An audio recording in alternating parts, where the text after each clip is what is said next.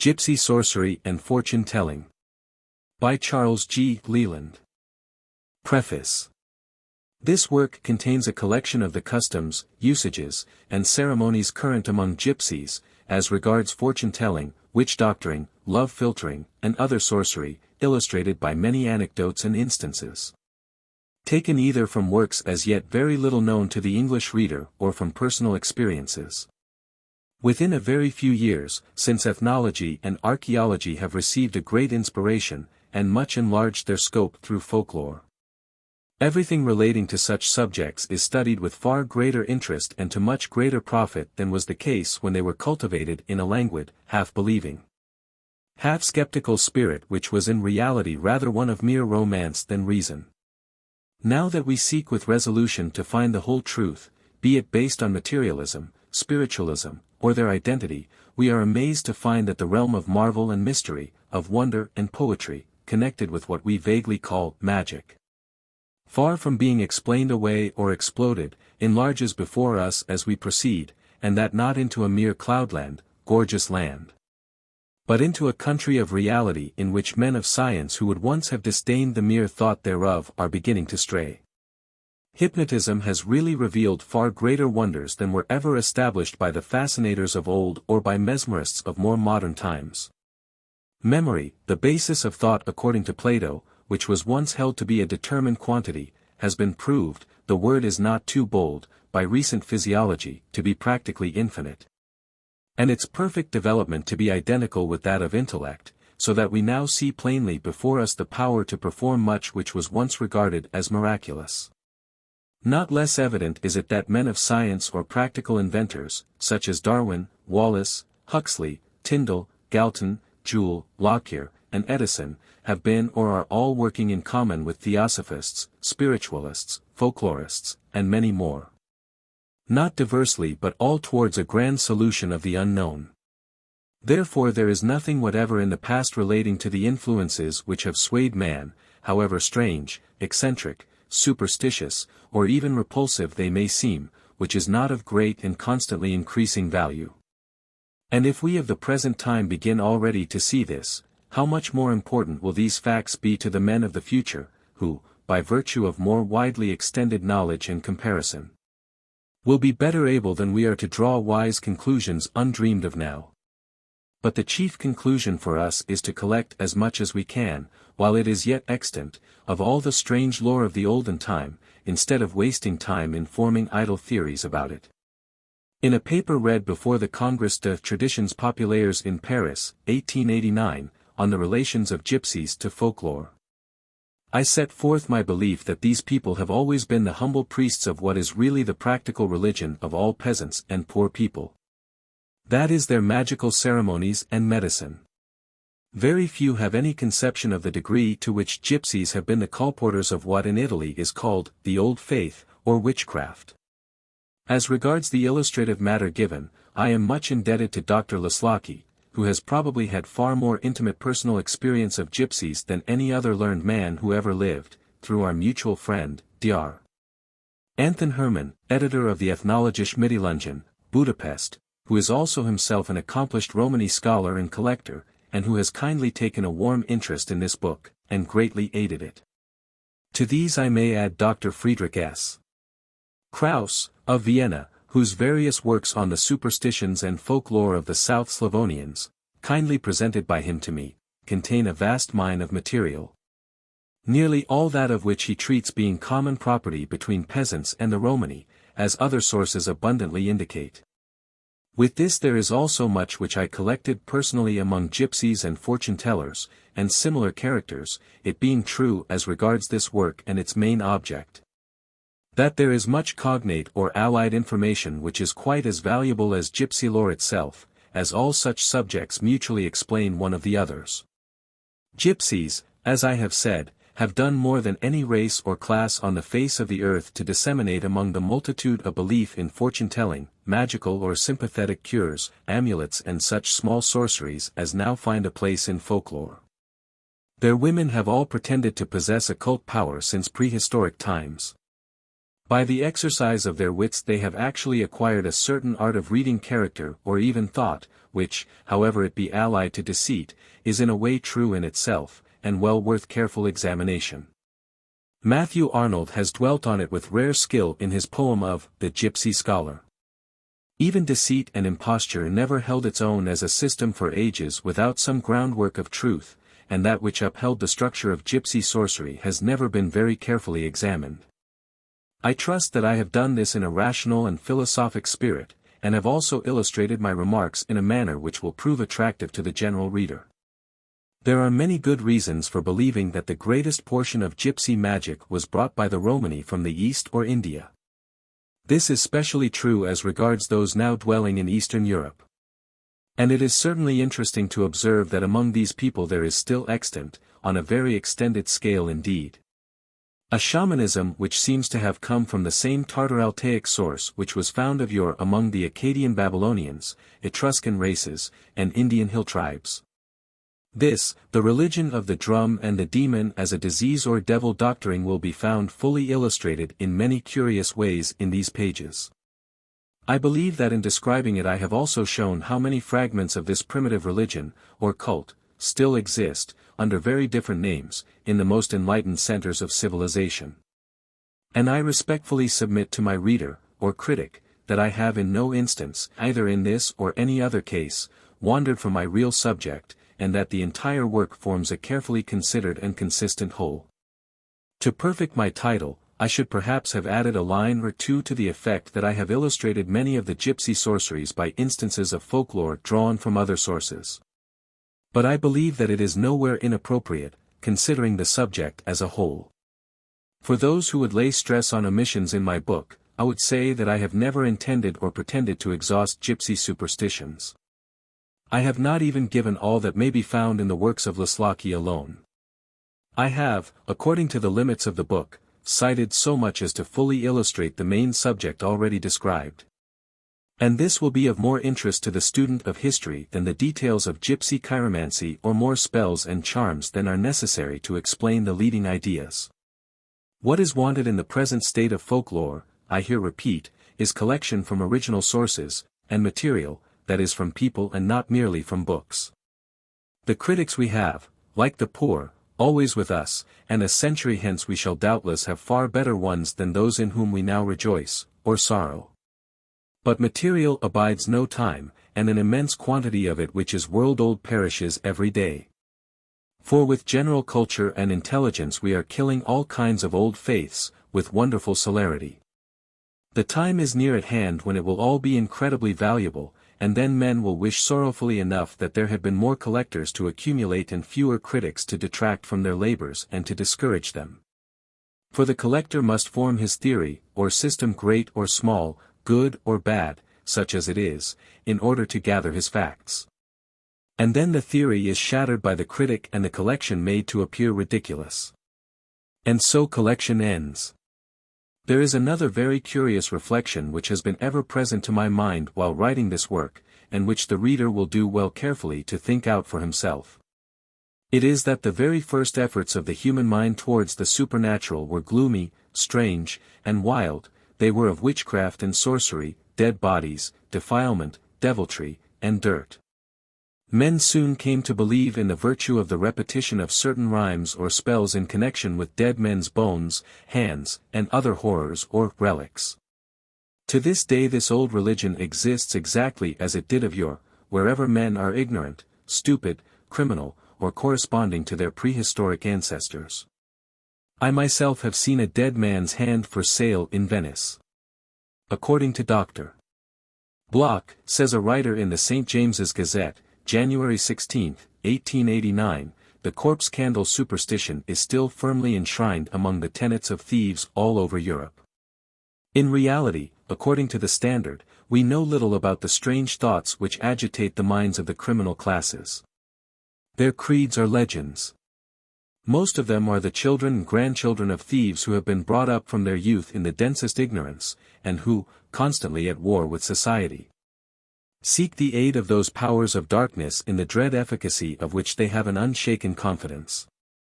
Fetishism of the rudest type, or what the mythologists have learned to call animism, is part and parcel of the robber's creed. A habit and repute thief has always in his pocket, or somewhere about his person, a bit of coal, or chalk, or a lucky stone, or an amulet of some sort on which he relies for safety in his hour of peril. Omens he firmly trusts in. Divination is regularly practiced by him, as the occasional quarrels over the Bible and key, and the sieve and shears, testify. The supposed power of witches and wizards make many of them live in terror, and pay blackmail, and although they will lie almost without a motive, the ingenuity with which the most depraved criminal will try to evade kissing the book.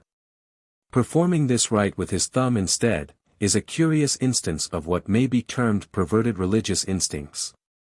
As for the fear of the evil eye, it is affirmed that most of the foreign thieves of London dread more being brought before a particular magistrate who has the reputation of being endowed with that fatal gift than of being summarily sentenced by any other whose judicial glare is less severe. This is all true, but it tells only a small part of the truth. Not only is fetish or shamanism the real religion of criminals, but of vast numbers who are not suspected of it. There is not a town in England or in Europe in which witchcraft, its beginning, is not extensively practiced, although this is done with a secrecy the success of which is of itself almost a miracle. We may erect churches and print books, but wherever the prehistoric man exists, and he is still to be found everywhere by millions, he will cling to the old witchcraft of his remote ancestors. Until you change his very nature, the only form in which he can realize supernaturalism will be by means of superstition, and the grossest superstition at that. Research and reflection have taught me that this sorcery is far more widely and deeply extended than any cultivated person dreams. Instead of yielding to the progress of culture, it seems to actually advance with it. Count Angelo dei Gubernatis once remarked to one of the most distinguished English statesmen that there was in the country in Tuscany 10 times as much heathenism as Christianity. The same remark was made to me by a fortune-teller in Florence. She explained what she meant. It was the vecchia religione, the old religion, not Christianity, but the dark and strange sorceries of the strega, or witch, the compounding of magical medicine over which spells are muttered, the making love philters, the cursing enemies, the removing the influence of other witches, and the manufacture of amulets in a manner prohibited by the Church. It would seem as if, by some strange process, while advanced scientists are occupied in eliminating magic from religion, the coarser mind is actually busy in reducing it to religion alone. It has been educated sufficiently to perceive an analogy between dead man's hands and relics as working miracles, and as sorcery is more entertaining than religion, and has, moreover, the charm of secrecy. The prehistoric man, who is still with us, prefers the former. Because certain forms of this sorcery are no longer found among the educated classes, we think that superstition no longer exists.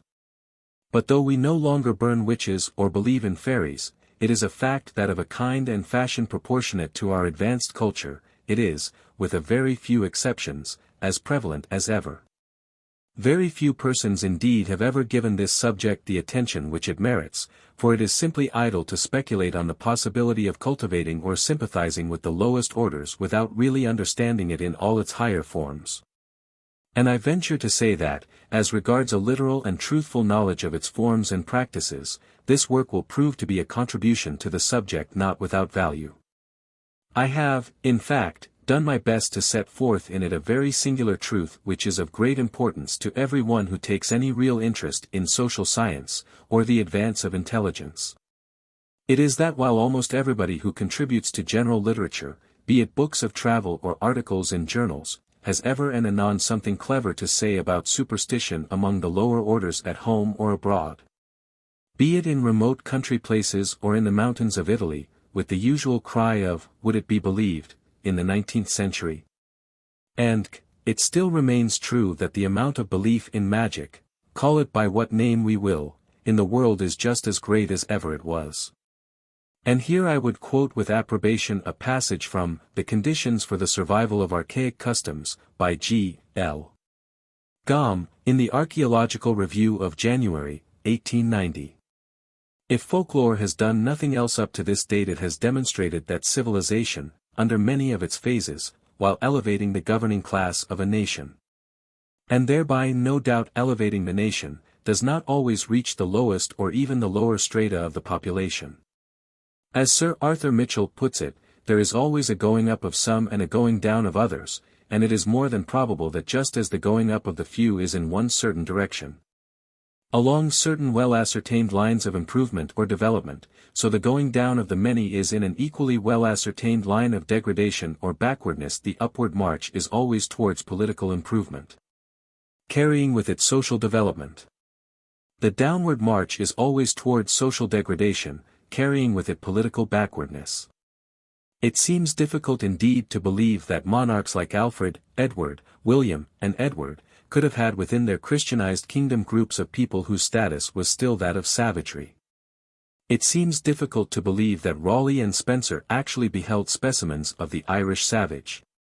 It seems impossible to read Kemble and Green and Freeman and yet to understand that they are speaking only of the advance guard of the English nation, not of the backward races within the boundary of its island home. The student of archaic custom has, however, to meet these difficulties, and it seems necessary, therefore, to try and arrive at some idea as to what the period of savagery in these islands really means. Which is a question that very few can answer. There is to be found in almost every cheap book, or penny dreadful, and newspaper shop in Great Britain and America, for sale at a very low price a book of fate, or something equivalent to it. For the name of these works is legion, and one publisher advertises that he has nearly 30 of them, or at least such books with different titles.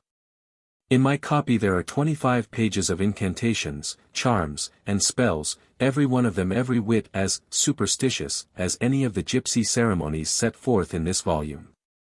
I am convinced, from much inquiry, that next to the Bible and the Almanac there is no one book which is so much disseminated among the million as the Fortune Teller, in some form or other. 1. That is to say, there are, numerically, many millions more of believers in such small sorcery now in Great Britain than there were centuries ago, for, be it remembered, the superstitions of the masses were always petty ones, like those of the fate books. It was only the aristocracy who consulted Cornelius Agrippa, and could afford la haute magic. We may call it by other names, but fry, boil, roast, powder or perfume it as we will. The old faith in the supernatural and in occult means of getting at it still exists in one form or another, the parable or moral of most frequent occurrence in it being that of the mote and the beam. Of the real and full meaning of which I can only reply in the ever-recurring refrain of the Edda, understand ye this, or what? How do you find this book? Any thoughts about the book or the author? Any suggestion for improvement? Please take a moment to share your thoughts in a comment. If you like it, share it with your friends who might enjoy it as well. Subscribe to keep in touch. Visit CompleteAudiobooks.com for more quality content. Chapter 1. The Origin of Witchcraft, Shamanism, and Sorcery, Vindictive and Mischievous Magic. As their peculiar perfume is the chief association with spices, so sorcery is allied in every memory to gypsies. And as it has not escaped many poets that there is something more strangely sweet and mysterious in the scent of cloves than in that of flowers, so the attribute of inherited magic power adds to the romance of these picturesque wanderers. Both the spices and the Romany come from the Far East, the fatherland of divination and enchantment. The latter have been traced with tolerable accuracy, if we admit their affinity with the Indian Dom and Domar, back to the threshold of history, or well nigh into prehistoric times, and in all ages they, or their women, have been engaged, as if by elvish instinct, in selling enchant merits, peddling prophecies and palmistry, and dealing with the devil generally ill a small retail way. As it was of old so it is today. Ki Shanai Romani.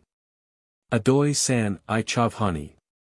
Wherever gypsies go, there the witches are, we know. It is no great problem in ethnology or anthropology as to how gypsies became fortune-tellers. We may find a very curious illustration of it in the wren. This is apparently as humble, modest, prosaic little fowl as exists, and as far from mystery and wickedness as an old hen. But the ornithologists of the olden time, and the myth-makers, and the gypsies who lurked and lived in the forest, knew better. They saw how this bright-eyed, strange little creature in her elvish way slipped in and out of hollow trees and would shade into sunlight, and anon was gone, no man knew whither, and so they knew that it was an uncanny creature. And told wonderful tales of its deeds in human form, and today it is called by gypsies in Germany, as in England, the witch-bird, or more briefly, Korihani, the witch. Just so the gypsies themselves, with their glittering Indian eyes, slipping like the wren in and out of the shadow of the unknown, and anon away and invisible, won for themselves the name which now they wear. Wherever shamanism, or the sorcery which is based on exorcising or commanding spirits, exists, its professors from leading strange lives, or from solitude or wandering, become strange and wild-looking. When men have this appearance, people associate with it mysterious power. This is the case in Tartary, Africa, among the Eskimo, Lapps or Red Indians, with all of whom the sorcerer, voodoo or Medallion, has the eye of the fascinator, glittering and cold as that of a serpent. So the gypsies, from the mere fact of being wanderers and out-of-doors livers in wild places, became wild-looking, and when asked if they did not associate with the devils who dwell in the desert places, admitted the soft impeachment. And being further questioned as to whether their friends the devils, fairies, elves, and goblins had not taught them how to tell the future, they pleaded guilty, and finding that it paid well, went to work in their small way to improve their science, and particularly their pecuniary resources. It was an easy calling, it required no property or properties, neither capital or capital, shiners nor shrines, wherein to work the oracle.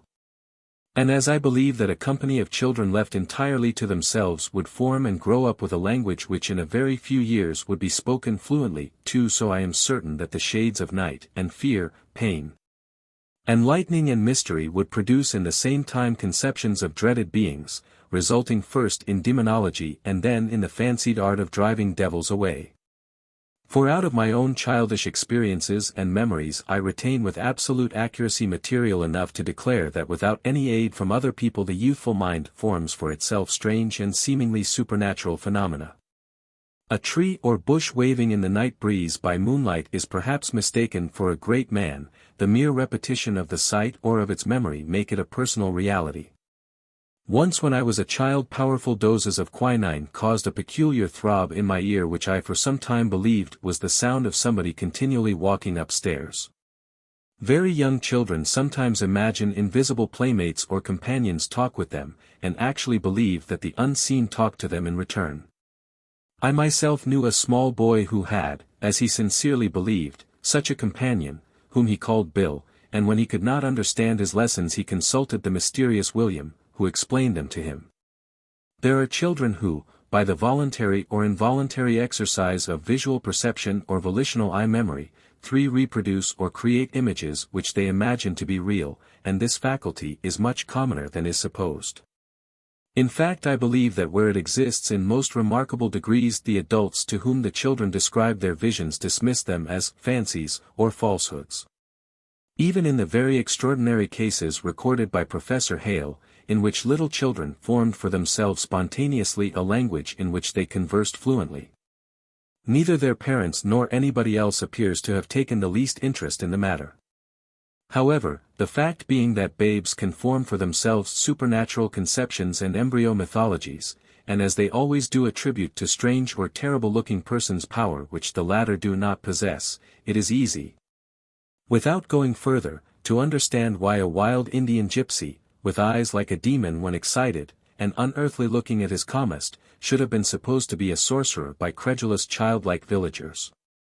All of this I believe might have taken place, or really did take place, in the very dawn of man's existence as a rational creature, that as soon as the frontal convolution of the brain which monkeys do not possess had begun with the genial tubercule, essential to language, to develop itself, then also certain other convolutions and tubercules, not as yet discovered, but which ad interim I will call, the ghost-making, began to act.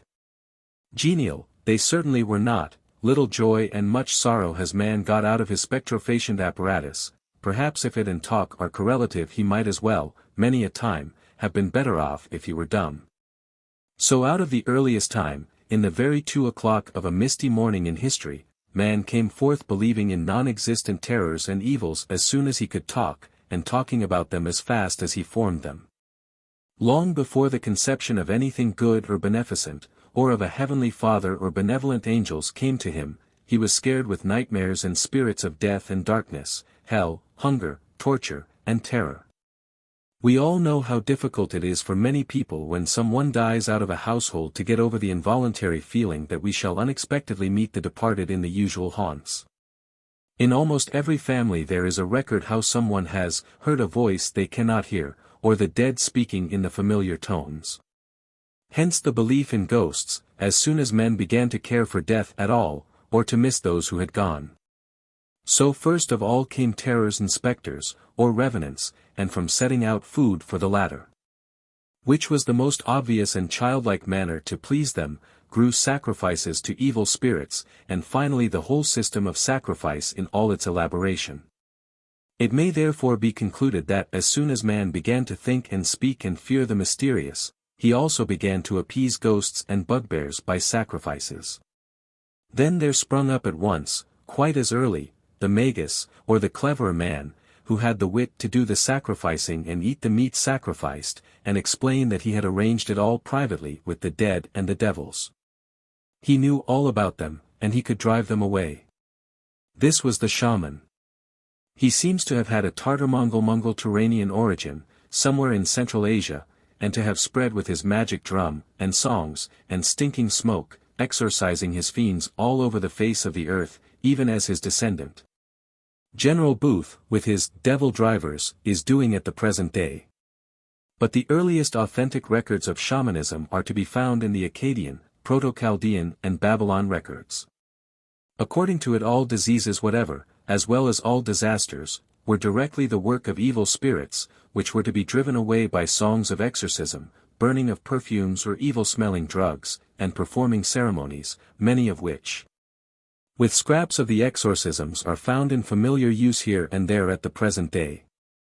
Most important of all in it was the extraordinary influence of the shaman himself on his patient, for he made the one acted on sleep or wake, freed him from many apparently dire disorders in a minute.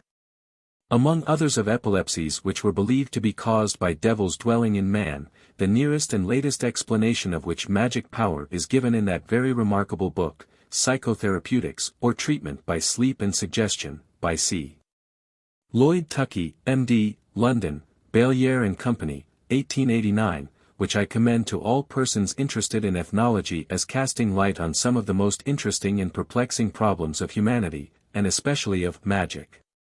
It would seem, at least among the Laplanders, Finns, Eskimo, and Red Indians, that the first stage of shamanism was a very horrible witchcraft, practiced chiefly by women, in which attempts were made to conciliate the evil spirits. The means employed embracing everything which could revolt and startle barbarous men. Thus fragments of dead bodies and poison, and unheard of terrors and crimes formed its basis. I think it very probable that this was the primitive religion among savages everywhere. An immense amount of it in its vilest conceivable form still exists among Negroes as voodoo. After a time this primitive witchcraft or voodooism had its reformers, probably brave and shrewd men, who conjectured that the powers of evil might be exploited to advantage. There is great confusion and little knowledge as yet as regards primitive man, but till we know better we may roughly assume that witch voodooism was the religion of the people of the Paleolithic period, if they could talk at all. Since language is denied to the men of the Neanderthal, Kanstad, Egnisheim, and Podhava type.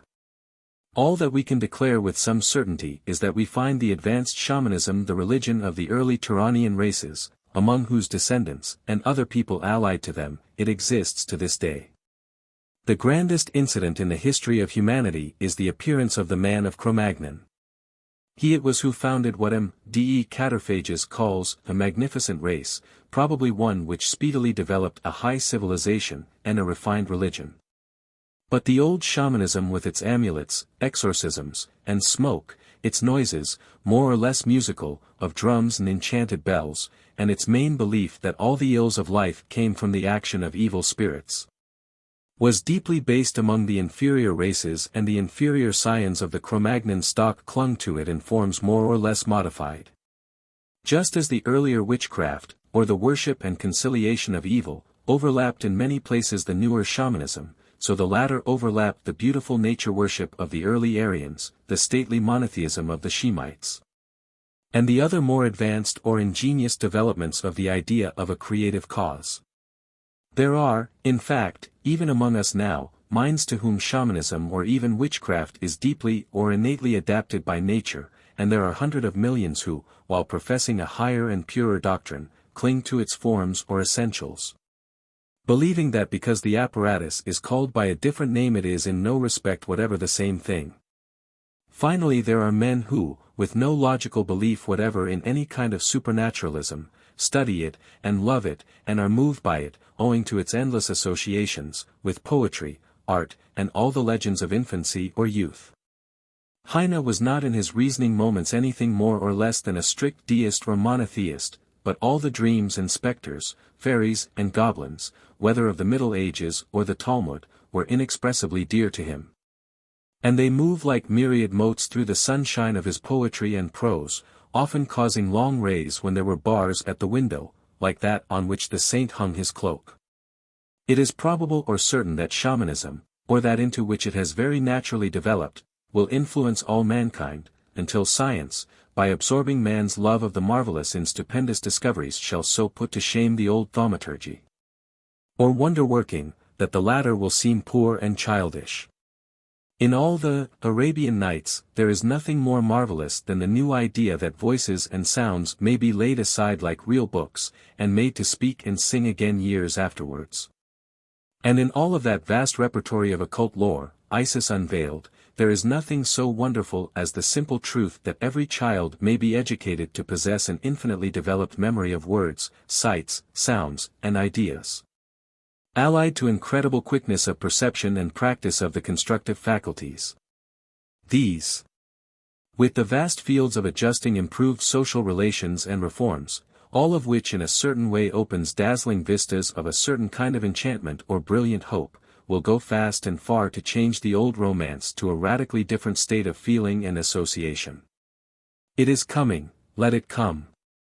Doubtless there was an awful romance of darkness about the old witchcraft which caused its worshippers to declare that the new lights of shamanism could never dissipate it. Just so many millions of educated people at present cannot be brought to understand that all things to which they are used are not based on immutable laws of nature, and must needs be eternal. They will find it hard to comprehend that there can ever be any kind of poetry, art, or sentiment, utterly different from that to which they and their ancestors have been accustomed. Yet it is clear and plain before them, this new era, looking them directly in the face, about to usher in a reformation compared to which all the reformations and revolutions and new religions which the world has ever seen were as nothing. And the children are born who will see more than the beginning of it. In the next chapter one will examine the shamanic spells and charms still used among certain gypsies. For, be it observed, all the gypsy magic and sorcery here described is purely shamanic, that is to say, of the most primitive Tartar type, and it is the more interesting as having preserved, from prehistoric times many of the most marked characteristics of the world's first magic or religion. It treats every disease, disorder, trouble, or affliction as the work of an evil spirit. It attempts to banish these influences by the aid of ceremonies, many of which, by the disgusting and singular nature of the ingredients employed, show the lingering influences of the black witchcraft which preceded shamanism. And it invokes favorable supernatural agencies, such as the spirits of the air and Mashmurtalo, the giant of the forests. In addition to this there will be found to be clearly and unmistakably associated with all their usages, symbols and things nearly connected with much which is to be found in Greek, Roman, and Indian mythology or symbolism. Now whether this was drawn from classic sources, or whether all came from some ancient and obscure origin, cannot now be accurately determined. But it certainly cannot be denied that folklore of this kind casts a great deal of light on the early history of mankind, and the gradual unfolding or evolution of religion and of mind, and that, if intelligently studied, this of the Gypsies is as important as any chapter in the grand work. The Gypsies came, historically speaking, very recently from India.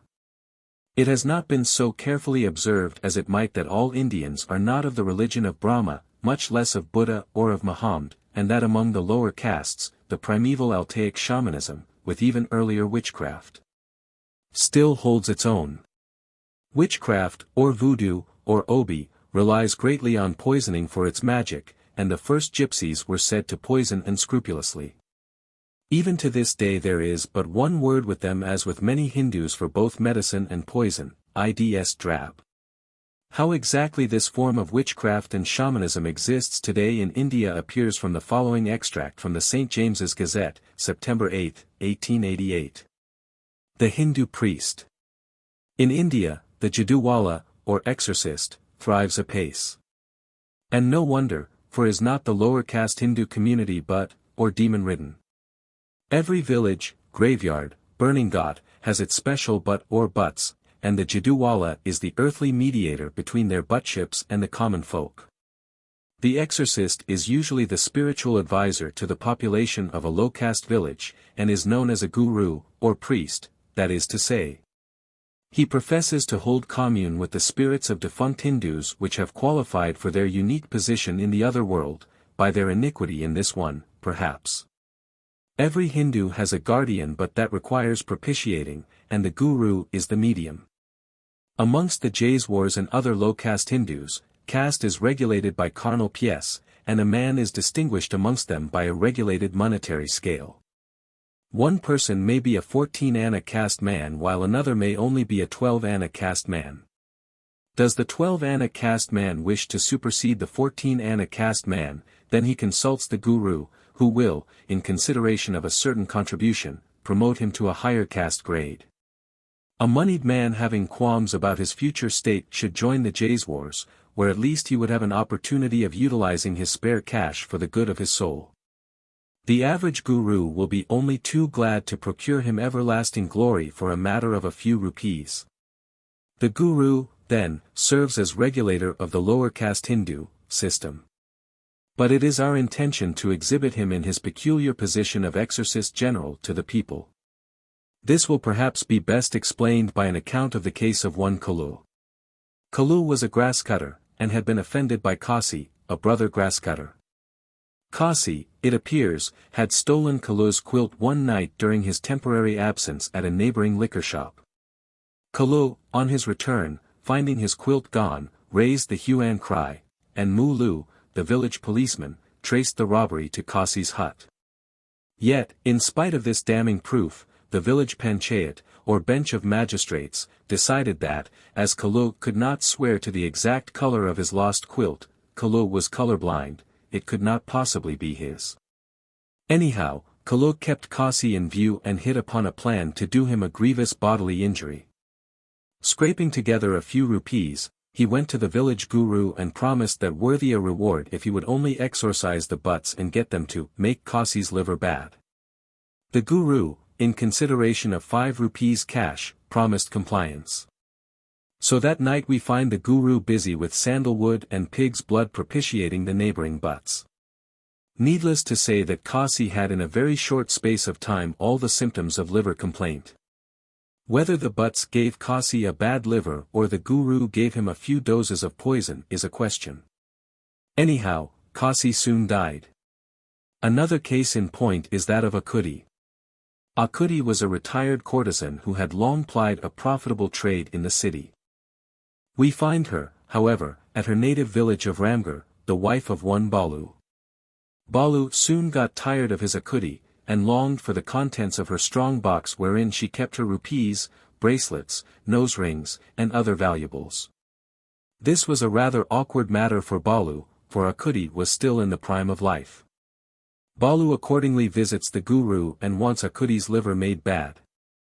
Nothing easier, says the guru, 5 rupees. Balu has reckoned without his host, however, for the guru, as general spiritual advisor to the Ramgarh community, visits Akudi and tells her of Balu's little scheme. Naturally Balu's liver is soon in a decline, for Akudi's 10 rupees were put in the opposite side of the guru's scales. Knaves of the guru genus flourish in India, and when their disposition is vicious the damage they can do is appalling. That these priests exist and do such things as I have illustrated is beyond question. Ask any native of India his views on the but question, and he will tell you that there are such things, and, further, that the guru is the only one able to lay them, so to speak. According to the low-caste Hindu, the but is a spiteful creature which requires constant supplies of liquor and pork, otherwise it will wreak its vengeance on the forgetful votary who neglects the supply. A strange idea, too, is this of pork being pleasing to the buts. But when it is remembered that the Jaiswars, Chamars, and other low-caste Hindus are inordinately fond of that meat themselves, they are right in supposing pig to be the favorite dish of the buts, who, after all, are but the departed spirits of their own people. Naturally by, brother, Kalu, or Bayan, sister, English gypsy pen, muti, the quondam grasscutter and courtesan of Ramgarh village, who in this life like nothing better than a piece of bacon and a dram of spirits, will, in their state of buthood hanker after those things still. Acting on these notions of the people, the guru lives and thrives exceedingly. Yet of all this there is nothing Hindu, nothing of the Vedas. It is all pre-Aryan, devil-worshipping, poisoning, and Turanian. And it is exactly like voodooing in Philadelphia or any other city in America. It is the old faith which came before all, which existed through and under Brahmanism, Buddhism, and Mohammedanism, and which, as is well known, has cropped out again and flourishes vigorously under British toleration. And this is the faith which forms the basis of European gypsy sorcery, as it did of yore that of the Chaldean and Etrurian, which still survive in the witchcraft of the Tuscan Romagna.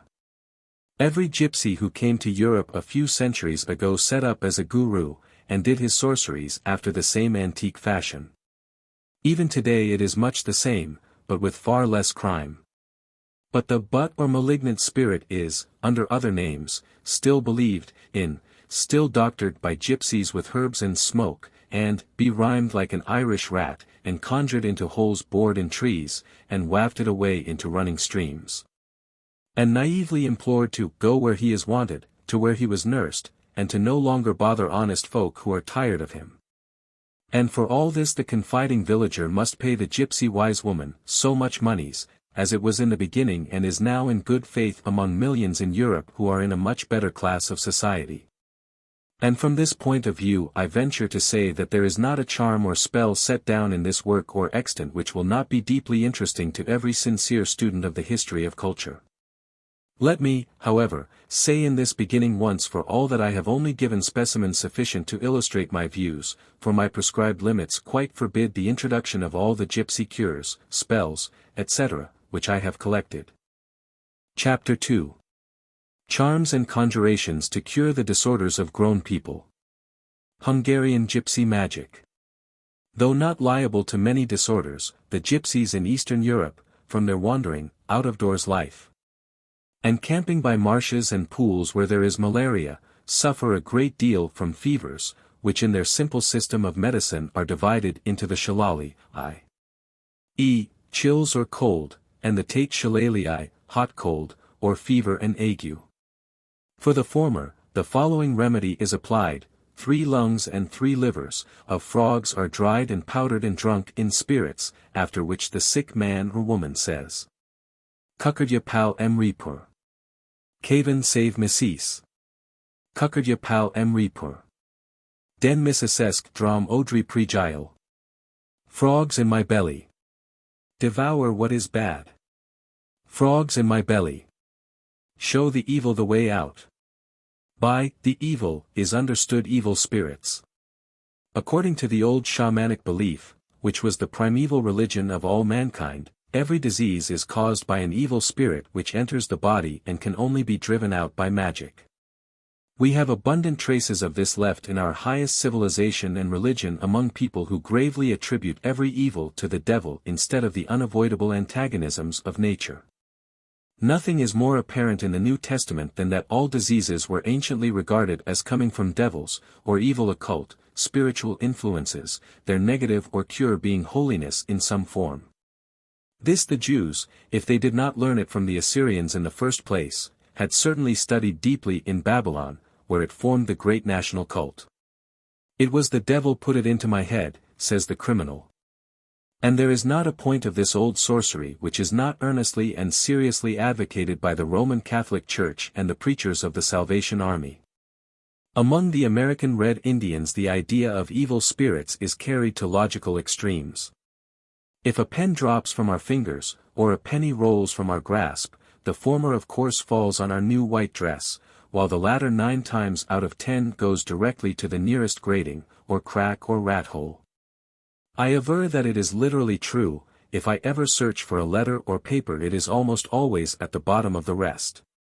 While ink wipers and pens seem to be endowed with more than mere instinct or reason, they manifest genius in concealing themselves. The Indians having observed this have come to the conclusion that it is all the work of certain busy little mischievous goblins, in which I, to a certain extent, agree with them, holding, however, that the dwelling place of these devilkins is in our own brain. What are our dreams but the action of our other mind, or a second me in my brain? Certainly it is with no will or effort, or act of mine, that I go through a diabolical torturing nightmare, or a dreadful dream, whose elaborate and subtle construction betrays very often more ingenuity than I in my waking hours possess. I have had philosophical and literary dreams, the outlines of which I have often remembered waking, which far transcended anything of the kind which I could ever hope to write. The maker of all this is not I or my will, and he is never about, or on hand, when I am self-conscious.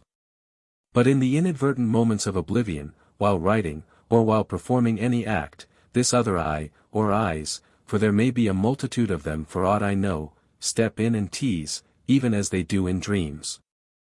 Now the distinction between this of subjective demons acting objectively, and objective or outside spirits, is really too fine to be seen even by a Darwinian Carpenterian Heckelite. And therefore one need not be amazed that Peel Sabatis or Tamaqua, of the Passamaquoddy tribe, or Obia Gumbo of New Orleans, should, with these experiences, jump at ghosts and gobblers, is not to be wondered at. Still less that they should do something to conciliate or compel these haunting terrors, or bugs, as they were once called, whence bogies. It is a fact that if one's ink wipers get into the habit of hiding, all we have to do is to deliberately destroy them and get others, or at least watch them carefully, and they will soon be cured of wandering. On the other hand, sacrifices to conciliate and please naturally occur, and the more expensive these are the better are they supposed to be. And as human beings were of old the most valuable property, they were as naturally supposed to be most acceptable to the gods, or, by the monotheists, to God. A West Indian voodoo, on being reproached for human sacrifices to the serpent, and for eating the bodies slain, replied, "Do you believe that the Son of God was sacrificed to save man, and do you not eat what your priests say is his very body?" So difficult is it to draw distinctions between that which is spiritual and the mockeries which appear to be such. The scapegoat, or sufferer, who is martyred that many may escape, or in other words, the unfortunate minority, is a natural result of sacrifice. There is a curious trace of it in Hungarian gypsy shamanism. On Easter Monday they make a wooden box or receptacle which is called the bikaben, pronounced like the English gypsy word bichapen and meaning the same, that is, ascending, a thing sent or gift. In this, at the bottom, are 2 sticks across, as in a cradle, and on these are laid herbs and other fetish stuff which every one touches with the finger. Then the whole is enveloped in a winding of white and red wool, and carried by the oldest person of the tribe from tent to tent, after which it is borne to the next running stream and left there, after every one has spat upon it. By doing this they think that all the diseases and disorders which would have befallen them during the coming year are conjured into the box. But woe to him who shall find the box and open it, instead of throwing it at once into the stream. All the diseases exorcised by the gypsy band will fall upon him and his in full measure. It would be an interesting question to know how many good people there are, let us say in London, who, if they had all opportunity to work off all their colds, gouts, scarlet fevers, tooth, head and stomach aches, with the consequent doctor's bills, or all suffering and expenses, on some other family by means of secret sorcery, would or would not try it on. It is curious to observe the resemblance of the gypsy ceremony, with its box full of mischief, and the Jewish goat, not forgetting the red wool handed down from heathen sacrifice and sorcery of old. In the Bible, white wool is the symbol of purification, Isaiah I:18.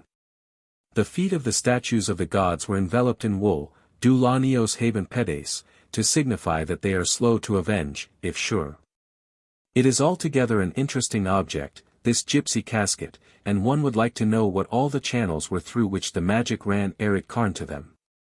Another cure against the fever is to go to a running stream and cast pieces of wood 9 times backwards into the running water, repeating the rhymes. Shillelagh pregia. Panori me tut dav. Nani me tut kamav. Andicode pregia. Odoi tut cusidin. Odoi tut faranin. Odoi tut me kamen. Mashardalo sastyar. Fever go away from me.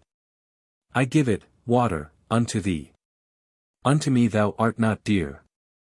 Therefore go away from here. To where they nurse thee. Where they shelter thee. Where they love thee. Mashardalo, help. This is a very remarkable invocation which takes us into true heathenism. Mashardalo, or, correctly speaking, Mashmurdalo, it would be Masmurdo in English gypsy, means meat killer.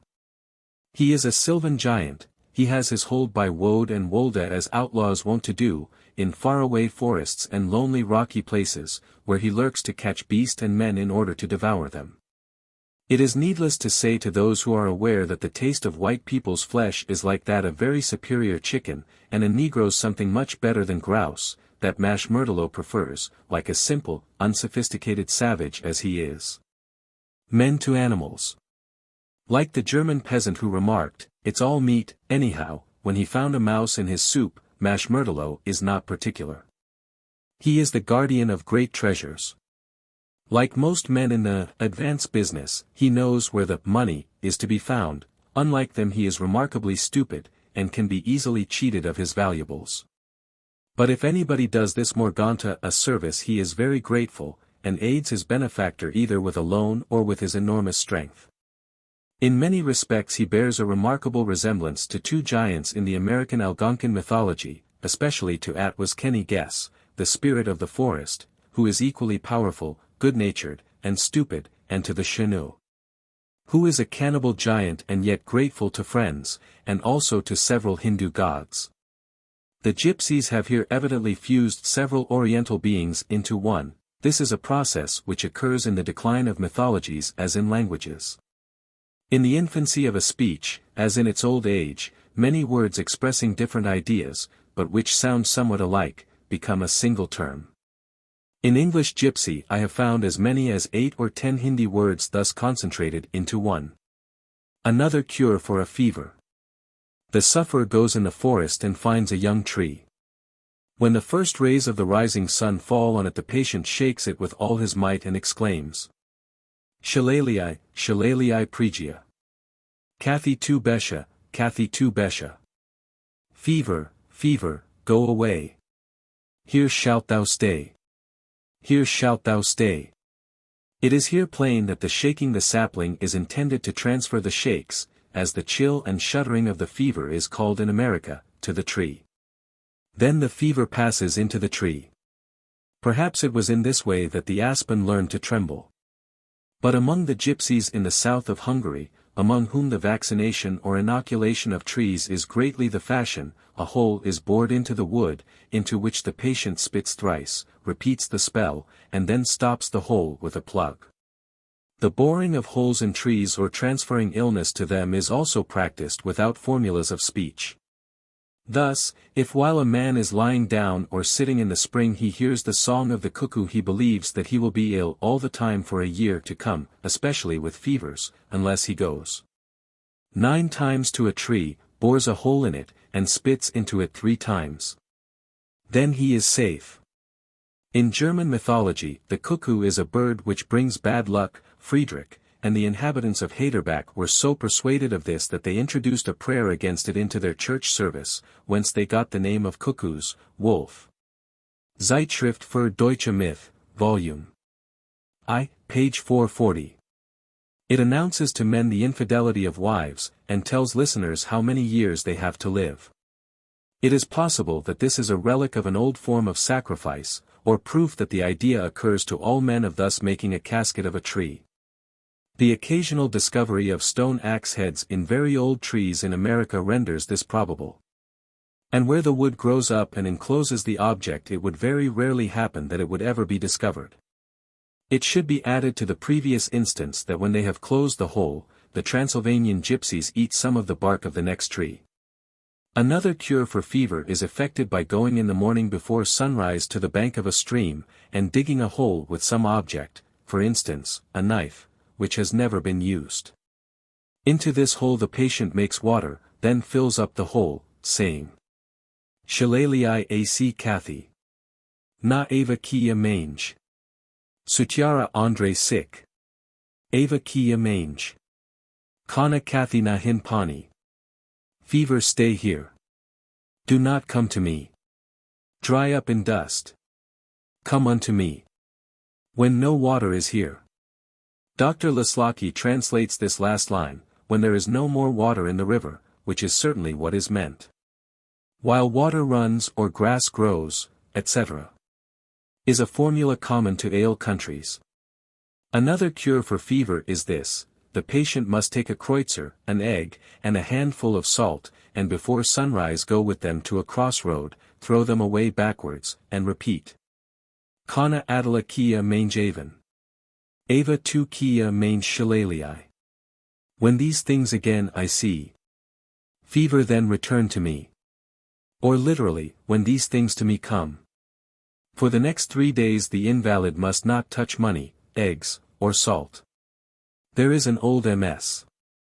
collection of English charms and ceremonies, professedly of black witchcraft, in which we are told that if a girl will walk stark naked by the light of the full moon round a field or a house, and cast behind her at every step a handful of salt, she will get the lover whom she desires.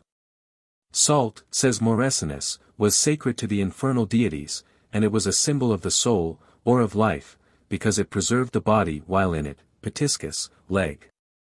Et Rom. 2. Page 675. The devil never eats salt. Once there was in Germany a peasant who had a witch for a wife, and the devil invited them to supper. But all the dishes were without any seasoning, and the peasant, despite all nudges and hints to hold his tongue, kept crying for salt. And when it was brought and he said, "Thank God, here is salt at last," the whole spuck, or ghastly scene, vanished. Horst, Demonology, Frankfurt, 1818, Volume 2. Page 213. For a great deal of further information and symbolism on and of salt, including all the views of the ancient rabbis and modern rationalists on the subject of Lot's wife, the reader may consult Symbolic und Mythologie der Natur, by J. B. Friedrich, Würzburg, 1859. Salt is put into love philters and charms to ensure the duration of an attachment. In some Eastern countries it is carried in a little bag as an amulet to preserve health. Another cure for fever. The patient must drink, from a new jug, water from 3 brooks, and after every drink throw into the running stream a handful of salt. Then he must make water into the first and say, "Cathy hin tiro shero. Here is thy head." At the second he repeats the sacred ceremony and murmurs, "Cathy hin tiro para. Here is thy belly." And again at the third he exclaims, "Take Cathy hin tiri punra. Ja atunsi andre pani. And here are thy feet. Go now into the water." But while passing from one stream to another he must not look back once, for then he might behold the dread demon of the fever which follows him, neither must he open his mouth, except while uttering the charm. For then the fever would at once enter his body again through the portal thus left unclosed. This walking on in apprehension of beholding the ugly spectre will recall to the reader a passage in the Ancient Mariner, of the man who walks in fear and dread, nor turns around his head. For well he knows a frightful fiend doth close behind him tread. The wise wives among the Gypsies in Hungary have many kinds of miraculous salves for sale to cure different disorders. These they declare are made from the fat of dogs, bears, wolves, frogs, and the like. As in all fetish remedies they are said to be of strange or revolting materials, like those used by Canidia of yore, the witches of Shakespeare and Ben Jonson, and of Burns in Tam O'Shanter. When a man has been struck by a spirit, there results a sore swelling or boil, which is cured by a sorceress as follows: the patient is put into a tent by himself, and is given diverse drinks by his attendant. Then she rubs the sufferer with a salve, the secret of which is known only to her, while she chants: Pregia, Pregia, Pregia. Kia Missisesc, AC Odoi. Trianda Sapa the Caven Tut. Trianda Jukla Tut Sindran. Trianda Kakna Tut Cunavan. Begone, begone, begone. To the evil one, stay there. May 30 snakes devour thee. 30 dogs tear thee. 30 cocks swallow thee. After this she slaughters a black hen, splits it open, and lays it on the boil. Then the sufferer must drink water from 3 springs or rivulets, and throw wood 9 times into the fire daily until he is well. But black hens cost money, according to Laslaki, albeit the Gypsies, like the children of the mist in Waverley, are believed to be acquainted with a far more economical and direct method of obtaining such commodities. Therefore this expensive and high-class cure is not often resorted to, and when it is, the sorceress generally substitutes something cheaper than poultry. It may be here observed that the black hen occurs frequently in medieval witch lore and legend as a demon symbol. Wolf, Nederlandisch Sagen, pages 647, 650. Thus the bones of sorcerers turn into black hens and chickens, and it is well if your black hen dies, for if she had not you would have perished in her place. Black hens were walled up in castles as sacrifices to the devil, that the walls might long endure, hence the same fowl occurs in the arms of the family of Henneberg, NRK, Mythologie der Volkssagen, page 381. The lore on this subject is very extensive. The following remedy against headache is in general use among Transylvanian gypsies. The patient's head is rubbed, and then washed, with vinegar or hot water while the following charm is repeated. O duck andro mo shiro. The o dad missisezero. Ada dikolakana. Man tu mai dosta, mardias. Miro shiro tu mardias. Tu na ac tu andre mi. Ja tu, ja kir. Kai tu misek cusides. Odoi, odoi sikovs. Ko jal pro mro ashalian. Adaleski duck hin. Oh, pain in my head. The father of all evil. Look upon thee now. Thou hast greatly pained me. Thou tormentest my head. Remain not in me. Go thou, go home. Whence thou, evil one, didst suck. Thither hasten. Who treads upon my shadow? To him be the pain. It will be seen that the principle of treading on the tail of the coat practiced in Ireland is much outdone by the gypsies, who give a headache to anyone who so much as treads on their shadows. And it is not difficult to understand that, as with children, the rubbing the head, the bathing it with warm water or vinegar, and, finally, the singing a soothing song, may all conduce to a cure. The readers of Helen's Babies will remember the cures habitually wrought on Budge by singing to him, Charlie Boy one day. Gypsies are in many respects mere children, or little budges. There can be no doubt that where faith is very strong, and imagination is lively, cures which seem to border on the miraculous are often effected, and this is, indeed, the basis of all miracle as applied to relieving bodily afflictions. All of this may be, if not as yet fully explained by physiology, at least shown to probably rest on a material basis. But no sound system of cure can be founded on it, because there is never any certainty, especially for difficult and serious disorders, that they can ever be healed twice in succession. The faith exacted is sometimes a purely hereditary gift, at other times merely a form of blind ignorance and credulity. It may vividly influence all the body, and it may fail to act altogether. But the faith healer, and Christian scientist, or metaphysical doctor, push boldly on, and when they here and there heal a patient once, it is published to the four winds as a proof of invariable infallibility. And as everybody believes that he has faith, so he hopes to be cured. In popular custom for a man to say he believes in anything, and to be sure that he really has nothing against it, constitutes as much faith as most men understand. A man may be utterly destitute of any moral principle and yet live in a constant state of faith and pious conviction. Here the capacity for cure by means of charms is complete. In connection with these charms for the head we may find not less interesting those in reference to the hair, as given by the same authority, Dr. von Lislaki.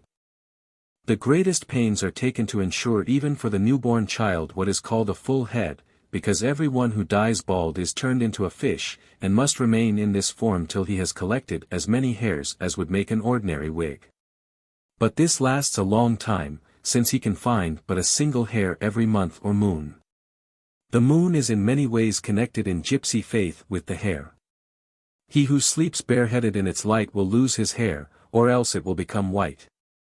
To have a heavy growth a man must scoop up with his left hand water from a running brook, against the current, and pour it on his head.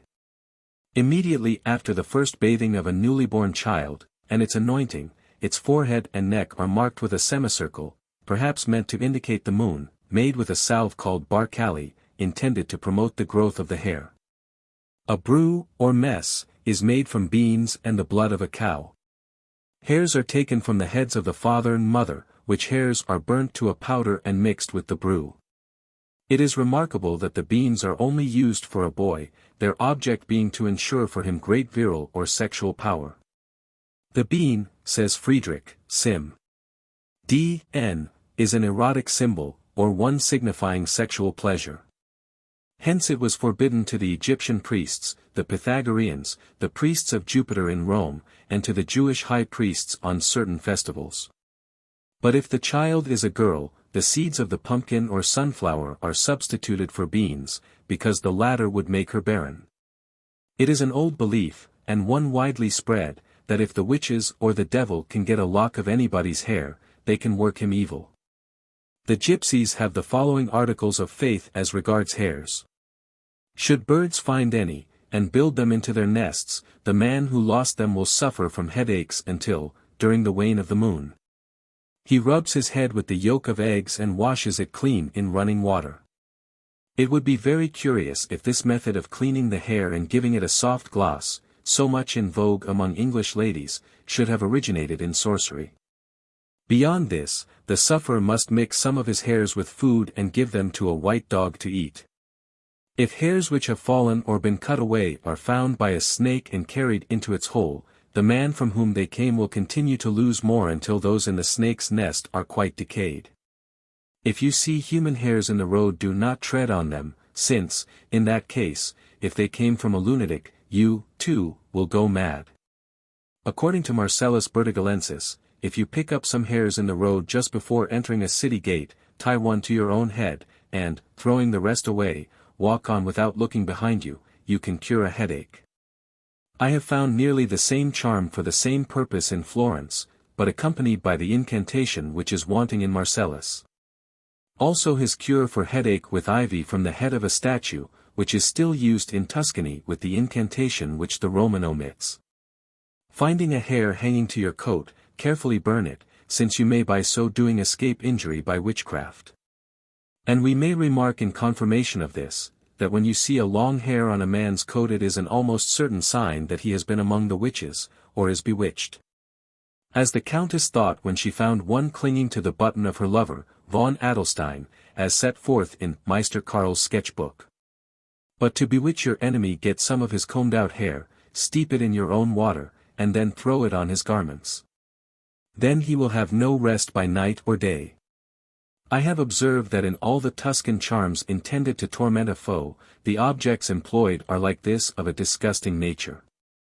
If a wife will hold her husband to her in love, she must take of her own hair and bind it to his. This must be done 3 times by full moonlight. Or if a maid will win the love of a young man, she must take of her own hair, mix it with earth from his footsteps, und mischt dies mit dem Speichel einer Laufagen Hunden auf, burn the whole to powder. And so manage that the victim shall eat it, which, it is needless to say, it is not likely that he will do, knowing what it is. Earth from the footsteps of any one is regarded as a very powerful means of bewitching him in Italian and ancient sorcery. If a man bind the combings of his hair to the mane of a strange horse, it will be wild and shy till the hairs are removed. For easy childbirth, red hair is sewed in a small bag and carried on the belly next the skin during pregnancy. Red hair indicates good luck, and is called bala camescro, or sun hairs, which indicates its Indian origin. If any one dreams much of the dead, let him sew some of his hair into an old shoe, and give it to any beggar. Thereby he will prevent evil spirits from annoying him.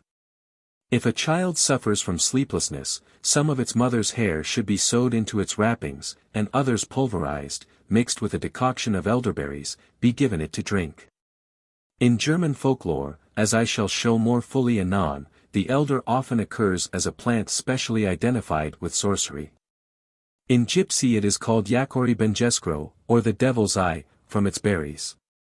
Nails cut on Friday should be burned, and the ashes mingled with the fodder of cattle, who are thus insured against being stolen or attacked by wild beasts. If children are dwarfish, the same ashes in their food will make them grow. If a child suffers from pains in the stomach, a bit of nail must be clipped from its every finger. This is mixed with the dried dung of a foal, and the patient exposed to the smoke while it is burned. A child's first tooth must, when it falls out, be thrown into a hollow tree. Those which come out in the 7th year are carefully kept, and whenever the child suffers from toothache, one is thrown into a stream. Teeth which have been buried for many years, serve to make a singular fetish. They are mingled with the bones of a tree frog, and the whole then sewed up in a little bag. If a man has anything for sale, and will draw or rub this bag over it, he will have many offers or customers for the articles thus enchanted. The bones are prepared by putting the frog into a glass or earthen receptacle full of small holes. This is buried in an ant hill. The ants enter the holes and eat away all the flesh, leaving the bones which after a few weeks are removed. 4. To bear healthy and strong children, women wear a string of bear's claws and children's teeth. Dar. Von Laslaki cites, apropos of this, a passage from Jacobus Ruf. Von Empfängnissen, etlich schwanger Weber flagend einen Bären klauen von einem Bären tapen ingefasset Hals tragen. Some women when with child are accustomed to wear mounted bear's claws on their necks. In like manner boar's teeth, which much resemble them, are still very commonly worn in Austria and Italy and almost over all Europe and the East. It is but a few days since I here, in Florence, met with a young English lady who had bought a very large one mounted in silver as a brooch, but who was utterly unaware that there was any meaning attached to it. 5. I have a very ancient bear's tooth and whistle in silver, meant for a teething child. It came from Munich. Pain in the eyes is cured with a wash made of spring or well water and saffron. During the application the following is recited. O duk andro yaka. Ja Andre Pani. Ja Andro Pani. Andre Safrain. Andre Pkov. Ja Andro Pkov. Kia Pkuvashesk. Odoi hin circa. Odoi ja teca. O, pain from the eyes. Go into the water. Go out of the water. Into the saffron. Go out of the saffron. Into the earth. To the earth spirit. There's thy home. There go and eat. This incantation casts light upon the earliest shamanic remedies. When it was discovered that certain herbs really possessed curative qualities, this was attributed to inherent magic virtues. The increase of their power by combining them with water, or mingling them, was due to mystic affinities by which a spirit passed from one to another. The spirit of earth went into saffron, that of saffron into water. The magician thus, by a song sent the pain into its medical affinity, and so on back to the source whence it came. From early times saffron, as one of the earliest flowers of spring, owing to its color, was consecrated to magic and love. Eos, the goddess of the aurora, was called Kappa Omicron Tau Iota Epsilon Pi Lambda Omicron, less than, greater than. Greek Krokotiplos, the one with the saffron garment. Therefore the public women wore a yellow robe. Even in Christian symbolism it meant love, as Portalis declares. In the Christian religion the colors saffron and orange were the symbols of God embracing the heart and illuminating the souls of the faithful, des couleurs symboliques, Paris. 1837, p. 240, so we can trace the chain from the prehistoric barbarous shamanism, preserved by the Gypsies, to the Greek, and from the Greek to the medieval form still existent. The same sympathetic process of transmission may be traced in the remedy for the erysipelas. The blood of a bullfinch is put into a new vessel with scraped elderbark, and then laid on a cloth with which the eyes are bound up overnight. Meanwhile the patient repeats. Doué yaka hin mange. Doué punra hin mange. Duk andrel yaka. Ja andre punra. Ja andrel punra. Ja andre pkov. Ja andrel pkov. Andro maraben. I have 2 eyes. I have 2 feet. Pain from my eyes. Go into my feet. Go from my feet. Go into the earth. Go from the earth. Into death. We have here in the elderbark associations of magic which are ancient and widely spread, and which still exist. For at the present day country people in New England attribute to it curative virtues which it really does not possess. From the earliest times among the northern races the Lady Elder, as we may learn from the Edda, or Fin Magnuson, Prisci Veterum Borealium Mythologiae Lexicon, pp. 21, 239, and Nyerup, Wörterbuch der Skandinavischen Mythology, had an unearthly, ghostly reputation. Growing in lonely, gloomy places its form and the smell of its flowers seemed repulsive, so that it was associated with death, and some derived its name from Frau Holly, the sorceress and goddess of death. But Schwenke, Mythology der Slaven, with more probability traces it from Hall, i.e., hollow, and as spirits were believed to dwell in all hollow trees, they were always in its joints. The ancient Lithuanians, he informs us, worshipped their god Pushkit, who was a form of Pluto, in fear and trembling at dusk, and left their offerings under the elder tree. Everybody has seen the little puppets made of a piece of elder pith with half a bullet under them, so that they always stand upright, and jump up when thrown down. Among the Slovaks these seem to have had some magical application. Perhaps their priests persuaded them that these jumping jacks were miraculous, for they called them Pekolsk, a name derived from Peklo, the underworld. They still believe in a Pekolsk, who is a servant of the evil one. He does all kinds of favors for men, but ends by getting their souls. The ancestors of the Poles were accustomed to bury all their sins and sorrows under elder trees, thinking that they thereby gave to the lower world what properly belonged to it. This corresponds accurately to the gypsy incantation which passes the disease on from the elder bark into the earth, and from earth unto death. Frau Elhorn, or Ellen, was the old German name for this plant. Frau, perhaps, as appropriate to the female elf who dwelt in it, Friedrich, Symbolic, page 293. When it was necessary to cut one down, the peasant always knelt first before it and prayed, Lady Elhorn, give me of thy wood, and I will give thee of mine when it shall grow in the forest. Grimm, Deutsche Mythologie, Xvi, cites from a MS. Of 1727 the following, Paganismo ordem debet superstitio, sambucum non sex indendum nisi prius rogata permission his verbis, mater sambusi permit mihi tui cedera silvum. On the other hand, elder had certain protective and healing virtues. Hung before a stable door it warded off witchcraft, and he who planted it conciliated evil spirits. And if a twig of it were planted on a grave and it grew, that was a sign that the soul of the deceased was happy, which is the probable reason why the very old Jewish cemetery in Prague was planted full of elders. In a very curious and rare work, entitled Blocksberg Berichtung, Leipzig, 1669, by John Pretorius, devoted to the Witch Ride and Sorcery Sabbath, the author tells us that witches make great use of 9 special herbs, nam in herbis. Verbis et lapidibus magna vis est. Among these is elder, of which the peasants make wreaths, which, if they wear on Walpurgis night, they can see the sorceresses as they sweep through the air on their brooms, dragons, goats, and other strange steeds to the infernal dance. Or when they anderswo harambadgeran, go vagabonding anywhere else. Yea, and I know one fellow who sware unto men, that by means of this herb he once saw certain witches churning butter busily, and that on a roof, but I mistrust that this was a cell, snake. And that the true name of this knave was Butyrolambius, Blocksberg, p. 475. The same author informs us that Hollander, or elder, is so called from hall, or hollow, or else is an anagram of unholden, unholy spirits, and some people call it alhuron, from its connection with witches and debauchery.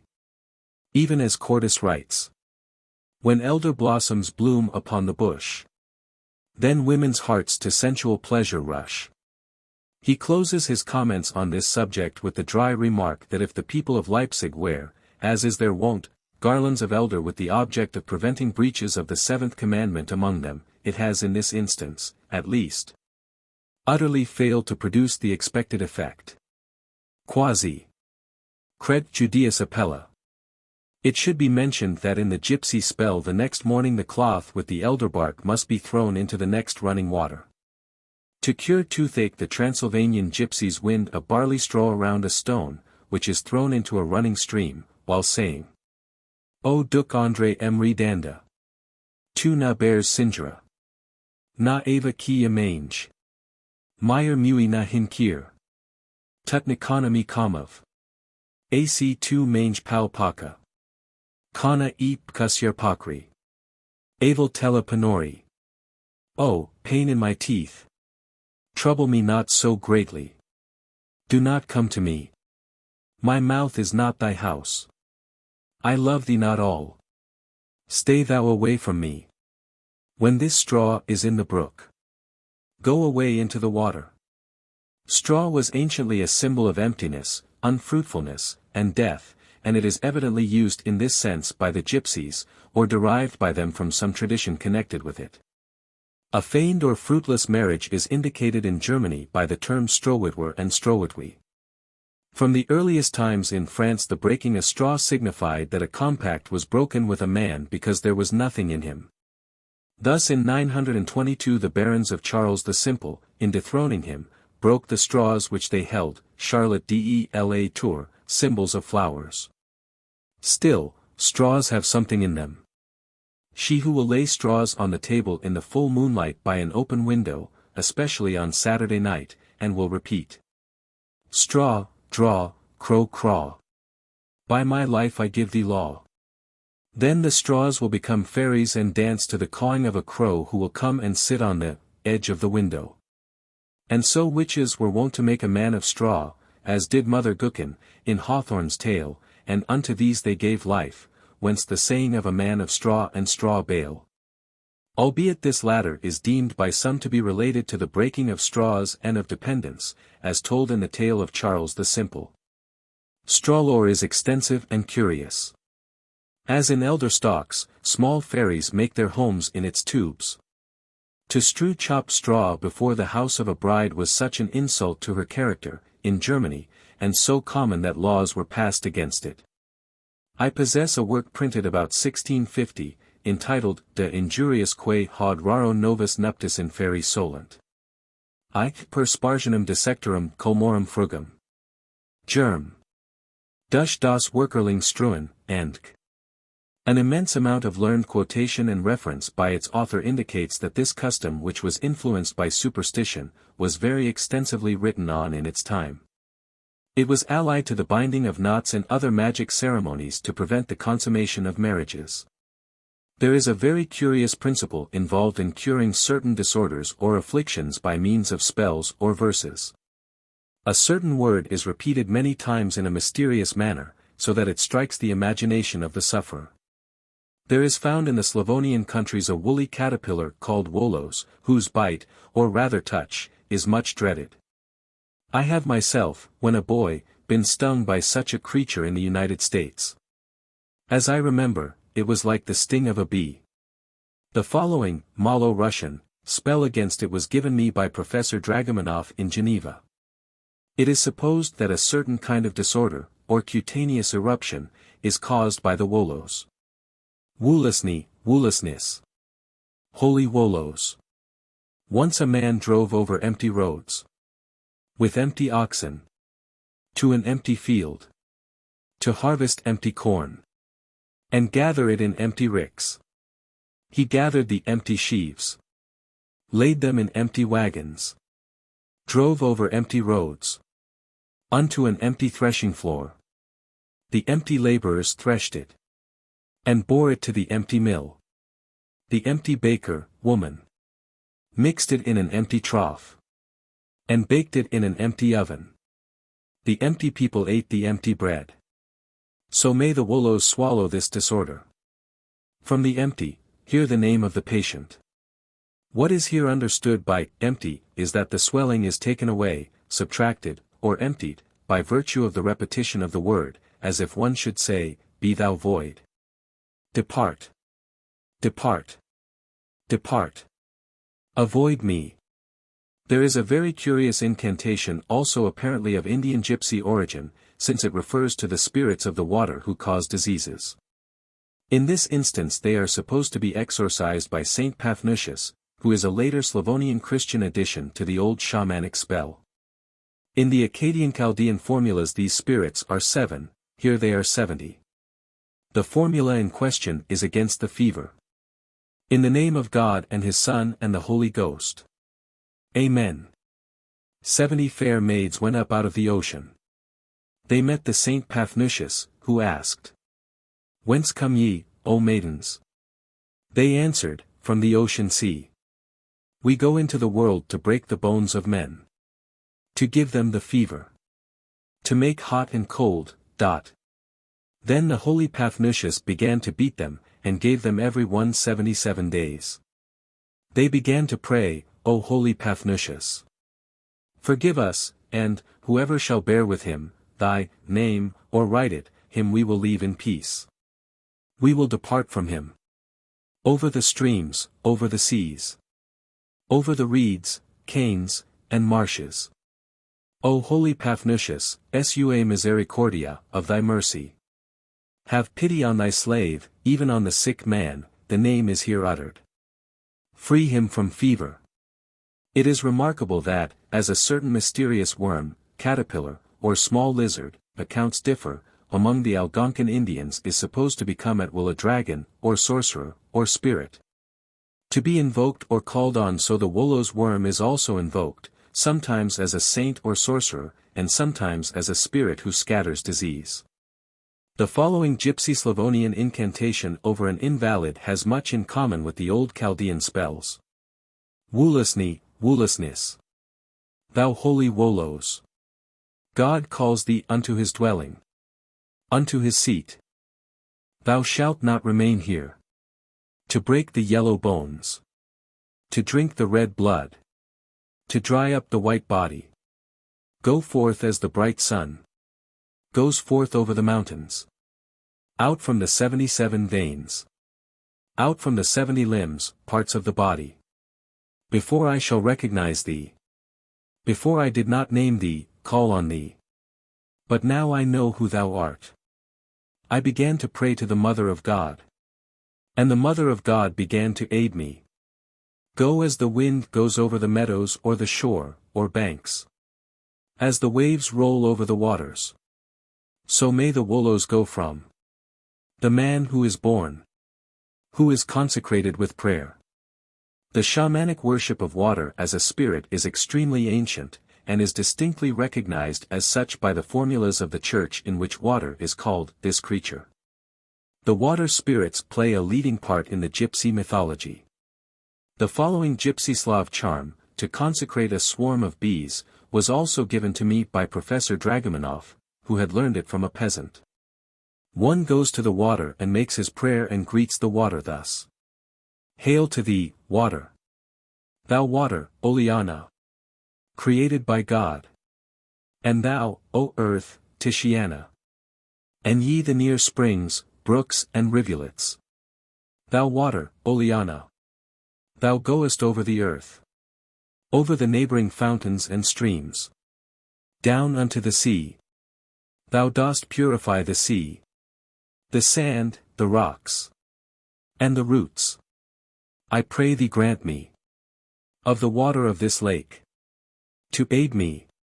To sprinkle my bees. I will speak a word. And God will give me help. The all-holy Mother of God. The Mother of Christ. Will aid me. And the Holy Father. The Holy Zosimos, Sabatius and the Holy Friday Parascabia. When this is said, take the water and bear it home without looking back. Then the bees are to be sprinkled therewith. The following Malo-Russian formula from the same authority, though repointed and gilt with Greek Christianity, is old heathen, and especially interesting since Prof. Dragomanov traces it to a Finnic shaman source. Charm against the bite of a serpent. The Holy Virgin sent a man unto Mount Shaun. Upon this mountain is the city of Babylon. And in the city of Babylon lives Queen Volga.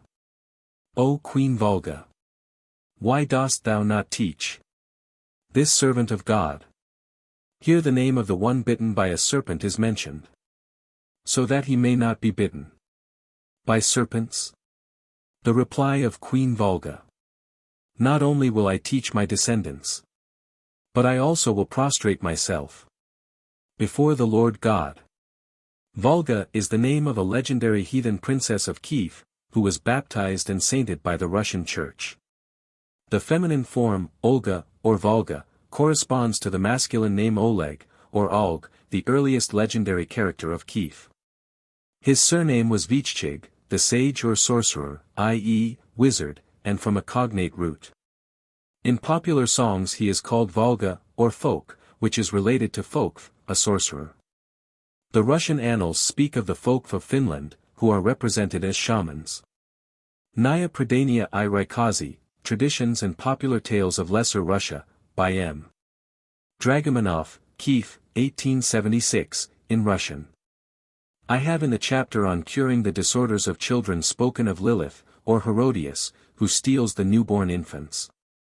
She and her 12 daughters are also types of the different kinds of fever for which the Gypsies have so many cures of the same character, precisely as those which were used by the old Bogomiles. The characteristic point is that this female spirit is everywhere regarded as the cause of catalepsy or fits. Hence the invocation to Saint Sisiny is used in driving them away. This invocation written, is carried as an amulet or fetish. I give the translation of one of these from the Roumanian, in which the Holy Virgin is taken as the healer. It is against cramp in the night. Spell against night cramp. There is a mighty hill, and on this hill is a golden apple tree. Under the golden apple tree is a golden stool. On the stool, who sits there? There sits the Mother of God with Saint Maria.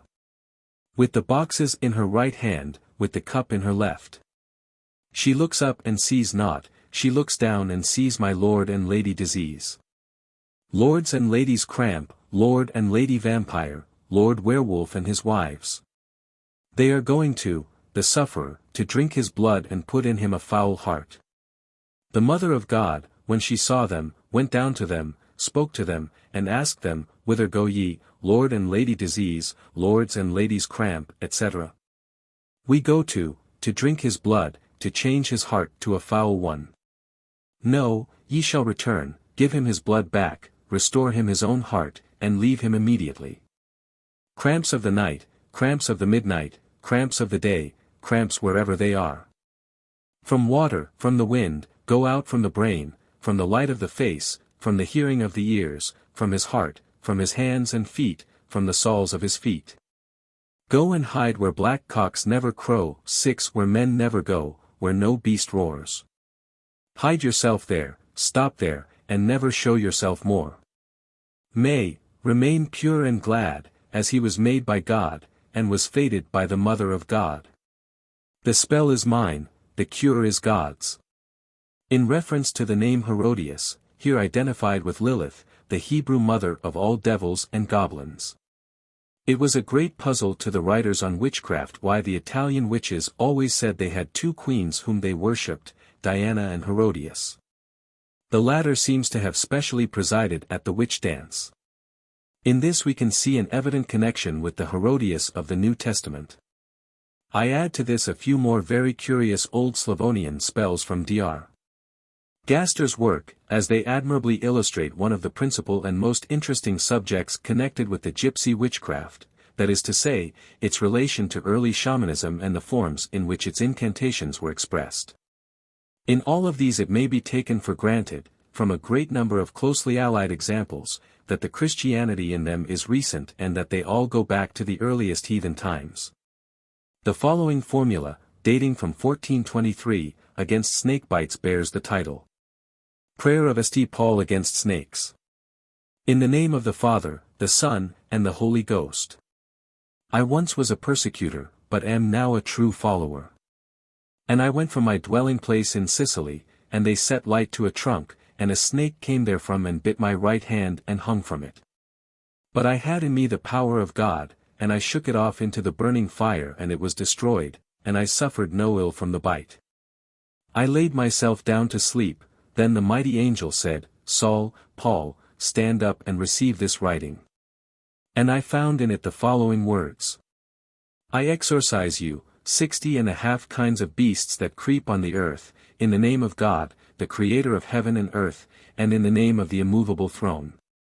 Serpent of evil, I exorcise thee in the name of the burning river which rises under the footstool of the Saviour, and in the name of his incorporeal angels. Thou snake of the tribe of basilisks, thou foul-headed snake, 12-headed snake, variegated snake, dragon-like snake, that art on the right side of hell, whomsoever thou bitest thou shalt have no power to harm. And thou must go away with all the 24 kinds. If a man has this prayer and this curse of the true, holy apostle, and a snake bites him, then it will die on the spot, and the man that is bitten shall remain unharmed, to the honor of the Father, the Son, and the Holy Ghost, now and for all time. Amen. It is not improbable that we have in Paul the serpent and the formula for curing its bite, which is a common symbol for all disease, a souvenir of Aesculapius, the all-healer, and his serpent. The following is a prayer against the toothache, to be carried about with one, i.e., as an amulet prayer. Spell for the toothache. Saint Peter sat on a stone and wept. Christ came to him and said, Peter, why weepest thou? Peter answered, Lord, my teeth pain me. The Lord thereupon ordered the worm in Peter's tooth to come out of it and never more go in again. Scarcely had the worm come out when the pain ceased. Then spoke Peter, I pray you, O Lord, that when these words be written out and a man carries them he shall have no toothache. And the Lord answered, 'Tis well, Peter, so may it be.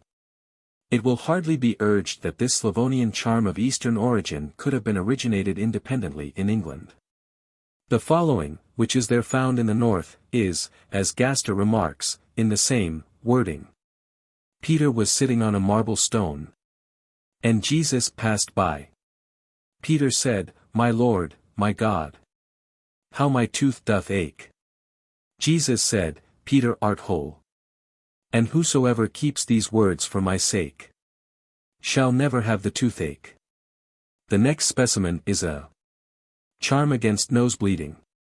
Zachariah was slain in the Lord's temple, and his blood turned into stone. Then stop, O blood, for the Lord's servant. I exorcise thee, blood, that thou stoppest in the name of the Saviour, and by fear of the priests when they perform the liturgy at the altar. Those who sell these charms are almost universally supposed to be mere quacks and humbugs.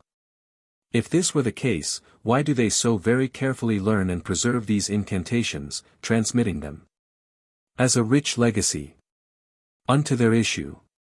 But they really do believe in them, and will give great prices for them. Professor Dragomanov told me that once in Mala Russia it became generally known that he had made a MS collection of such spells. A peasant who was desirous of becoming a sorcerer, but who had very few incantations of his own, went whenever he could by stealth into the professor's library and surreptitiously copied his incantations. And when Prof. Dragomanov returned the next year to that neighborhood, he found the peasant doing a very good business as a conjuring doctor, or faith healer. I have a lady correspondent in the United States who has been initiated into voodoo and studied Indian Negro witchcraft under two eminent teachers, one a woman, the other a man. The latter, who was at the very head of the profession, sought the lady's acquaintance because he had heard that she possessed some very valuable spells. In the fourth or highest degree, as in Slavonian or Hungarian gypsy magic, this Indian voodoo deals exclusively with the spirits of the forest and stream. M. Countervine, as set forth by Dr. A. Elisif, Gypsy Lore Journal, July, 1890, gives a Russian gypsy incantation by which the fire is invoked to cure illness. It is as follows.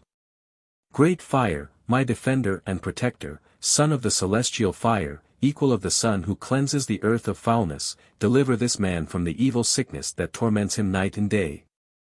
The fire is also invoked to punish, or as an ordeal, e.g.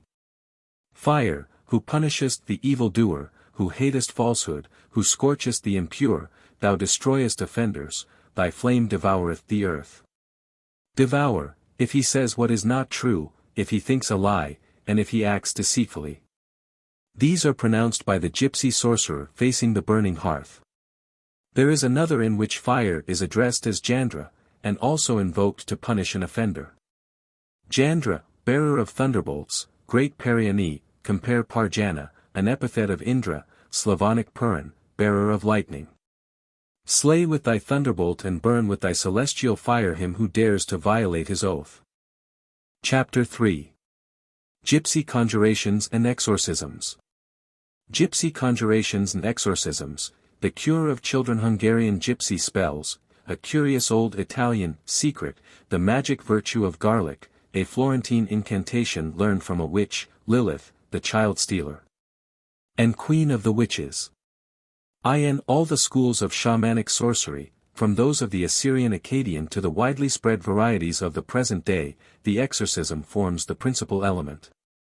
An exorcism is a formula, the properties or power of which is that when properly pronounced, especially if this be done with certain fumigations and ceremonies, it will drive away devils, diseases, and disasters of every description. Nay, according to very high, and that by no means too ancient, authority, it is efficacious in banishing bugs, mice, or locusts, and it is equal to Persian powder as a fugue for fleas, but is, unfortunately, too expensive to be used for that purpose save by the very wealthy.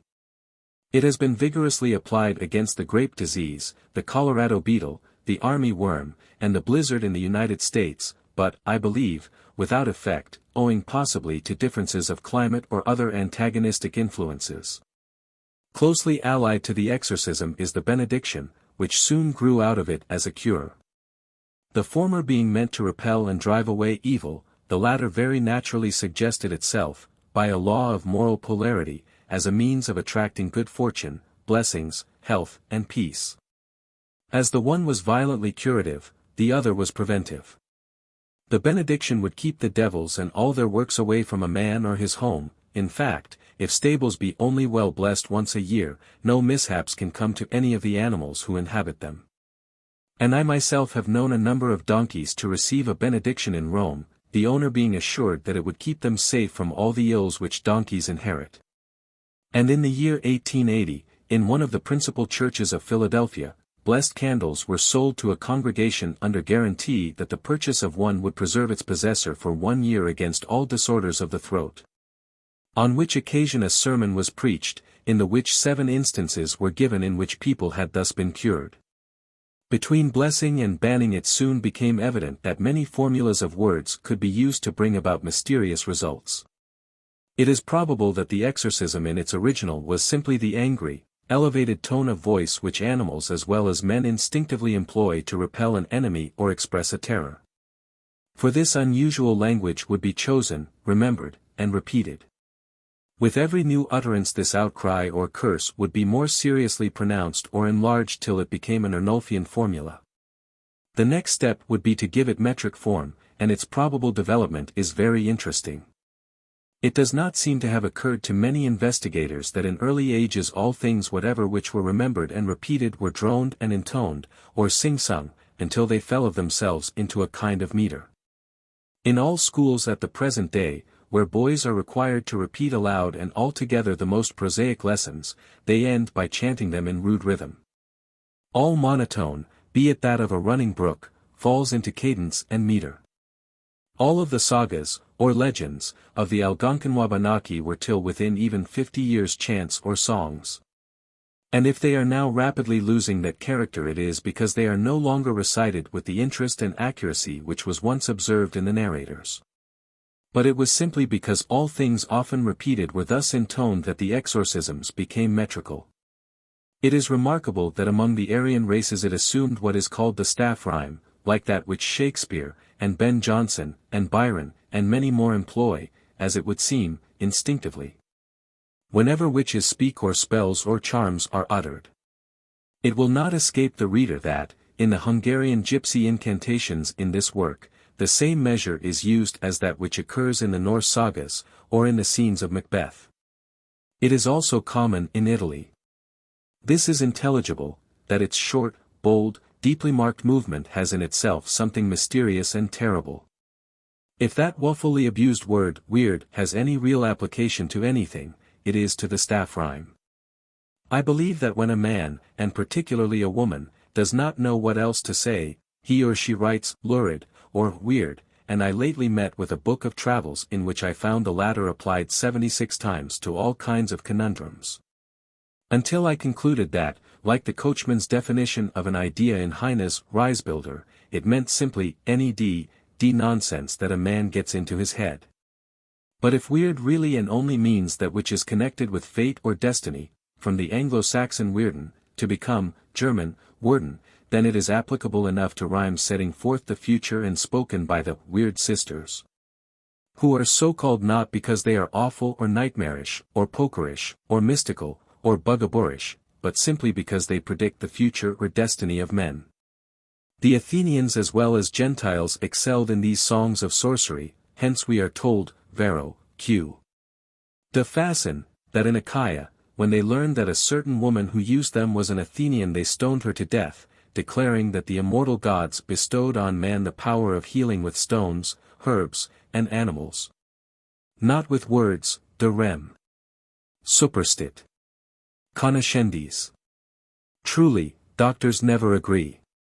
It was in 1886 that I learned from a girl in Florence 2 exorcisms or invocations which she was accustomed to repeat before telling fortunes by cards.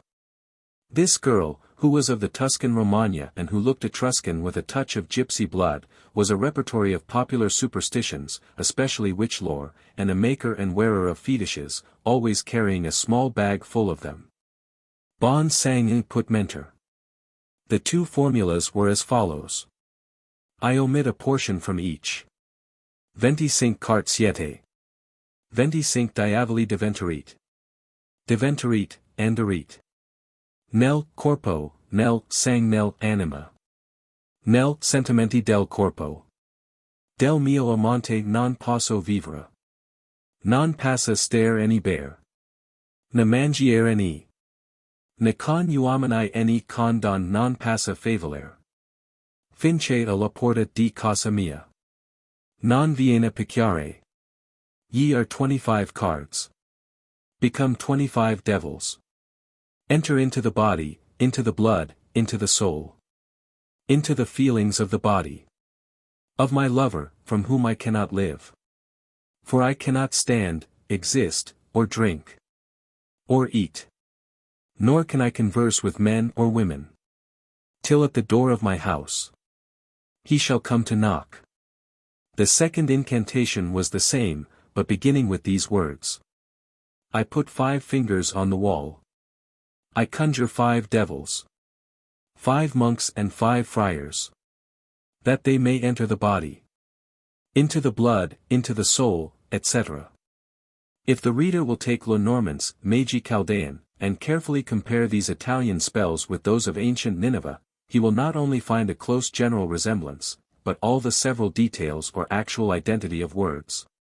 And it is not a little curious that the same formulas which were repeated once on a time when Babylon was young, should still be current in Italy. So it passed through the ages, races came and went, and among the people the old sorcery was handed across and adown, so that it still lives. But in a few years more the folklorist will be its only repository. This chapter is devoted to conjuring diseases of children by gypsies. It bears a great likeness to one in the very devout work of Peter Pipernus, De Pueris Affectus Morbis Magicis, of boys who have been bewitched into disease, only that Pipernus uses Catholic incantations, which he also employs, pro legatis in matrimonio, pro incubo magico, de doloribus stomachi magicis, etc. For to him, as he declares, all disease is of magic origin. The magic of the gypsies is not all deceit, though they deceive with it.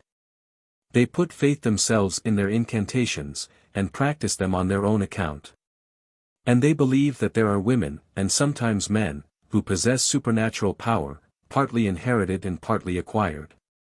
The last of 7 daughters born in succession, without a boy's coming into the series, is wonderfully gifted, for she can see hidden treasure or spirits, or enjoy second sight of many things invisible to men. And the same holds good for the 9th in a series of boys, who may become a seer of the same sort.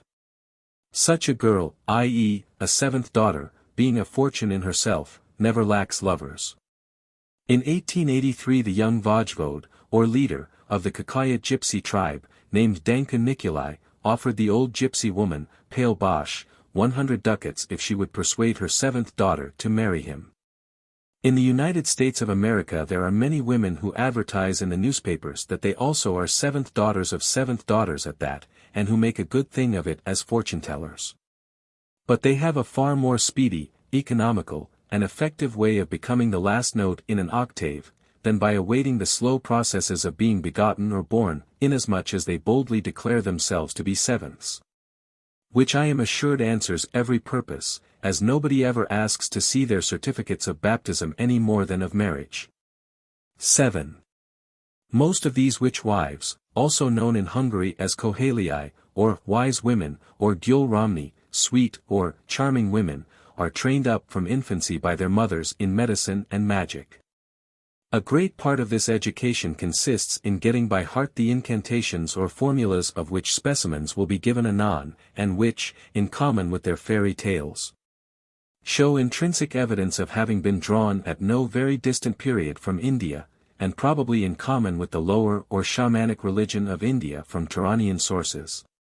But there is among the Hungarian gypsies a class of female magicians who stand far above their sisters of the hidden spell and power.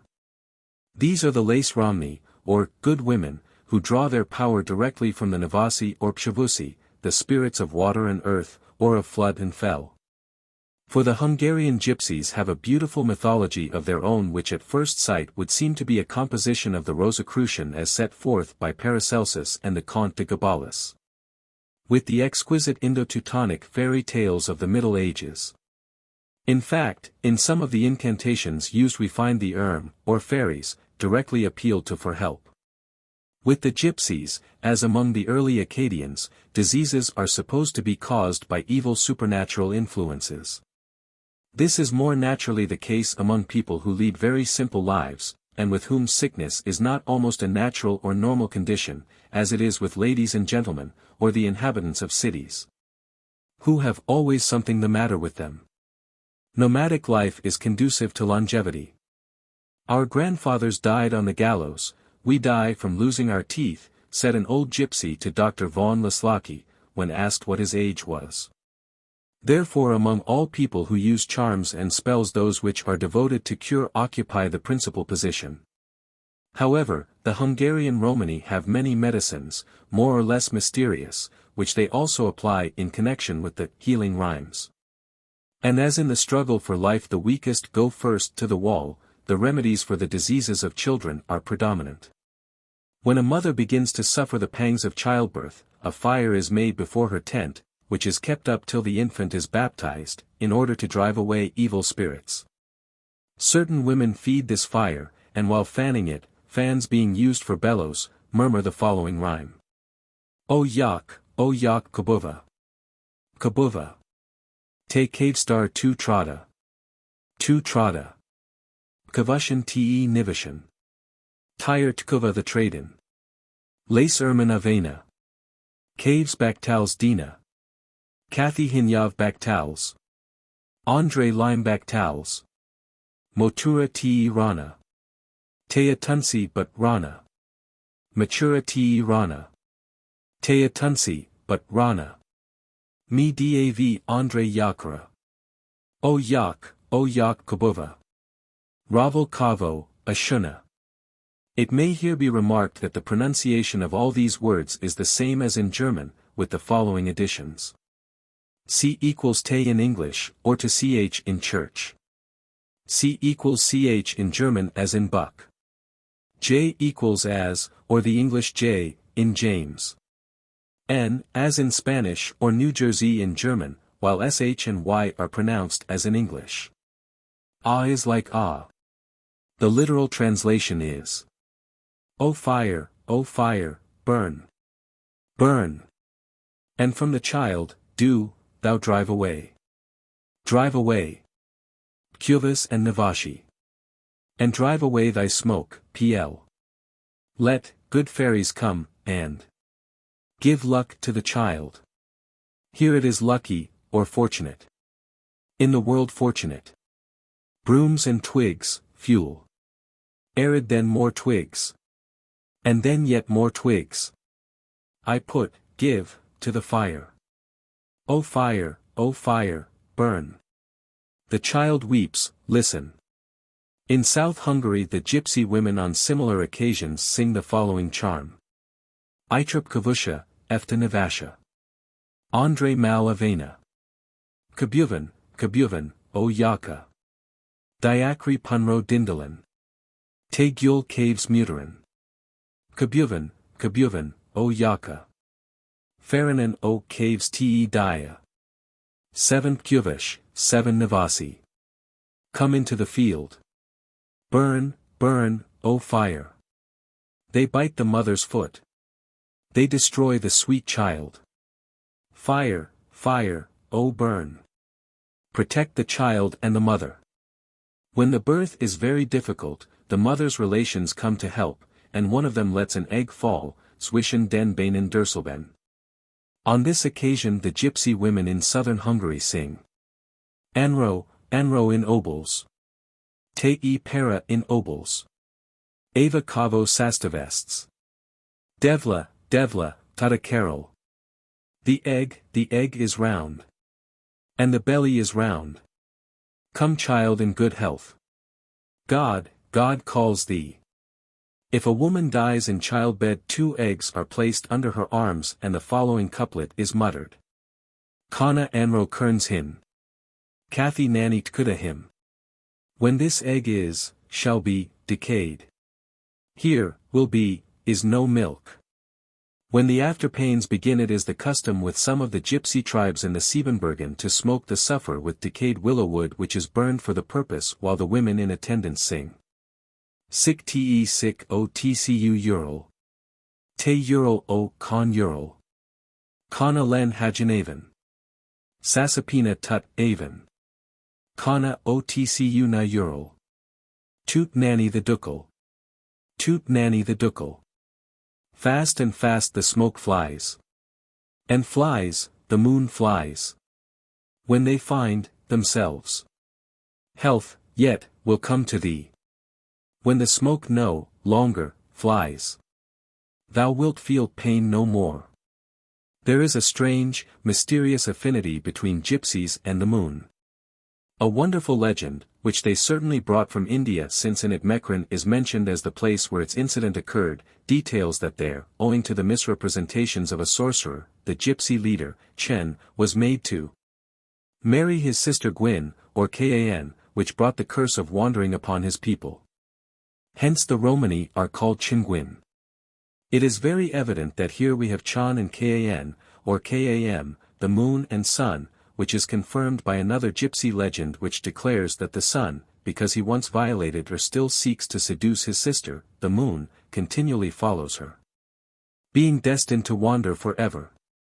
And as the name Chinkan, or Zingen, or Zijuner, is known all over the East, and, as this legend shows, is of Indian origin.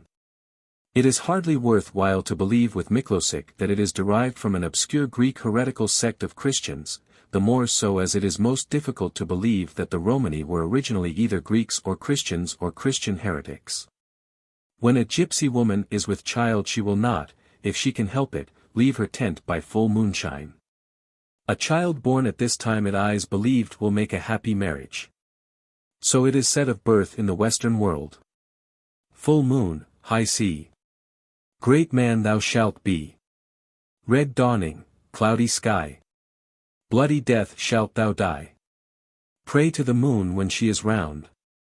Luck with you will then abound. What you seek for shall be found. On the sea or solid ground. Moon worship is very ancient, it is alluded to as a forbidden thing in the Book of Job. From early times witches and other women worked their spells when stark naked by the light of the full moon, which is evidently derived from the ancient worship of that planet and the shameless orgies connected with it. Dar. Leslaki simply remarks on this subject that the moon has, in the gypsy incantation, ein fallisch Bedeutung. In ancient symbolism the horns of the moon were regarded as synonymous with the horns of the ox, hence their connection with agriculture, productiveness, and fertility, or the generative principle. And from this comes the beneficent influence not only of the horns, but of horseshoes, boar's tusks, crab's claws, and pieces of coral resembling them. The great love of gypsy mothers for their children, says Leslaki, induces their friends to seek remedies for the most trifling disorders. At a later period, mother and child are left to Mother Nature, or the vis medicatrix naturae. What is greatly dreaded is the berufen, or being called on, enchanted, in English, overlooked, or subjected to the evil eye. An universal remedy for this is the following. A jar is filled with water from a stream, and it must be taken with, not against, the current as it runs. In it are placed 7 coals, 7 handfuls of meal, and 7 cloves of garlic, all of which is put on the fire. When the water begins to boil it is stirred with a 3-forked twig, while the wise woman repeats. Misek yaka tut diken. Te yan kathi muterin. Te atunsi efta koka. Te kaven misis yaka. Misek yaka tut diken. Te yan kathi muterin. But prehester e yaka. Atunsi kors thavena. Misek yaka tut diken. Te yan kathi muterin. Kabuvana. Andre devilescaro yaka. Evil eyes look on thee. May they here extinguished be. And then 7 ravens. Pluck out the evil eyes. Evil eyes, now, look on thee. May they soon extinguished be. Much dust in the eyes. Thence may they become blind. Evil eyes now look on thee. May they soon extinguished be. May they burn, may they burn. In the fire of God. Dr. Leslaki remarks that the 7 ravens are probably represented by the 7 coals, while the 3-pointed twig, the meal and the garlic, symbolize lightning. He does not observe that the stick may be the tricula or trident of Shiva, whence probably the gypsy word trushel, a cross, but the connection is very obvious. It is remarkable that the gypsies assert that lightning leaves behind it a smell like that of garlic. As garlic forms an important ingredient in magic charms, the following from The Symbolism of Nature, Die Symbolik und Mythologie der Natur, by J. B.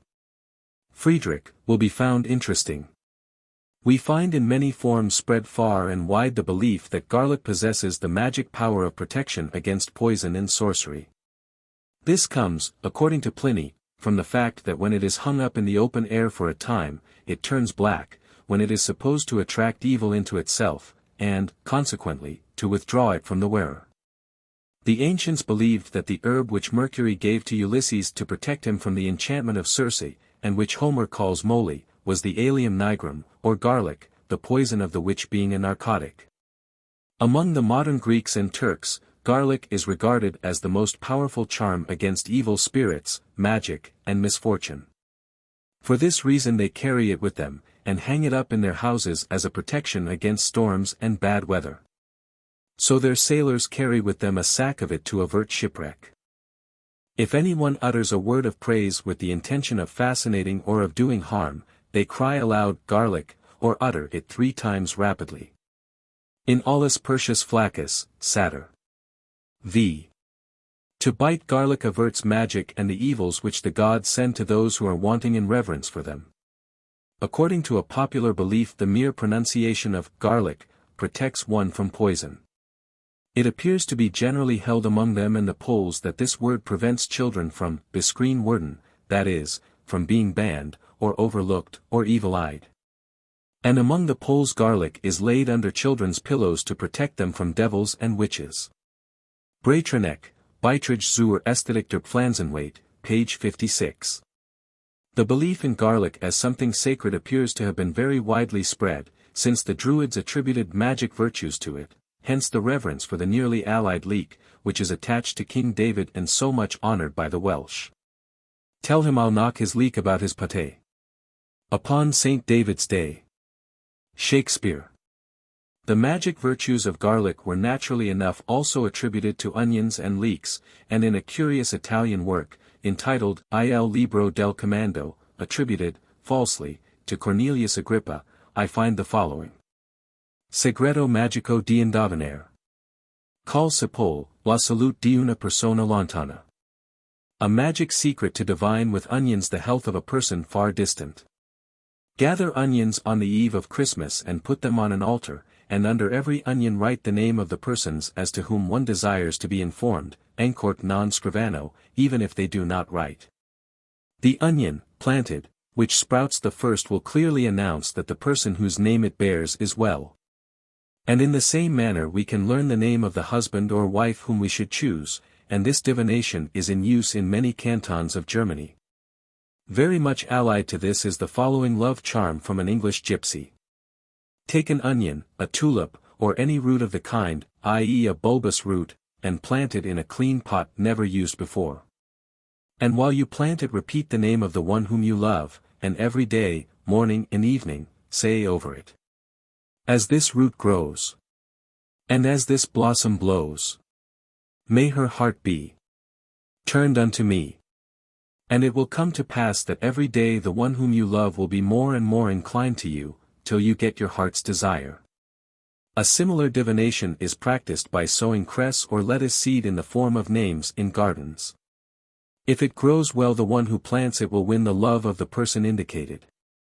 As regards the use of coals in incantations, Marcellus Bertigalensis, a Latin physician of the 3rd century, who has left us a collection of Latin and Gaelic charms, recommends for a cure for toothache, salus granum, panis micum.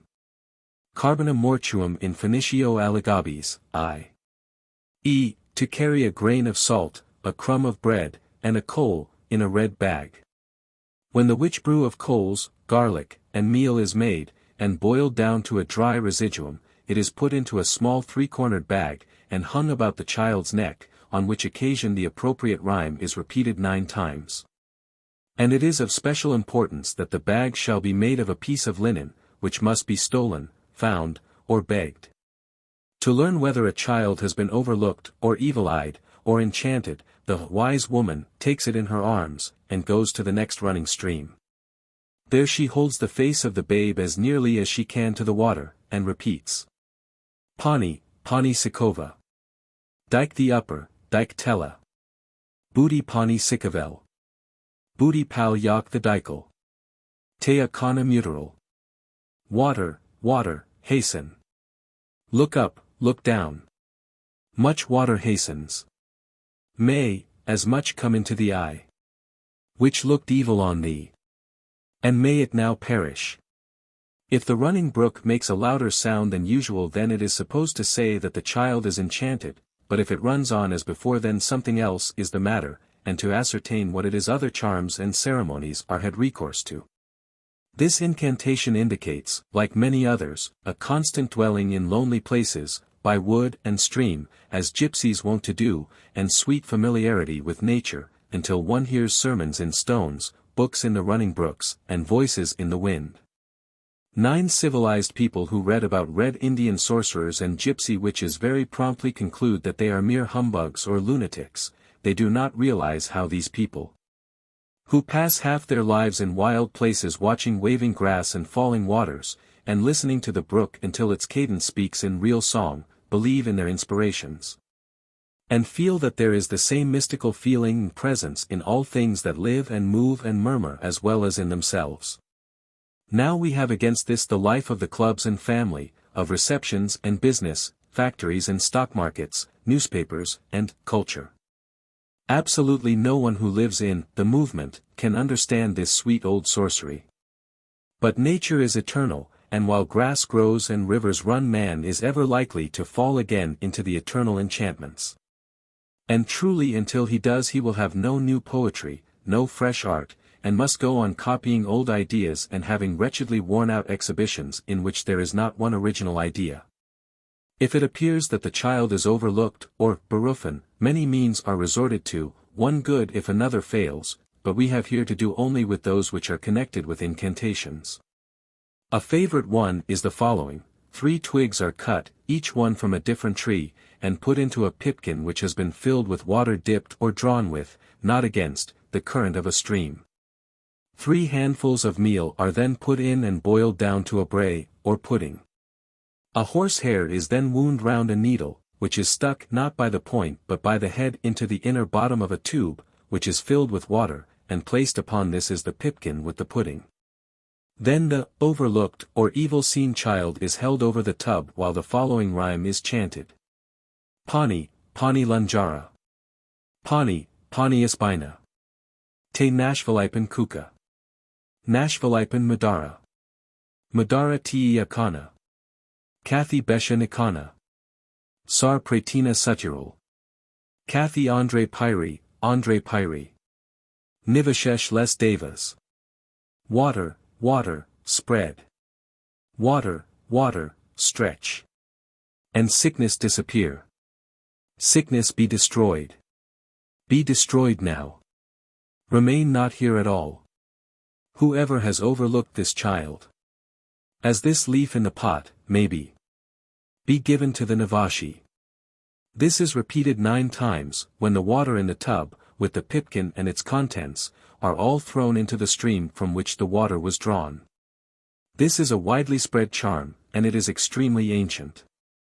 The pipkin placed across the tub or trough, trog, here signifies a bridge, and Leslaki tells us that no Transylvanian tent gypsy will cross a bridge without first spitting thrice over the rails into the water.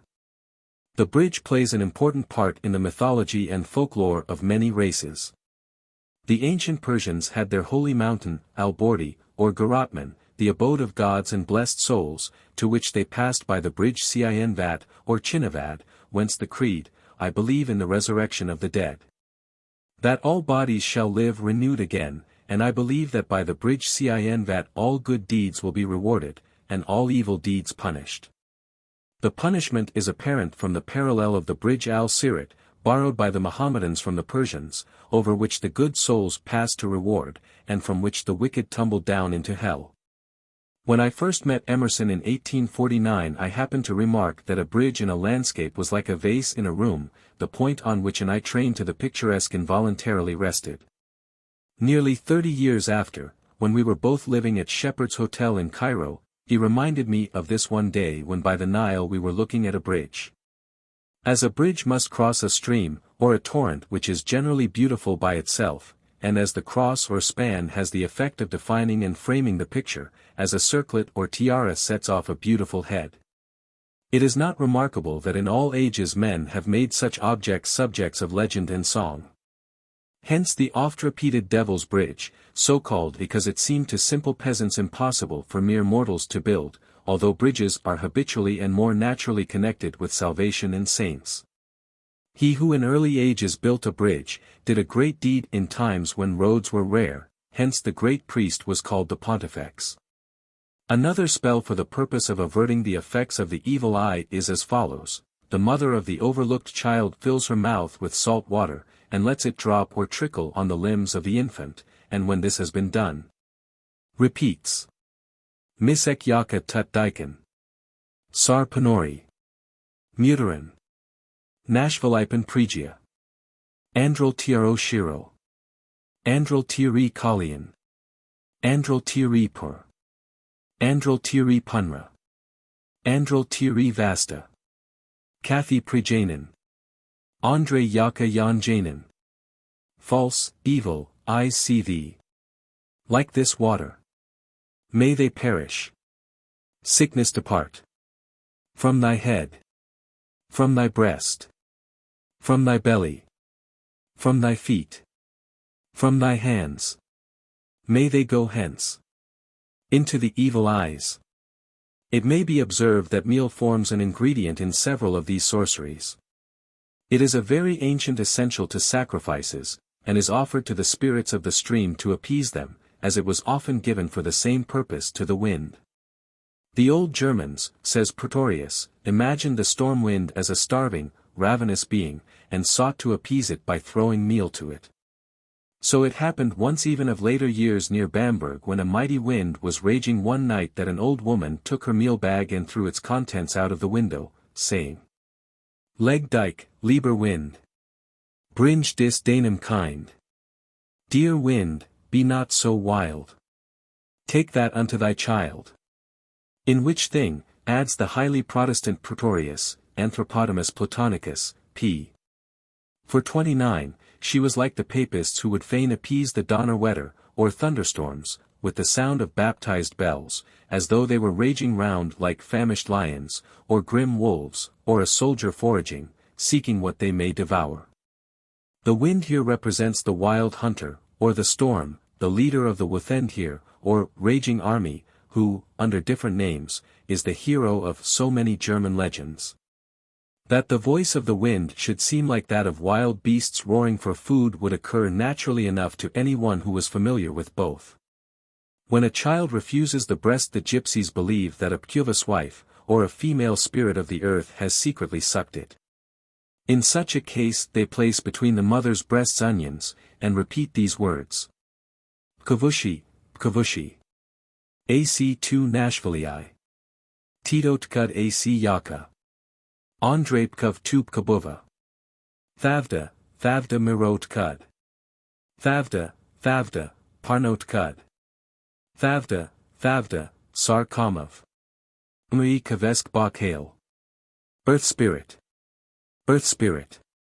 Be thou ill. Let thy milk be fire. Burn in the earth. Flow, flow, my milk. Flow, flow, white milk. Flow, flow, as I desire. To my hungry child. The same is applied when the milk holds back or will not flow, as it is then supposed that a Mischievous wife has secretly suckled her own child at the mother's breast. It is an old belief that elves put their own offspring in the place of infants, whom they sometimes steal. This subject of elf changelings is extensively treated by all the writers on witchcraft. There is even a Latin treatise, or thesis, devoted to defining the legal and social status, rights, etc., of such beings.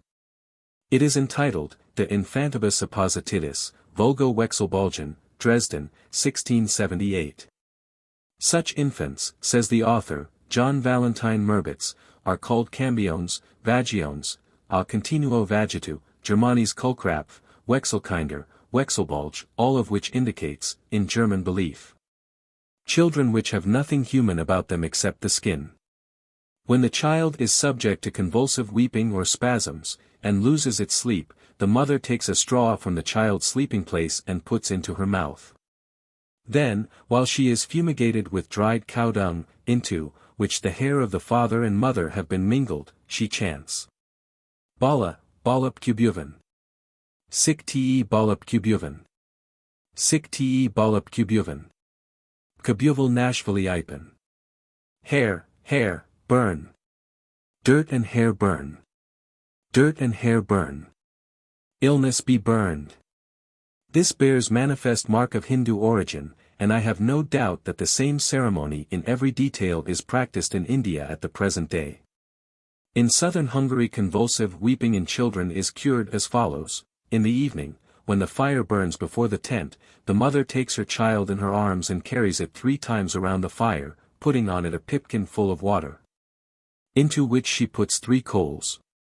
With this water she washes the head of her child, and pours some of it on a black dog. Then she goes to the next stream or brook, and lets fall into it a red twist, saying, Lava Navashi Ada Buldatori Te Laha Emri Kaveskro Ravapan. Kana Sastavests and Navmi Tut Kabaya Te Yandra. Navashi take this twist, and with it the weeping of my child. When it is well I will bring the apples and eggs. When a child bumps its head the swelling is pressed with the blade of a knife, and the following spell is muttered thrice, 7, or 9 times, according to the gravity of the injury. AC2, AC in, AC Kavals. The May Sik 2 Madars. Andrapkov 2 Jia. Dikav Tatminikana. Shuri, Shuri Anna. De Palpkov. Be thou weak, i.e., soft. And very soon perish. Go thou into the earth. May I see thee never more. Bring knives, knives. Give, i.e., put, into the earth. Then the knife is stuck 3, 7, or 9 times into the earth. If the child or a grown person has a bleeding at the nose, some of the blood is covered with earth, and the following verse repeated. Pkuvish, Dav Tut. Pkuvish, lava mange. De tre kavesk. Hin me tate. Sick lava. Pkuvis, I give to thee. Pkuvis, O take from me. Give it to thy child. It is very warm. Take it quickly. If the child has pains in the stomach, the hair of a black dog is burned to powder and kneaded with the mother's milk and some of the feces of the child into a paste. This prescription occurs in the magical medical formulas of Marseille. Lus Bertigallinis, the court physician at Rome in the 4th century, Cape Mel Atticum et Sturcus Infantis quat primum dimitit, statum ex lact mulieris quae purum alactat permissibis et sic inunges, etc. Most of the prescriptions of Marcellus were of ancient Etrurian origin, and I have found many of them still in use in the Romagna Toscana. This is put into a cloth and bound on the belly of the child. When it falls asleep a hole is bored in a tree and the paste put into it. The hole is then stopped up with a wooden plug, and while this is being done the following is repeated. Andro por pregia. Andre Celine Besha. Besha Besha tu Kathy. Penev me tu te. Depart from the belly. Live in the green tree. Remain thou here. I say to thee. The black dog is in many countries associated with sorcery and diabolical influences, and, in European heathendom it was an emblem of the evil principle. The black demon Cernabog was represented by the Slavs as a black dog. Among the Wallachians there is a horrible vampire-like creature called Prikulich, or Prikulix, who appears as a man in fine healthy condition, but by night he becomes a dog, kills people by the mere touch, and devours them. The black dogs of Faust and of Cornelius Agrippa will occur to most readers. Gypsies have always been regarded as sorcerers and child stealers, and it is remarkable that Lilith, the mother of all witchcraft, did the same. At the present day the Slavonian gypsies have spells against such a spirit. In the Chaldean magic, as set forth by Lenormant, as I have already stated, the powers of evil are incarnate diseases, they are 7 in number. And they are invoked by means of verses which bear an extraordinary resemblance to those which are still current in Italy as well as in other countries. According to some writers this is all mere chance coincidence, or due to concurrent causes and similar conditions in different countries. That diseases, like hunger, or death, or the terrors of the night, may have been incarnated as evil spirits naturally by all mankind may be granted, but when we find them arranged in categories of numbers, in widely different countries, employing the same means of banishing them, that is, by short songs and drum beating, when we find these incantations in the same general forms, often with the same words, our belief as to the identity of origin is confirmed at every step. We can admit that the Jews were in Babylon and wandered thence all over the world, but that any other religious or superstitious system should have done the same would be obstinately denied. And by an incredible inconsistency, scholars who admit the early migrations of whole races on a vast scale, from the remotest regions of the East to Western Europe, deny that legends and myths come with them or that they could have spread in like manner. One of the attributes of the witch of the Middle Ages in which she has been confused with the queen of the fairies, and fairies in general, is that she steals newly born children. This is a very ancient attribute of the female demon or sorceress or striga, and it is found among Jews at the present day who believe in the Benemarinan, or witches who haunt women in childbirth as well as in Lilith. The Jews banished this first wife of Adam by writing on the walls, Adam Shavachas Lilith, keep away from here, Lilith. Anthropodamus Platonicus, by John Pretorius, 1666. That it is very ancient is rendered probable because the famous Bogomile formula of incantation against the 12 fever fits, Trisevica, or kinds of fever, turns entirely on the legend of 6 children stolen by the demon who is compelled to restore them. Here we have the very oldest form of witchcraft known, that is incarnate disease in numbers allied to child stealing. This spell of the Trisevica is attributed, says Dr. Gaster, to Pope Jeremiah, the founder of Bogomilism, the great Oriental Slavonian heresy which spread over Europe in the Middle Ages and prepared the way for Protestantism. There is no doubt, therefore, that the spell is derived from the East, and I have elsewhere proved its existence in that quarter as early as the 8th century. It may have been of Manichaean origin. It has been preserved up to the present day in all the lands of Eastern Europe and, with certain modifications, exists among Germans and Jews. Though attributed to Sicinios, the immediate follower of Manes, as chief of the Manichaeans, it seems to have been derived from an earlier Oriental tale which became the basis of all later formulae. I give it here in the Roumanian form, which closely resembles the old one. Here, as in all the other variants, the demon is a feminine one. The following is the legend. I, Sisvias, I came down from the Mount of Olives, saw the archangel Gabriel as he met the Avastitsa, wing of Satan, and seized her by the hair and asked her where she was going. And she answered that she was going to cheat the Holy Virgin by her tricks, steal the newborn child, and drink its blood.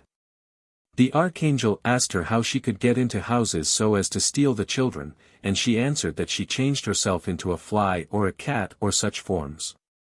But whosoever knew her 12.5, 19, names and wrote them out she could not touch. She told him these names, and they were written down. There is a Coptic as well as a Greek parallel to this. The fairy who steals the children is called Lilith, and is further identified with Herodias and her 12 daughters as personifications of different kinds of fever.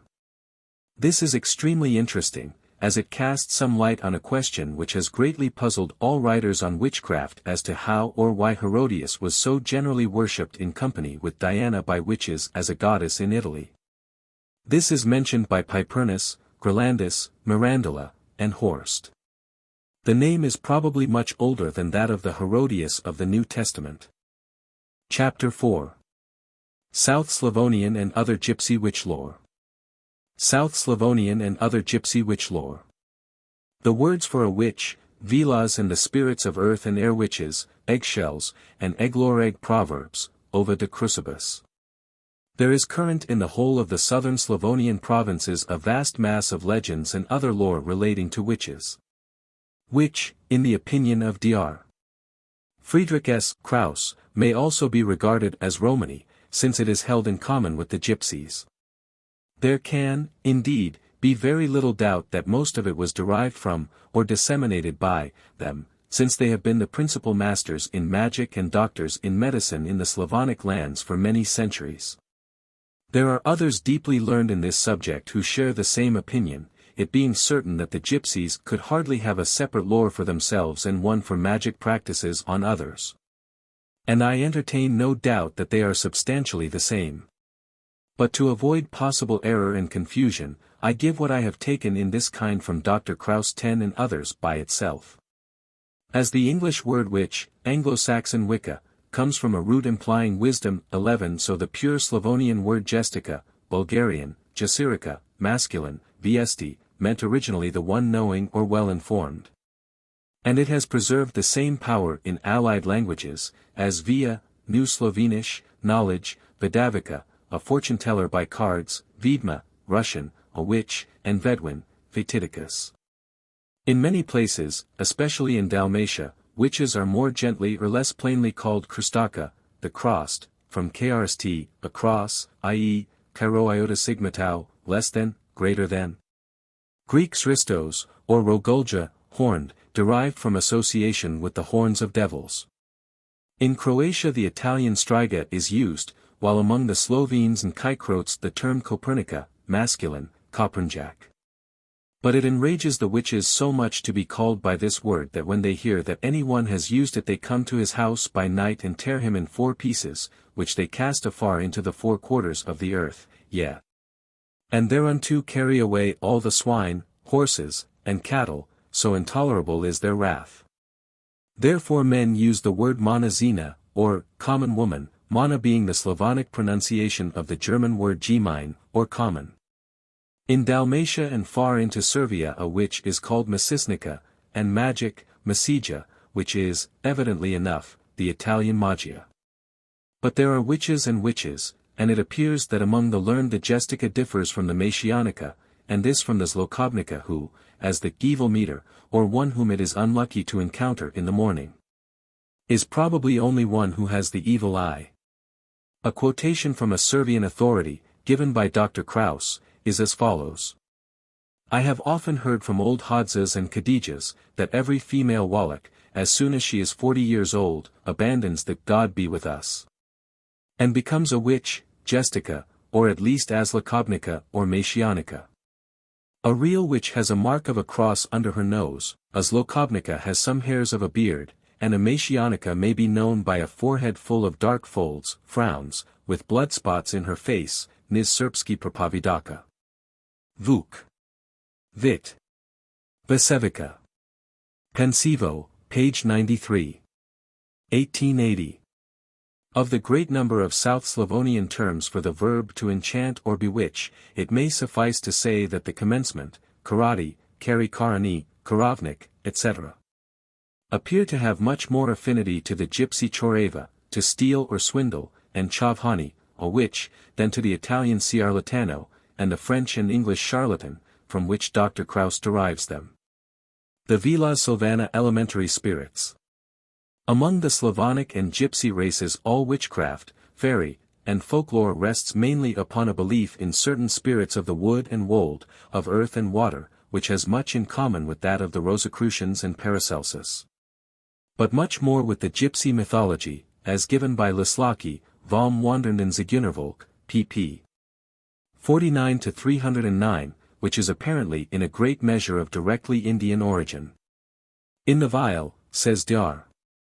Kraus, also known as Samoval, Samadevi, and Villavajasi, we have near relations to the forest and field spirits, or the wood and moss folk of Middle Germany, France, and Bavaria, the wild people of Eifel, Hesse, Salzburg, and the Tyrol.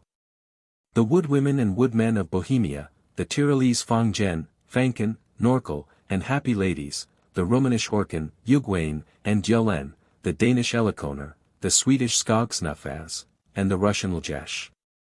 While in certain respects they have affinity with the Teutonic Valkyries. Yet they differ on the whole from all of these, as from English fairies, in being more like divinities, who exert a constant and familiar influence for good or evil on human beings, and who are prayed to or exorcised on all occasions. They have, however, their exact parallel among the Red Indians of North America as among the Eskimo, and it is evident that they are originally derived from the old or primeval shamanic faith, which once spread all over the earth. It is very true, as Dr. Kraus remarks, that in the west of Europe it is becoming almost impossible to trace this true origin of spirits now regarded as merely diabolical, or otherwise put into new roles. But among the South Slavonians and Gypsies we can still find them in very nearly their old form and playing the same parts.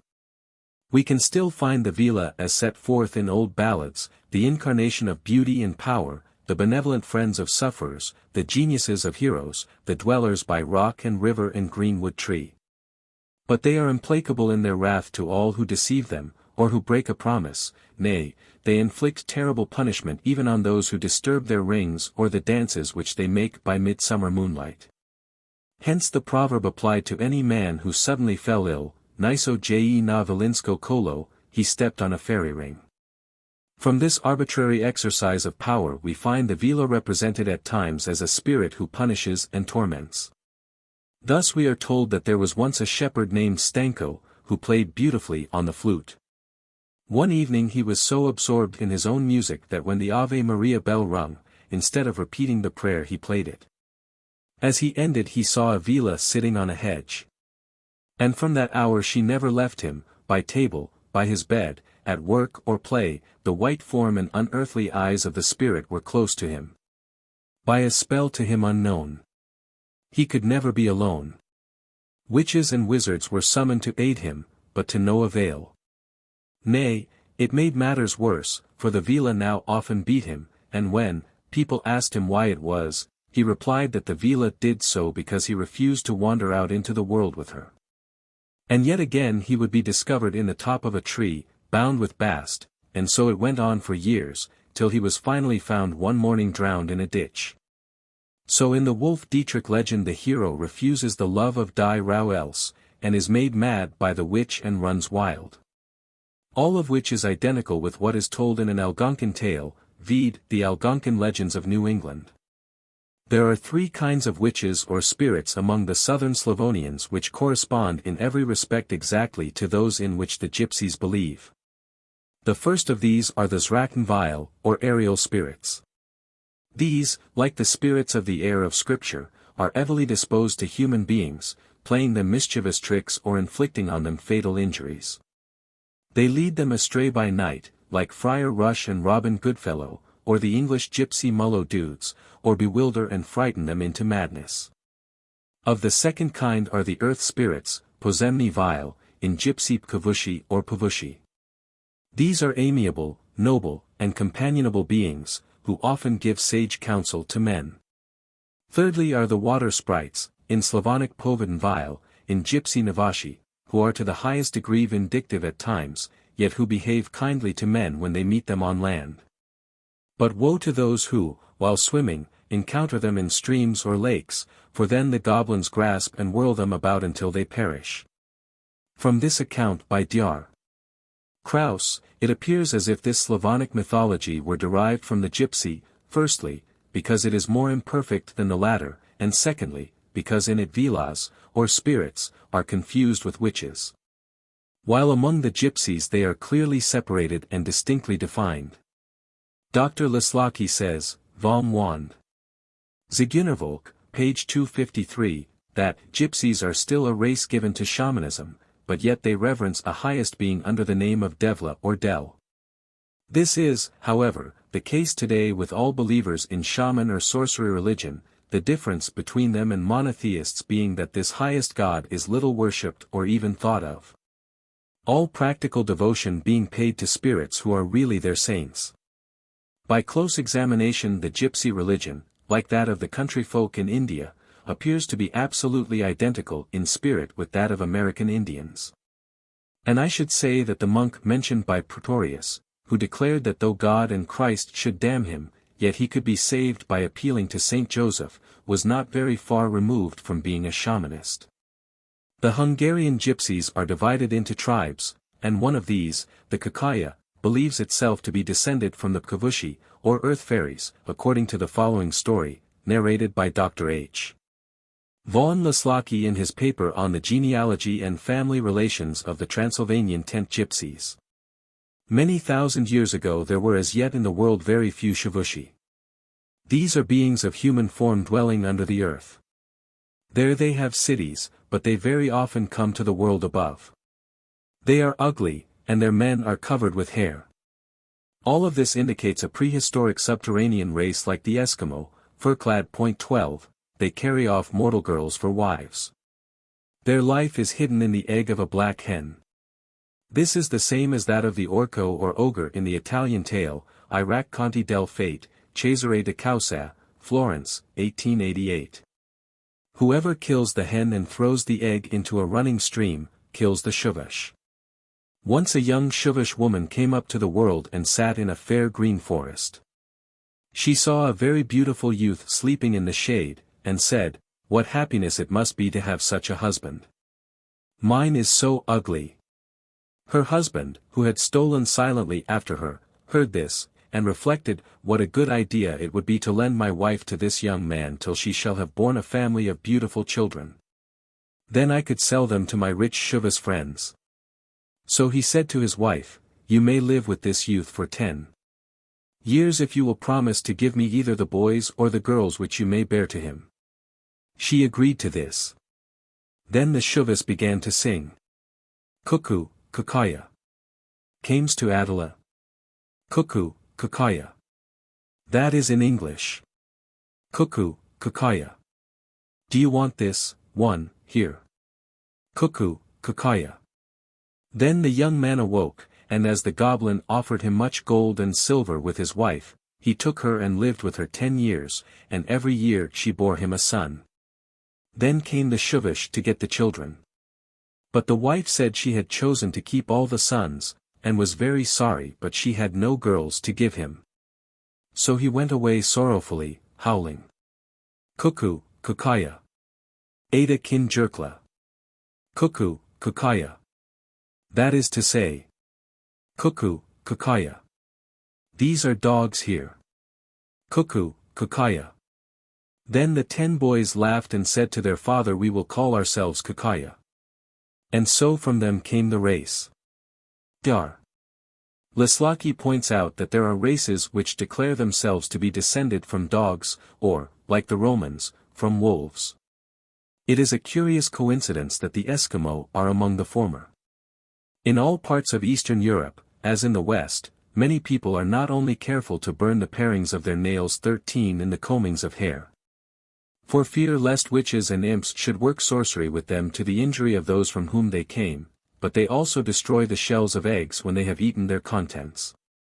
So, Watt tells us in his book, Der Deutsche Volksaberglaube der Gegenwart, 1869, when one has eaten eggs the shells must be broken up or burned, or else the hens will lay no more, or evil witches will come over them.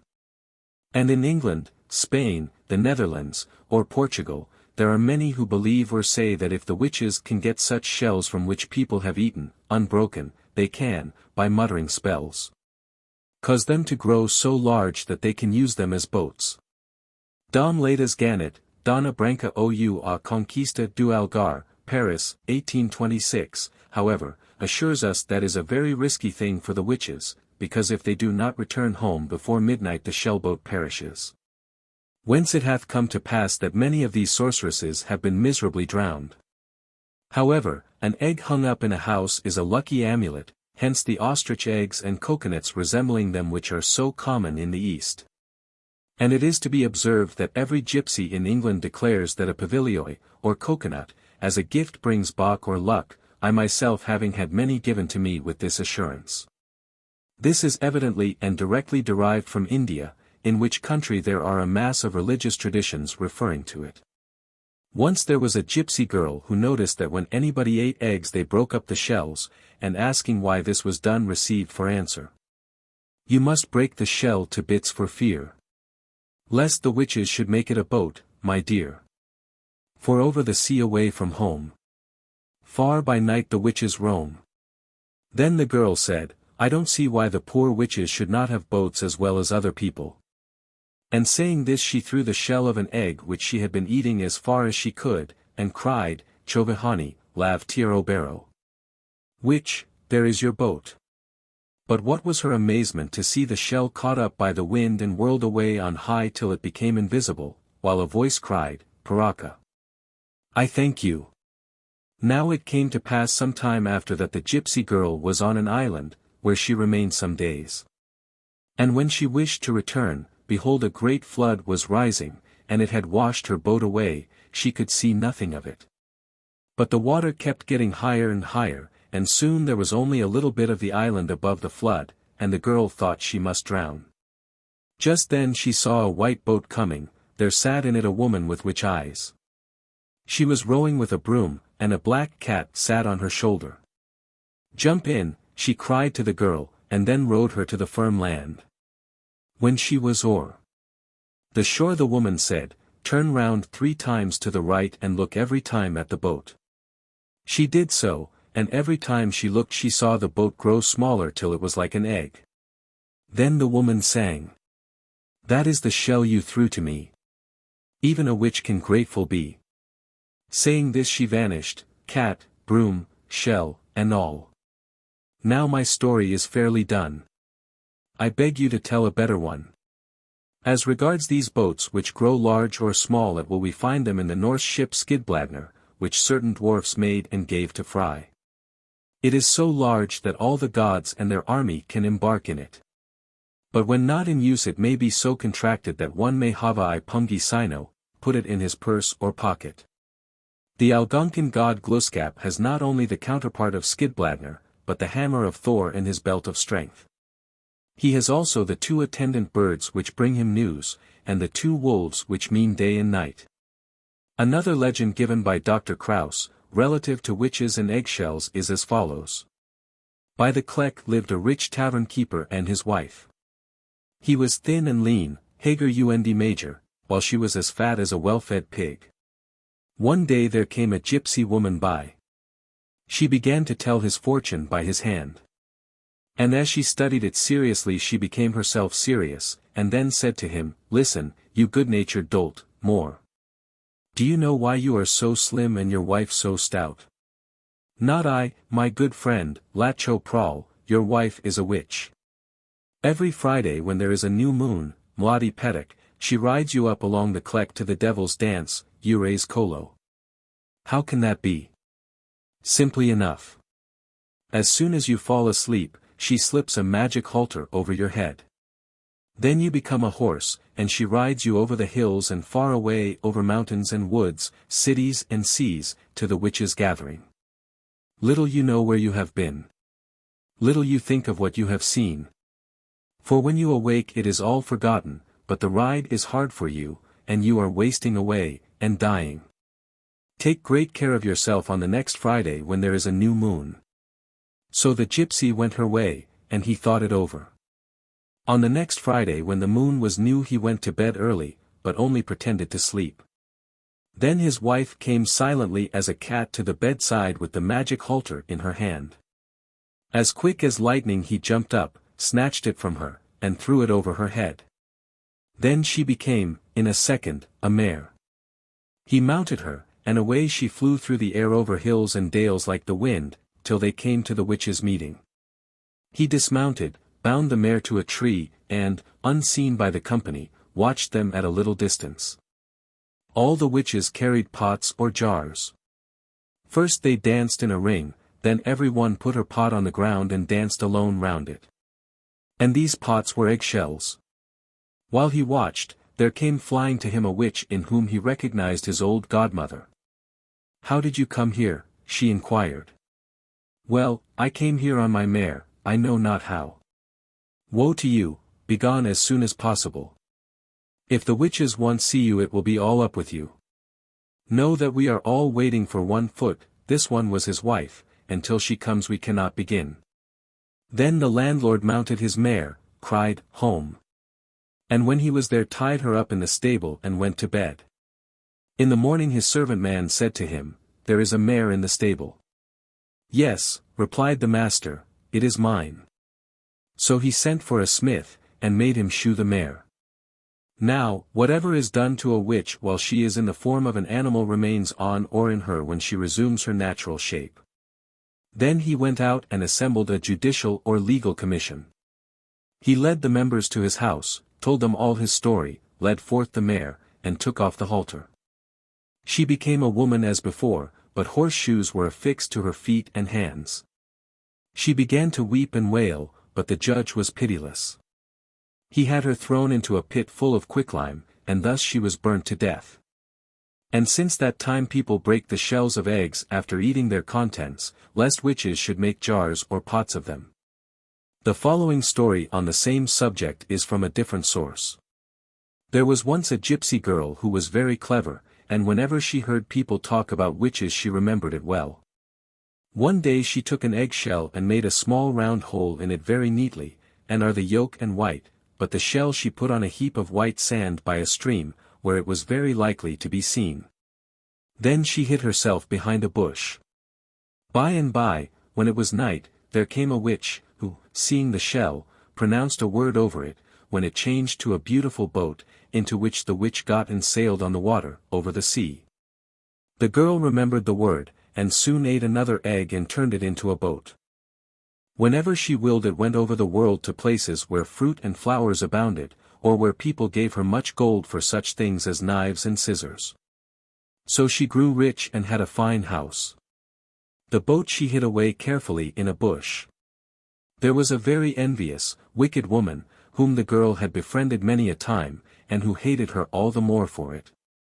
And this creature set to work, spying and sneaking, to find out the secret of the girl's prosperity. And at last she discovered the boat, and, suspecting something, hid herself in the bush hard by to watch. By and by the girl came with a basket full of wares for her trade, and, drawing out the boat, said, "To Africa." When off it flew. The woman watched and waited. After a few hours the girl returned. Her boat was full of fine things, ostrich feathers and gold, fruit and strange flowers, all of which she carried into her house. Then the woman put the boat on the water, and said, "To Africa." But she did not know the word by means of which it was changed from an egg-shell, and which made it fly like thought. So as it went along the woman cried, faster, but it never heeded her. Then she cried again in a great rage, and at last exclaimed, "In God's name get on with you." Then the spell was broken, and the boat turned into an egg-shell, and the woman was drowned in the great rolling sea. Egg-lore is inexhaustible. The eggs of Maundy Thursday, Witten Donnertag, says a writer in the Queen, protect the house against thunder and lightning, but, in fact, an egg hung up is a general protection, hence the ostrich eggs and coconuts of the East. Some other very interesting items in the communication referred to are as follows. Witches and eggs. To hang an egg laid on Ascension Day in the roof of a house, says Reginald Scott in 1584, preserveth the same from all hurts. Probably this was written with an eye to the hurts arising from witchcraft, in connection with which eggs were supposed to possess certain mysterious powers. In North Germany, if you have a desire to see the ladies of the broomstick on May Day, their festival, you must take an egg laid on Maundy Thursday, and stand where four roads meet. Or else you must go into church on Good Friday, but come out before the blessing. It was formerly quite an article of domestic belief that the shells must be broken after eating eggs, lest the witches should sail out to sea in them. Or, as Sir Thomas Browne declared, lest they should draw or prick their names therein, and beneficiously mischief the person who had partaken of the egg. North Germans, ignoring this side of the question, say, break the shells or you will get the ague. And Netherlanders advise you to secure yourself against the attacks of this disagreeable visitor by eating on Easter Day a couple of eggs which were laid on Good Friday. Scottish Superstitions. Scotch fishers, who may be reckoned among the most superstitious of folks, believe that contrary winds and much consequent vexation of spirit will be the result of having eggs on board with them. While in the west of England it is considered very unlucky to bring birds' eggs into the house, although they may be hung up with impunity outside. Mr. Gregor, in his Folklore of the Northeast of Scotland, gives us some curious particulars concerning chickens, and the best methods of securing a satisfactory brood. The hen, it seems, should be set on an odd number of eggs, or the chances are that most, if not all, will be addled, a mournful prospect for the hen wife. Also they must be placed under the mother bird after sunset, or the chickens will be blind. If the woman who performs this office carries the eggs wrapped up in her chemise, the result will be hen birds, if she wears a man's hat, cocks. Furthermore, it is as well for her to repeat a sort of charm, in Thagithir, aoot Thagithir. Unlucky eggs. There are many farmers' wives, even in the present day, who would never dream of allowing eggs to be brought into the house or taken out after dark, this being deemed extremely unlucky. Cuthbert Bede mentions the case of a farmer's wife in Rutland who received a setting of duck's eggs from a neighbor at 9 o'clock at night. "I cannot imagine how she could have been so foolish," said the good woman, much distressed, and her visitor, upon inquiry, was told that duck's eggs brought into a house after sunset would never be hatched. A Lincolnshire superstition declares that if eggs are carried over running water they will be useless for setting purposes. While in Aberdeen there is an idea prevalent among the country folks that should it thunder a short time before chickens are hatched, they will die in the shell. The same wiseacres may be credited with the notion that the year the farmer's good wife presents him with an addition to his family is a bad season for the poultry yard. Bairns and chuckens, say they, dinna thrive in ae year. The probable explanation being that the good wife, taken up with the care of her bairn, has less time to attend to the rearing of the chuckens. Fortune-telling in Northumberland. Besides the divination practiced with the white of an egg, which certainly appears of a vague and unsatisfactory character, another species of fortune-telling with eggs is in vogue in Northumberland on the eve of St. Agnes. A maiden desirous of knowing what her future lord is like, is enjoined to boil an egg, after having spent the whole day fasting and in silence, then to extract the yolk, fill the cavity with salt, and eat the whole, including the shell.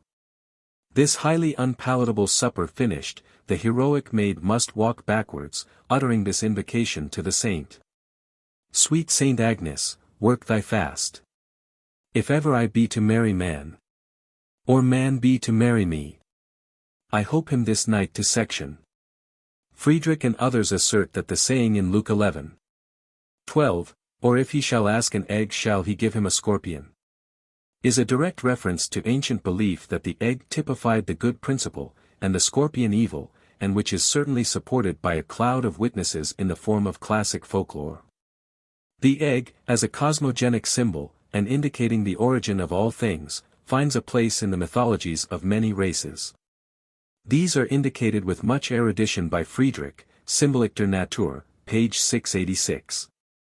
In Lower Alsatia it is believed that if a man will take an Easter egg into the church and look about him, if there be any witches in the congregation he may know them by their having in their hands pieces of pork instead of prayer books, and milk pails on their heads for bonnets. Wolf, Deutsche Marchen und Sagen, page 270.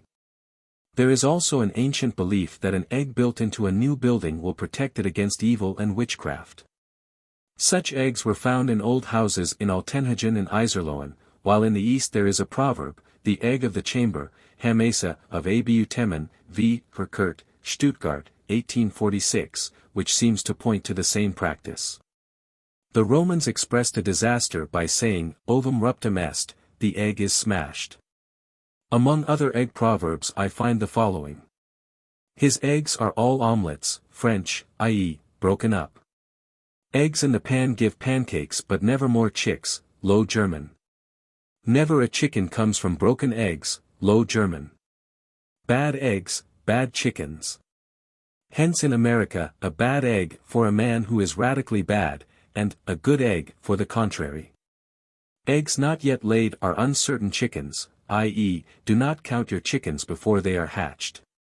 Tread carefully among eggs, German. The egg pretends to be cleverer than the hen. He waits for the eggs and lets the hen go. He who wants eggs must endure the clucking of the hen, Westphalian. He thinks his eggs are of more account than other people's hens. One rotten egg spoils all the pudding. Rotten eggs and bad butter always stand by one another, or go well together. Old eggs, old lovers, and an old horse are either rotten or for the worse. Original. Alte Eier. Alte Friar. Alter Gall. Sind meistens Fall. All eggs are of the same size, eggs are all alike, he said, and grabbed the biggest. As like as eggs, old Roman. As sure as eggs. His eggs all have 2 yolks. If you have many eggs you can have many cakes. He who has many eggs scatters many shells. To throw an egg at a sparrow. To borrow trouble for eggs not yet hatched.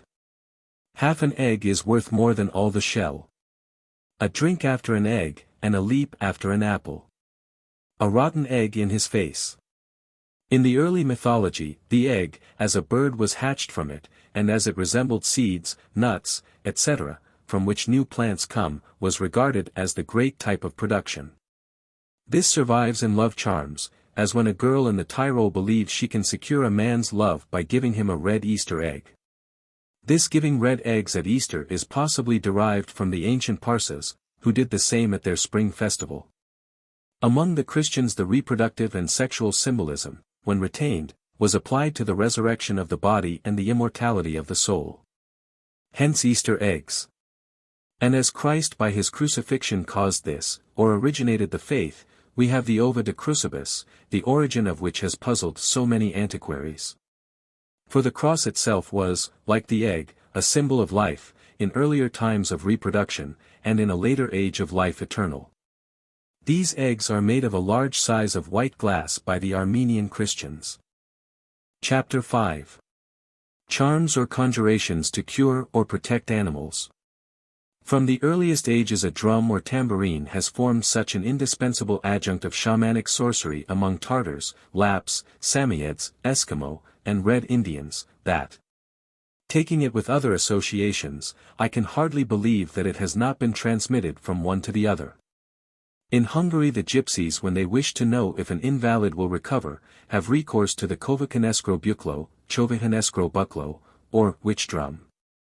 This is a kind of rude tambourine covered with the skin of an animal, and marked with stripes which have a special meaning. On this are placed from 9 to 21 seeds of the thorn apple, stramonium.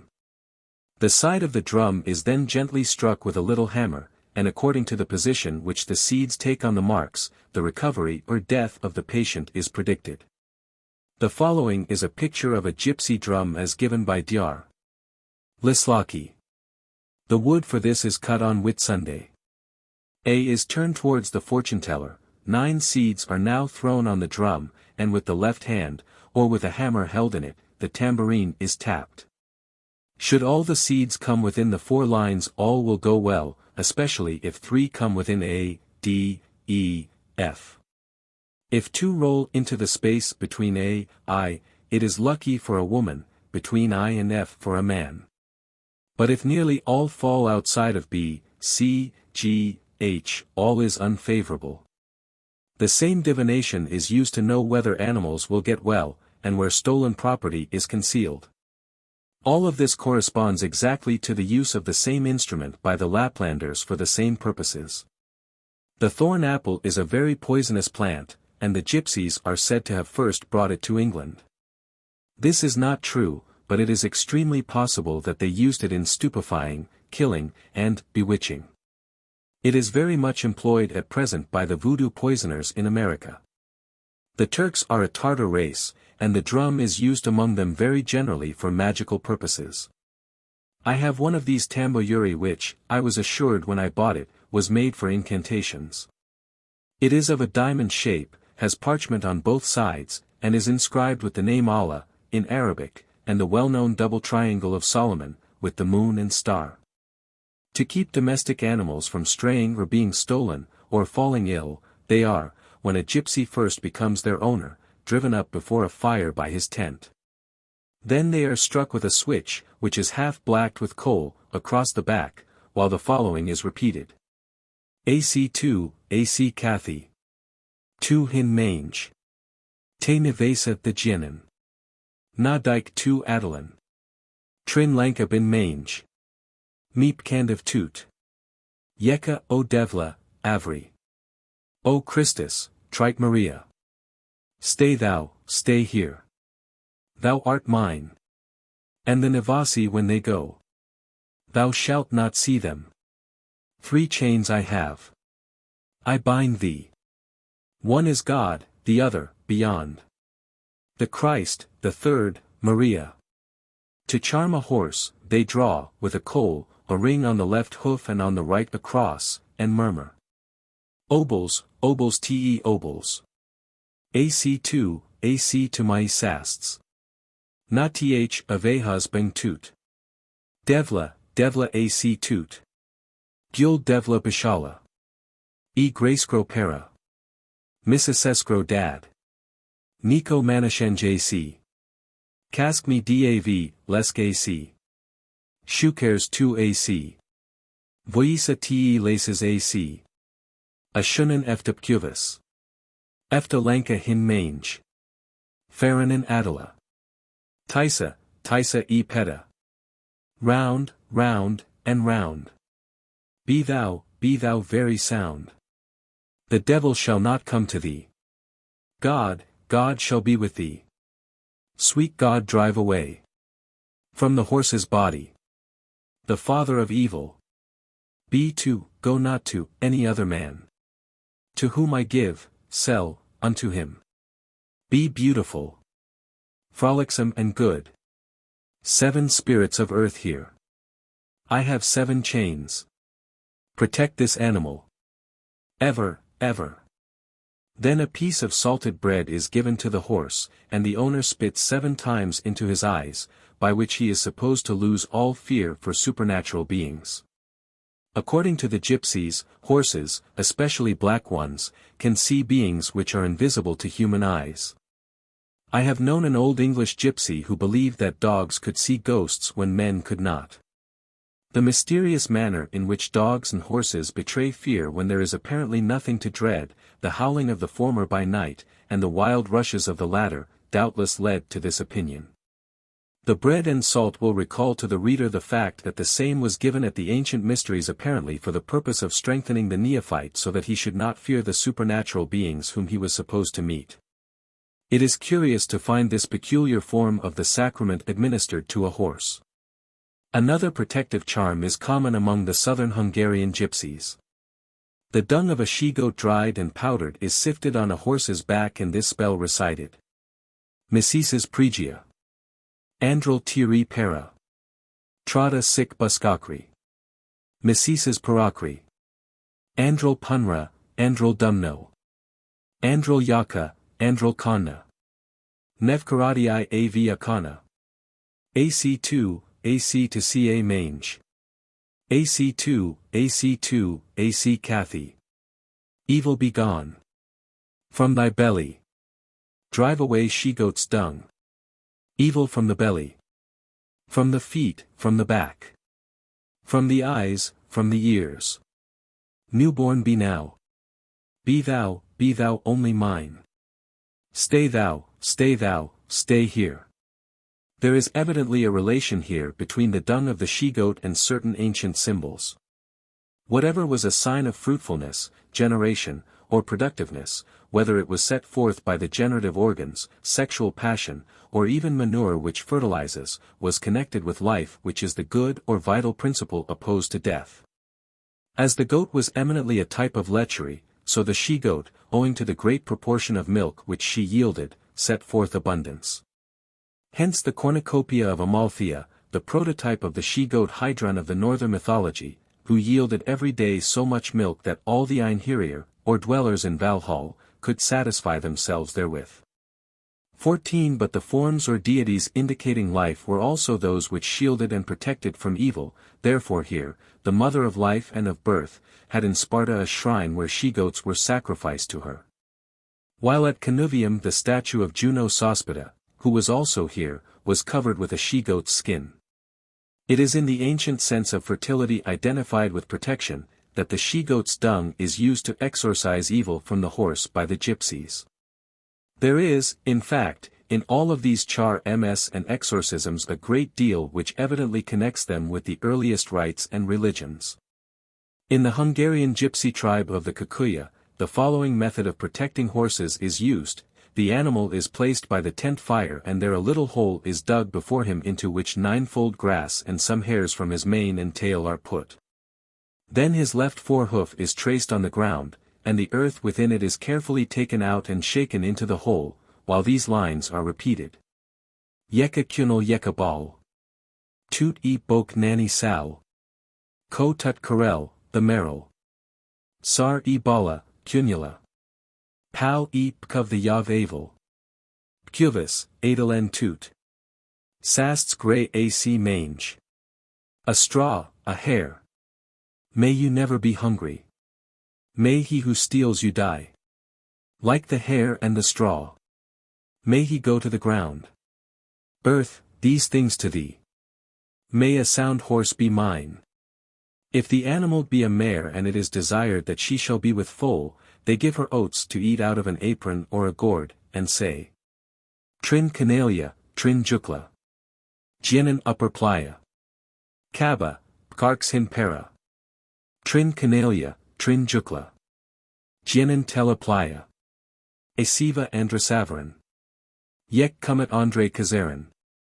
Tre Para Sik Caravan. 3 asses, 3 dogs. Go up the hill. Eat, fill thy belly with young. 3 asses, 3 dogs. Go down the hill. They close the holes. They put the moon in them. Thy belly be soon fruitful. The moon has here, remarks Leslaki, a phallic meaning, the mention of the ass, and the use of the gourd and apron are symbols of fertility. Vde gubernatus, animals in Indian mythology, in the chapter on the ass. There is another formula for protecting and aiding cattle, which is practiced among other races besides that of the Gypsies, as, for instance, among the Slovaks of northern Hungary. This I shall leave in the original. Dieser Verwirrungsmittel besteht darin, dass dem gekauften weiblichen Thier der Mann den blanken Hintern seit, einem männlichen Thier aber ein weiblich Person. Hierbei werden die Wort gesagt. Sar o kar pal e punra. Kia mange c tisa. Wieder schwanz am bien. Sols du stets bei mir sein. Or else.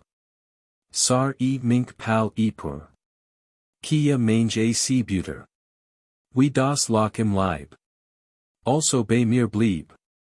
To secure swine to their owner, a hole is dug in the turf which is filled with salt and charcoal dust, which is covered with earth, and these words uttered. Ada hin tut. Na ava pal menj.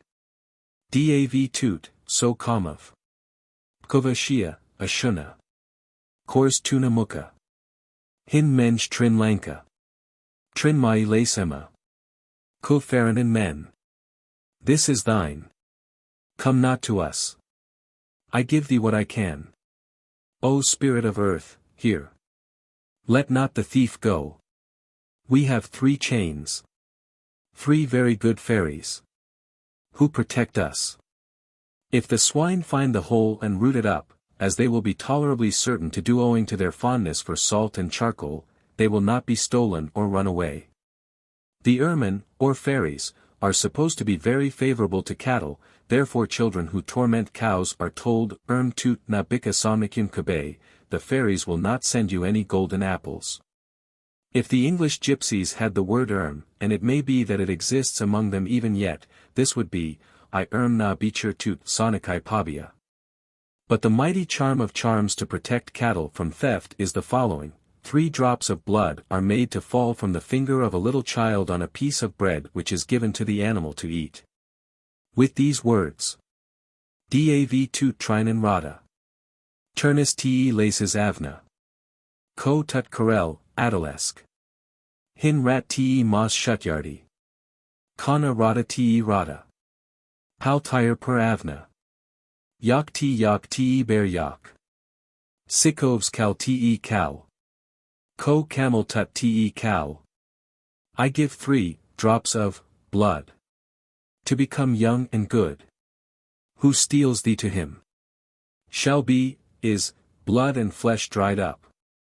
When blood and blood pass into thy belly, fire and great fire shall devour and devour all. Who will eat thee? This incantation takes us back to grim old heathenism with hints of human sacrifice. When the thief was suspected or privately detected, it is probable that a dose of some burning poison made good the prediction. The word young, remarks Dar.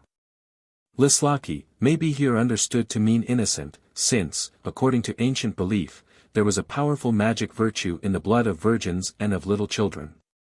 Every new tent is therefore sprinkled by the Gypsies with a few drops of a child's blood to protect it from magic or any other accident. So in prehistoric times, and through the Middle Ages, a human being was often walled up alive in the foundations of a castle to ensure its durability. Vide P. Castle, Die Symbolic de Blutes, page 157. When the wandering, or tent gypsies, find that cattle are ill and do not know the nature of the disease, they take 2 birds, if possible quails, called by them Berecto or Furio, one of which is killed, but the other, besprinkled with its blood, is allowed to fly away. With what remains of the blood they sprinkle some fodder, which is put before the animal, with the words, "So Andre tu misek hin. Avrieva. Kathy kur na avla. Misesesk. Kana rada na avna. Nasvaliipan na avna. Misek, tu avrieva. Ada kur na lace. Dav radami Kathy. What in thee is evil? Come forth. Here is no home for the evil one. When drops of blood come not, sickness comes not. Thou evil one, come forth. Trin parn, trin kale. Trin tkuli pashlajan Kathy. Ko len haginal. Ac kiva mange. 3 white, 3 black. 3 fat lie together here. Whoever disturbs them, remain to me. Be mine. To ensure pigs thriving by a new owner, some charcoal dust is mingled with their food and these words spoken. Nivasesk na muka. The cow tiri kabina. Misek yaka tut daikin. The yan Kathy muterin. Tu a tunsi kaba len. Do not let the Navasi eat thy food. Evil eyes see thee, and they here shall perish. Then do thou eat them. As a particularly powerful conjuration against thieves, the owner runs thrice, while quite naked, round the animal or object which he wishes to protect, and repeats at every turn. O Korea na pregia. Durdur na ava. Tre vasta, tiri punra. Avkna kernodia. Te ada pedalaves. O, thief, do not go. Further do not come. Thy hands, thy feet, shall decay, if thou takest this animal. Another thieves' benediction is as follows: the owner goes at midnight with the animal or object to be protected to a crossroads, and while letting fall on the ground a few hairs of the beast, or a bit of the thing whatever it be, repeats, Ada hin toot. Na ava pal menj. Dav toot, so kamov. Kavusia ashuna. This home is not good. Here I give, the blood. The Gypsies call the quail the devil's bird, Siriklo Bengeskro, and ascribe diabolic properties to it. Vede Castle, 6 and 162. The daughters of the Navasi appear as quails in the fields by day, but during the night they steal the corn. To keep them away it is held good during sowing time to place in each of the 4 corners of the field, parts of a quail, or at least some of the feathers of a black hen which has never laid an egg. This superstition is also current among the Roumanian peasants of the Siebenbergen. The primitive meaning of the myth may perhaps be found in the Greek tradition which regarded the quail, because it was a bird of passage, as a type of revival of spring or of life. Hercules awakes from his swoon when his companion Iolaus, from the Greek iota omicron upsilon lambda omicron, less than, greater than. Greek Iolos, youth, holds a quail to his nose. Hercules suffered from epilepsy, for which disease the ancients thought the brain of a quail was a specific. The placing pieces of a quail, by the Gypsies, in the corners of a field when corn is sown, connects the bird with spring. Artemis, a goddess of spring and life, was called by the Romans Ortigia, from omicron rotau upsilon xi, Greek ortix, a quail. Therefore, as signifying new life, the quail became itself a cure for many diseases. And it seems to be like the wren, also a bird of witchcraft and sorcery, or a kind of witch itself. It is a protector, because, owing to its pugnacity, it was a type of pluck, battle and victory. In Phoenicia it was sacrificed to Hercules, and the Romans were so fanatical in regard to it that Augustus punished a city father for serving upon his table a quail which had become celebrated for its prowess. And so it has become a devil's bird among the Gypsies because in the old time it was regarded as a devil of a bird for fighting. The Gypsies are hardly to be regarded as Christians, but when they wish to contend against the powers of darkness they occasionally invoke Christian influences. If a cow gives bloody milk it is thought to be caused by her eating wachtelkraut, or quail weed, which is a poison. In such a case they sprinkle the milk on a field frequented by quails and repeat. Dav rada tumanj. Ada na hin lace. Racegro cristescro rada. Ada hin mai lace. Ada hin amenge. I give to you blood. Which is not good. The Lord Christ's blood is truly good. That is ours. If a cow makes water while being milked, she is bewitched, and it is well in such a case to catch some of the urine, mix it with onion peelings and the egg of a black hen. This is boiled and mixed with the cow's food while these lines are repeated. Ko Andre hin, Avriava. Trina ma singerden les. Trina ma traden les. Andre yandanger kur. Beshelyav Andre kur. Hin lesk mai yaka. Hin lesk mai pana. Who is within, let him come out. 3 call him. 3 drive him. Into the eggshell house. There he lives in the house. He has much fire. He has much water. Then half the shell of the egg of the black hen is thrown into a running stream and the other half into a fire. Next to the Navasi incubus, or spirits of earth and air, and human sorcerers or witches, the being who is most dreaded as injuring cattle is the chagrin or cagrino. These demons have the form of a hedgehog, are of yellowish color, and are half a yard in length, and a span in breadth. I am certain, says Laslaki, that this creature is none other than the equally demoniac being called Harjan, still believed in by the inhabitants of northwestern India. Vide Librec, p. 112, and Leitner, Results of a Tour in Dardistan Kashmir, and, Volume 1, page 13, the exact identity of the description of the two, as well as that of the name, prove that the Gypsies brought the belief from their Indian home. It may here be observed that the Indian name is Harjan, and the true Gypsy word is pronounced very nearly like Hagran, the O being an arbitrary addition. The transposition of letters in a word is extremely common among the Hindu Gypsies. The chagrin specially torments horses, by sitting on their backs and making water on their bodies. The next day they appear to be weary, sad, sick, and weak, bathed in sweat, with their manes tangled. When this is seen, the following ceremony is resorted to: the horse is tied to a stake which has been rubbed with garlic juice, then a red thread is laid in the form of a cross on the ground, but so far from the heels of the horse that he cannot disturb it. And while laying it down the performer sings, Save Misek AC Kathy. AC Andre Lunge Tave. Andre Leg Pashader Pani. De Tu Tire Pani. Andre Kuka Sharinia. Andre Tu Sik Madara. All evil stay here. Stay in the long thread. In the next brook, water. Give thy water. Jump in chagrin. Therein perish quickly.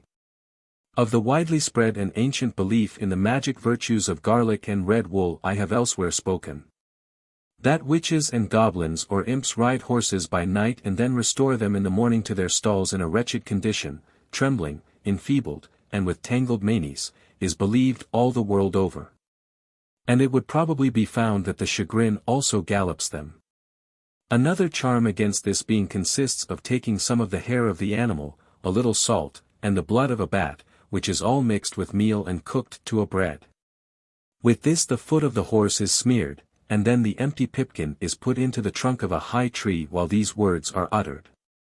AC2 Cin Kathy. Cin Ada Tkuts Avla. Stay so long here.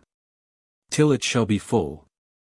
The blood of the bat may be derived from an oriental belief that the bat being the most perfect of birds, because it has breasts and suckles its young, it is specially adapted to magical uses. In the Tyrol he who bears the left eye of a bat may become invisible, and in Hesse he who wears the heart of a bat bound to his arm with red thread will always win at cards. The manes of the horses which have been tangled and twisted by the chagrin must not be cut off or disentangled unless these words are spoken. Cin tu jid, Cin ada balajiden. So long live thou, long as these hairs shall live. It is an European belief that knots of hair made by witches must not be disentangled. The belief that such knots are made intentionally by some intelligence is very natural. I have often been surprised to find how frequently knots form themselves in the cord of my eyeglass, even when pains are taken at night to lay it down so as to be free of them. Apropos of which I may mention that this teasing personality of the eyeglass and cord seems to have been noted by others. I was once traveling on the Nile in company with a Persian prince, who became convinced that his eyeglass was very unlucky, and therefore threw it into the river. The chagrin specially torments mares which have recently foaled. Therefore it is held needful, soon after the birth, to put into the water which the mother drinks glowing hot coals, which are thrice taken from the fire.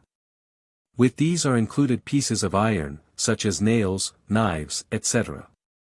And the following words are solemnly murmured. Pia tu te na ac savnibnestar. Drink, and do not be sleepy. Many readers may here observe that charcoal and iron form a real tonic, or very practical strengthening dose for the enfeebled mare. But here, as in many cases, medicine makes a cure and the devil or the doctor gets the credit. The chagrin is supposed to attack horses only while they are asleep. Its urine often causes swellings or sores. These are covered by day with a patch of red cloth, which is stuck at night into a hole in a tree, which is closed with a cork, while these words are pronounced. Ac2 Kathy. Cin alla tav peta. Cin peta yek ruck. Cin ruck yek manish. Co mutural tut. Remain thou here. Till the rag become an animal. Till the animal, a tree. Till the tree, a man. Who will destroy thee? Dar. Leslocki suggests that the idea of the trees becoming a man is derived from the old gypsy belief that the first human beings were made from the leaves of trees, and refers to what he has elsewhere written on a tradition of the creation of the world, as held by Transylvanian gypsies. The following is a children's song, in which the belief may be traced. Amaro dad jal andro bes. Sinjral odoi caves. Del diacri andre pada. Yek Kavoro Ada Avla. Our father went into a wood. There he cut a boy. Laid it in mother's bed. So a boy comes.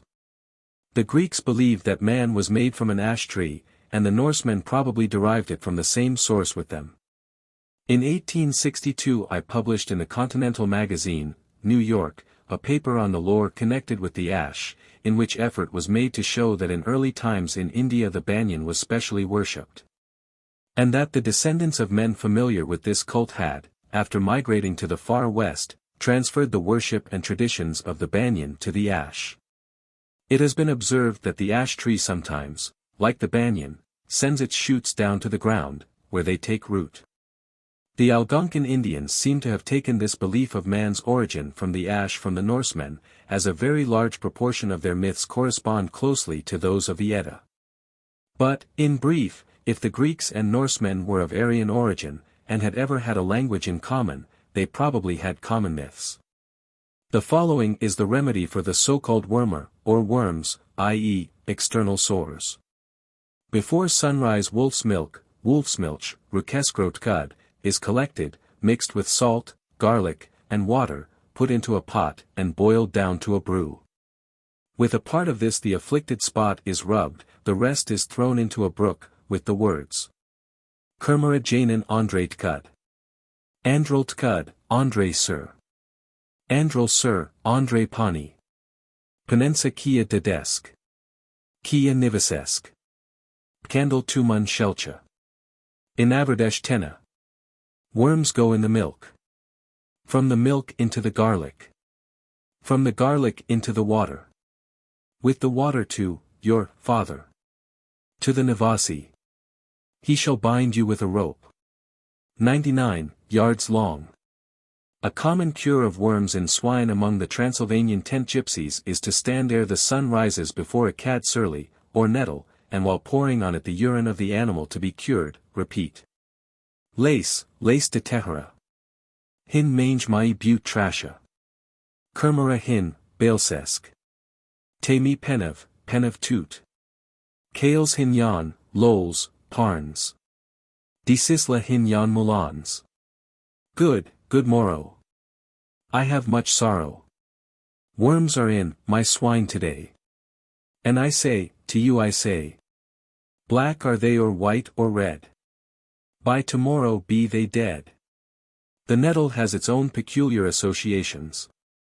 According to the Gypsies it grows chiefly in places where there is a subterranean passage to the dwellings of the Pjuvas or earth fairies, therefore it is consecrated to them and called Casta Cuvasanger, Pjuvas wood. Hence the Gypsy children while gathering nettles for pigs sing.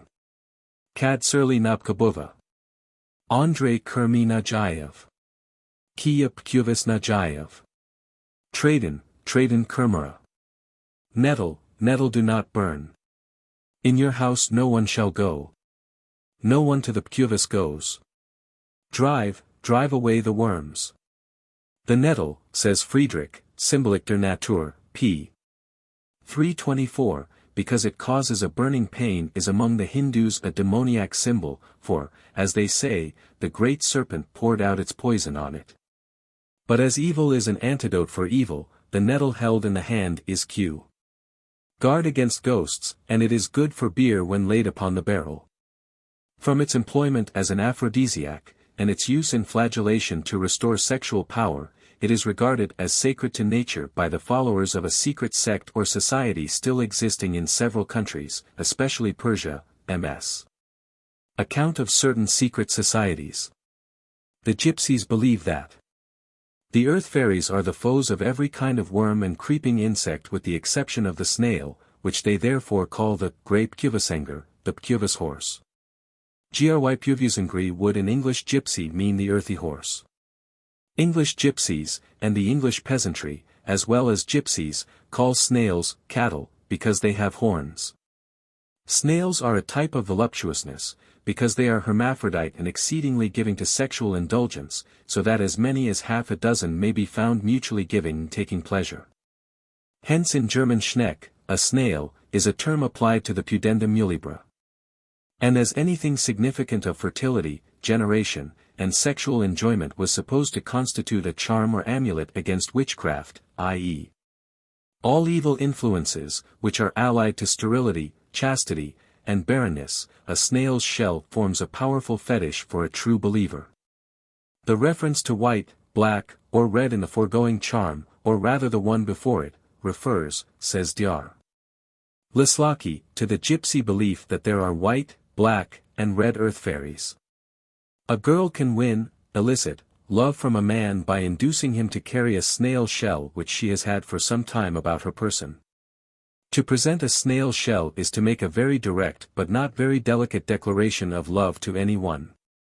I have heard of a lady who caused an intense excitement in a village by collecting about 100 large snails, gilding their shells, and then turning them loose in several gardens, where their discovery excited, as may be supposed, great excitement among the finders. If pigs lose their appetites, a brew is made of milk, charcoal dust, and their own dung, which is put before them with the words, Fris hex und verek. In this place I must remark that the Transylvanian tent gypsies use for grumus murdi also the expression hurt, Ferris, Lislaki. To cure a cough in animals one should take from the hoofs of the first riding horse, dirt or dust, and put it into the mouth of the suffering animal with the words, Pregile te nani yav avel. May he go away and never return. To have a horse always in good spirits and lively during the waning moon, his spine is rubbed with garlic, while these words are uttered. Misek Andre tut. O bang the cow butt. Laces Andre tut. Asel Andre tut. What is evil in thee? May the devil eat it much. What is good in thee? May it remain in thee. But it is far more effective when the garlic is put on a rag of the clothes of one who has been hanged, and the place rubbed with it, in which we have a remnant of the earliest witchcraft, before Shamanism, which had recourse to the vilest and most vulgar methods of exciting awe and belief. This is in all probability the earliest form in which magic, or the power of controlling invisible or supernatural influences manifested itself, and it is very interesting to observe that it still survives. And that the world still presents every phase of its faiths, ab initio. There is a very curious belief or principle attached to the use of songs in conjuring witches, or in averting their own sorcery. It is that the witch is obliged, willy-nilly, to listen to the end to what is in meter, an idea founded on the attraction of melody, which is much stronger among savages and children than with civilized adults. Nearly allied to this is the belief that if the witch sees interlaced or bewildering and confused patterns she must follow them out, and by means of this her thoughts are diverted or scattered. Hence the serpentine inscriptions of the Norsemen and their intertwining bands which were firmly believed to bring good luck or avert evil influence. A traveler in Persia states that the patterns of the carpets of that country are made as bewildering as possible, to avert the evil eye. And it is with this purpose that in Italian, as in all other witchcraft, so many spells and charms depend on interwoven braided cords. Twist ye, twine ye, even so. Mingle threads of joy and woe.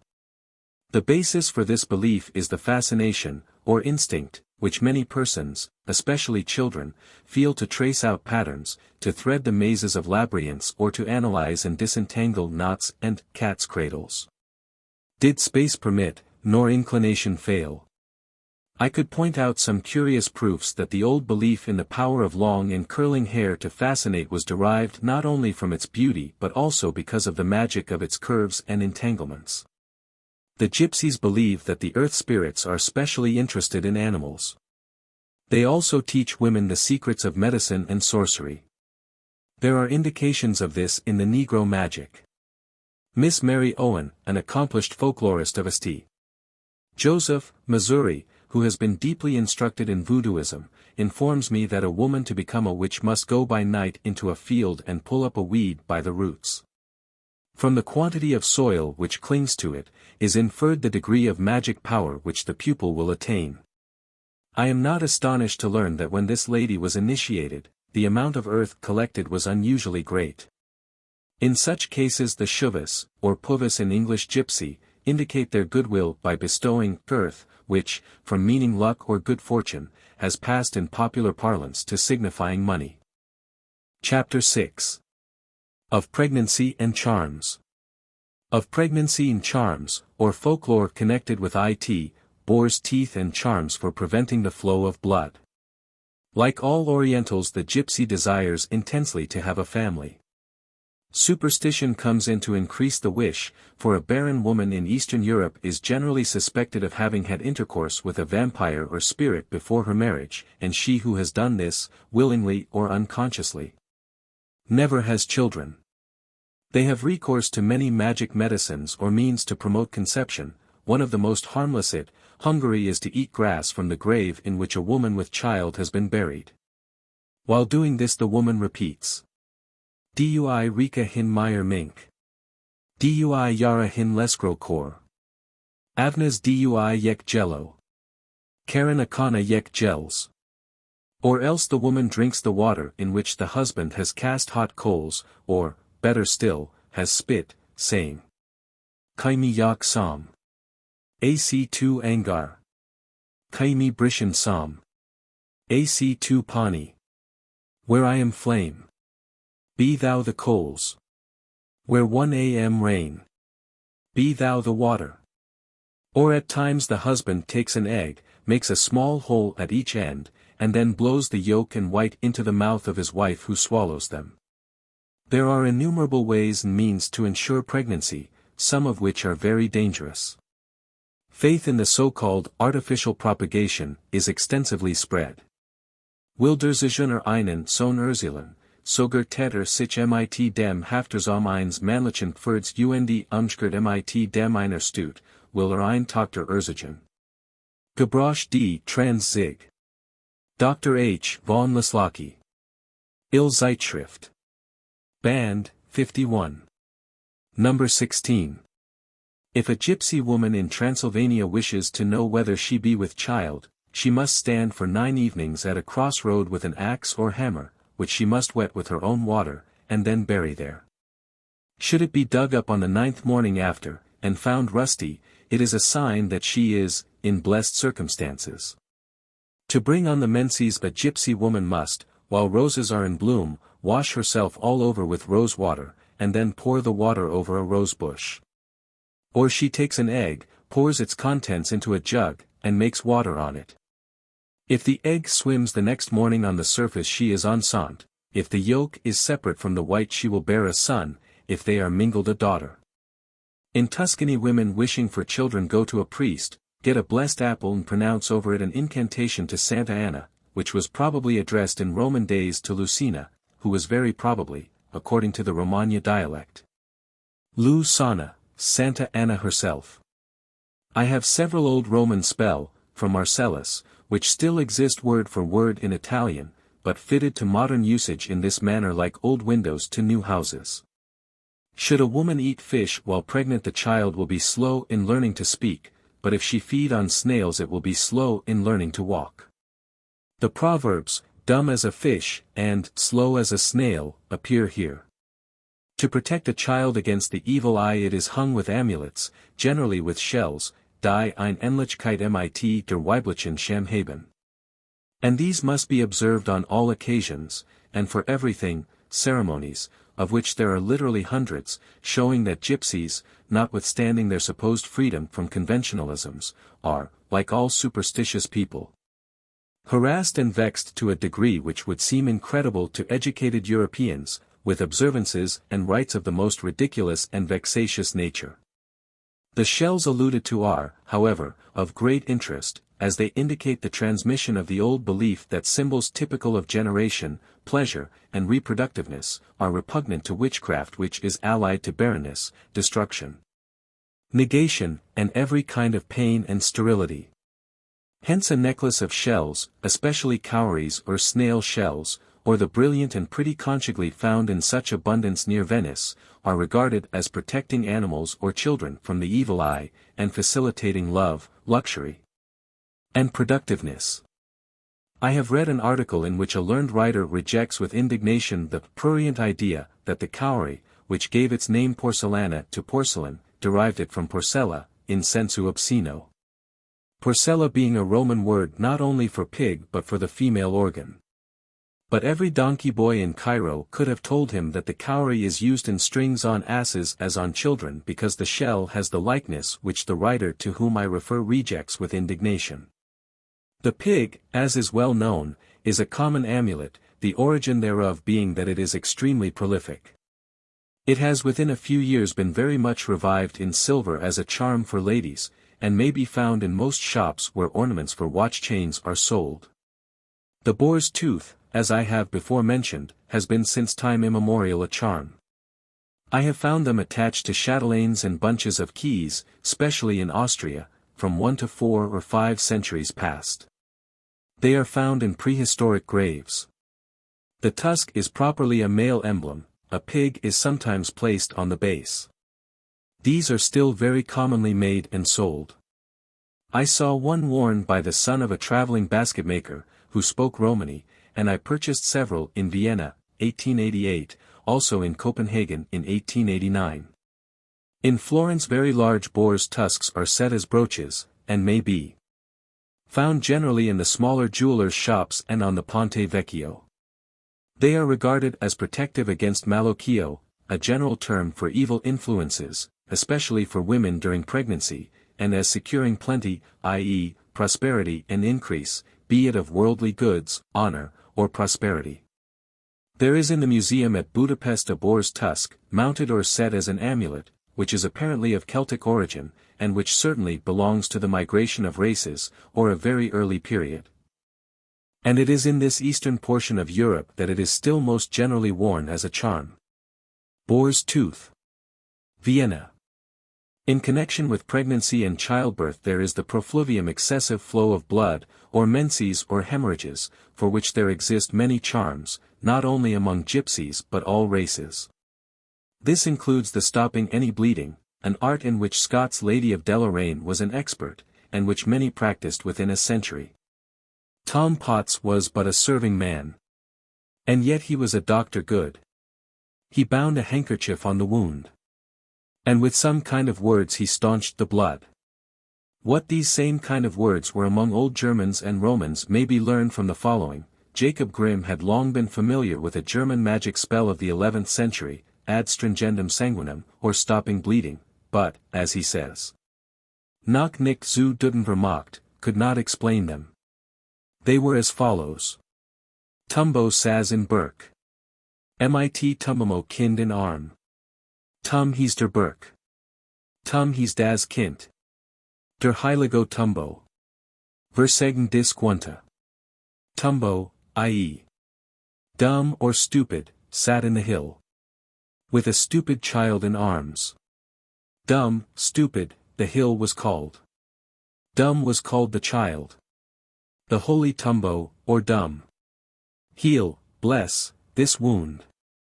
Some years after he found the following among the magic formulas of Marcellus Bertigolensis. Carmen util perfluvio mulieri. Stupidus in monte ibit. Stupidus stupuit. Adjuro te matrix. Na hoc iracunda sicipias. Peri ration scriptum legibus. I.e., a song useful for a flow of blood in woman. The stupid man went into the mountain. The stupid man was amazed. I adjure thee, O womb. Be not angry. Which shall also be bound as a writing, i.e. according to a previous direction that it shall be written on virgin parchment, and bound with a linen cord about the waist of him or of her, quae petiator de qualibet part corporis sanguinis fluxum, who suffers anywhere from flow of blood. It is possible that the stupidus and his blessing of women has here some remotely derived reference to the reverence amounting to worship of idiots in the East, who are described as being surrounded in some parts of India by matrons seeking for their touch and benediction, and soliciting their embraces.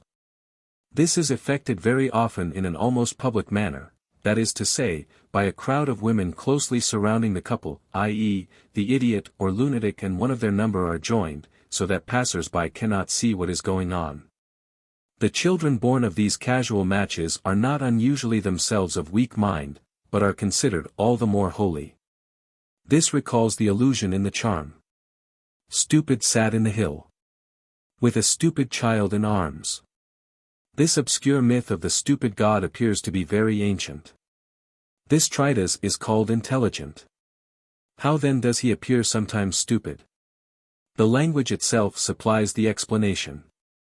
In Sanskrit Balas means both child and stolid, and the third brother is supposed to be stolid because, at his first appearance especially, he is a child. Tritas is one of the three brothers or gods, i.e., the Trinity. Zoological Mythology, by Angelo D. E. Gubernatis, 1872. I am indebted to the as yet unpublished collection of Gypsiana made by Prof. Anton Hermann for the following. There is a superstition among our gypsies that if the shadow of a cross on a grave falls on a woman with child she will have a miscarriage. And this seems to be peculiarly appropriate to girls who have anticipated the privileges of matrimony. The following rhyme seems to describe the hesitation of a girl who has gone to a cross to produce the result alluded to, but who is withheld by love for her unborn infant. Signo trussel pal hendaco. Hin ada usilinako. The zayev mi pro usilin. Ajt mange la savo na kin. Sar e pratin cad chazarel. Save silk barvo meril. Pal basavo te prazapi. Mri kajori mod kamali. Cross upon a grave so small. Here I see thy shadow fall. If it fall on me they say, all my shame will pass away. As the autumn leaf is blown by the wind to die alone. Yet in shame and misery, my baby will be clear to me. There is a belief allied to this of the power of the dead in graves to work wonders, to the effect that if any one plucks a rose from a grave, he or she will soon die. In the following song a gypsy picks a rose from the grave of the one beloved, hoping that it will cause his death. Signoro Hrobosa. Hin sukers rosa. Mange lapshagavas. Doi mi na kamavas. Beslas piranake. Robas hin joy mange. Chgavas, chok zanav. Pal lele avava. Te mi eni brinzinav. The mi pasavinav. On her little tomb there grows, by itself a lovely rose. All alone the rose I break. And I do it for her sake. I sat by her I held so dear. Now her grave and mine are near. I break the rose because I know that to her I soon must go. Grief cannot my spirit stir, since I know I go to her. M. Countervine, contribution by Dr. A. Elisif, Gypsy Lore Journal, July, 1890, gives the following as a Russian gypsy spell against barrenness. Loki, thou destroyest and dost make everything on earth. Thou canst see nothing old, for death lives in thee, thou givest birth to all upon the earth for thou thyself art life. By thy might cause me, to bear good fruit, I who am deprived of the joy of motherhood, and barren as a rock. According to Dr. Elisif, Loki is related to the Indian goddess Lakshmi, although differing from her in character. Another incantation of the same nature is as follows. Thou art the mother of every living creature and the distributor of good, thou doest according to thy wisdom in destroying what is useless or what has lived its destined time. By thy wisdom thou makest the earth to regenerate all that is new. Thou dost not seek the death of any one, for thou art the benefactress of mankind. Chapter 7. The Recovery of Stolen Property, Love Charms. The recovery of stolen property, love charms, shoes and love potions, or philters. When a man has lost anything, or been robbed, he often has in his own mind, quite unconsciously, some suspicion or clue to it. A clever fortune-teller or gypsy who has made a lifelong study of such clues, can often elicit from the loser, hints which enable the magician to surmise the truth. Many people place absolute confidence in their servants, and perhaps suspect nobody. The detective or gypsy has no such faith in man, and suspects everybody. Where positive knowledge cannot be established there is, however, another resource. The thief is often as superstitious as his victim. Hence he fears that some mysterious curse may be laid on him, which he cannot escape. In the Pacific Islands, as among Negroes everywhere, a man will die if taboo or voodoo attaches to the taking of objects which have been consecrated by a certain formula. Therefore such formulas are commonly employed. Among the Hungarian gypsies, to recover a stolen animal, some of its dung is taken and thrown to the east and the west with the words K tut o kam dikel. Odoi ava kia mange. Where the sun sees thee. Hence return to me. But when a horse has been stolen, they take what is left of his harness, bury it in the earth and make a fire over it, saying, Ko tut cordias. Nasvales th avlas. Lesk sor na avlas. Tu na ac kia lesk. Ava sasts kia mange. Leskro sor kathi pashliol. Sar e tkov avriurol. Who stole thee? Sick may he be. May his strength depart. Do not thou remain by him. Come, back, sound to me. His strength lies here. As the smoke goes away. To know in which direction the stolen thing lies, they carry a sucking babe to a stream, hold it over the water and say, Pen mange, o nivasia. Kaveskro vastaha. K hinro gray. Yujas hin kavo. Yujas sar o kam. Yujas sar pani. Yujas sar kumet. Yujas sar legujas. Pen mange, o nivasia. Kaveskro vascha. K hinro gray. Tell me, O Navasaha. By the child's hand. Where is my horse? Pure is the child. Pure as the sun. Pure as water. Pure as the moon. Pure as the purest. Tell me, O Navasaha. By the child's hand. Where is my horse? In this we have an illustration of the widely spread belief that an innocent child is a powerful agent in prophecy and sorcery. The oath, by the hand, is still in vogue among all gypsies. Apo miro dedescro vast. By my father's hand, is one of their greatest oaths in Germany, Die Zeuner, von Richard Liebich, and I have met with an old gypsy in England who knew it. If a man who is seeking for stolen goods finds willow twigs grown into a knot, he ties it up and says, "Me avrip kandiv kareskro backed." I tie up the thief's luck. There is also a belief among the gypsies that these knots are twined by the fairies, and that whoever undoes them undoes his own luck, or that of the person on whom he is thinking. Vied Rockholz, Allmanisches Kinderlied und Kinderspiel aus der Schweiz, page 146. These willow knots are much used in love charms. To win the love of a maid, a man cuts one of them, puts it into his mouth, and says, "Tre back me cav. Tre back me piav. Dav toot emri backed. Kana tu mange sal. I eat thy luck. I drink thy luck. Give me that luck of thine. Then thou shalt be mine." Then the lover, if he can, secretly hides this knot in the bed of the wished-for bride. It is worth noting that these lines are so much like English gypsy as it was once spoken that there are still men who would, in England, understand every word of it. Somewhat allied to this is another charm. The lover takes a blade of grass in his mouth, and turning to the east and the west, says, "Ko cam, avriavel. Kia mange lele beshel. Ko cam tel avel. Kia lalakri mi beshav. Where the sun goes up, shall my love be by me. Where the sun goes down, there by her I'll be."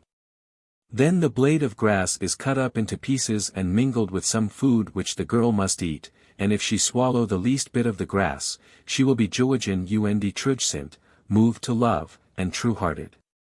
On which Dar. Lislaki remarks on the old custom also known to the Hindus, by which any one wishing to deprecate the wrath of another, or to express complete subjection, takes a blade of grass in his mouth. Of which Grimm writes, "This custom may have sprung from the idea that the one conquered gave himself up like a domestic animal to the absolute power of another. And with this appears to be connected the ancient custom of holding out grass as a sign of surrender. The conquered man took the blade of grass in his mouth and then transferred it to his conqueror. If a gypsy girl be in love, she finds the footprint of her object, digs out the earth which is within its outline and buries this under a willow tree, saying, "Upropkov hin but pkuva. Koskamov, mange th avla. Barvel, barvel, salsai. Briga na hin mange.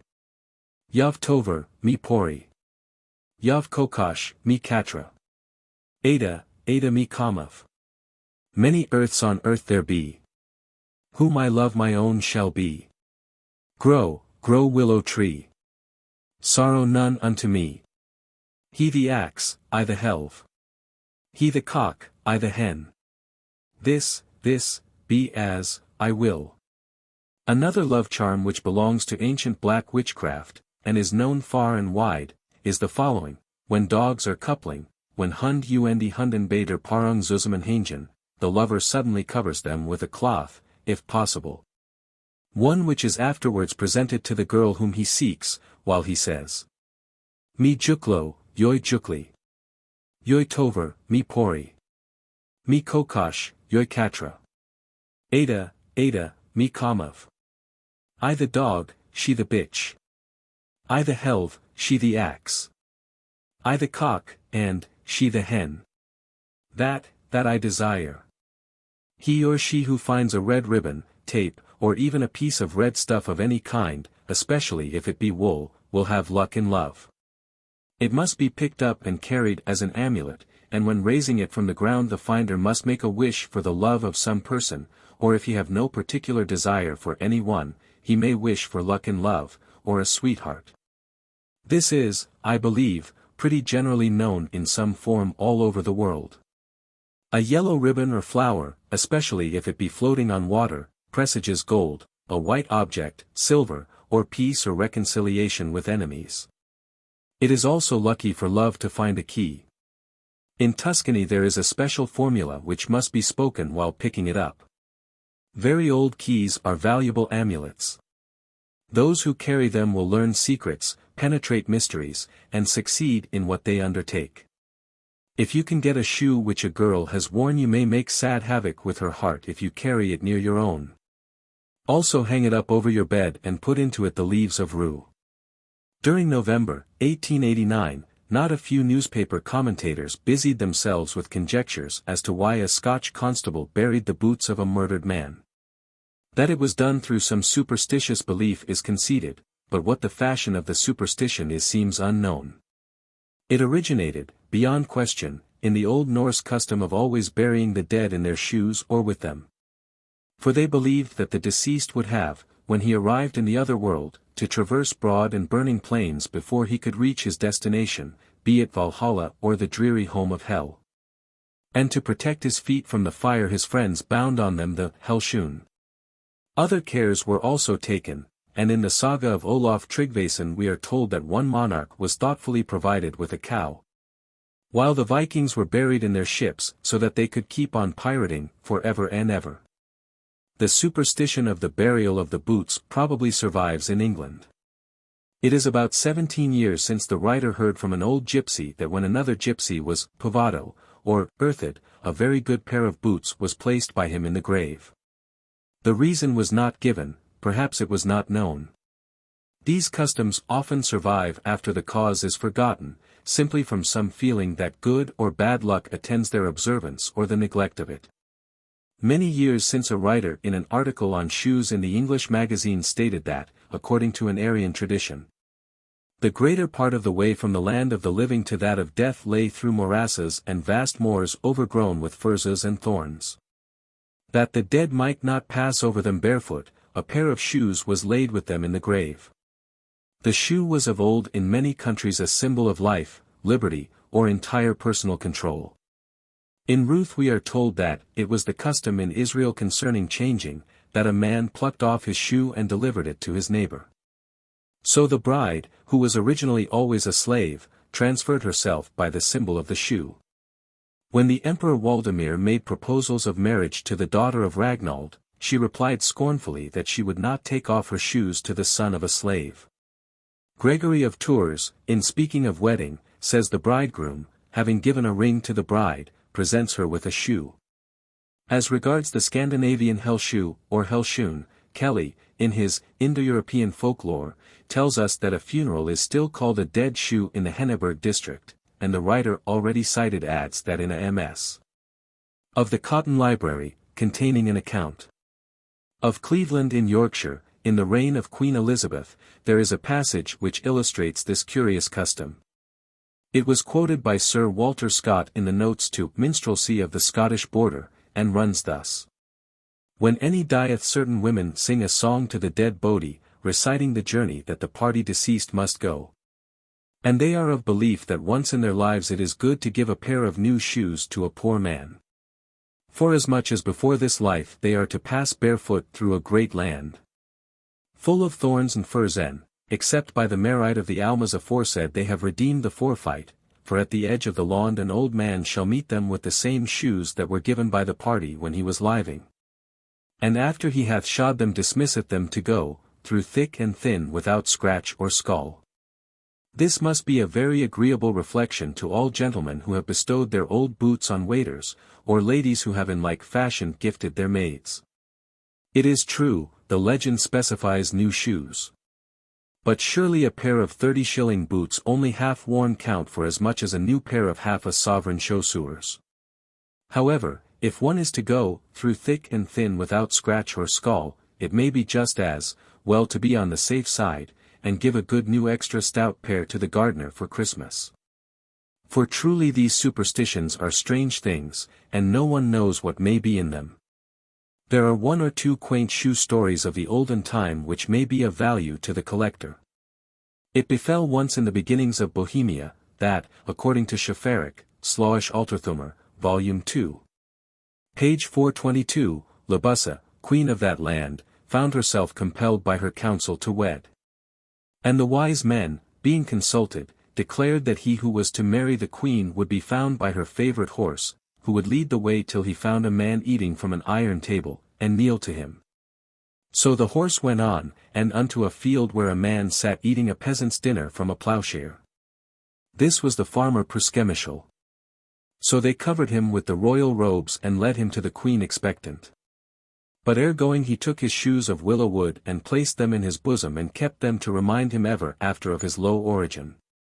It will, of course, at once strike the reader, as it has the learned, that this is a story which would naturally originate in any country where there are iron plowshares, horses, queens, and wooden shoes, and, as Schafferich shrewdly suggests, that it was all a put-up job. Since, of course, Persecuted was already a lover of the queen, the horse was trained to find him and to kneel before him, and, finally, that the plowshare and wooden shoes were the prepared properties of the little drama. The only little flaw in this evidence is the name Persecuted, which, it must be admitted, is extremely difficult to get over. The 7-league boots and the shoes of Peter Schlemelil, which take one over the world at will, have a variation in a pair recorded in another tale. There was a beautiful and extremely proud damsel, who refused a young man with every conceivable aggravation of the offence, informing him that when she ran after him, and not before that, he might hope to marry her. And at the same time meeting a poor old gypsy woman who begged her for a pair of old shoes. To which the proud princess replied, "Shoes here, shoes there. Give me a couple, I'll give thee a pair." To which the old gypsy, who was a witch, grimly muttered, "I'll give thee a pair," which, the rest of the expression was really too unamiable to repeat. Well, the youth and the witch met, and, going to the lady's shoemaker, made him make a superbly elegant pair of shoes, which were sent to the damsel as a gift. Such a gift! No sooner were they put on than off they started, carrying the princess, malgré elle, over hill and dale. By and by she saw that the man, of course, whom she had refused, was in advance of her. As in the song of the cork leg, the shoes never stopped, but kept on the pace. And the young man led her to a lonely castle and reasoned with her. And as she had promised to marry should she ever run after him, and as she had pursued him a whole day, she kept her word. The shoes she sent to the witch filled with gold. And they were wedded, and all went as merry as 1,000 grigs in a duck pond. The shoe, as has been shown by a Danish writer in a book chiefly devoted to the subject, is a type of life, especially as shown in productiveness and fertility. Hence old shoes and grain are thrown after a bride, as people say, for luck, but the Jews do it crying, Peru erfu, increase and multiply. For this, and much more, the reader may consult that wonderful treasury of folklore, Die Symbolik und die Mythologie der Natur, J. B. Friedrich, Würzburg, 1859. To which we would add our mite by remarking as a curious confirmation of this theory, that there was an old woman who lived in a shoe, who had so many children she didn't know what to do. This passes now for a mere nursery rhyme. But doubtless there are those who will trace it back to the early morning of mythology, and prove that it was once a Himeritic hymn, sung to some Melita who has long passed away down the back entry of time.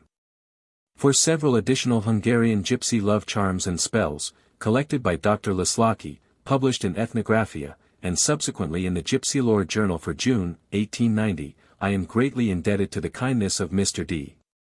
Macritchie. The gypsy girls of Transylvania believe that spells to know your future husband can be best carried out on the eves of certain days, such as New Year, Easter, and St. George. On New Year's Eve they throw shoes or boots on a willow tree, but are only allowed to throw them 9 times. Compare this with the throwing of the old shoe after the bride in many countries.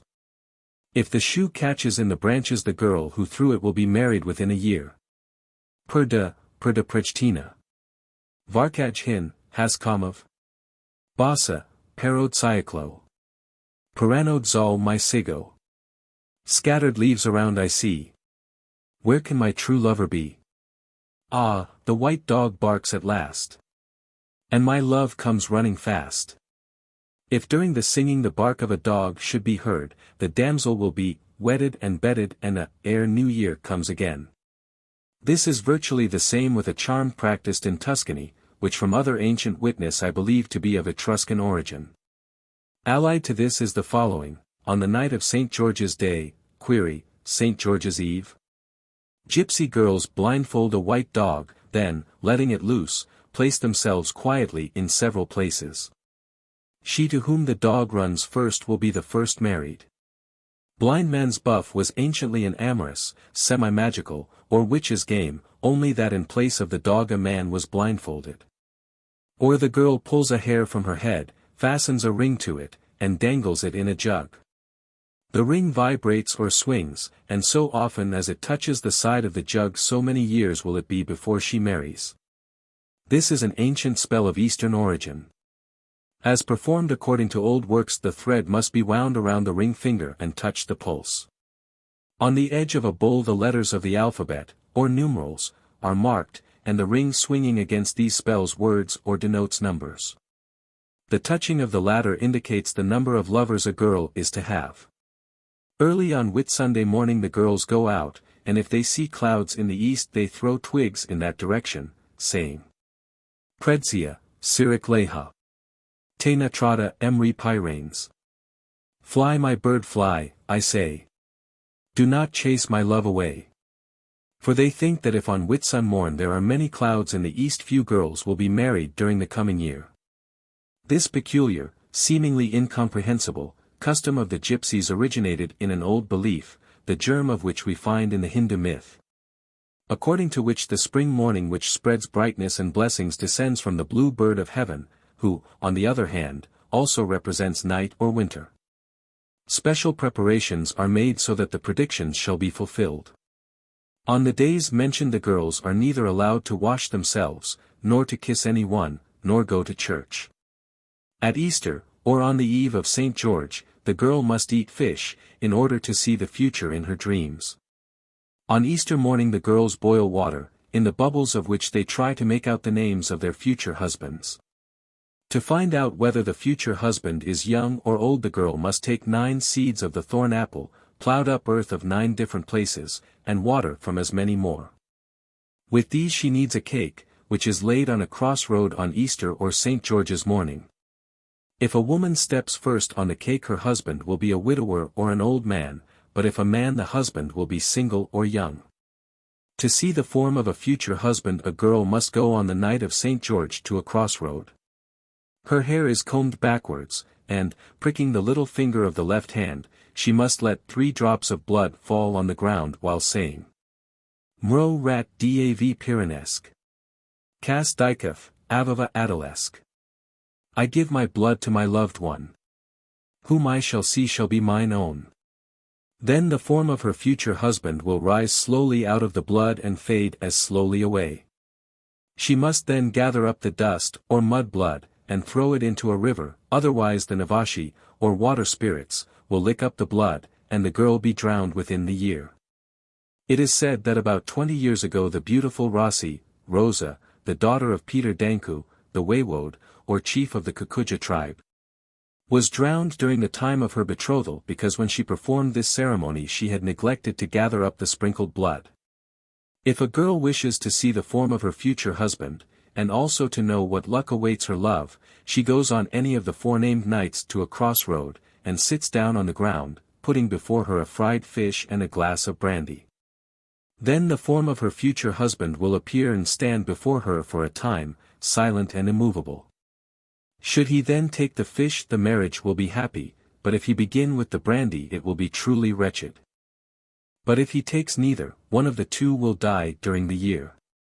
That the laying of cards, the interpretation of dreams, the reading of the future in the hand, and similar divinations are constantly practiced is quite natural, but it would lead us too far to enlarge on all these practices. But there are charms to win or cause love which are more interesting. Among these are the love potions or philters, for preparing which gypsies have always been famed. The simplest and least hurtful beverage which they give unknown to persons to secure love is made as follows. On any of the nights mentioned they collect in the meadows gander goose, Roumani, Bast benjascaro, devil's hand. In Latin, Orchis maculata. German, Neighborkraut, the yellow roots of which they dry and crush and mix with their menses. And this they introduce to the food of the person whose love they wish to secure. Of the same character is a potion which they prepare as follows. On the day of St. John they catch a green frog and put it in a closed earthen receptacle full of small holes. And this they place in an ant hill.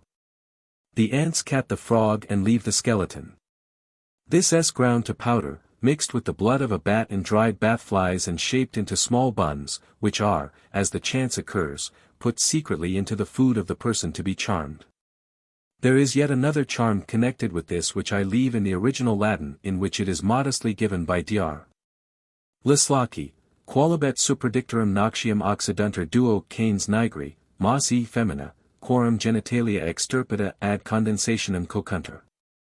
Hujus materii particula consumpta quembus invincibili amore facit exartiscare in meme, ca hoc medio prodigioso usus est. It may be remarked that these abominable charms are also not only known to the Tuscan witches of the present day, but are found in voodoo sorcery, and are indeed all over the world. To use revolting means in black sorcery may be, or perhaps certainly is, spontaneous, sporadic, but when we find the peculiar details of the processes identical, we are so much nearer to transmission or history that the burden of disproving must fall on the doubter. To the less revolting philters belongs one in which the girl puts the ashes of a burnt piece of her dress which had been wet with perspiration and has, perhaps, hair adhering to it, into a man's food or drink, also Tuscan.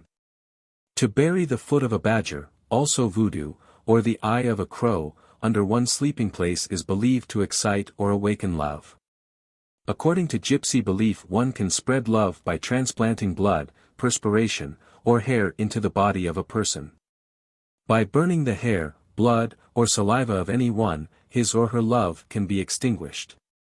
The following is a charm used to punish a faithless lover. The deceived maid lights a candle at midnight and pricks it several times with a needle, saying, Chadrav momli. Chadra tre vodii. Thrice the candles broke by me. Thrice thy heart shall broken be. If the faithless lover marries another. The girl mixes the broken shell of a crab in his food or drink, or hides one of her hairs in a bird's nest. This will make the marriage unhappy, and the husband will continually pine for his neglected sweetheart. This last charm is allied to another current among the Slavonians, and elsewhere mentioned, by which it is believed that if a bird gets any of a man's hair and works it into a nest he will suffer terribly till it is completely decayed. Chapter 8. Roumanian and Transylvanian Sorceries and Superstitions. Roumanian and Transylvanian Sorceries and Superstitions, connected with those of the Gypsies. In her very interesting account of Roumanian superstitions, Mrs. E. Gerard, The Land Beyond the Forest, finds three distinct sources for them. Firstly, the indigenous, which seems to have been formed by or adapted to the wild and picturesque scenery and character of the country. Secondly, those derived from the old German customs and beliefs brought by the so-called Saxon, in reality Lower Rhenish colonists, and thirdly, the influence of the Gypsies, themselves a race of fortune-tellers and witches. All these kinds of superstition have twined and intermingled, acted and reacted upon one another so that in many cases it becomes a difficult matter to determine the exact parentage of some particular belief or custom. It may be often difficult to ascertain in what particular country or among what people a superstition was last found. But there is very little trouble when we compare the great body of all such beliefs of all races and ages and thereby find the parent sources. It is not many years since philologists, having taken up some favorite language, for instance, Irish, discovering many words in many tongues almost identical with others in verse, boldly claimed that this tongue was the original of all the others. Now we find the roots of them all in the Aryan. So when we examine folklore, it is doubtless of great importance that we should learn where a tradition last lived, but we must not stop there, we must keep on inquiring till we reach the beginning. As a rule, with little exception, when we find anywhere the grosser forms of fetish and black witchcraft, we may conclude that we have remains of the world's oldest faith, or first beginning of supernaturalism in suffering and terror. A fear of mysterious evil influences. For with all due respect to the fact that such superstitions might have sprung up sporadically wherever similar causes existed to create them, it is, in the first place, a very rare chance that they should assume exactly like forms. Secondly, we must consider that as there are even now millions of people who receive with ready faith and carefully nurse these primeval beliefs, so there has been from the beginning of time abundant opportunity for their transmission and growth. Thirdly, nothing is so quickly transmitted as folklore, which in one sense includes myths and religion. If jade was in the prehistoric Stone Age carried from Iona or Tartary all over Europe, it is even more probable that myths went with it quite as far and fast. It is not by loose, fanciful, and careless guesswork as to how the resemblance of Greek or Norse legends to those of the Red Indians is due to similar conditions of climate and life, that we shall arrive at facts. Neither will the truth be ascertained by assuming that there was a certain beginning of them all in a certain country, or that they were all developed out of one mythology, be it solar or Shemitic, Hindu or Hebrew. What we want is impartial examination, comparison and analysis. On this basis we find that all the folklore or magic of Europe, and especially of its eastern portion, has a great deal which is derived from black witchcraft, or from the succeeding shamanism. When we find that a superstition is based on fertility, the mystery of generation, or phallic worship, as, for instance, wearing boar's teeth or a little pig for a charm, we may conclude that it is very ancient. But still not older than the time when wise men had begun to reflect on the mysteries of birth and death and weave them into myths. The exorcism of diseases as devils, and the belief that they, in common with other evils, may be drummed, or smoked, or incanted away into animals, trees, and streams, belongs in most cases to shamanism. In all probability the oldest sorcery of all was entirely concerned with driving out devils and injuring enemies, just as most of the play of small boys runs to fighting or the semblance of it. Or as the mutual relations of most animals in the lower stages consist of devouring one another. This was the very beginning of the beginnings. And it would be really marvelous that so much of it has survived were it not that to the one who is not quite dazzled or blinded by modern enlightenment there is still existent a great outer circle of human darkness. And that this darkness may be found in thousands of intermittent varying shadows or marvelous chiaroscuro, even in the brightest sun pictures of modern life. As I write I have before me a copy of the Philadelphia Press, of April 14, 1889, in which a J. C. Batford, M.D., advertises that if anyone will send him 2 2-cent postage stamps, i.e.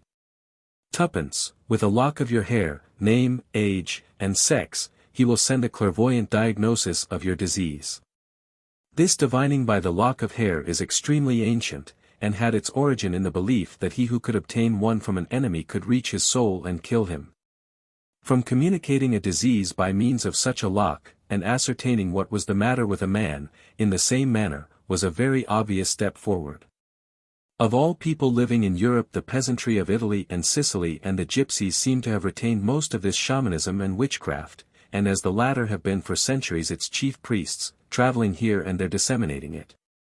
We may conclude that even where they did not originate it they have been active in keeping the old faith alive. In Roumania, where the gypsy is called in to conjure on all occasions, people believe themselves to be surrounded by whole legions of devils, witches, and goblins. There is scarcely a day or hour in which these bad spirits have not power, and a whole complicated system, about as laborious as the mastering an unknown language, is required in order to teach an unfortunate peasant to steer clear of the dangers by which he supposes himself to be beset. On Wednesday and Friday no one should use needle or scissors, bake bread, or sow flax. No bargain should ever be concluded on a Friday, and Venus, here called Paraschiva, to whom this day is sacred, punishes all infractions of the law. There was among the Wends a flax goddess, Sipalnitsa, and the shears as emblematic of death are naturally antipathetic to Venus, the source of life. Whether Mars has anything in common with Moors I know not, but in Roumania he is decidedly an evil spirit of death, whence Mardi, or Tuesday, is one, when spinning is positively prohibited, here we have Venus again. And washing the hands and combing the hair are not unattended with danger. Whence it appears that the devil agrees with not a few saints in detesting neatness of the person. And as it is unlucky to wash anything on Saturday, or to spin on Thursday, or to work in the fields on Thursday between Easter and Pentecost, it will be seen that laziness and dirt have between them a fine field in Roumania. Add to this that, as in Russia, more than half the days in the year are saints' days, or fast days or festivals on which it is unlucky to work at all. And, illegible, find that industry cannot be said to be much encouraged by faith in, illegible, of its forms. This belief in holy days which bring ill luck to those who work on them, which is still flourishing in every country in the world, goes back to time whereof the memory of man hath naught to the contrary. A distinct difference is here to be observed however between naturally resting from work, on certain days, which is of course an inherent instinct in all mankind, and the declaring such rest to be obligatory, and its infraction punishable by death, disaster, and bad luck, and still more the increasing such Sabbaths to such an extent as to interfere with industry, or the turning them into fast days or saints' days with observances. Here the old shamanism comes in, if not the evil witchcraft itself which exacted penance and fasting, and ceremonies to exorcise the devils. The first belief was that evil spirits inflicted pain on man, and that man, by efforts which cost him suffering, could repel or retaliate on them. This was simple action and reaction, and the repulsion was effected with starving, enduring smoke, or using repulsive and filthy objects. Out of this in due time came penance of all kinds. The Oriental or Greek Church is found at every turn, even more than the Catholic, interchanged, twined, and confused with ancient sorcery. Theodore, like Saints Simeon and Anthony in Tuscany, is very much more of a goblin than a holy man. His weakness is young women, and sometimes in the shape of a beautiful youth, at others of a frightful monster. He carries off those who are found working on his day, that is the 23rd of January. Theodore, according to the solar mythologists, personifies the sun. De Gubernatis, Zoological Mythology, Volume 2. Page 296. In any case the saint who seizes girls is the Hindu Krishna or his prototype, and therefore may have come through the Gypsies. The overworked solar myth derives some support from the fact that among the Serbs on Theodore's day the Centaur, or centaur, as the name declares, who is half horse and half man, rides over the people who fall in his power. The centaurs were connected with the rape of maidens, as shown in the legend of the Lapithae, and it is very probable that Theodore himself is, in the language of the Western Americans, half a horse, which they regard as the greatest compliment which can be paid to a man. 15. Wonderful potions and salves, says Mrs. Gerard, composed of the fat of bears, dogs, snakes, and snails, with the oil of rainworms, spiders, and midges, rubbed into a paste, are concocted by these Bohemians, i.e., Gypsies. Saxon and Roumanian mothers are often in the habit of giving a child to be nursed for 9 days to some Tsigan women supposed to have power to undo the spell. These revolting ingredients are not the result of modern invention, but relics of the primitive witchcraft or religion, which was founded on pain, terror, and the repulsive. Among other Roumanian Romany traditions are the following. Swallows here as elsewhere are luck-bringing birds, and termed galanili lui Dieu, fowls of the Lord. So in England we hear that the robin and the wren are God Almighty's cock and hen. There is always a treasure to be found where the first swallow is seen. Among the Romans, when it was observed, one ran to the nearest fountain and washed his eyes, and then during the whole year to come, dolorem omnem oculorum turum hirundines offrent, the swallows will carry away all your complaints of the eyes.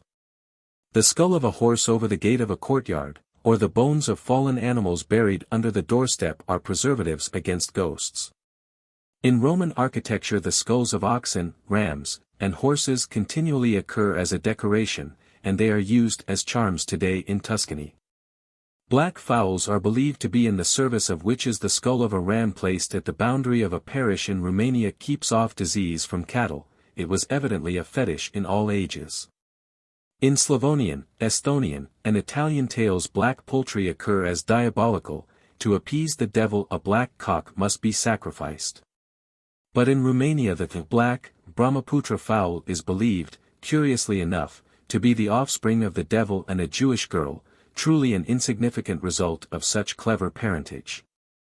A cow that has wandered away will be safe from witches if the owner sticks a pair of scissors or shears in the center crossbeam of the dwelling room.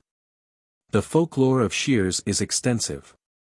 Friedrich derives it from the cutting of the threads of life by the fates. Thus Juno appears on a Roman coin, Eckel, Numis, Vet. 8. Page 358, as holding the shears of death. The swallow is said in a Swedish fairy tale to have been the handmaid of the Virgin Mary, and to have stolen her scissors, for which reason she was turned into a bird, the swallow's tail being supposed to resemble that article. Gypsies in England use the shears in incantations. A whirlwind denotes that the devil is dancing with a witch, and he who approaches too near it may be carried off bodily to hell, as has indeed happened to many a wicked pike in a cyclone or blizzard in Western America.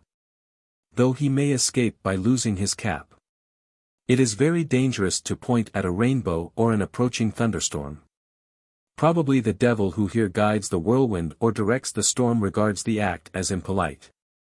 He punishes those who thus indicate the rainbow by a gnawing disease. Lightning is averted by sticking a knife in a loaf of bread and spinning the two on the floor of the loft of the house while the storm lasts. The knife appears not only in many gypsy spells, but in the Etruscan Florentine magic. The legends of Donna Daniel and the College of Sorcery in Salamanca appear in the Gypsy Roumanian scholomance, or school which exists somewhere far away deep in the heart of the mountains, where the secrets of nature, the language of animals, and all magic spells are taught by the devil in person. Only 10 scholars are admitted at a time, and when the course of learning has expired 9 are dismissed to their homes, but the 10th is detained by the professor in payment. Henceforth, mounted on an ismaju, or dragon, he becomes the devil's aide-de-camp, and assists him in preparing thunderbolts and managing storms and tempests. A small lake, immeasurably deep, high up in the mountains, south of Hermannstadt, is supposed to be the cauldron in which the dragon lies sleeping and where the thunder is brewed. Whoever turns 3 somersaults the first time he hears thunder will be free from pains in the back during the 12-month. Of this prescription, which reads as if it had originated with Timothy, in Japhet in search of a father. When he practiced as a mountebank, it may be said that it is most unlikely that any person who is capable of putting it in practice should suffer with such pains. To be free from headache, rub the forehead with a piece of iron or stone. This may be a presage of the electric cure or of that by metallic tractors. It is unfortunate in all Catholic countries to meet with a priest or nun, especially when he or she is the first person encountered in the morning. In Romania this is limited to the Greek popa. But to be first met by a gypsy on going forth is a very fortunate omen indeed. According to a widely spread and ancient belief, it is also very lucky to meet with any woman of easy virtue, the easier the better. This is doubtless derived from the ancient worship of Venus, and the belief that anything or person connected with celibacy and chastity, such as a nun, is unlucky. It would appear from this that the Roumanians, or their gypsy oracles, have formed an opinion that their own popas are strictly abstinent as regards love, while Protestant priests marry and are accordingly productive. Why the Catholic clergy are included with the latter is not at all clear. It is lucky also to meet a gypsy at any time, and doubtless this belief has been well encouraged by the Romani. It's kushti bak to wellen a ram.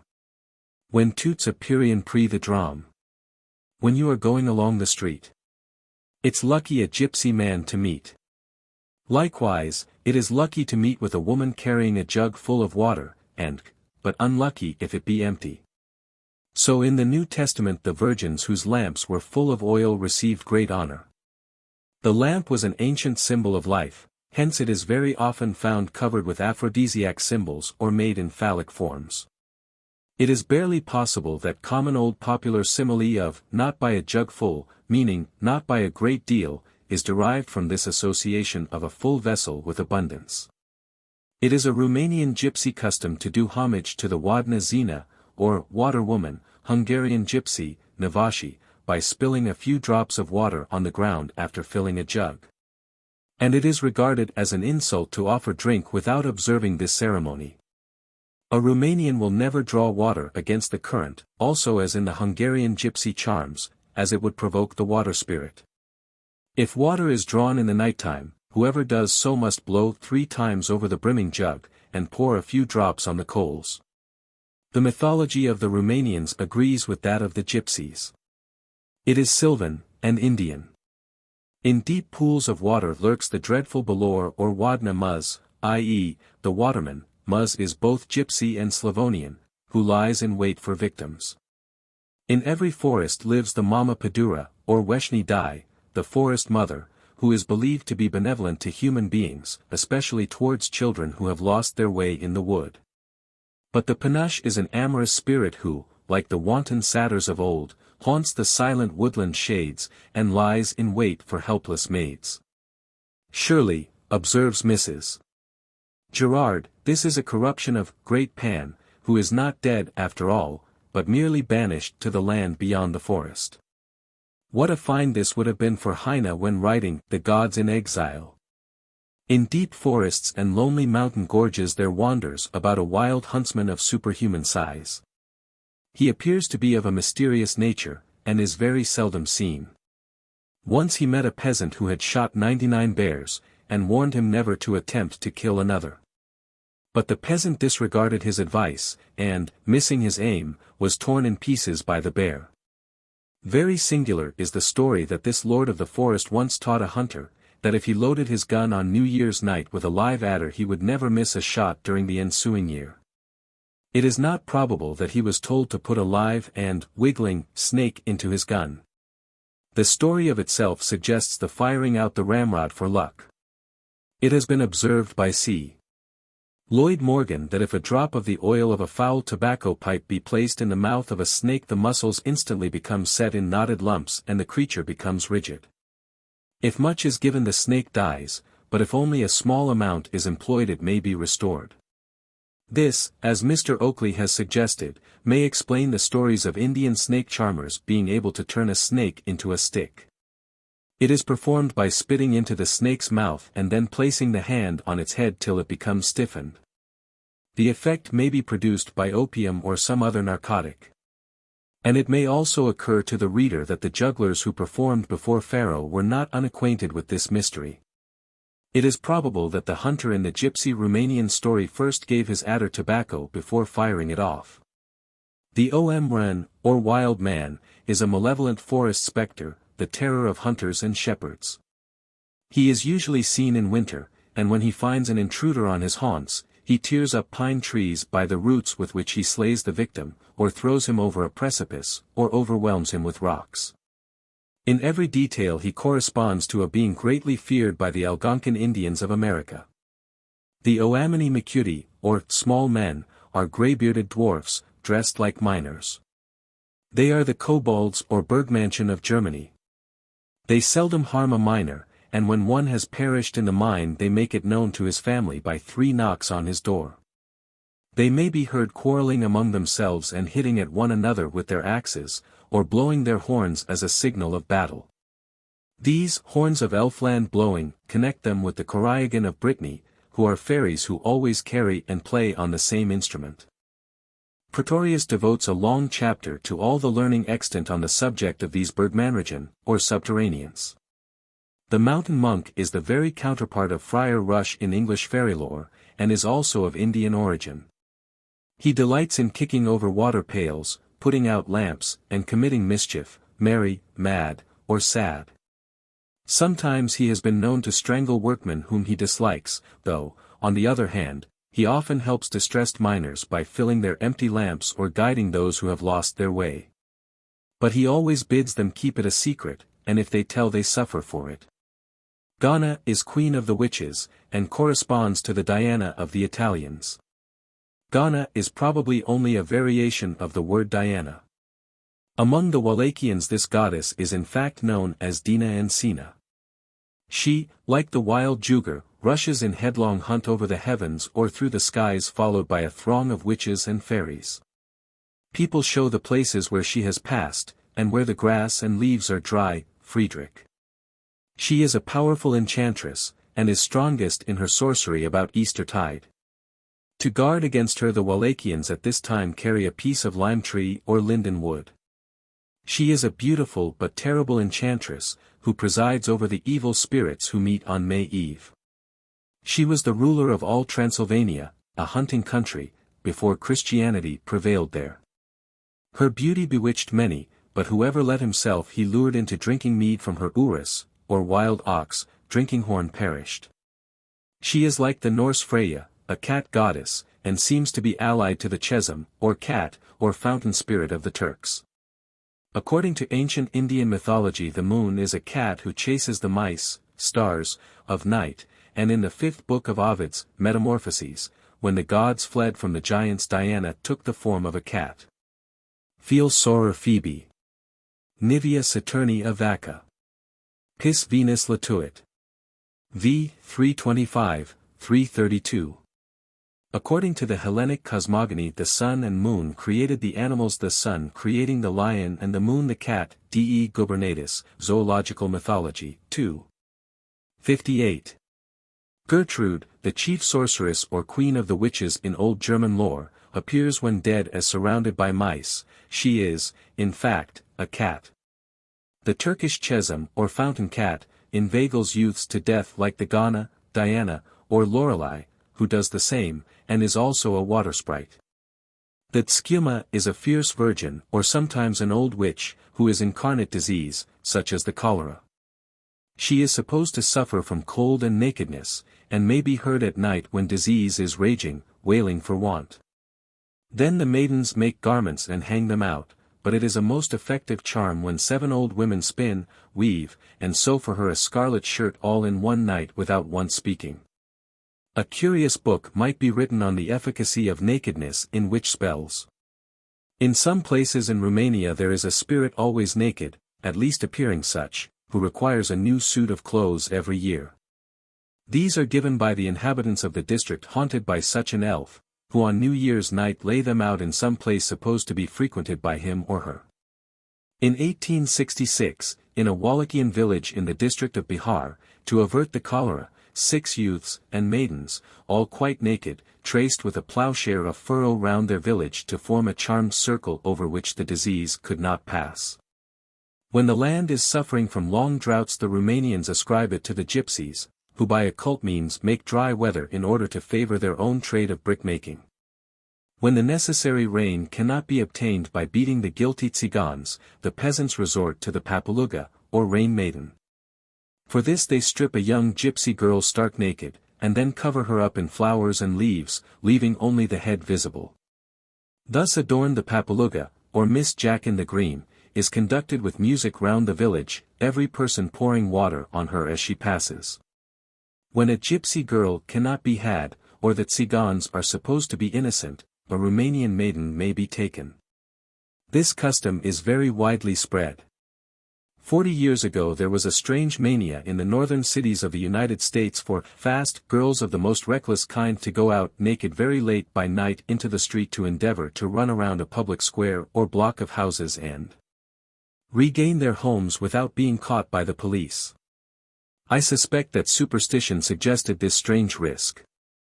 It is an old witch charm that if a girl can, when the moon is full, go forth and run around a certain enclosure, group of trees, or dwelling, without being seen, she will marry the man whom she loves.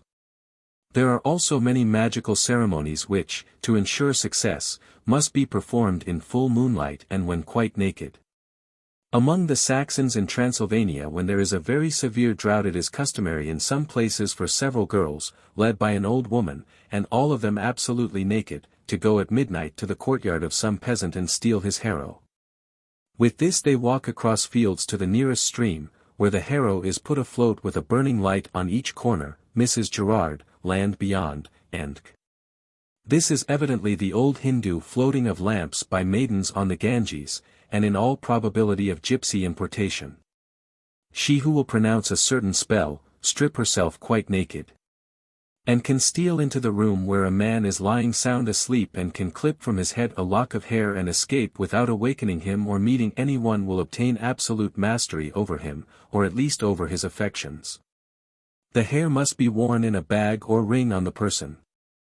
But woe unto her who is caught, since in that case the enchantment all goes the other way.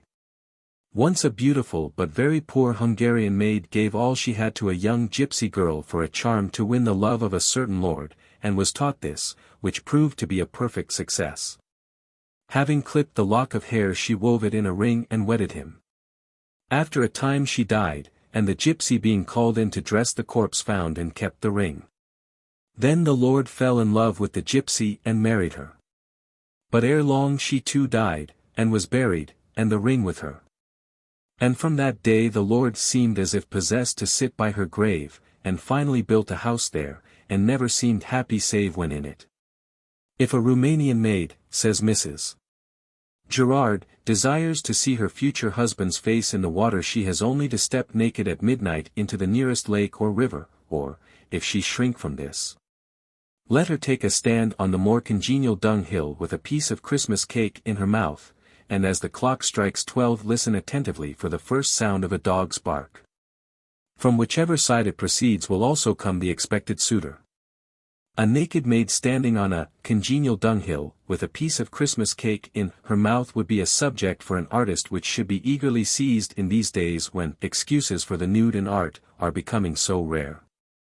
It is worth observing that this conjuration is very much like one observed in Tuscany, in which Saint Anthony is invoked to manifest by a dog's barking at night, as by other sounds, whether the applicant, or invoker, shall obtain her desire.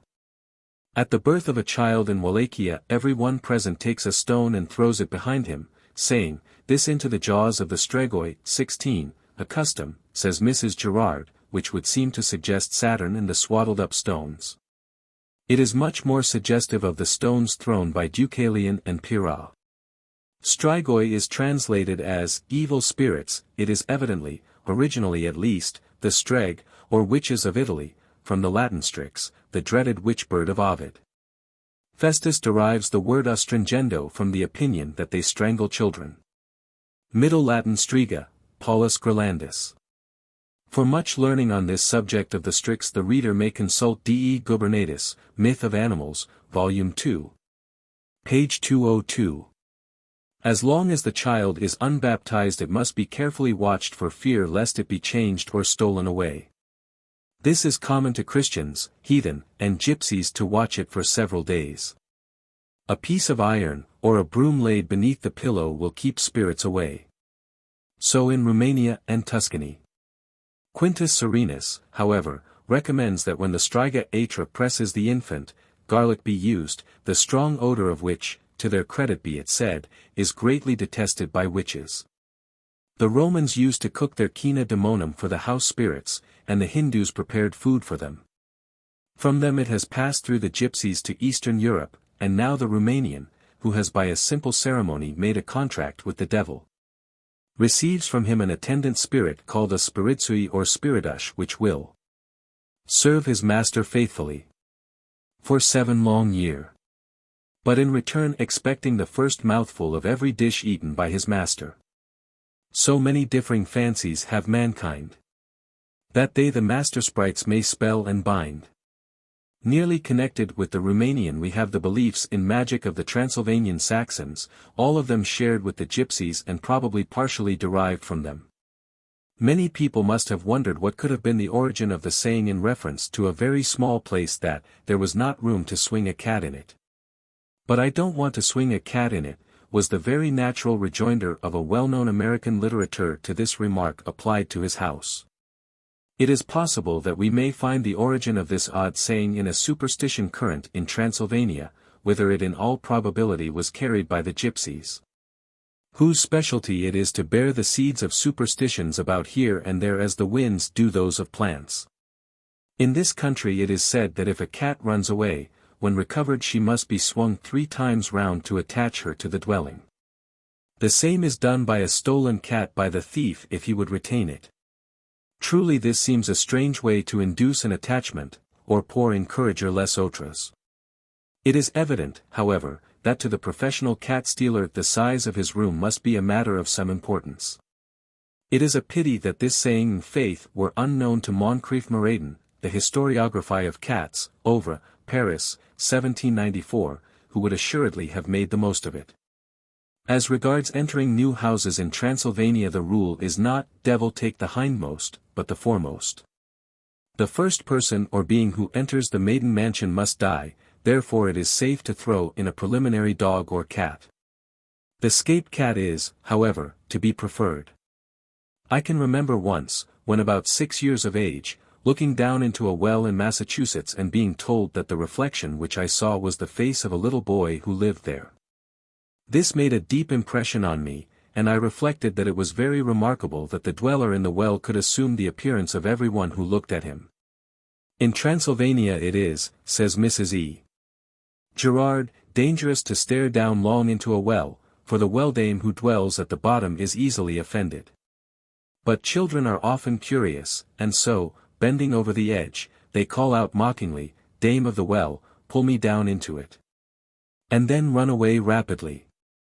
Whoever has been robbed and wishes to find the thief should take a black hen, and for 9 Fridays must with the hen fast strictly. The thief will then either bring back the plunder or die.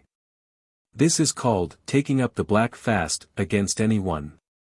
It is said that a peasant of Petersdorf returned one day from Bistritz with 200 florins, which he had received for oxen. Being very tipsy he laid down to sleep, having first hidden his money in a hole in the kitchen wall. When he awoke he missed his coin, and having quite forgotten what he had done with it believed it had been stolen.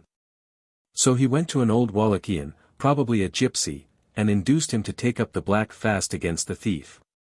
But as he himself had the money the spell worked against him and he grew weaker and pined away as it went on. By some chance at the last moment he found his money, but it was too late, and he died.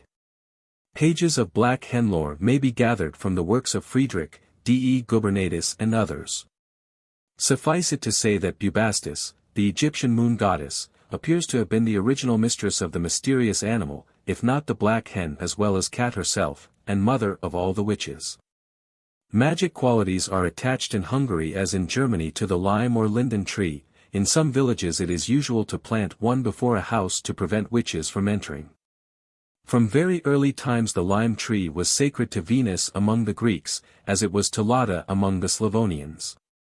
This, it is said, was due to its leaves being of the shape of a heart. In a Slavonian love song the wooer exclaims, "As the bee is drawn by the lime perfume, or linden bloom, my heart is drawn by thee." This was transmitted to Christian symbolism, whence the penance laid by Christ on Mary Magdalene was that she should have no other food save lime tree leaves, drink naught except the dew which hung on them, and sleep on no other bed save one made of its leaves. Menzel, Christlich Symbolic, Vol. 2, page 57, for Magdalena had loved much, therefore her penance was by means of that which is a symbol of love. Mrs. Gerard tells us that a particular growth of vine leaf, whose exact definition I have not succeeded in rightly ascertaining, is eagerly sought by Saxon girls in some villages. Whoever finds it, puts it in her hair, and if she then kisses the first man she meets on her way home she will soon be married. A story is related of a girl, who having found this growth, meeting a nobleman in a carriage stopped the horses and begged leave to kiss him. To which he consented. This particular growth, unknown to Mrs. Gerard, is when the leaves or tendrils or shoots form a natural knot. Among the gypsies in Hungary, as may be elsewhere read, such knots in the willow are esteemed as of great magic efficacy in love. A knot is a symbol of true love in all countries. This knot I tick, this knot I knit. For that true love whom I know not yet. On Easter Monday in Transylvania the lads run about the towns and villages sprinkling with water all the girls or women whom they meet. This is supposed to cause the flax to grow well. On the following day the girls return the attention by watering the boys. This custom, which appears to be a very old one, says Mrs. Gerard, is also prevalent among various Slav races, such as Poles and Serbs. In Poland it used to be de rigueur that water be poured over a girl who was still asleep, so in every house a victim was selected who had to feign sleep and patiently receive the cold shower bath, which was to ensure the luck of the family during the year. The custom has now become modified to suit a more delicate age, and instead of formidable horse buckets of water, dainty little perfume squirts have come to be used in many places. As the custom not only of sprinkling water, but also of squirting or spraying perfumes is from ancient India, as it is indeed prevalent all over the East. It is probable that the gypsies who are always foremost in all festivals may have brought this holy custom to Eastern Europe. Of late it has extended to London, as appears by the following extract from the St. James's Gazette, April, 1889. The newest weapon of terror in the West End is the scent revolver. Its use is simple. You dine, not wisely but the other thing, and then you stroll into the park, with your nickel-plated scent revolver in your pocket. Feeling disposed for a frolic, you walk up to a woman, present your weapon, pull the trigger, and in a moment she is drenched, not with gore but with scent, which is nearly as unpleasant if not quite so deadly. Mr. Andrew King, who amused himself in that way, has been fined tens. At Marlborough Street. Let us hope that the revolver was confiscated into the bargain. One way of interrogating fate in love affairs is to slice an apple in two with a sharp knife. If this can be done without cutting a seed, the wish of the heart will be fulfilled. Of yore, in many lands the apple was ever sacred to love, wisdom, and divination. Once in Germany a well-formed child became, through bewitchment, sorely crooked and cramped. By the advice of a monk the mother cut an apple in 3 pieces and made the child eat them, whereupon it became as before.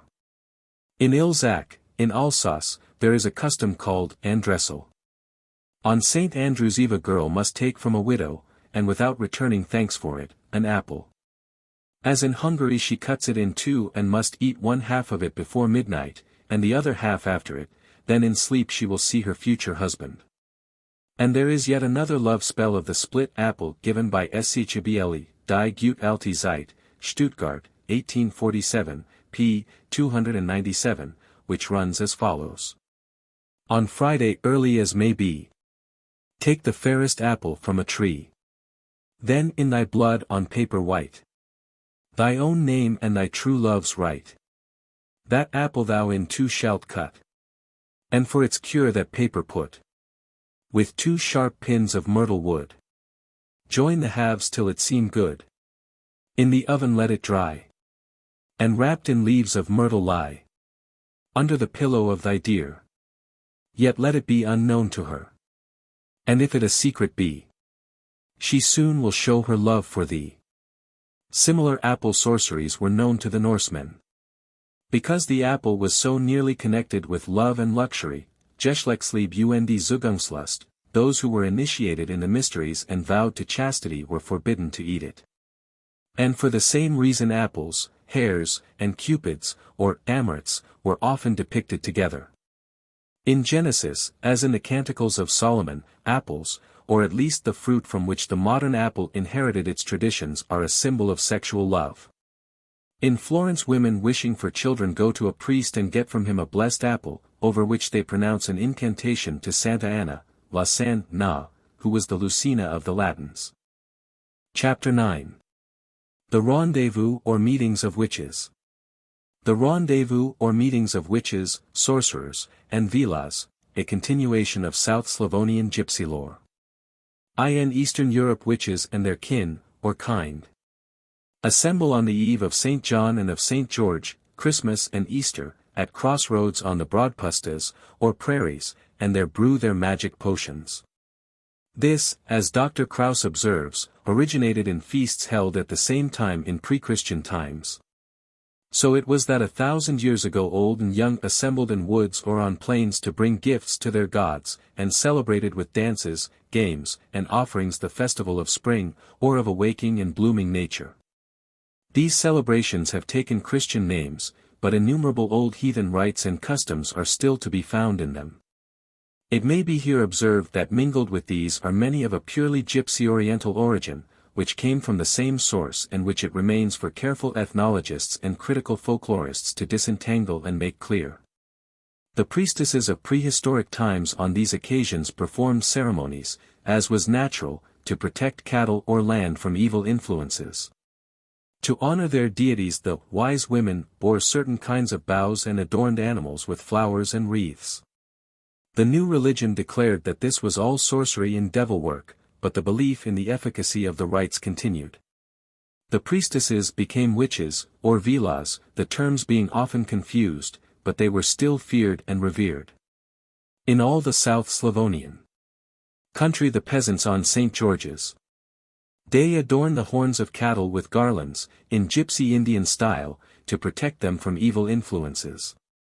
I have observed that even in Egypt among Mahometans St. George is regarded with great reverence, and I knew one who on this day always sacrificed a sheep. The cow or ox which is not thus decorated becomes a prey in some way to witches. The garlands are hung up at night over the stable door, where they remain all the ensuing year. If a peasant neglects to crown his cow, he not only does not receive a certain fee from its owner, but is in danger of being beaten. On the same day the shepherdess, or cowherd, takes in one hand salt, in the other a potsherd containing live coals. In the coals roses are burned. By this means witches lose all power over the animal. Near Karlstadt the mistress of the family merely strikes it with a cross to produce the same effect. Among the Transylvanian Hungarian gypsies there is a magical ceremony performed on St. George's Day, traces of which may be found in England. Then the girls bake a peculiar kind of cake, in which certain herbs are mixed, and which Dr. von Laslaki declares has an agreeable taste. This is divided among friends and foes, and it is believed to have the property of reconciling the bitterest enemies and of increasing the love of friends. But it is most efficient as a love charm, especially when given by women to men. The following gypsy song commemorates a deed of this kind by a husband, who recurred to it with joy. Kasavi Romni na jidal. Kuk kasavo maro the del. Sar emri gyul lele pikal. Kana svado gordi aval. Fermuntal but laludya. Fermuntal yoy but charma. Andre petrol but kamabe. Ko chow robo avla bake. No one bakes such bread as my wife, such as she baked me on St. George's Day. Many flowers and dew were kneaded into the cake with love. Whoever eats of it will be her slave.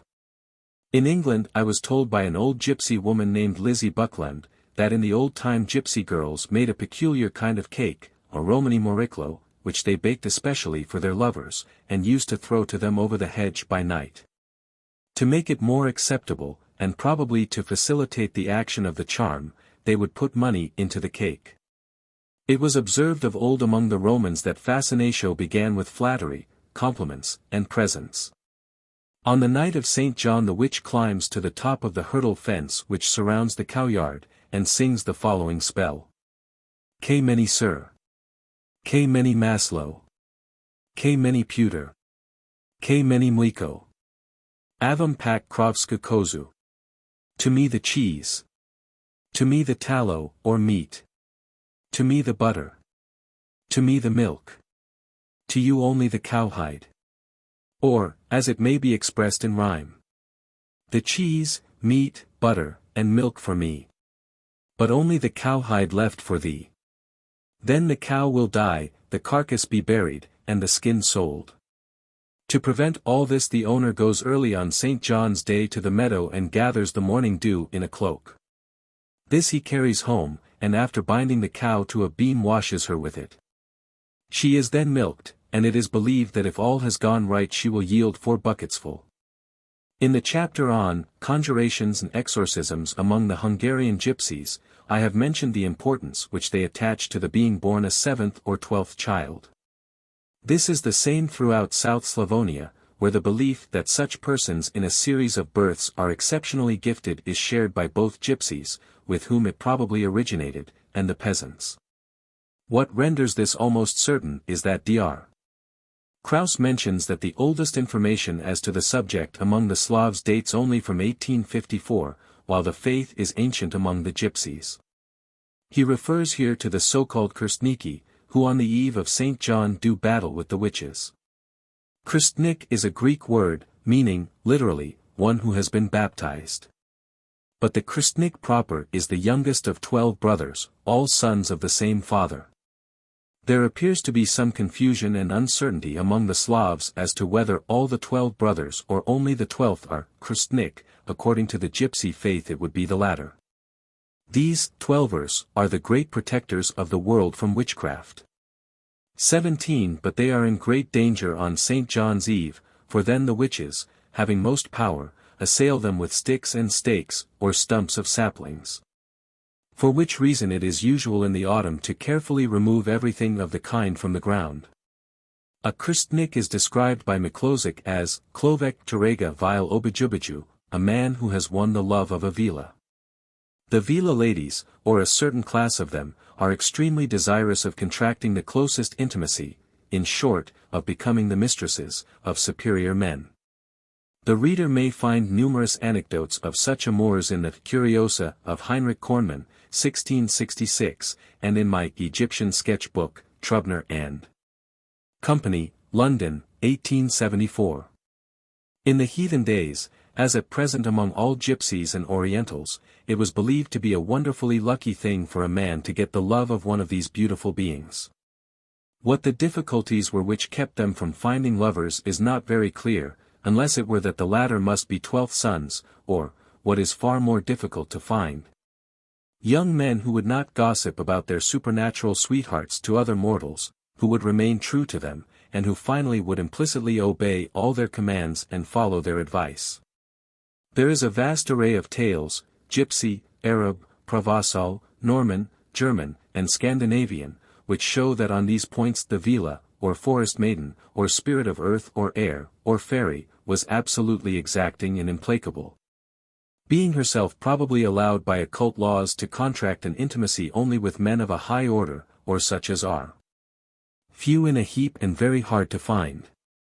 On the other hand, the vila yearns intensely for men in their near company, because there is about those who have been baptized a certain perfume or odor of sanctity, and as the unfortunate nymph is not immortal herself, she likes to get even an association or sniff of it from those who are. According to the Rosicrucian mythology, as set forth in the Undine of L. A. Montfouque, she may acquire a soul by marrying a man who will be faithful to her, which accounts for the fact that so few Undines live forever. However this may be, it appears that the krstniki are specially favored, and frequently invited by the vilas to step in, generally to a hollow tree, and make a call. The hollow tree proves to be a door to fairyland, and the call a residence of 7 days, which on returning home the caller finds were 7 years, for when we are pleasantly employed, time flies.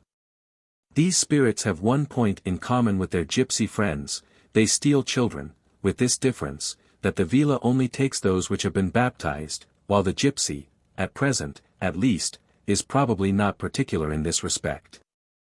But I have very little doubt that originally one motive, and perhaps the only one which induced these thefts, was the desire of the gypsies, as heathens and sorcerers, to have among them, for luck, a child which had received the initiation into that mysterious religion from which they were excluded, and which, as many of their charms and spells prove, they really regarded as a higher magic.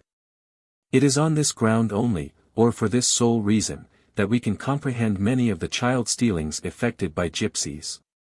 For it is absolutely true that, very often when they have large families of their own, they will, for no apparent cause whatever, neither for the sake of plunder, profit, or revenge, adopt or steal some poor child and bring it up kindly enough after their rough fashion. And in doing this they are influenced, as I firmly believe, far more by a superstitious feeling of bach, or luck, and the desire to have a mascot in the tent, than any other. That children have been robbed or stolen for revenge does not in the least disprove what I believe, that in most cases the motive for the deed is simply superstition. On the eve of St. George old women cut thistle twigs and bring them to the door of the stall. This is only another form of the nettle which enters so largely into the Hungarian gypsy incantations, and they also make crosses with cow dung on the doors. This is directly of Indian origin, and points to gypsy tradition. Others drive large nails into the doors, also a curious relic of a widely spread ancient custom, of which a trace may be found in the Vienna Stock im Eisen, or trunk driven full of nails by wandering apprentices, which may be seen near the church of St. Stephen. But the thistle twigs are still held to be by far the most efficacious. In Vinica, or near it, these twigs are cut before sunset. They are laid separately in many places, but are especially placed in garlands on the necks of cattle. If a witch, in spite of these precautions, contrives to get into the stable, all will go wrong with the beasts during the coming year. Now there was once a man who would have none of this thistle work, nay, he mocked at those who believed in it. So it came to pass that all through the year witches came every night and milked his cows. And he reflected, I must find out who does this. So he hid himself in the bay and kept sharp watch. All at once, about 11 o'clock, there came in a milk pail, which moved of its own accord, and the cows began to let down their milk into it. The farmer sprang out and kicked it over. Then it changed into a tremendous toad which turned to attack him, so that in terror he took refuge in his house. That proved to be a lucky thing for him. A week after came the day of St. George. Then he hung thistle twigs on his stable door, and after that his cows gave milk in plenty. Witches may be seen on St. George's Day, and that unseen by them if a man will do as follows. He must rise before the sun, turn all his clothes inside out and then put them on. Then he must cut a green turf and place it on his head. Thus he becomes invisible, for the witches believe he is under the earth, being themselves apparently bewitched by this. Very early on the day of St. George, or before sunrise, the witches climb into the church belfry to get the grease from the axle on which the bell swings, and a piece of the bell rope, for these things are essential to them. Dar. Krauss observes that in the MS from which he took this, Schmierfettet or axle grease, is indicated by the word Zwirk, in which one at once recognizes the German word Schwarz, a black. It is remarkable that the Chippewa and other Algonquin Indians attach particular value to the black dye made from the grease of the axle of a grindstone. The extraordinary pains which they took to obtain this had attracted the attention of a man in Minnesota, who told me of it. It required a whole day to obtain a very little of it. The Indians, when asked by curious white people what this was for, said it was for dyeing baskets, but, as my informant observed, the quantity obtained was utterly inadequate to any such purpose, and even better black dyes, e.g. hickory bark and alum, are known to, and can be very easily obtained by, them. The real object was to use the grease in medicine, i.e., for sorcery. The eagerness of both witches in Europe and Indians in America to obtain such a singular substance is very strange. However, the idea must be a recent one among the Indians, for there were certainly no grindstones among them before the coming of the white men. For all that I can tell, said he, is that it is a mystery. Heathens though they be, many gypsies have a superstitious belief in the efficacy of the sacramental bread and wine. And there are many instances of their stealing them for magical purposes. So in the Middle Ages witches and sorcerers used these objects for the most singular purposes. Paulus Grelandus, in his Tractatus de Hereticis et Sortilegiis, and Lyons, 1547, assuring his readers that he had known a witch who had 2 holy wafers, inscribed with magical characters which she used for debauching innocent girls and betraying them to men. And that it was a belief that if a woman had the sacred oil fresh on her lips no man could refrain from kissing her. This is the union of 2 kinds of magic, a view which never once occurred to theological writers. And here I may appropriately mention that while the proofs of this work were passing through my hands accident threw into my way an extremely rare work, which illustrates to perfection the identity of popular and ecclesiastical sorcery. This is entitled, De Effectibus Magicis, AC de Neus Mega Beneventana, 6 Books of Magic Effects and of the Witch Walnut Tree of Benevento. A work necessary, joyous, and useful to astrologists, philosophers, physicians, exorcists, and doctors, and students of Holy Scriptures. By the chief physician, Peter Paperno. It appears to have been privately printed at Naples in 164-7, and came from a conventual library. It bear, written on a fly leaf, the word probido. In it every kind of disorder or disease is declared to be caused by devils and witches. The author believes with Del Rio that disease entered into the world as a consequence of sin, referendus sit ad primi nostri matris peccatum, a view held by John Milton. Hence, of course, all disease is caused solely by the devil. In his volume of 200 large and close pages, our Peter Paperno displays a vast erudition on the origin of devils and diseases, is bitter on the rival school of magical practitioners who use cures and incantations unlike his own.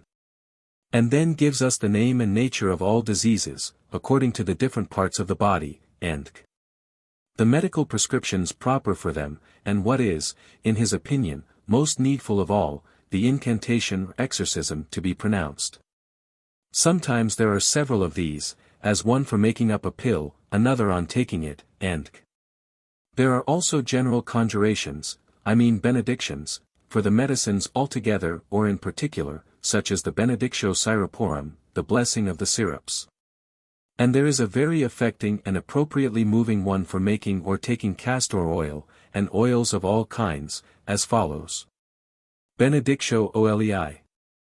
This begins with the in nomine Patris, and adjutorium nostrum, and then.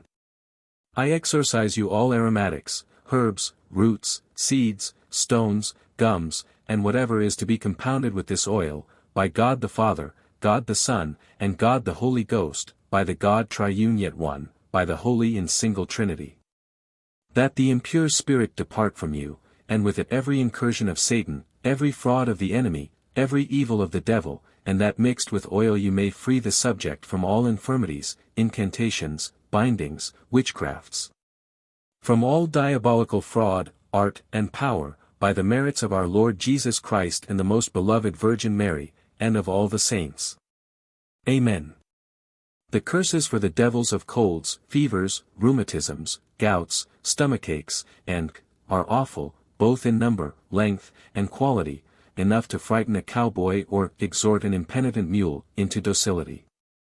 There is the Exorcismus Terribilis, or Terrible Exorcism, of Saint Zeno, in which the disorder is addressed literally as a dirty, false, heretical, drunken, lewd, proud, envious, deceitful, vile, swindling, stupid devil, with some 20 more epithets which, if applied in these our days to the devil himself, would ground an action for libel and bring heavy damages in any court.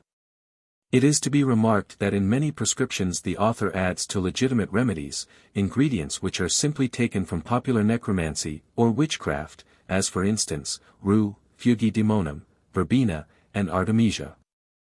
All of which are still in use in Tuscany against sorcery and the evil eye.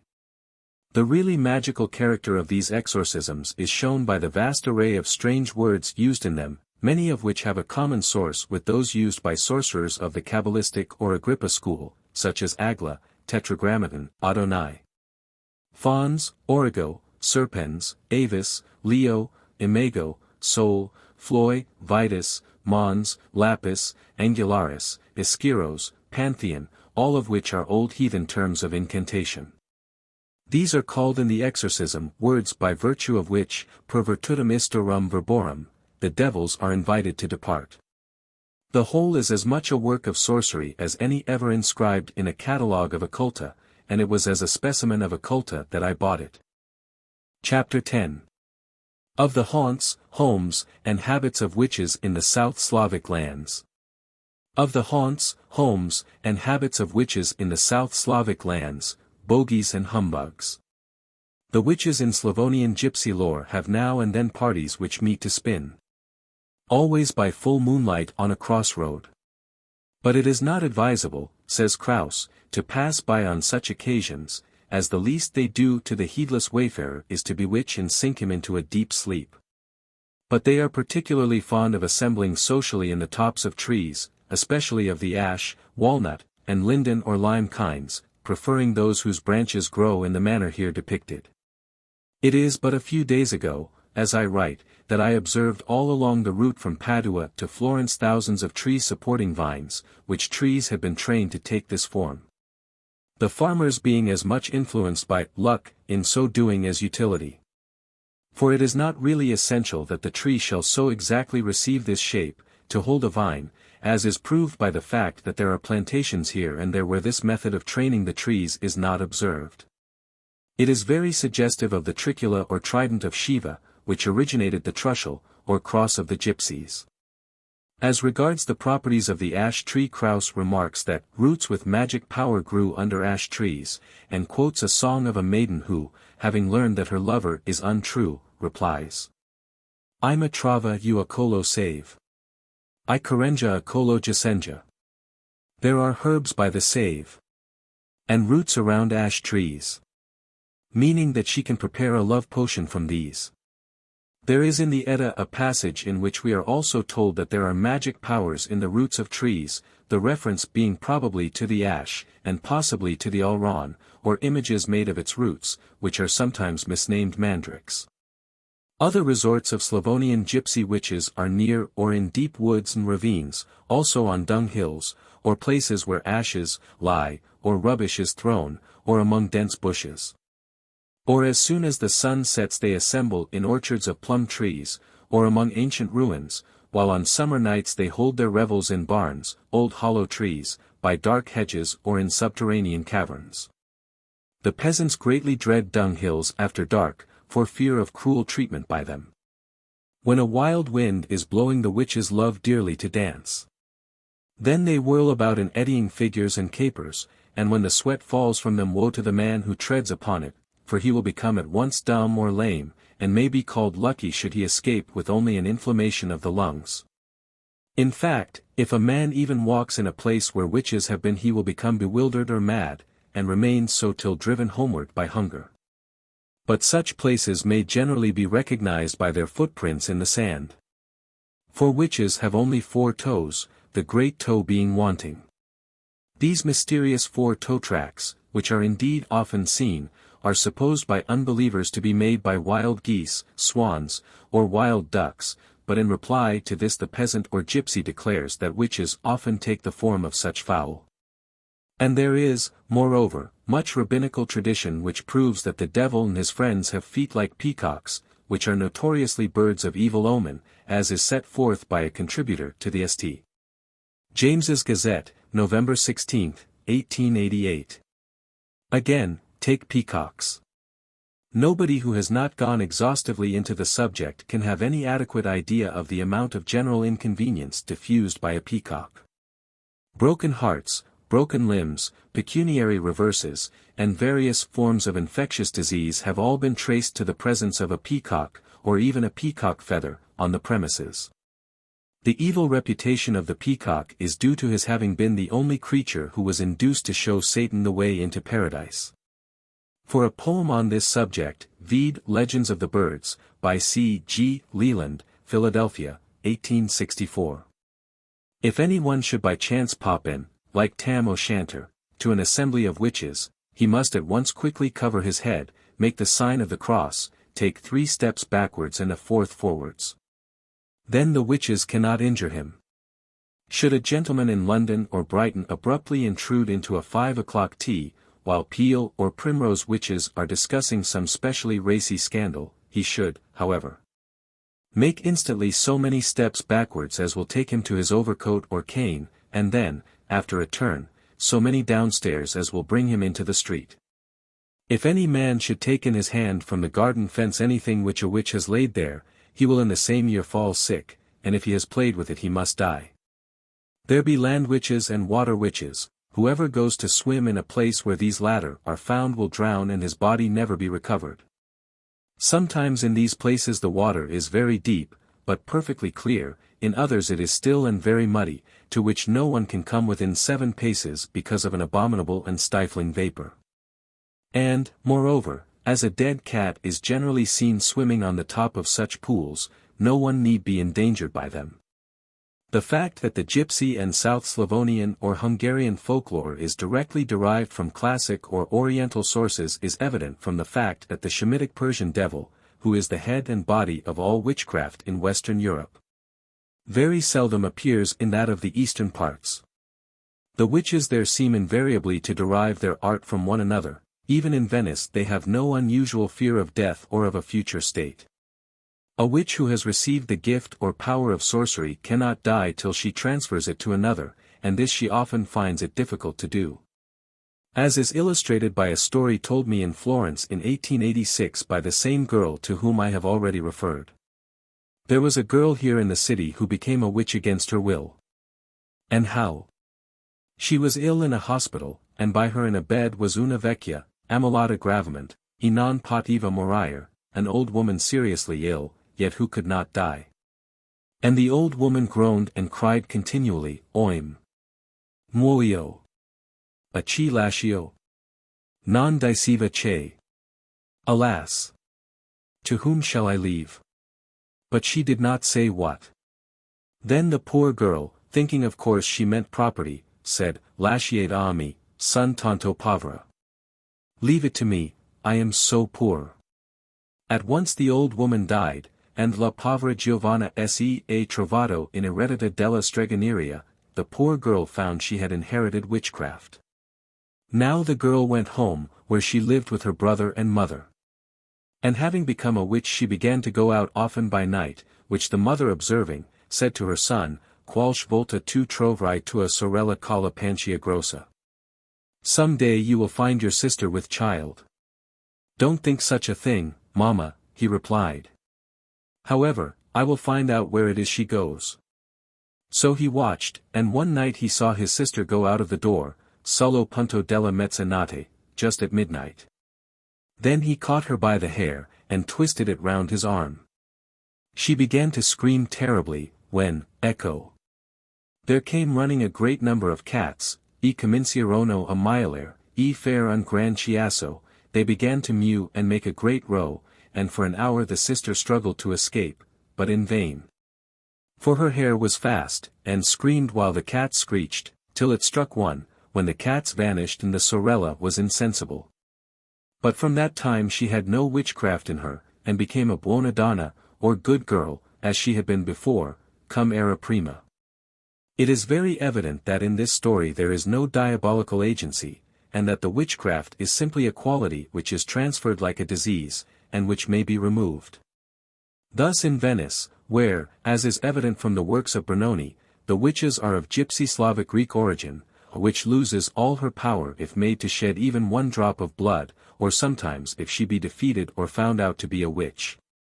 In none of these countries has she received the horrible character of a mere instrument of a stupendous evil power, whose entire will and work is to damn all mankind, already full of original sin, to eternal torture. For this ne plus ultra of horror could only result from the Hebrew-Persian conception of perfect malignity, incarnate as an anti-god, and be developed by gloomy ascetics who begrudged mankind every smile and every gleam of sunlight. In India and Eastern Europe the witch and demon are simply awful powers of nature, like thunder and pestilence, darkness and malaria, they nowhere appear as aiming at destroying the soul.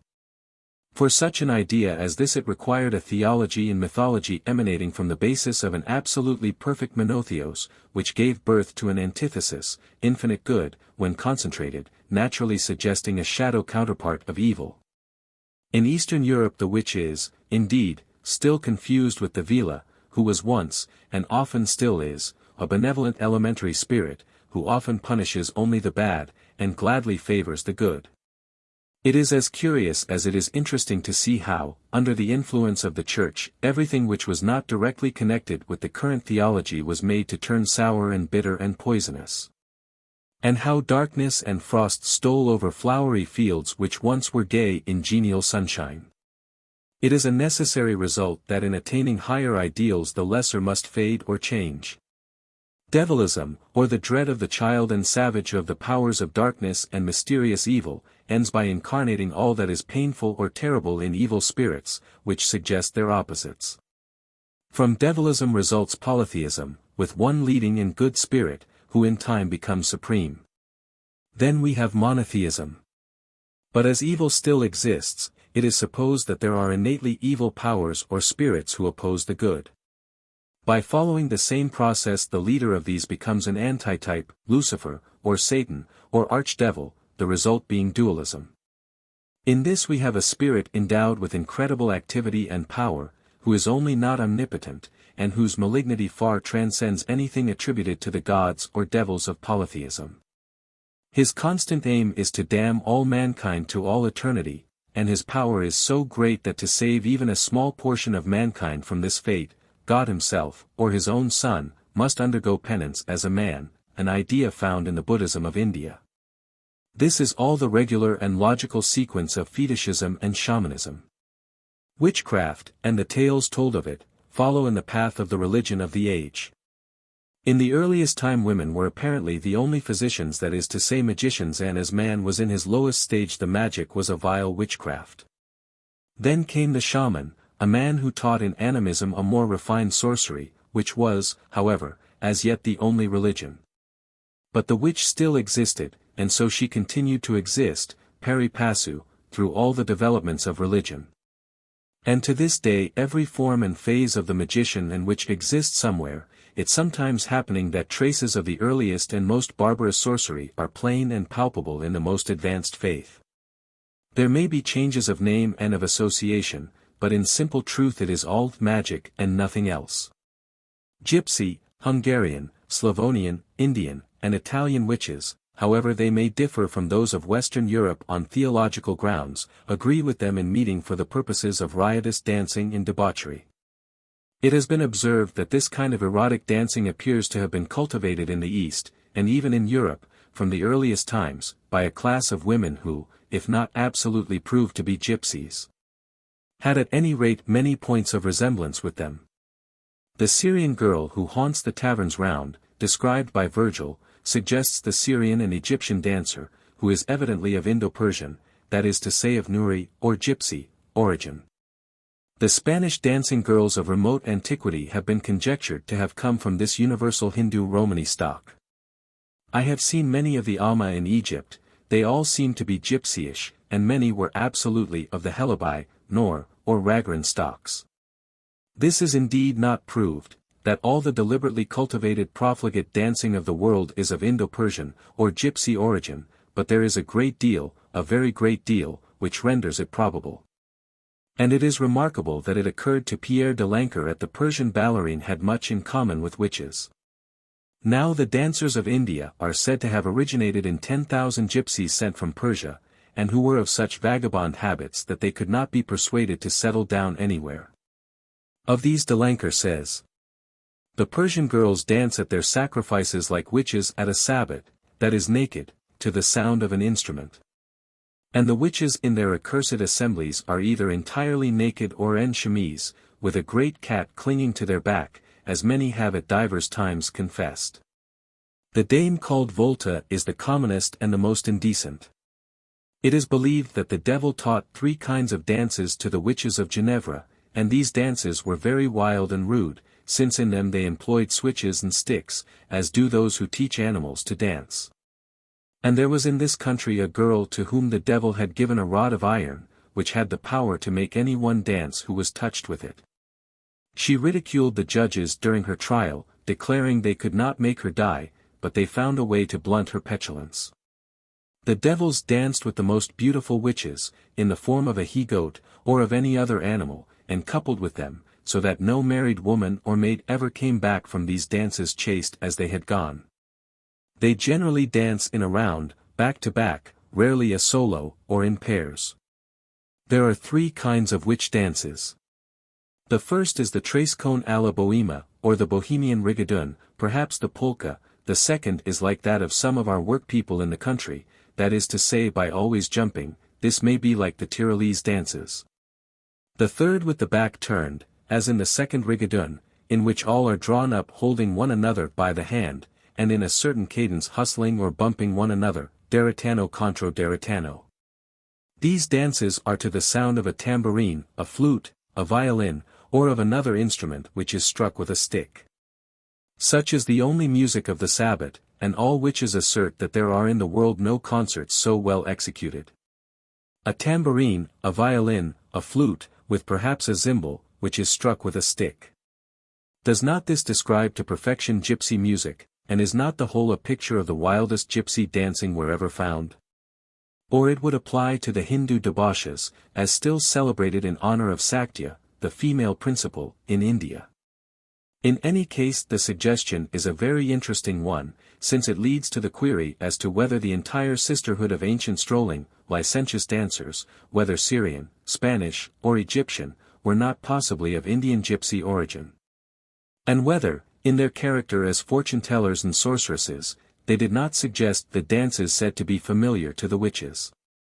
Mr. David Ritchie, the editor, with Mr. Francis Groom, of the Journal of the Gypsy Lore Society, has mentioned, Volume 1, No. 2, that Klingsor, a reputed author of the Nibelungen Lied, was described as a Zinger wizard by Dietrich the Thuringian. Like Odin, this Klingsor rode upon a wolf, a kind of steed much affected by witches and sorcerers. There is an Old English rhyming romance in which a knight is represented as disguising himself as an Ethiopian minstrel. These and other stories, as, for instance, that of Sir Estmere, not only indicate a connection between the characters of minstrel and magician, but suggest that some kind of men from the Far East first suggested the identity between them. Of course there have been wild dancers and witches, and minstrel sorcerers, or vates, prophet poets, in all countries, but it may also be borne in mind that nowhere in history do we find the female erotic dancer and fortune-teller, or witch, combined in such vast numbers as in India and Persia, and that these were, and are, what may be truly called gypsies. Forming from prehistoric times a caste, or distinct class, it is very probable that they roamed from India to Spain, possibly here and there all over Europe. The extraordinary diplomatic skill, energy, and geographic knowledge displayed by the first band of gypsies who, about 1417, succeeded in rapidly obtaining permits for their people to wander in every country in Europe except England, indicate great unity of plan and purpose. That these gypsies, as supposed sorcerers, appearing in every country in Europe, should not have influenced and colored in some way the conceptions of witchcraft seems to be incredible. If a superstitious man had never before in his life thought of witches dancing to the devil's music, it might occur to him when looking on at some of the performances of Spanish and Syrian gypsy women. And if the man had previously been informed, as everybody was in the 15th century or later, that these women were all witches and sorceresses, it could hardly fall to occur to him that it was after this fashion that the sisters danced at the Sabbat. Of which opinion all that can be said is, that if not proved it is extremely possible, and may be at least probed and looked into by those of the learned who are desirous of clearly establishing all the grounds and origins of ancient religious beliefs and superstitions. In which pies it may be found that witches and gypsies have had fingers to a far greater extent than grave historians have ever imagined. The English gypsies believe in witches, among their own people, and it is very remarkable that in such cases at least as I have heard of, they do not regard them as âmes damnés or special limbs of Satan, but rather as some kinds of exceptionally gifted sorceresses or magicians. They are, however, feared from their supposed power to make mischief. Such a witch may be known by her hair, which is straight for 3 or 4 inches and then begins to curl, like a waterfall which comes down smoothly and then rebounds roundly on the rocks. It may be here remarked that all this gypsy conception of the witch is distinctly Hindu and not in the least European or of Christians, with whom she is simply a human devil utterly given over to the devil's desires. And it is very remarkable that even the English gypsies do not associate such erring sisters, or any other kind, with the devil, as is done by their more cultivated associates. The witch, in gypsy as in other lore, is a haunting terror of the night. It has not, that I am aware, ever been conjectured that the word humbug is derived from the Norse hum, meaning night, or shadows, tenebrae, Jono, Icelandic Latin glossary in Niels Saga, and bog, or bogey, termed in several old editions of the Bible a bug, or bugs. And as bogey came to mean a mere scarecrow, so the humbugs or nightly terrors became synonyms for feigned frights. A humbug, a false alarm, a bugbear, Dean Millis M.S. Halliwell. The fact that bug is specialty applied to a nocturnal apparition, renders the reason for the addition of hum very evident. There is a great deal that is curious in this word bogey. Bugaboo is suggestive of the Slavonian bog and but, both meaning god or a spirit. Boo or bo is a hobgoblin in Yorkshire, so called because it is said to be the first word which a ghost or one of his kind utters to a human being, to frighten him. Hence, he cannot say bo to a goose. Hence boggart, bogle, boggle, bogest, i.e., bargeist, bowl, bowman, and, probably allied, bach, Devon, fear. Bull-beggar is probably a form of bu and bogey or boge, allied to bowl, northern, and apparition. Chapter 11. Gypsy Witchcraft. Gypsy witchcraft, the magical power which is innate in all men and women, how it may be cultivated and developed, the principles of fortune-telling. Women excel in the manifestation of certain qualities which are associated with mystery and suggestive of occult influences or power. Perhaps the reader will pardon me if I devote a few pages to what I conceive to be, to a certain degree, an explanation of this magic. Though, indeed, it may be justly said that in so doing we only pass the old boundary of spiritual sorcery to find ourselves in the wider wonderland of science. Whether it be the action of a faculty, a correlative action of physical functions, or a separate soul in us, the fact is indisputable that when our ordinary waking consciousness or will goes to sleep or rest, or even dozes, that instant an entirely different power takes command of the myriad forces of memory, and proceeds to make them act, will evolute and perform dramatic tricks, such as the common sense of our daily life would never admit. This power we call the dream, but it is more than that. It can do more than make us, or me, or the waking will, believe that we are passing through fantastic scenes. It can remember or revive the memory of things forgotten by us. It can, when he is making no effort, solve for the geometrician problems which are far beyond his waking capacity. It sometimes teaches the musician airs such as he could not compose. That is to say, within ourself there dwells a more mysterious me, in some respects a more gifted self. There is not the least reason, in the present state of science, to assume that this is either a spiritual being or an action of material forces. It puzzled Wigan as the dual action of the brain, and a great light is thrown on it by the Physiology of Carpenter and the Memory of David Kay, one of the most remarkable works of modern times, as well as in the Psychotherapeutics of Dr. Tuckey. This power, therefore, knows things hidden from me, and can do what I cannot. Let no one incautiously exclaim here that what this really means is, that I possess higher accomplishments which I do not use. The power often actually acts against me, it plays at fast and loose with me, it tries to deceive me, and when it finds that in dreams I have detected a blunder in the plot of the play which it is spinning, it brings the whole abruptly to an end with the convulsion of a nightmare, or by letting the curtain fall with a crash, and, Scena est deserta. Am awake. And then, how the phantoms flee, how the dreams depart, as Westwood writes. With what wonderful speed all is washed away clean from the blackboard. Our waking visions do not fly like this. But, be it noted, for it is positively true, the evanescence of our dreams is, in a vast majority of instances, exactly in proportion to their folly. I am coming to my witchcraft directly, but I pray you have patience with my proem. I wish to narrate a dream which I had a few years ago, September 5, 1887, which had an intensity of reality. Dreams, you know, reader, vary from rainbow mist to London fog, and so on to clouds, or mud. This one was hard as marble in comparison to most. A few days previously I had written a letter to a friend, in which I had discussed this subject of the dual me, and it seemed as if the dream were called forth by it in answer.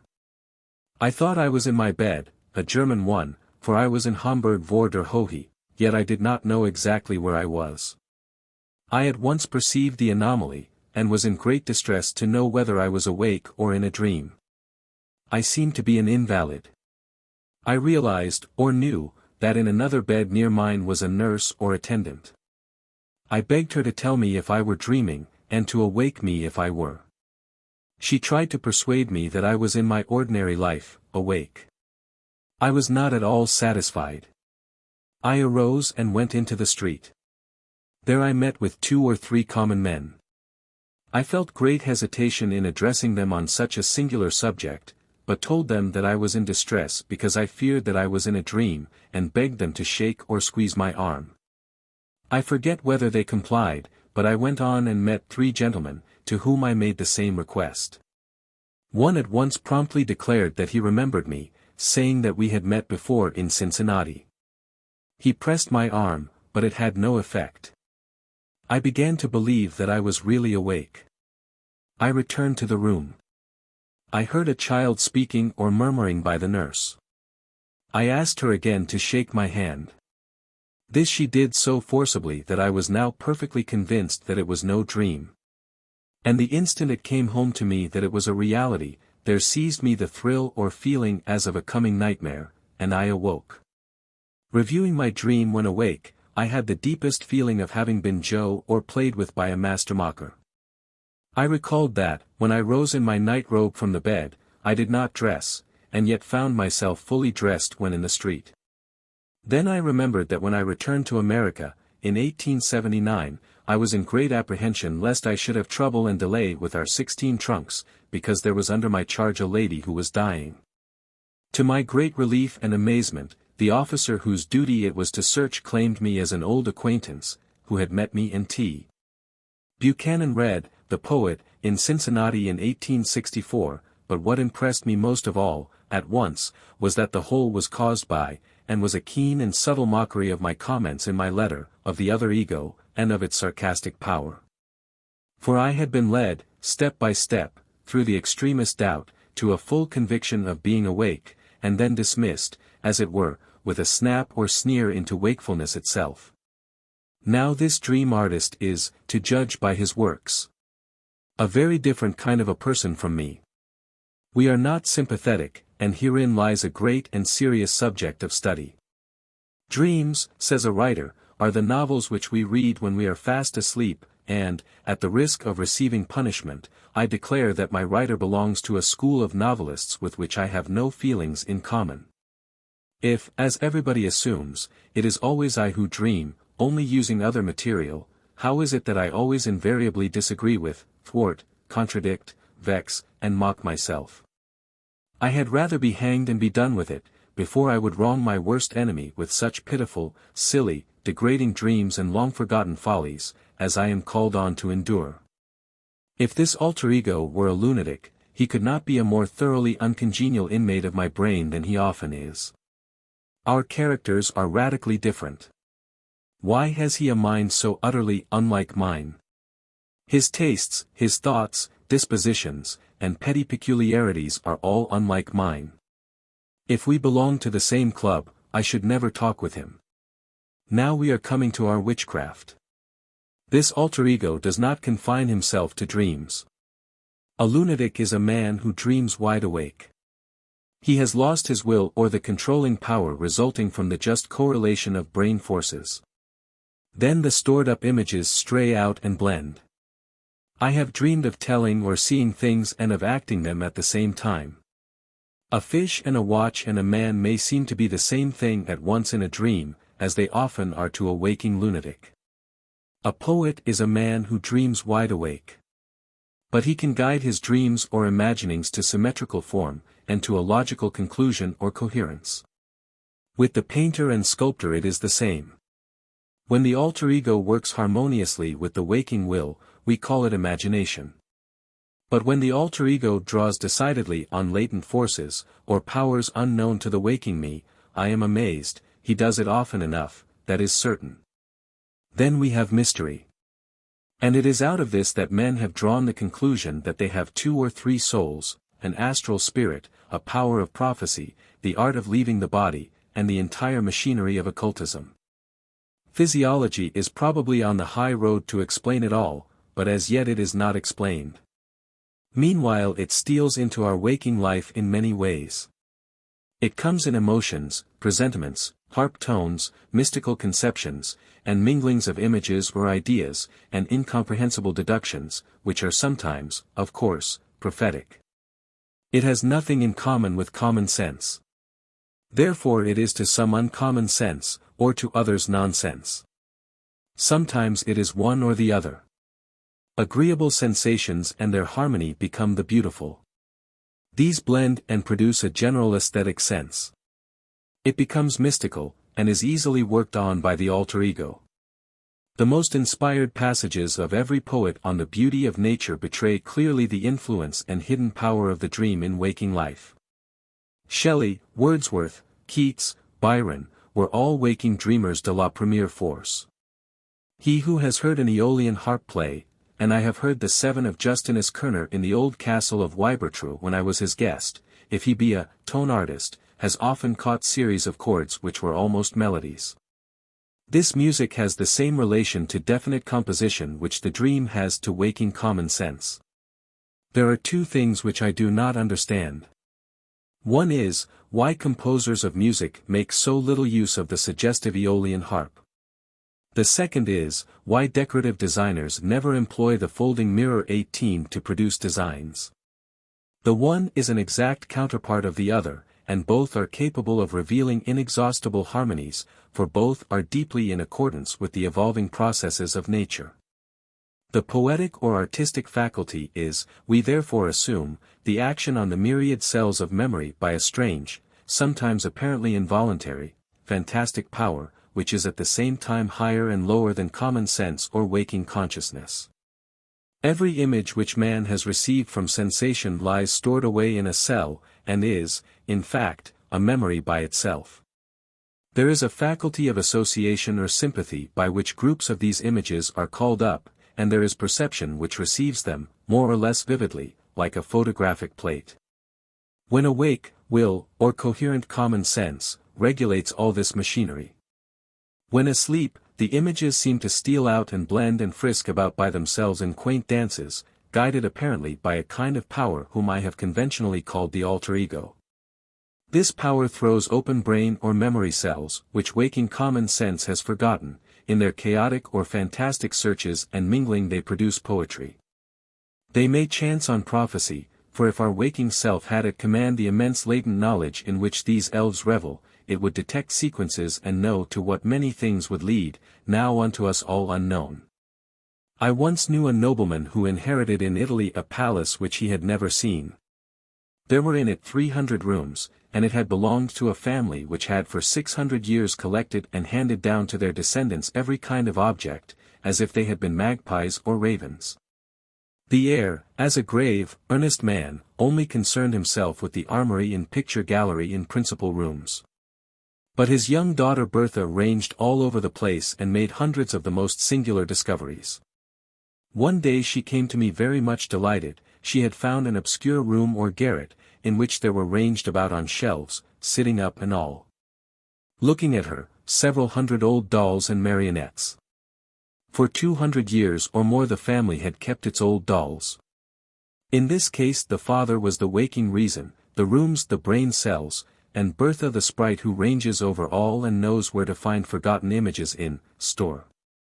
Many of those whom we meet in dreams are like the ghosts of dolls. This is the only true night side of nature, but its shadows and dusky twilight and strangely hued chiaroscuros and long pauses of gloom, come constantly into the sunlight of our waking life.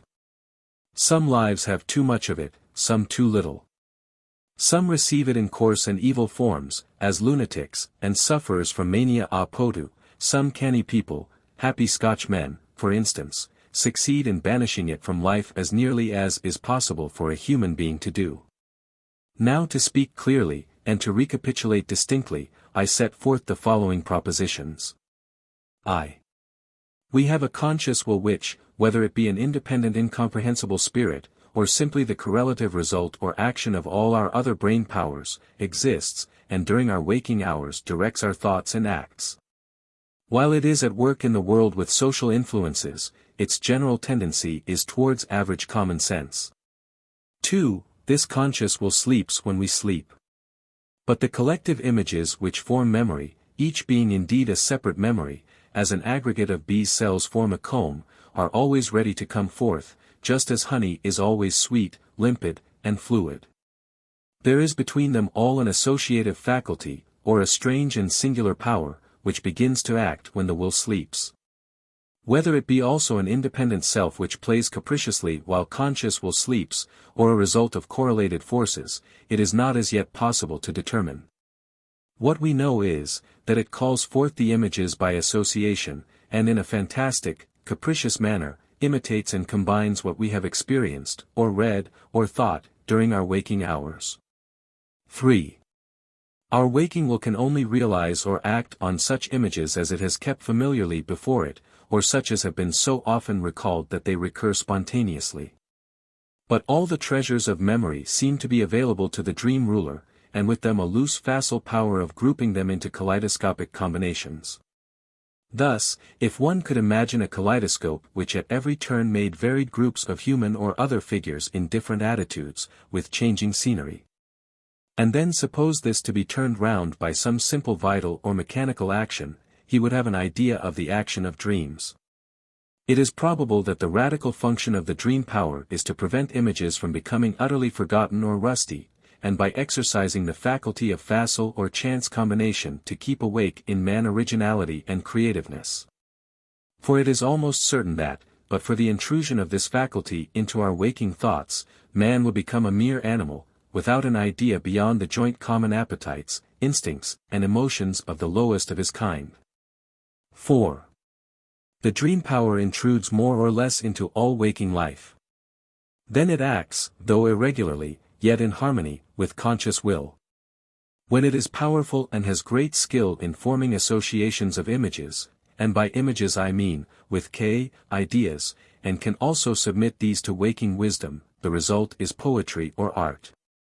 In recalling strange, beautiful images, and in imagining scenes, we partly lapse into dreaming. In fact, we do dream, though conscious will sits by us all the time and even aids our work. And most poets and artists, and many inventors, will testify that, while imagining or inventing, they abstract the mind from the world and commonplace events, seek calm and quiet, and try to get into a brown study, which is a waking dream. That is to say, a condition which is in some respects analogous to sleep is necessary to stimulate the flow and combination of images. This brown study is a state of mind in which images flow and blend and form new shapes far more easily than when will and reason have the upper hand. For they act only in a conventional beaten track, and deal only with the known and familiar. V. Magic is the production of that which is not measured by the capacity of the conscious working will. The dream spirit, or that which knows all our memories, and which combines, blends, separates, scatters, unites, confuses, intensifies, beautifies, or makes terrible all the persons, scenes, acts, events, tragedies, or comedies known to us, can, if it pleases, by instantaneous reasoning or intuition, perceive what waking common sense does not. We visit a sick man, and the dream spirit, out of the inexhaustible hordes of memory aided by association, which results in subtle, occult reasoning, perceives that the patient will die in a certain time. And this result is served up in a dramatic dream. The amount of miracles, mysteries, apparitions, omens, and theurgia which the action of these latent faculties cause, or seem to cause, is simply illimitable, for no man knows how much he knows. Few, indeed, are the ordinary well-educated Europeans of average experience of life, whose memories are not inexhaustible encyclopedias, and whose intellects are not infinite if all that is really in them could be wakened from slumber. Know thyself would mean, know the universe.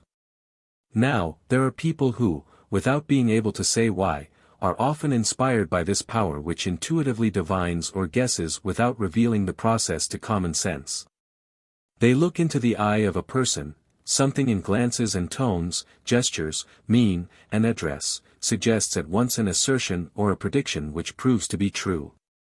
Considering that the dream power has millions of experiences or images at its command, that it flits over them all like lightning, that it can combine, abstract, compare, and deduct, that it being, so to speak, more of a thaumaturgical artist than anything else, excels waking wisdom in subtle trickery, the wonder is, not that we so often hear of marvelous, magical, inexplicable wonders, but that they are not of daily or hourly occurrence.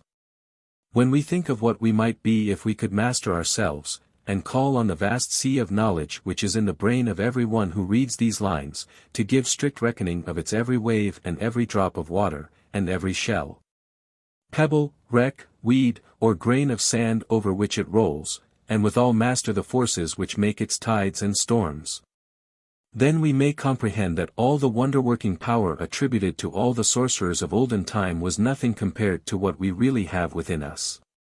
It is awful, it is mysterious, it is terrible to learn this tremendous truth that we are indeed within ourselves magicians gifted with infinite intellectual power, which means the ability to know and do all things.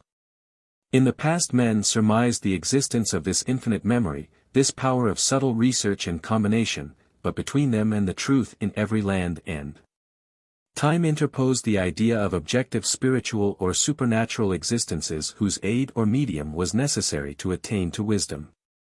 Outside of us was always somebody else to be invoked, conciliated, met in vision or trance, united to in spiritual unity or syncope. Sometimes they hit upon some form of hypnotism or mesmerism, opiates or forced swoons and convulsions, and so extorted from the nerves and dream power some of their secrets which were all duly attributed to the spirits. But in the whole range of occult literature from Hermes Trismegistus down to Madame Blavatsky there is not a shade of a suspicion that all the absolutely authentic marvels of magic began and ended with man himself. Least of all did any speculator yet conjecture how to set forth on the path which leads us to this wonderland. For there is a way to it, and a power to master the infinite stores of memory and render the dream power a willing servant, if we take the pains to do it. Firstly, as may be found asserted, and I think fairly proved, in my work on Practical Education, and in the Memory of David K., London, 1888, every child by a very easy gradual process, simply that of learning by heart and reviewing, can develop its memory to such a degree that all which that child reads, hears, or sees can be literally retained for life. Secondly, quickness of perception, which is allied to memory, can be taught so as to develop intuitive observation and intelligence to an equally incredible extent. Thirdly, and for this I have had abundant personal experience, every child can learn design and the minor arts or develop the constructive faculties, and by doing this alone a pupil becomes exceptionally clever in all studies. The proof of this is that the 200 pupils who attended an industrial or art school in Philadelphia took precedence in studies among 110,000 others in the public schools. If all the stores of our memory were distinctly cognized by our waking will when they first came into our possession, we should have the first great element of power beyond all our present dreams of greatness. That this can be done has been recognized by many of the most advanced thinkers of the day. If a child be trained to exercise quickness of perception so that at last it observes and remembers everything, and experiment has proved this also, it will make the dream power a waking power absolutely in harmony and accordance with waking wisdom or conscious will. For the reason why the capricious, wild, strange fitful faculty has always remained foreign to us, is because in all our culture we have never sought to subdue and train the powers allied to it. Catch and tame one water fairy, says the Red Indian legend, and you may get all her sisters. Waking quickness of perception is a wonderful ability. It can be trained to flit like lightning over illimitable fields of thought, supplied by a vast memory, and with them it spontaneously develops comparison and deduction. Now all of this is marvelously akin to the habitual action of the dream power plus that of reflection. And it is not possible to conceive that with waking quickness of perception, or voluntary subtlety of thought, cultivated in infancy to the highest power, its twin which sports in sleep should not feel its influence and act under it. The result of this culture would inevitably be that the marvels, mysteries, and magic as they seem to us of the dream, or intuitive power, would be perfectly under our waking control. Or to such an extent that we could secure all that is profitable in them. It is a very curious fact that while reflection or waking wisdom slumbers, quickness of perception or perception and association seem to be always awake, in dreams or waking. A very extended series of observations has convinced me that the acquisition of a very great degree of observation itself, or of attention, is as possible as to learn French, and no harder, yet as a branch of study it literally does not exist. As a writer in the New York Tribune remarks, in fact, observation is almost an atrophied faculty, and when a writer practices it for the purposes of his art, we regard the matter as in some sense wonderful. Interest, as Maudsley has shown, is a natural result of attention, and the two generate will. Whether we can actually control the dream power is not as yet proved by experiment. All that we can say is that it is probable. But that this power manifests itself in waking hours when it submits to reflection, is an established fact.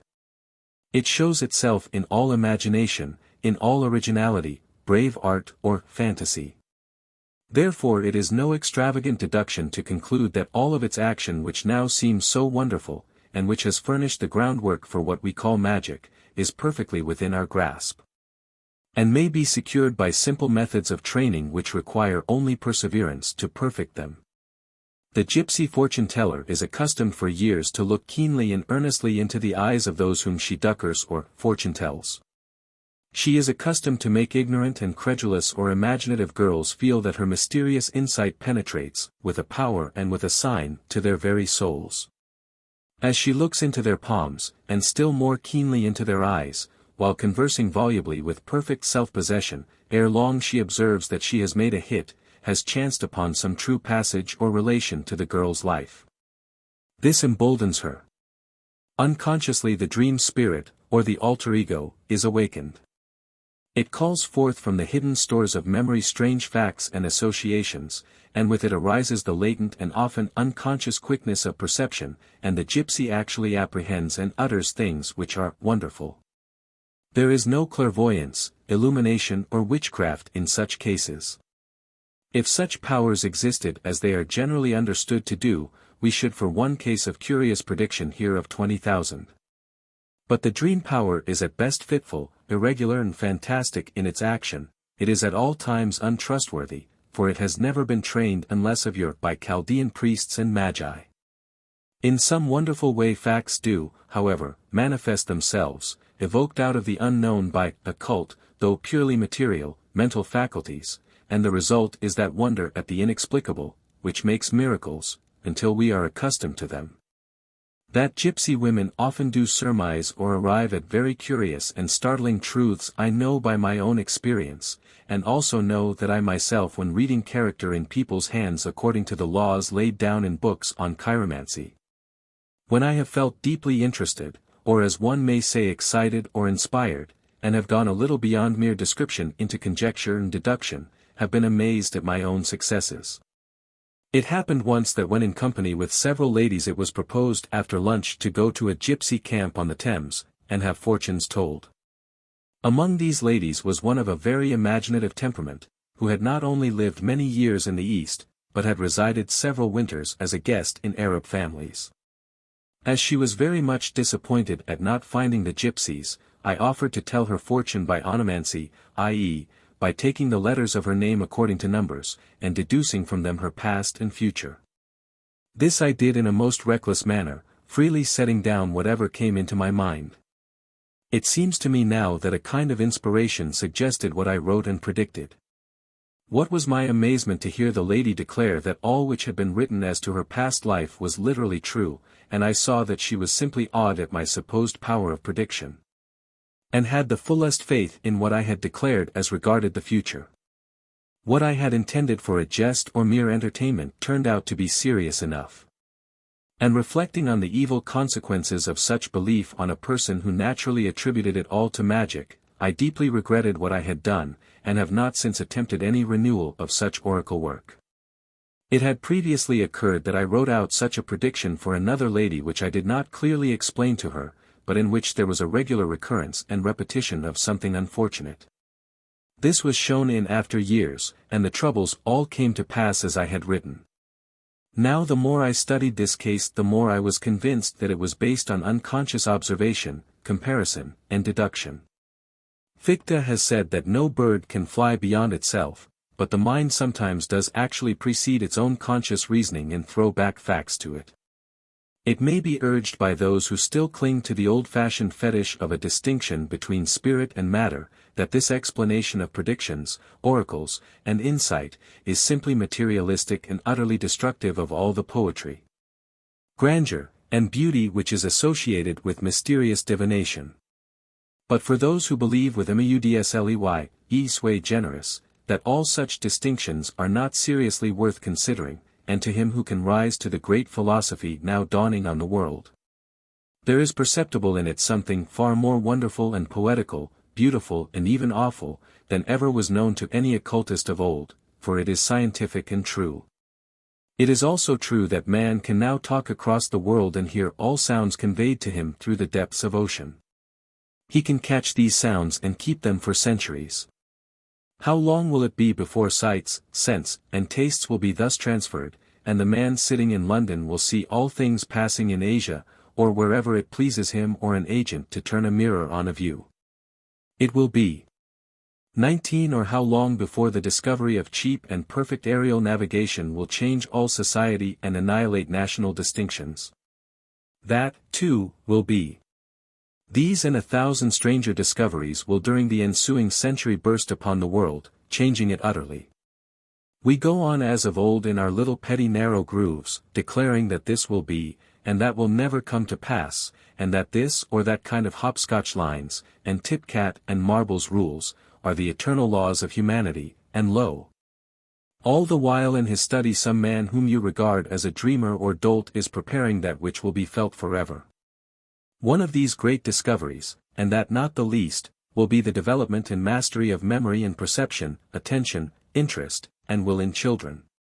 With the constructive faculty which stimulates the whole by means of easy gradual series of instructions. When this system shall be perfected, we shall advance to understanding, controlling, and disciplining the subtler and stranger powers of the brain, which now puzzle us as dreams, intuitions, poetic inspiration, and prophecy. But this prophecy comes not from it, nor from any vague guessing or hoping. It is based on facts and on years of careful study of 1,000 children's minds, and from a conviction derived from calm observation, that the powers of the human mind are infinite and capable of being developed by science. And they will be. There is very little knowledge among gypsies of real chiromancy, such as is set forth in the literature of occult or semi-occult science.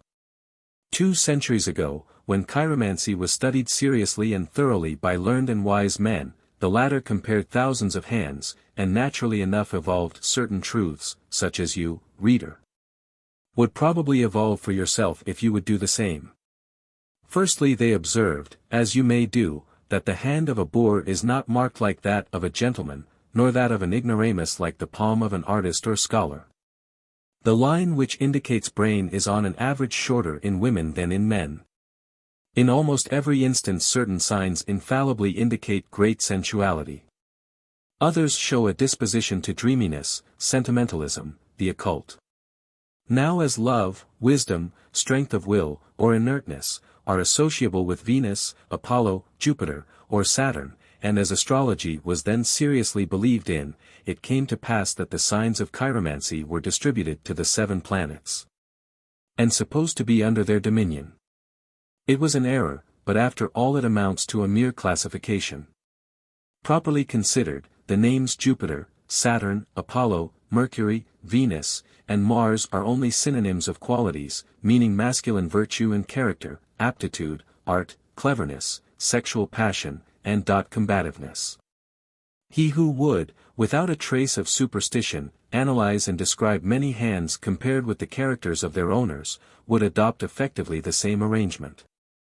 When we remember the age in which they lived and the popular yearning for wonders and marvels which then characterized even the wisest men, the old chiromancers were singularly free from superstition.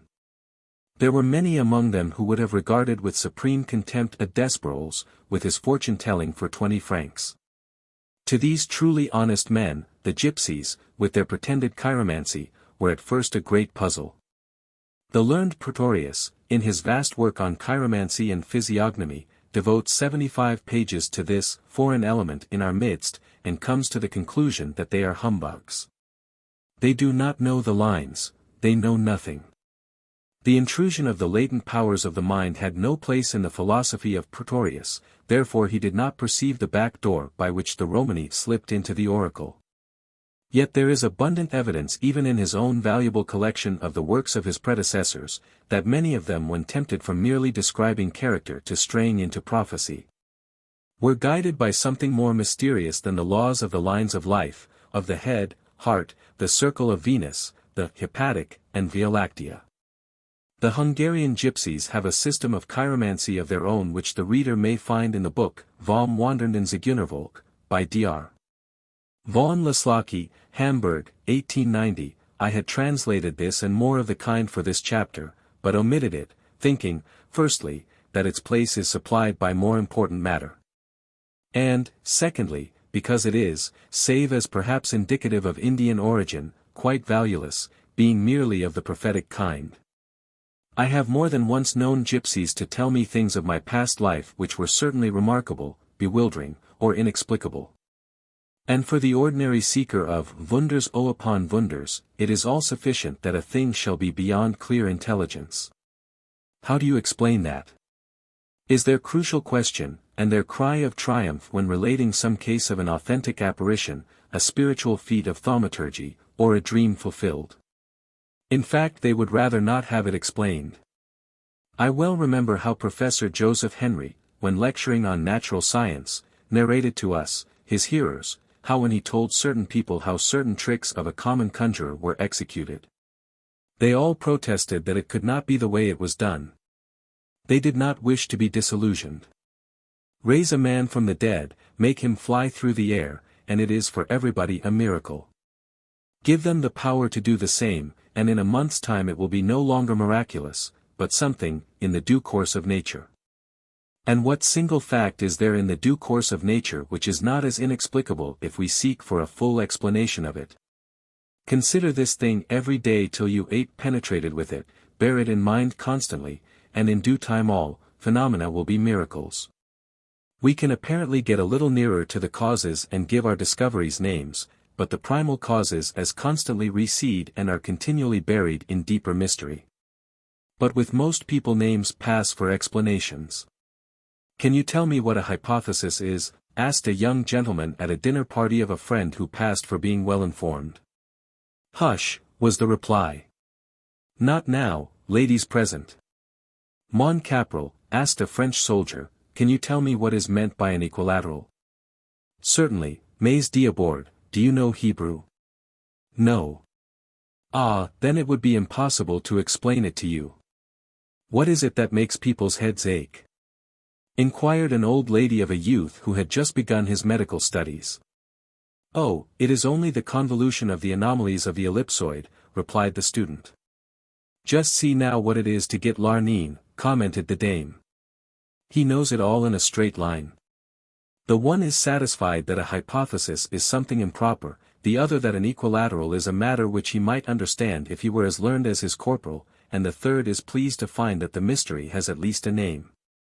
And human beings are satisfied in the same way as to the mysteries of nature. Give them a name and assure them that the learned understand it, and they are satisfied. It is a fundamental principle of human folly to assume that any alleged marvel is a violation of the laws of nature, or the work of supernatural influences, until it is proved not to be such. Nature cannot be violated. She is ever virgin. And, how do you account for that, is always assumed to be a test question.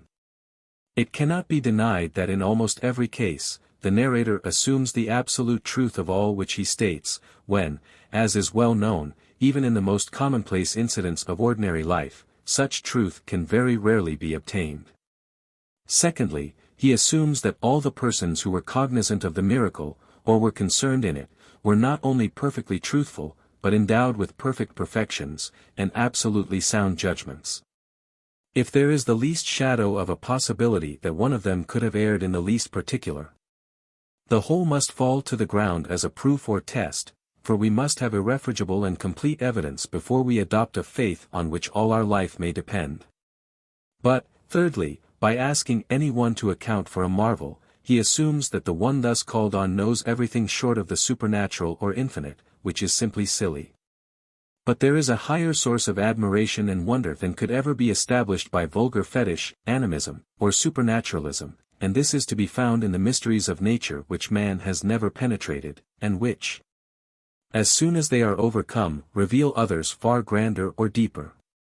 Thus as Alps rise beyond Alps, and seas of stars and solar systems spread in proportions of compound multiplication, our powers of vision increase. And it often happens to him who looks deeply into causes, that one of the myriad test cases of so-called supernaturalism, when it has ignominiously broken down, as all do sooner or later, often reveals a deeper marvel or mystery than it was intended to support. Thus some Red Indians in North America, on being told how certain juggling tricks which they had accepted for magic were performed, calmly replied that it did not make the least difference, that a man must have been a magician, or divinely inspired, to be able to find out such tricks. And I myself knew an Indian trader named Ross, who, being once among a wild tribe, put on a mask of papier-mâché, which caused tremendous excitement and awe. Which was not in the least diminished when he took it off and put it into their hands and explained its nature, for they maintained that the thing which could cause such terror indicated the existence of superior mental power, or magic, in the maker. In which there is, as it seems to me, indications of a much higher wisdom or sagacity than is to be found in the vulgar spiritualist who takes the event or thing itself for the miracle, and who, when found out in his tricks, ignominiously collapses. The conclusion from all this is, that I have seen and heard of much in gypsy witchcraft and fortune-telling which, while it was directly allied to humbug of the shallowest kind, also rested on, or was inspired by, mental action or power which, in our present state of knowledge, must be regarded as strangely mysterious and of the deepest interest. And this is indeed weird, in the fullest and truest sense, since it is used for prophecy.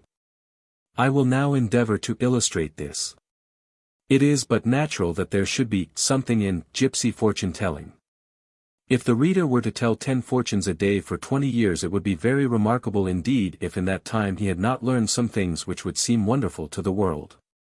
He would detect at a glance the credulous, timid, cold, doubtful, refined or vulgar nature, just as a lawyer learns to detect character by cross-examination. Many experiments of late years have gone very far to establish the existence of a power of divining or reading thought. How this is really done I know not. Perhaps the experts in it are as ignorant as I am, but it is very certain that certain minds, in some, as yet, marvelous way, betray their secrets to the master. That there are really gypsies who have a very highly cultivated faculty of reading the mind by the eye is certainly true. Sometimes they seem to be themselves uncertain, and see as through a glass darkly, and will reveal remarkable facts doubtfully. I remember a curious illustration of this. Once I was walking near Bath, and meeting a tinker asked him if there were any gypsies in the vicinity. He gave me the address of a woman who lived in a cottage at no great distance. I found it with some trouble, and was astonished on entering at the abominably miserable, reckless, squalid appearance of everything. There was a half or quarter-bred gypsy woman, ragged, dirty, and drunk, a swarm of miserable children, and a few articles of furniture misplaced or upset as if the inmates had really no idea of how a room should be lived in. I addressed the woman civilly, but she was too vulgar and degraded to be capable of sensible or civil conversation with a superior. Such people actually exist among the worst class of vagabonds. But as I, disgusted, was about to leave, and gave her a small gratuity, she offered to tell my fortune, which I declined, whereupon she cried, "You shall see that I know something." And certainly told me something which astonished me, of an event which had taken place 2 years before at a great distance. To test her I coolly denied it all, at which she seemed astonished and bewildered, saying, "Can I have made a mistake? You are certainly the person." All of this may be explained by causes which I shall set forth. But it cannot be too earnestly insisted on to people who habitually doubt, that because a thing can be explained in a certain way, i.e., by humbug, that it necessarily follows that that is the only explanation of it. Yet this is at the present day actually and positively the popular method, and it obtains very largely indeed with the small critics of the safe school. Mrs. Million has diamonds, she may have stolen them, a great many people have stolen diamonds, therefore she is probably a thief. The Icelandic sagas describe journeys to America. But the writers of the sagas were often mythical, exaggerative, and inaccurate, therefore all they narrate as regards America must be, of course, untrue. Jack Stripe eats tripe. It is therefore credible. That tripe is edible. And it follows perforce, as a matter of course, that the devil will gripe all who do not eat tripe. But I do not insist that there is anything miraculous in gypsy fortune-telling. It may be merely the result of great practical experience and of a developed intuition, it may be mind or thought reading, whatever that really is, or it may result from following certain regular rules. This latter method will be pronounced pure humbug, but of that I will speak anon. These rules followed by anybody, even the feeblest dilettante who has only read Desperoles for drawing-room entertainment, will often astonish the dupe. They are, in few, as follows. 1. It is safe in most cases with middle-aged men to declare that they have had a lawsuit, or a great dispute as to property, which has given them a great deal of trouble. This must be impressively uttered. Emphasis and sinking the voice are of great assistance in fortune-telling. If the subject betray the least emotion, or admit it, promptly improve the occasion, express sympathy, and work it up. 2. Declare that a great fortune, or something greatly to the advantage of the subject, or something which will gratify him, will soon come in his way, but that he must be keen to watch his opportunity and be bold and energetic. 3. He will have 3 great chances, or fortunes, in his life. If you know that he has inherited or made a fortune, or had a good appointment, you may say that he has already realized one of them. This seldom fails. 4. A lady of great wealth and beauty, who is of singularly sympathetic disposition, is in love with him, or ready to be, and it will depend on himself to secure his happiness. Or he will soon meet such a person when he shall least expect it. 5. You had at one time great trouble with your relations, or friends. They treated you very unkindly. Or, they were prepared to do so, but your resolute conduct daunted them. 6. You have been 3 times in great danger of death. Pronounce this very impressively. Everybody, though it be a schoolboy, believes, or likes to believe, that he has encountered perils. This is infallible, or at least it takes in most people.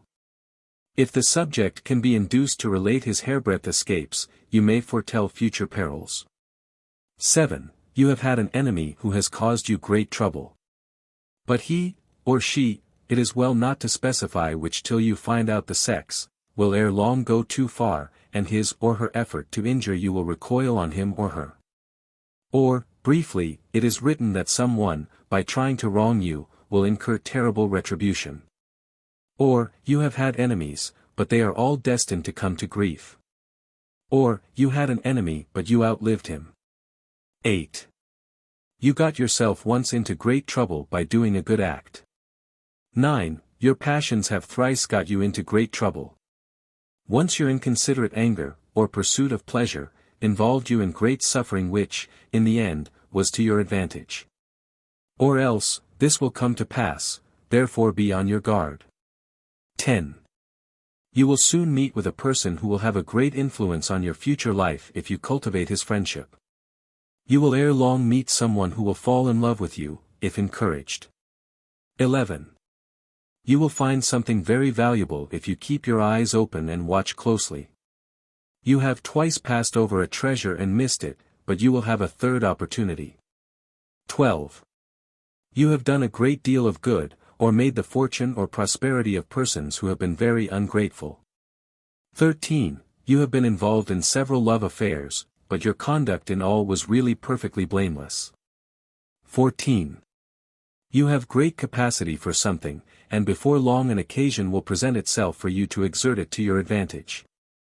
By putting these points adroitly, and varying or combining them, startling cases of conviction may be made. Yet even into this deception will glide intuition, or the inexplicable insight to character, and the deceiver himself be led to marvel, so true is it that he who flies from Brahma goes towards him, let him do what he will, for truth is everywhere. And even lies lead to it. The reader has often seen in London Italian women who have small birds, generally parakeets, or parakeetos, which will for a penny pick out for her or for him slips of paper on which is printed a fortune. If he will invest his pence in these he will in most instances find that they fit his case exactly, because they are framed on these or other rules, which are of very general application. There was, in 1882, an Italian named Torricelli. Whether he was a descendant of the great natural philosopher of the same name who discovered the law of the vacuum I do not know, but he certainly exhibited, generally in Piccadilly, an ingenious application of it. He had a long glass cylinder, filled with water, in which there was a blown glass image of an imp. By pressing his hand on the top of the cover of the tube the folletto or diavoletto was made to rise or fall, from which the prediction was drawn. It will hardly be believed, but the unfortunate Torricelli was actually arrested by the police and punished for fortune-telling. 20 After this he took to trained canaries or parakeets, which picked out printed fortunes, for a living. Whether the stern arm of British justice descended on him for this latter form of sorcery and crime I do not know. Forse fu dal demonio trasportato. Fiancheggiandosi del autorita. Di origine o di San Girolamo. Now it may be admitted that to form such rules, and there are many more far more ingenious and generally applicable, and to put them into practice with tact, adapting them to intuitions of character.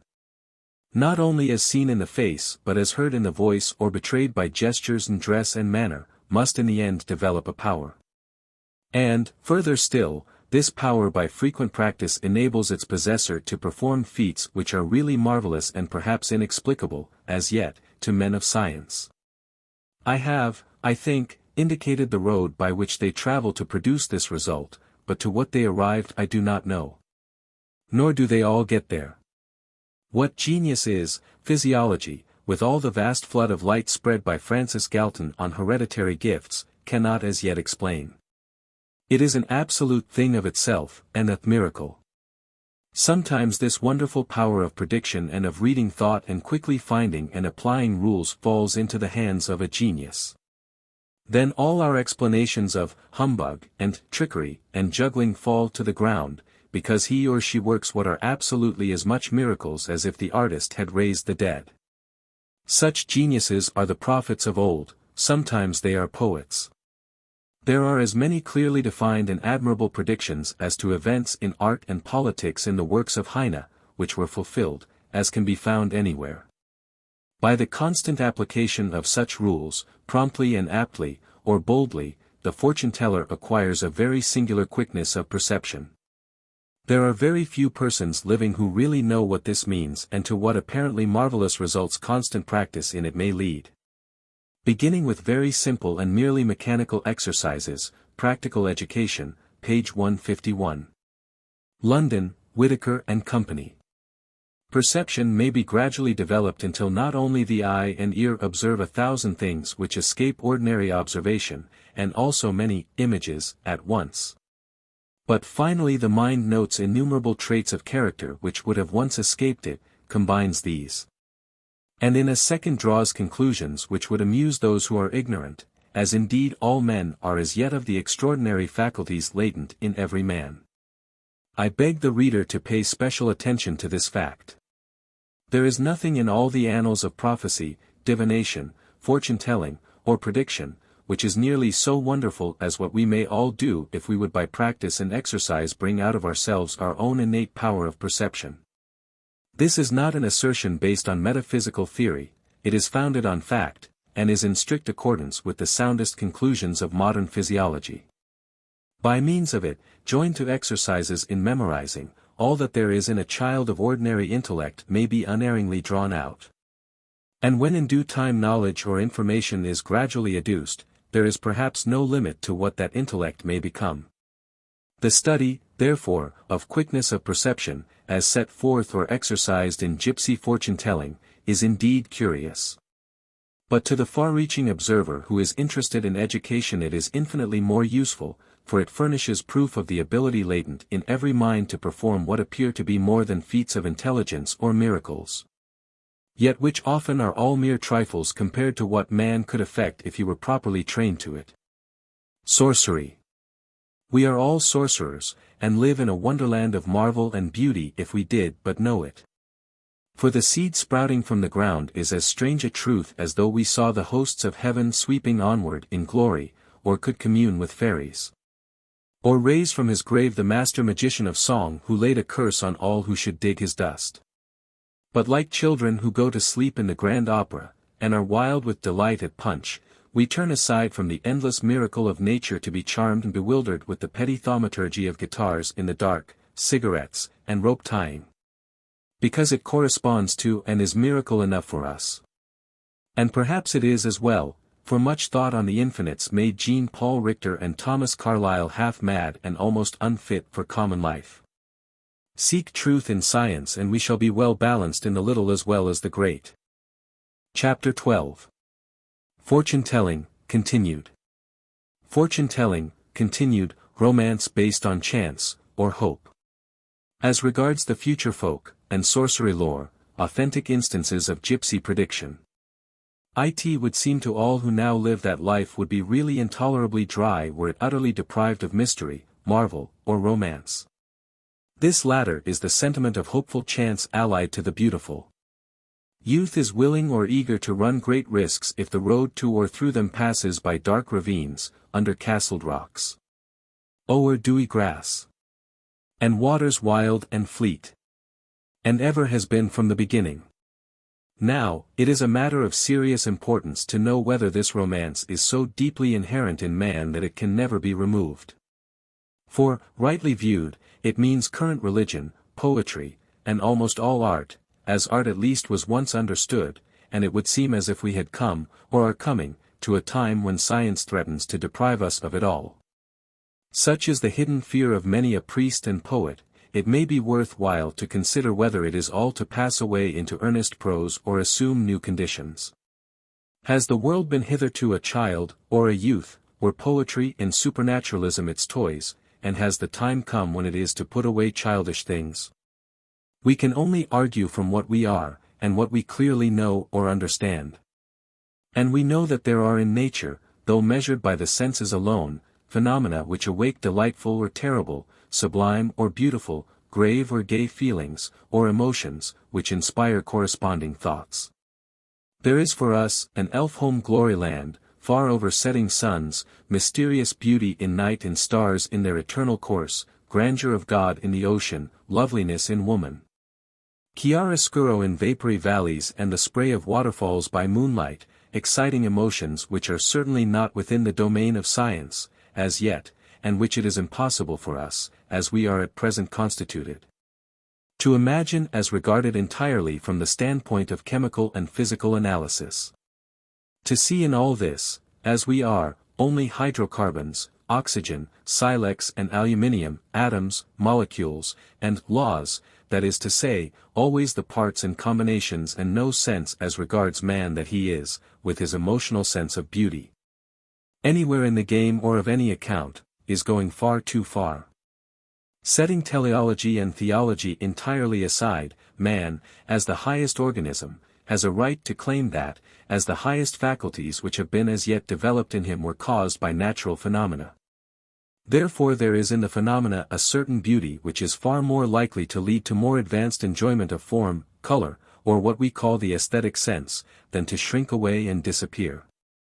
And it seems to me that the most extended consideration of science leads to the result or conclusion that under its influence we shall find that the chemical and physical analyses of which I have spoken are only the dry ABC of a marvelously grand literature, or of a romance and poetry and beauty, perhaps even of a wondrous occult philosophy, of whose beginning even we have, as yet, no idea. But, great as it may be, those who will make it must derive their summary of facts or bases of observation from the past. And therefore I urge the importance of every man who can write doing what he can to collect all that illustrates humanity as it is and as it was in bygone ages. It hath not entered into the heart of man to conceive what a folklore or ethnological society in ancient Greece, Rome, or Egypt might not have collected and preserved for the delight of every civilized human being of the present day. It is very true that the number of persons, as yet, who understand this, still less of those who take a real interest in it, is extremely limited, and they do not extend in England, America, or any other country, to more than a few hundreds. To the vast multitude, even of learned men, folklore is only a craze for small literary bric-a-brac, a fancy which will have its run, and nothing more. To its earnest devotees it is the last great development of the art of learning and writing history, and a timely provision for future social science. It sets forth the most intimate inner life of people as they were, and the origins of our life as it is. In folklore, philology, ethnology, and the study of mythology or religion find their greatest aid. The amount of Red Indian folklore which has been suffered to perish in the United States without exciting the least interest is beyond all belief. Thoreau could find in the Algonquin legends of New England nothing but matter for feeble-minded ridicule. But there are men coming, or a generation rising, to whom every record of the past will be of value, for they are beginning to perceive that while the collector is doing work of value, the mere theorist, who generally undervalues if he does not actually oppose the collector, will with his rubbish be swept away, down the back entry of time, to be utterly forgotten. Gypsy sorcery lore is of great value because all over the Aryan world gypsies have in ancient or modern times been, so to speak, the wandering priests of that form of popular religion which consists of a faith in fortune-telling. This is really a very important part in every cult, the most remarkable thing connected with it. As with charms, fetishes, incantations and protective spells, being the extraordinary success with which the more respectable magi have succeeded in convincing their followers that their own sorcery was not magic at all, and that the world-old heathen rites, which are substantially the same, are mere modern thieveries from the established religion. Prediction and prophecy were the cornerstones of the classic mythology and of the Jewish law. They were equally dear to the Celtic races, and all men seem from the earliest times to have believed that coming events cast their shadows before. How this began and grew requires no deep study. Many disorders are prefaced by uneasy dreams or unaccountable melancholy, even as the greatest disaster which befell the gods of Valhalla was preceded by the troubled dreams of Balder. Sometimes the first symptom of gout is a previous irritability. But if diseases are believed to be caused by the literal occupation of the body by evil spirits, these presages will be ascribed to occult spiritual influences. A man in excellent health feels gay, he goes hunting and has luck, of course his guardian spirit is believed to have inspired him to go. Then comes the priest or the gypsy to predict, and the hits are recorded and the misses are promptly forgotten. The following instance has been related to me in good faith by a learned friend, whose books are well known to all folklorists. I can quote from my own experience a strange event founded on a prediction made to me by a gypsy in 1863. This was before I had learned the language of the Romani or had begun to take any interest in them. At the time of which I speak, I met one day here, in T, 1 or 2 gypsy women bearing as usual babies on their shoulders, when the oldest as I was passing by pointed me out to the bystanders, saying in German, "Der Herr hat viel Kummer gehabt, that gentleman has had much trouble or sorrow." This was true enough, as I was suffering greatly at the time from a previous bereavement, though I was no longer in mourning, nor was there at the instant any indication of gloom in my looks, for I was in a cheerful humor. So I stopped to ask her why she had made her remark. She replied, "Jeben sie mir die link hand und legend sie drei Silbermans darauf, when sie weiters horen wollen, yes, give me your hand, and put 3 silver coins on it, if you would hear more." I did so, when she repeated her assertion as to my sorrow, and added, "Aber ein Grafin steht für Ihnen, but there is a countess awaiting you." I laughed at myself for listening to this, and for the strange feeling of interest or faith which I felt in it, and which my common sense told me was ridiculous. And yet the prediction, strangely enough, was fulfilled, though not in the sense in which I suppose most people would have taken it. Soon after I lost another relative, and was overwhelmed with that and other troubles when Providence lent me a friend in that most amiable and remarkable woman the Countess B., who, with that noble and gracious affability which distinguishes her, as well as her husband, sir, relieved my mind and cheered my depressed spirits. I add to this a marvelous story of a gypsy prediction which was uttered here in T, and published last year in a small biography, but which is worth consideration because I have heard it apparently well authenticated by trustworthy people.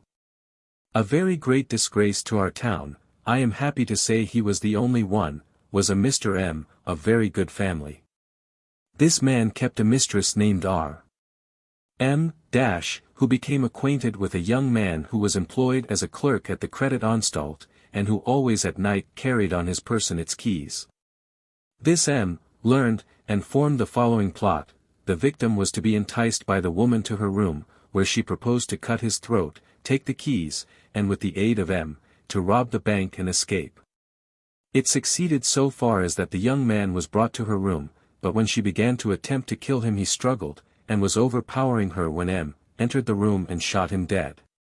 The precious pair were subsequently arrested and tried, and in the report of the proceedings there appears the following curious statement. It is a singular thing, cosa piu singulare, that to this woman, M.'s mistress, Miss R. a gypsy woman who pretended to palmistry predicted that she would come to a bad end, chs affinireb assai male. Which she effectually did, being condemned to 14 years hard labor, and would have been hung had not her interesting state inclined the judge to mercy.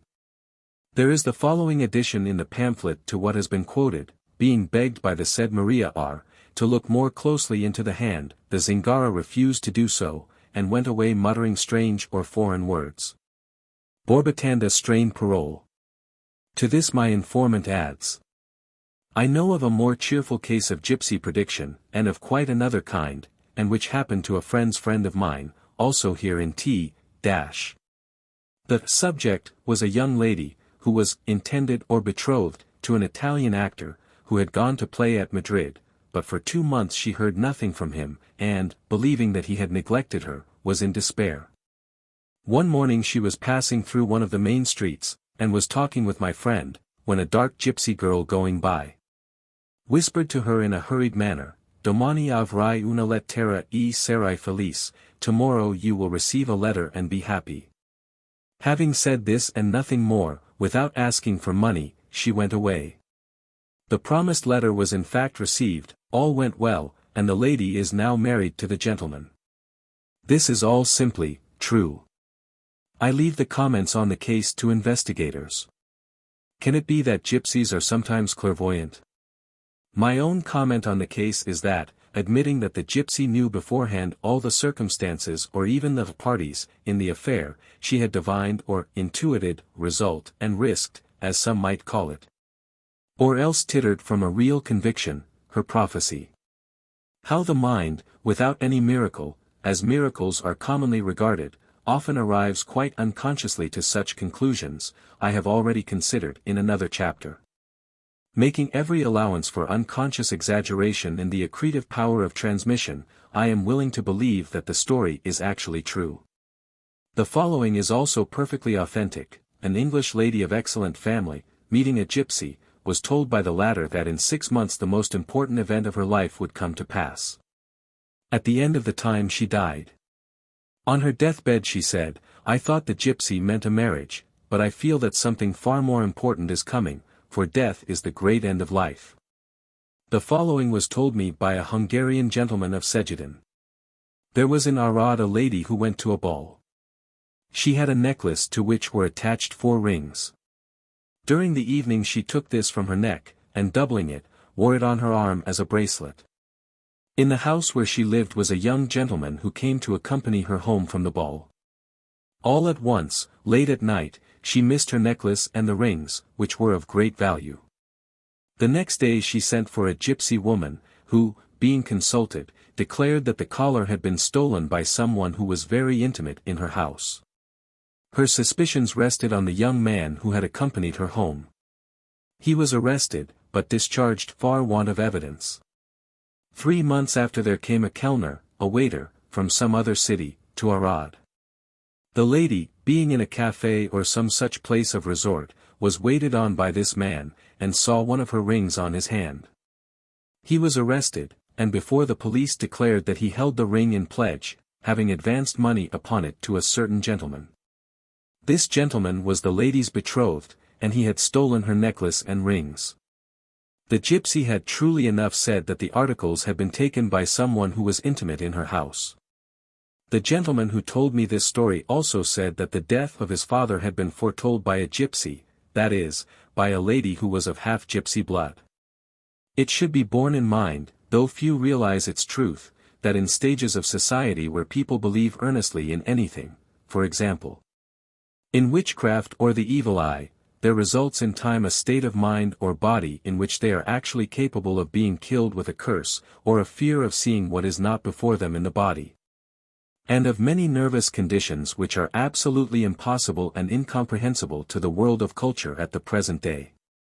But there are still places where witchcraft may be said to exist literally, for there the professors of the art to all intents work miracles, because they are believed in. There is abundance of such faith extant, even in England. I have heard the names of 3 white witch doctors in as many towns in the west of England, who are paid a guinea a visit, their specialty being to unlock, or neutralize, or defeat the evil efforts of black witches. This, as is indeed true, indicates that a rather high class of patients put faith in them. In Hungary, in the country, the majority, even of the better class, are very much influenced by gypsy witches. Witness the following, which is interesting simply because, while there is very little indeed in it, it was related to me as a most conclusive proof of magic power. In a suburb of Segedan, inhabited only by peasants, there is a school with a farm attached to it.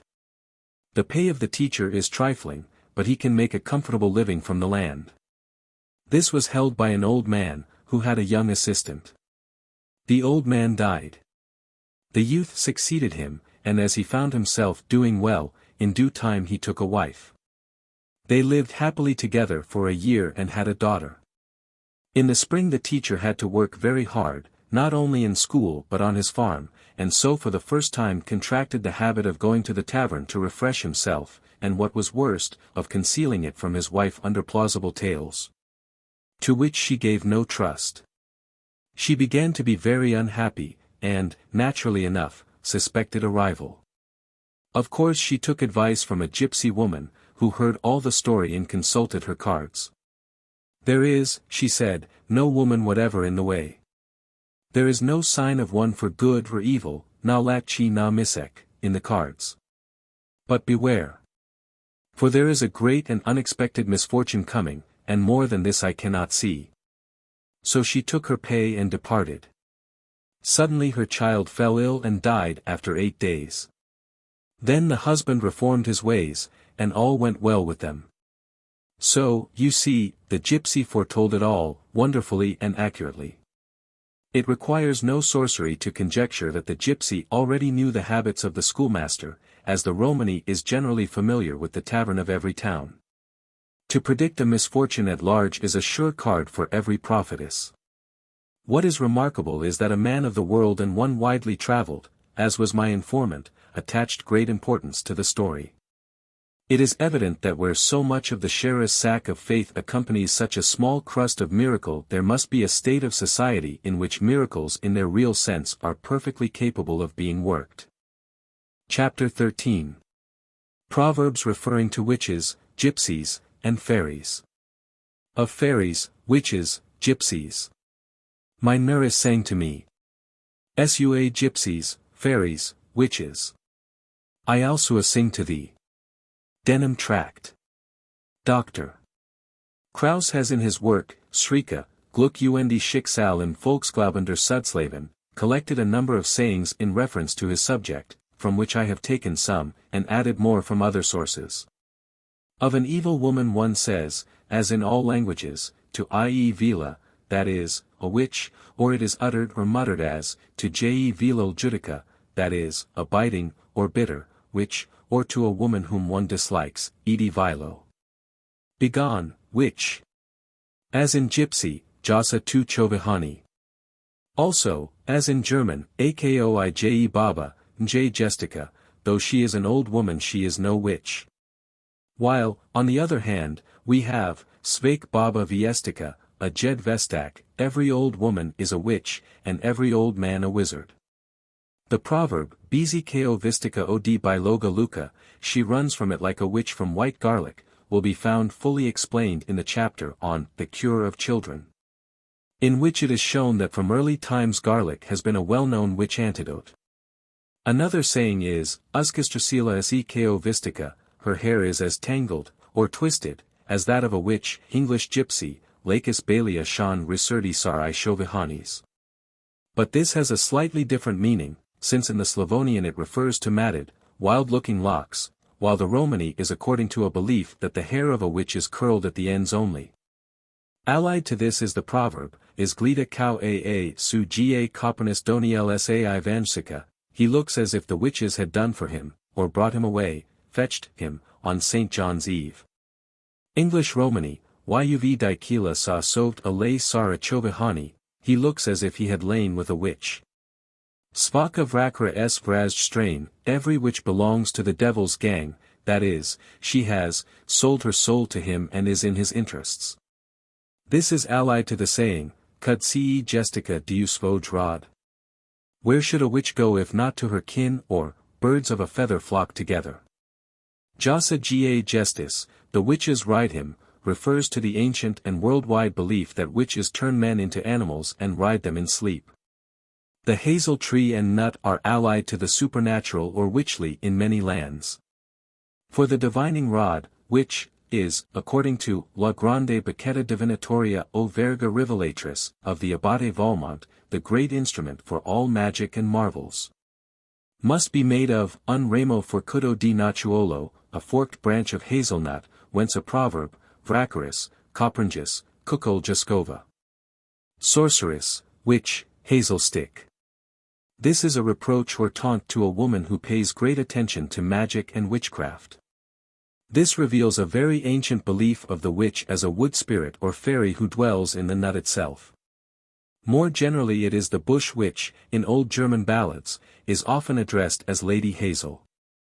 In this, as in Lady Nightingale, we have a relic of addressing certain animals or plants as if they were intelligences or spirits. In one very old song in Des Neben Wunderhorn, a girl, angry at the hazel, who has reproached her for having loved too lightly or been too frail, says that her brother will come and cut the bush down. To which Lady Hazel replies, although he comes and cuts me down, I'll grow next spring, 'tis plain. But if a virgin wreath should fade, 'twill never bloom again. To keep children from picking unripe hazelnuts in the canton of St. Gall they cry to them, S hazelnuts frawly chumped, the hazelnut lady is coming. Hence a rosary of hazelnuts or a hazel rod brings luck, and they may be safely hung up in a house. The hazelnut necklaces found in prehistoric tombs were probably amulets as well as ornaments. Among popular sayings we may include the following from the Gorski Vigenak. E ito es yudriho vladiko. Unikakvi smusin jetrov. Ko u marko sto udri gestis. But behold, O Vladika, thou hast thrown thyself into every storm, as witches throw or change themselves to cattle. And with these we may include the curse, is Glte Viestis, may the witches eat you, which has its exact parallel in Romany. Also the Scottish saying, witches, warlocks, and gypsies soon can ae the ither. Witches and warlocks without any bother. Like gypsies on meeting well know one another. I may appropriately add to these certain proverbs which are given in an extremely rare Denham tract, of which only 50 copies were printed by John Bell Richmond, in Com Eber. This quaint little work of only 6 pages is entitled, A Few Popular Rhymes, Proverbs, and Sayings Relating to Fairies, Witches, and Gypsies, and bears the dedication, to every individual fairy, witch, and gypsy from the day of the Witch of Endor down to that of Billy Dawson, the wise man of Stokesley, lately defunct. This tract is inscribed. Witches. Vervain and Dill. Hinder witches from their will. The following refers to rowan or mountain ash wood, which is supposed to be a charm against witchcraft. If your whipstick's made of rowan, you can ride your nag through any town. Much about a pitch. Quoth the devil to the witch. A hairy man's a geary man, but a hairy wife's a witch. Woe to the lad without a rowan tree god. A witch wife and an evil is 3 halfpence worse than the devil. Hey how for Halloween, when all the witches are to be seen, some in black and some in green. Hey how for Halloween. Thout. Tout. A tout, tout. Throughout and about. Comer go ye before, comer go ye. Jif ye will not go before, comer let me. These lines are said to have been sung by witches at North Berwick in Lothian, accompanied by the music of a Jew's harp or trump, which was played by Giles Duncan, a servant girl, before 200 witches, who joined hands in a short dance or reel, singing, also, these lines with one voice. Witchy, witchy, I defy thee. 4 fingers round my thumb. Let me go quietly by thee. It will be seen that this is a phallic sign, and as such dreaded by witches. It is difficult to understand why these verses with the sign should have been given by witches. The anti-witch rhyme used in Tweedsdale some 60 or 70 years ago was black luggy, lamb or bead, rowan tree and reed thread, put the witches to their speed. The meaning of black luggy I know not. Lamb or bead is a corruption of amber bead. They are still worn by a few old people in Scotland as a preservative against a variety of diseases, especially asthma, dropsy, and toothache. They also preserve the wearer from the effects of witchcraft, as stated in the text. I have seen a twig of rowan tree, witch wood, quick bane, wild ash, wicken tree, wicky, wiggy, witchin, witch bane, rowan tree, mountain ash, widdy, wiggin, witch hazel, rodin quicken, royan, rune, or rantree. Which had been gathered on the 2nd of May, observe this, wound round with some dozens of yards of red thread, placed visible in the window to act as a charm in keeping witches and boglebeaus from the house. So also we have rowan ash and reed thread. Keep the devils from their speed. Ye braid, O witches, ye can do no good to yourself. Fair they came. Fair they go. And always their heels behind them. Neither so sinful as to sink, nor so godly as to swim. Falser than Waghorn, and he was 19 times falser than the devil. Ingratitude is worse than witchcraft. Yeary as Mitch. As half a witch. To milk the tether, i.e., the cow tie. This refers to a belief that witches can carry off the milk from anyone's cow by milking at the end of the tether. Go in God's name, so you ride no witches. Arwente, you witch, quoth Bess Lockit to her mother. Arwente, according to Skeet, is the original Cumberland word for aroint, i.e., aroint thee, get thee gone. Icelandic rima, to make room, to clear the way, given, however, only as a guess. It seems to have been specially applied to witches. Aroint thee, witch, the rump-fed Ranyan cried. Macbeth. Halliwell gives the word as arwente and devotes a column to it, without coming to any satisfactory conclusion. I think it is simply the old word arwente or warwente, another form of writhe, meaning to twist or strangle, as if one should say, be thou strangled, which was indeed a frequent malediction. Halliwell himself gives raint as meaning awry, and wreath distordre, to ring or wreath, Hollyband's Dictionary, 1593. The commonest curse of English gypsies at the present day is, beng tasser tut. May the devil strangle you, literally twist, which is an exact translation of rinth or arwente. The goad man to heis cage can goo. And writhed the pie's neck yn to. Ms cantab aph. Arwent may mean twist away, i.e. begone, as they say in America, he wriggled away. They that burn you for a witch lose all their coals. Never talk of witches on a Friday. Yeary our ode ferend to be frayed o witches. Witches are most apt to confess on a Friday. Friday is the witch's Sabbath. To hug one as the devil hugs a witch. As black. As a witch. As cross. As ugly. As sinful.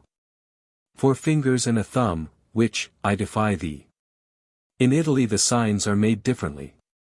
In Naples the gettatura consists of throwing out the 4 and middle fingers, so as to imitate horns, with the thumb and fingers closed.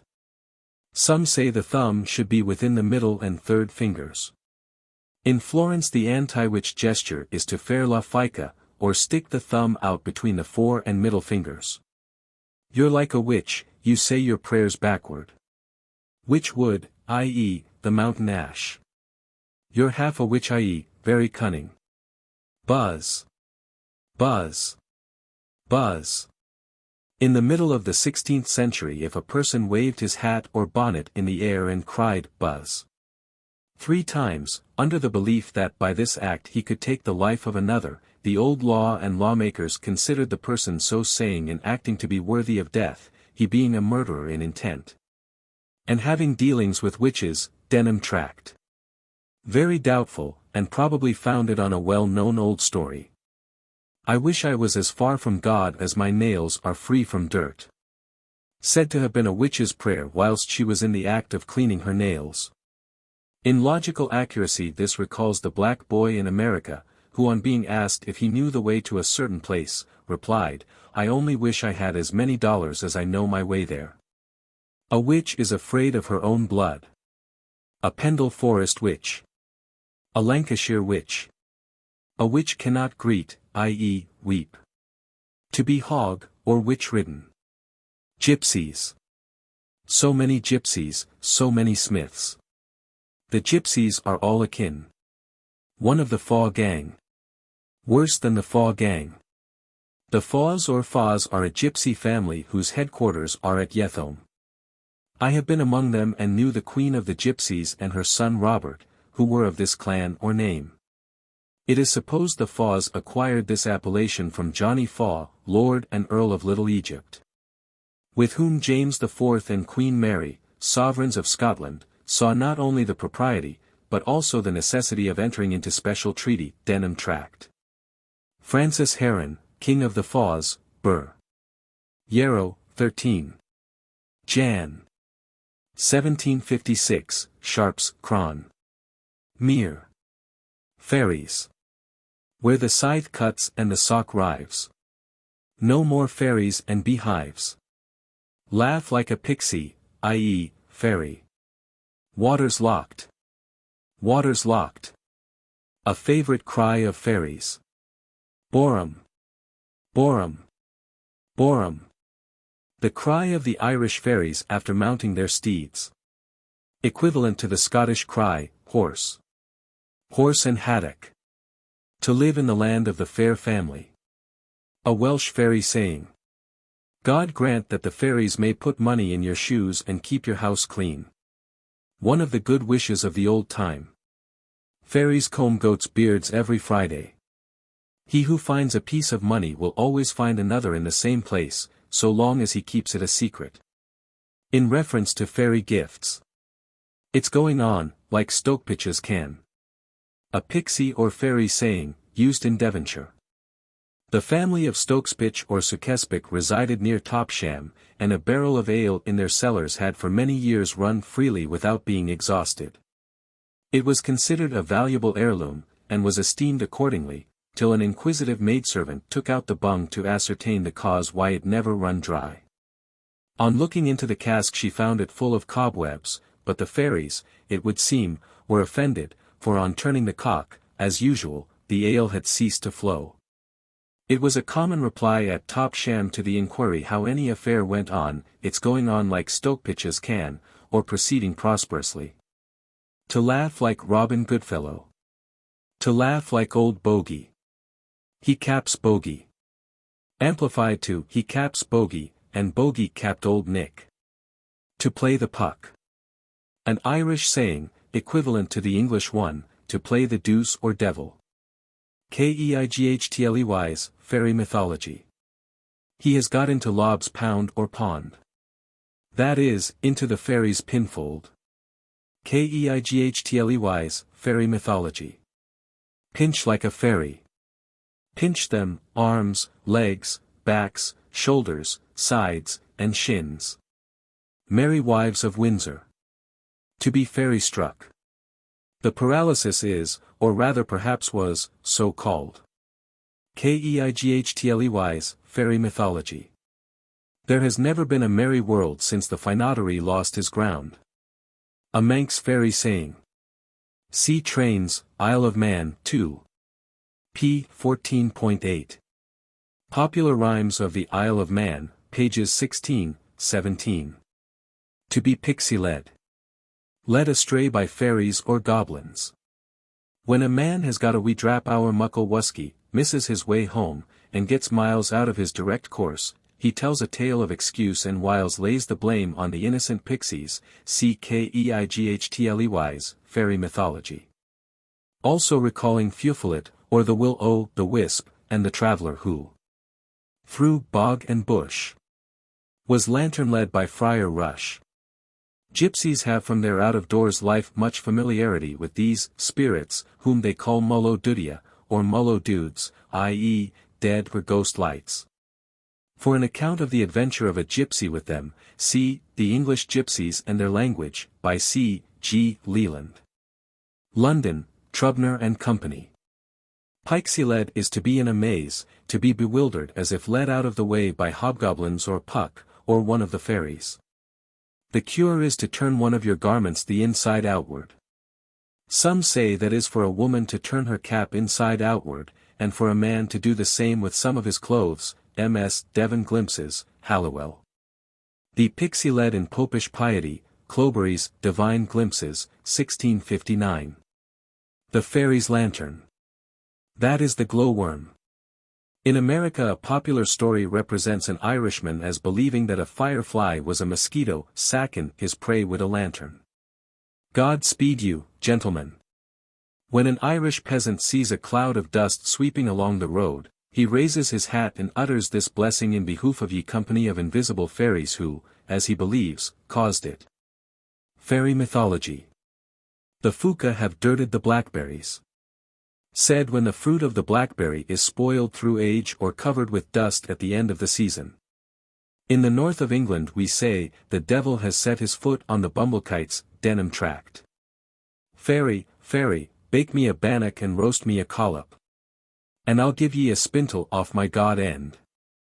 This is spoken 3 times by the Clydesdale peasant when ploughing, because he believes that on getting to the end of the 4th furrow those good things will be found spread out on the grass. Chambers, Popular Rhymes, Scotland, 3rd edition p. 106. Turn your cloaks, i.e., coats. For fairy folks are in old oaks. I well remember that on more occasions than one, when a schoolboy, I have turned and worn my coat inside out in passing through a wood in order to avoid the good people. On nutting days, those glorious red-letter festivals in the schoolboy's calendar, the use pretty generally prevailed. The rhymes in the text are the English formula, denim tract. He's got pigwiggan. Vulgarly called Peggy Wiggin. A severe fall or somerset is so termed in the prick. The fairy Pigwiggan is celebrated by Drayton in his Nymphidia, denim tract. To which may be added a few more from other sources. Do what you may, say what you can. No washing e'er whitens the black singin. For Ducey. For every gypsy that comes to tune, a hen will be a missing soon. And for every gypsy woman old, a maiden's fortune will be told. Gypsy hair and devil's eyes. Ever stealing, full of lies. Yet always poor and never wise. He who has never lived like a gypsy does not know how to enjoy life as a gentleman. I never enjoyed the mere living as regards all that constitutes ordinary respectable life so keenly as I did after some weeks of great hunger, exposure, and misery, in an artillery company in 1863, at the time of the Battle of Gettysburg. Zejeuner Leben Grainer Leben. Gypsy life a groaning life. Cortes, Sprichwater d. Talkt nicht zum Zejeuner. Spottisch vom Lugner gesagt while nicht warsagt. Corte, Sprichwater. He would not do for a gypsy. Said of a liar because he cannot tell the truth. In German to predict or tell fortunes also means to speak truly, i.e., war equals true, and sprechen equals to speak. Gypsy repentance for stolen hens is not worth much. Old German saying. The Romany chi. And the Romany chow. Love lurapen. And luchapen. And duckeripen. And hucknapen. And every pen. But lachapen. And tachapen. The gypsy woman. And gypsy man. Love stealing. And lewdness. And fortune-telling. And lying. And every pen. But shame. And truth. Pen is the termination of all verbal nouns. George Borrow, quoted from memory. It's a winter morning. Meaning a bad day, or that matters look badly. In allusion to the winters, a gypsy clan with a bad name. As wild as a gypsy. Poro Romanescos. In the old gypsy fashion. Sea hat, nen kobold. She has a brownie, or house fairy. Said of a girl who does everything deftly and readily. In some places the peasants believe that a fairy lives in the house, who does the work, brings water or wood, or curries the horses. Where such a fairy dwells, all succeeds if he or she is kindly treated. Cortes, German Proverbs. Man sieht it while Westgeisters kind see, ist. One can well see what spirit was his sire.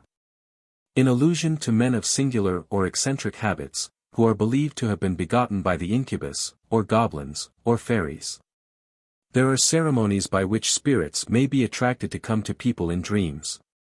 There was a young man who lived near Monte Lupo, and one day he found in a place among some old ruins a statue of a fate, fairy or goddess, all naked. He set it up in its shrine, and admiring it greatly embraced it with love, ut semen aegis proflut super statuum. And that night and ever after the fate came to him in his dreams and lay with him, and told him where to find treasures, so that he became a rich man. But he lived no more among men, nor did he after that ever enter a church. And I have heard that anyone who will do as he did can draw the fate to come to him, for they are greatly desirous to be loved and worshipped by men as they were in the Roman times. The following are Hungarian or Transylvanian proverbs.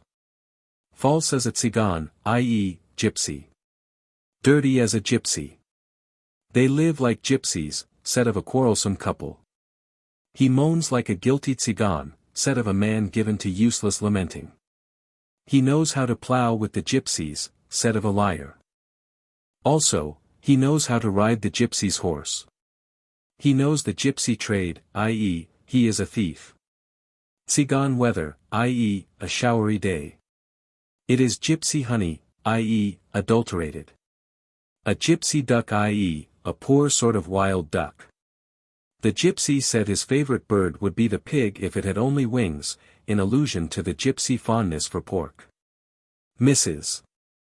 Gerard gives a number of proverbs as current among Hungarian gypsies which appear to be borrowed by them from those of other races.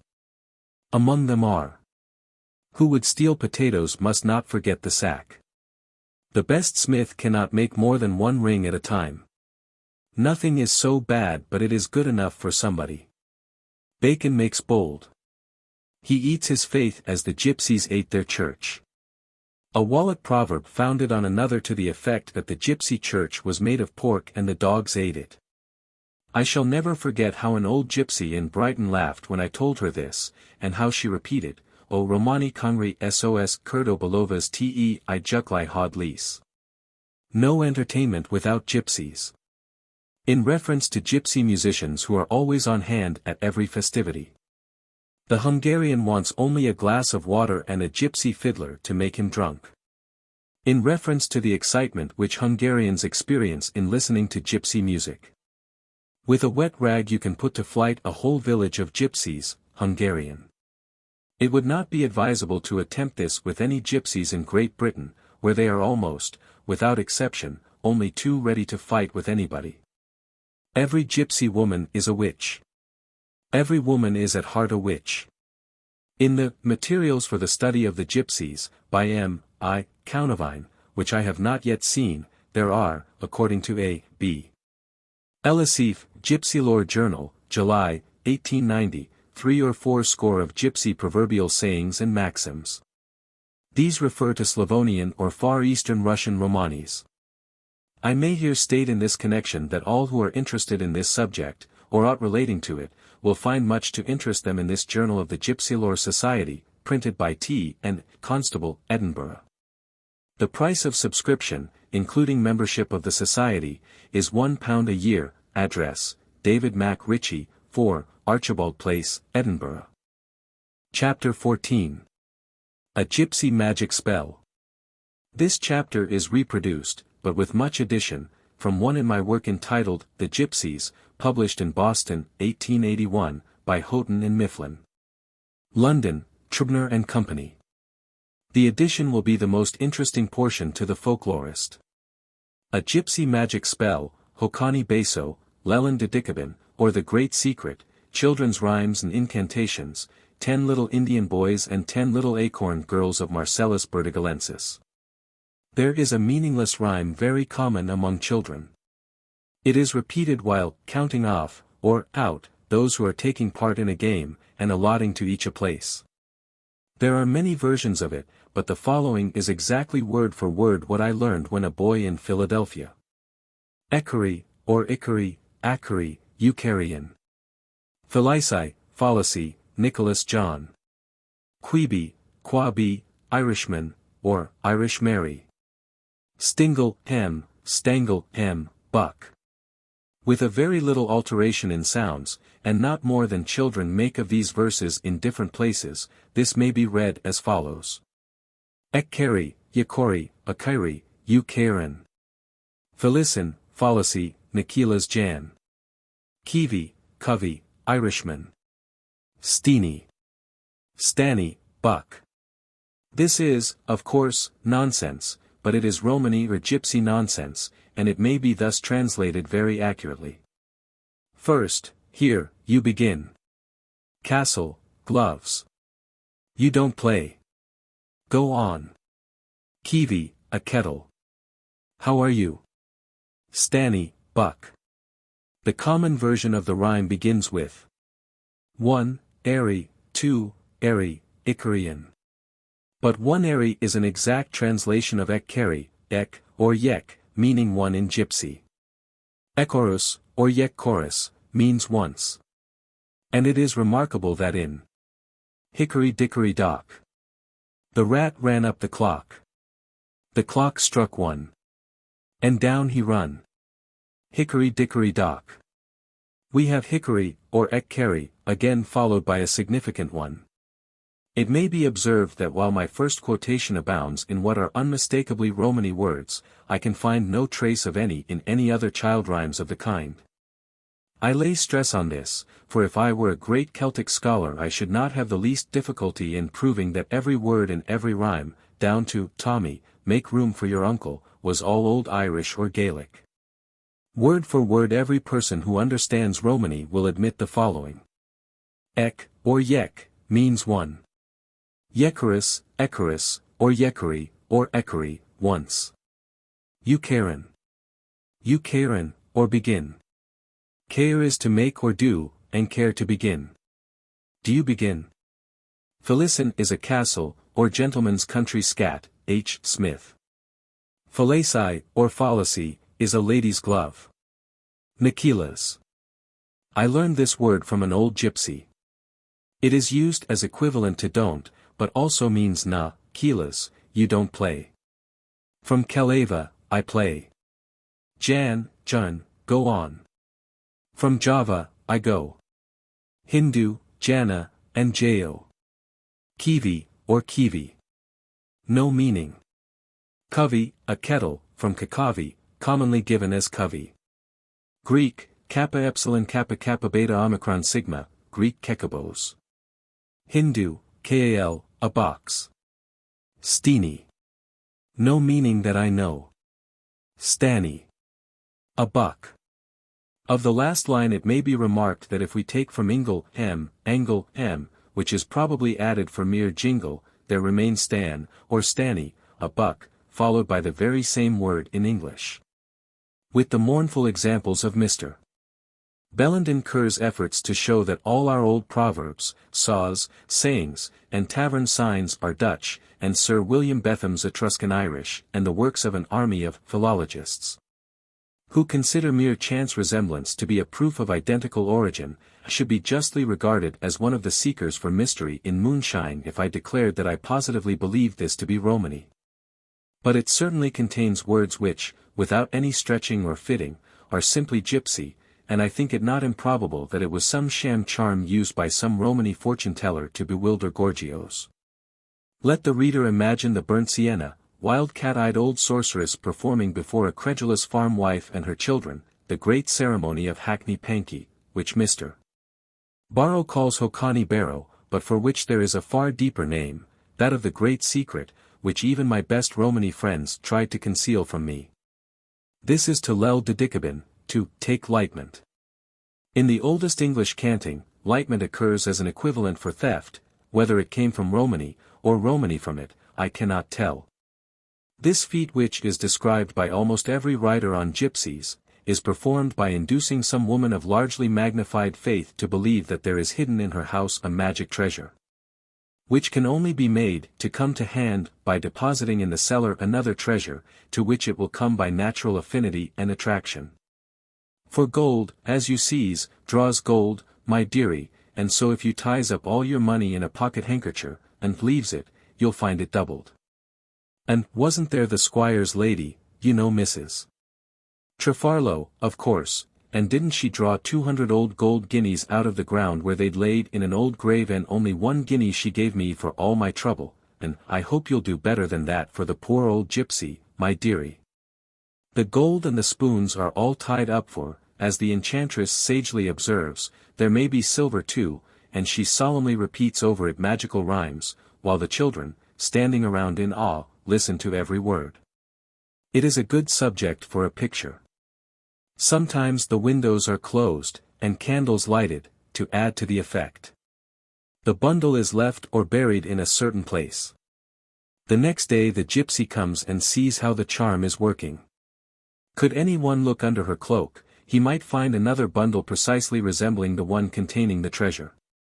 She looks at the precious deposit, repeats her rhyme again solemnly, and departs, after carefully charging the housewife that the bundle must not be touched, looked at, or spoken of for 3 weeks. Every word you tell about it, my dearie, will be a guinea gone away. Sometimes she exacts an oath on the Bible, when she chives O manzan apres laddie, that nothing shall be said. Back to the farmer's house never again. After 3 weeks another extraordinary instance of gross credulity appears in the country paper, and is perhaps repeated in a colossal London daily, with a reference to the absence of the schoolmaster. There is wailing and shame in the house, perhaps great suffering, for it may be that the savings of years, and bequeathed tankards, and marriage rings, and inherited jewelry, and mother's souvenirs have been swept away. The charm has worked. How can people be such fools?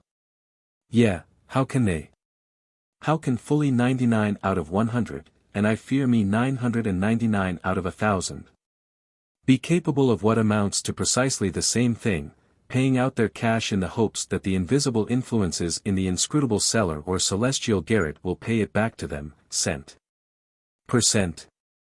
Oh, reader, if you be of middle age, for there are perhaps some young agnostics beginning to appear to whom the cap does not fit, and can swear on your hat that you never in your life have been taken in by a didicabin in any form, send me your name and I will award you for an epitaph that glorious one given in the Nugi Venals. Hic jacet il que unis fut inter mil. The charm has worked. But the little sharp-eared children remember it, and sing it over, and the more meaningless it sounds in their ears, the more mysterious does it become. And they never talk about the bundle, which when opened was found to contain only stones, sticks, and rags, without repeating it. So it goes from mouth to mouth, until, all mutilated, it passes current for even worse nonsense than it was at first. It may be observed, however, and the remark will be fully substantiated by anyone who knows the gypsy language, that there is a Romany turn to even the roughest corners of these rhymes. Kiwi, Stingly, Stangly, are all gypsy-ish.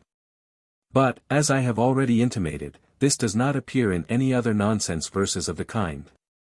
There is nothing of it in Intery, Mintery, Cutery Corn, or in anything else in Mother Goose.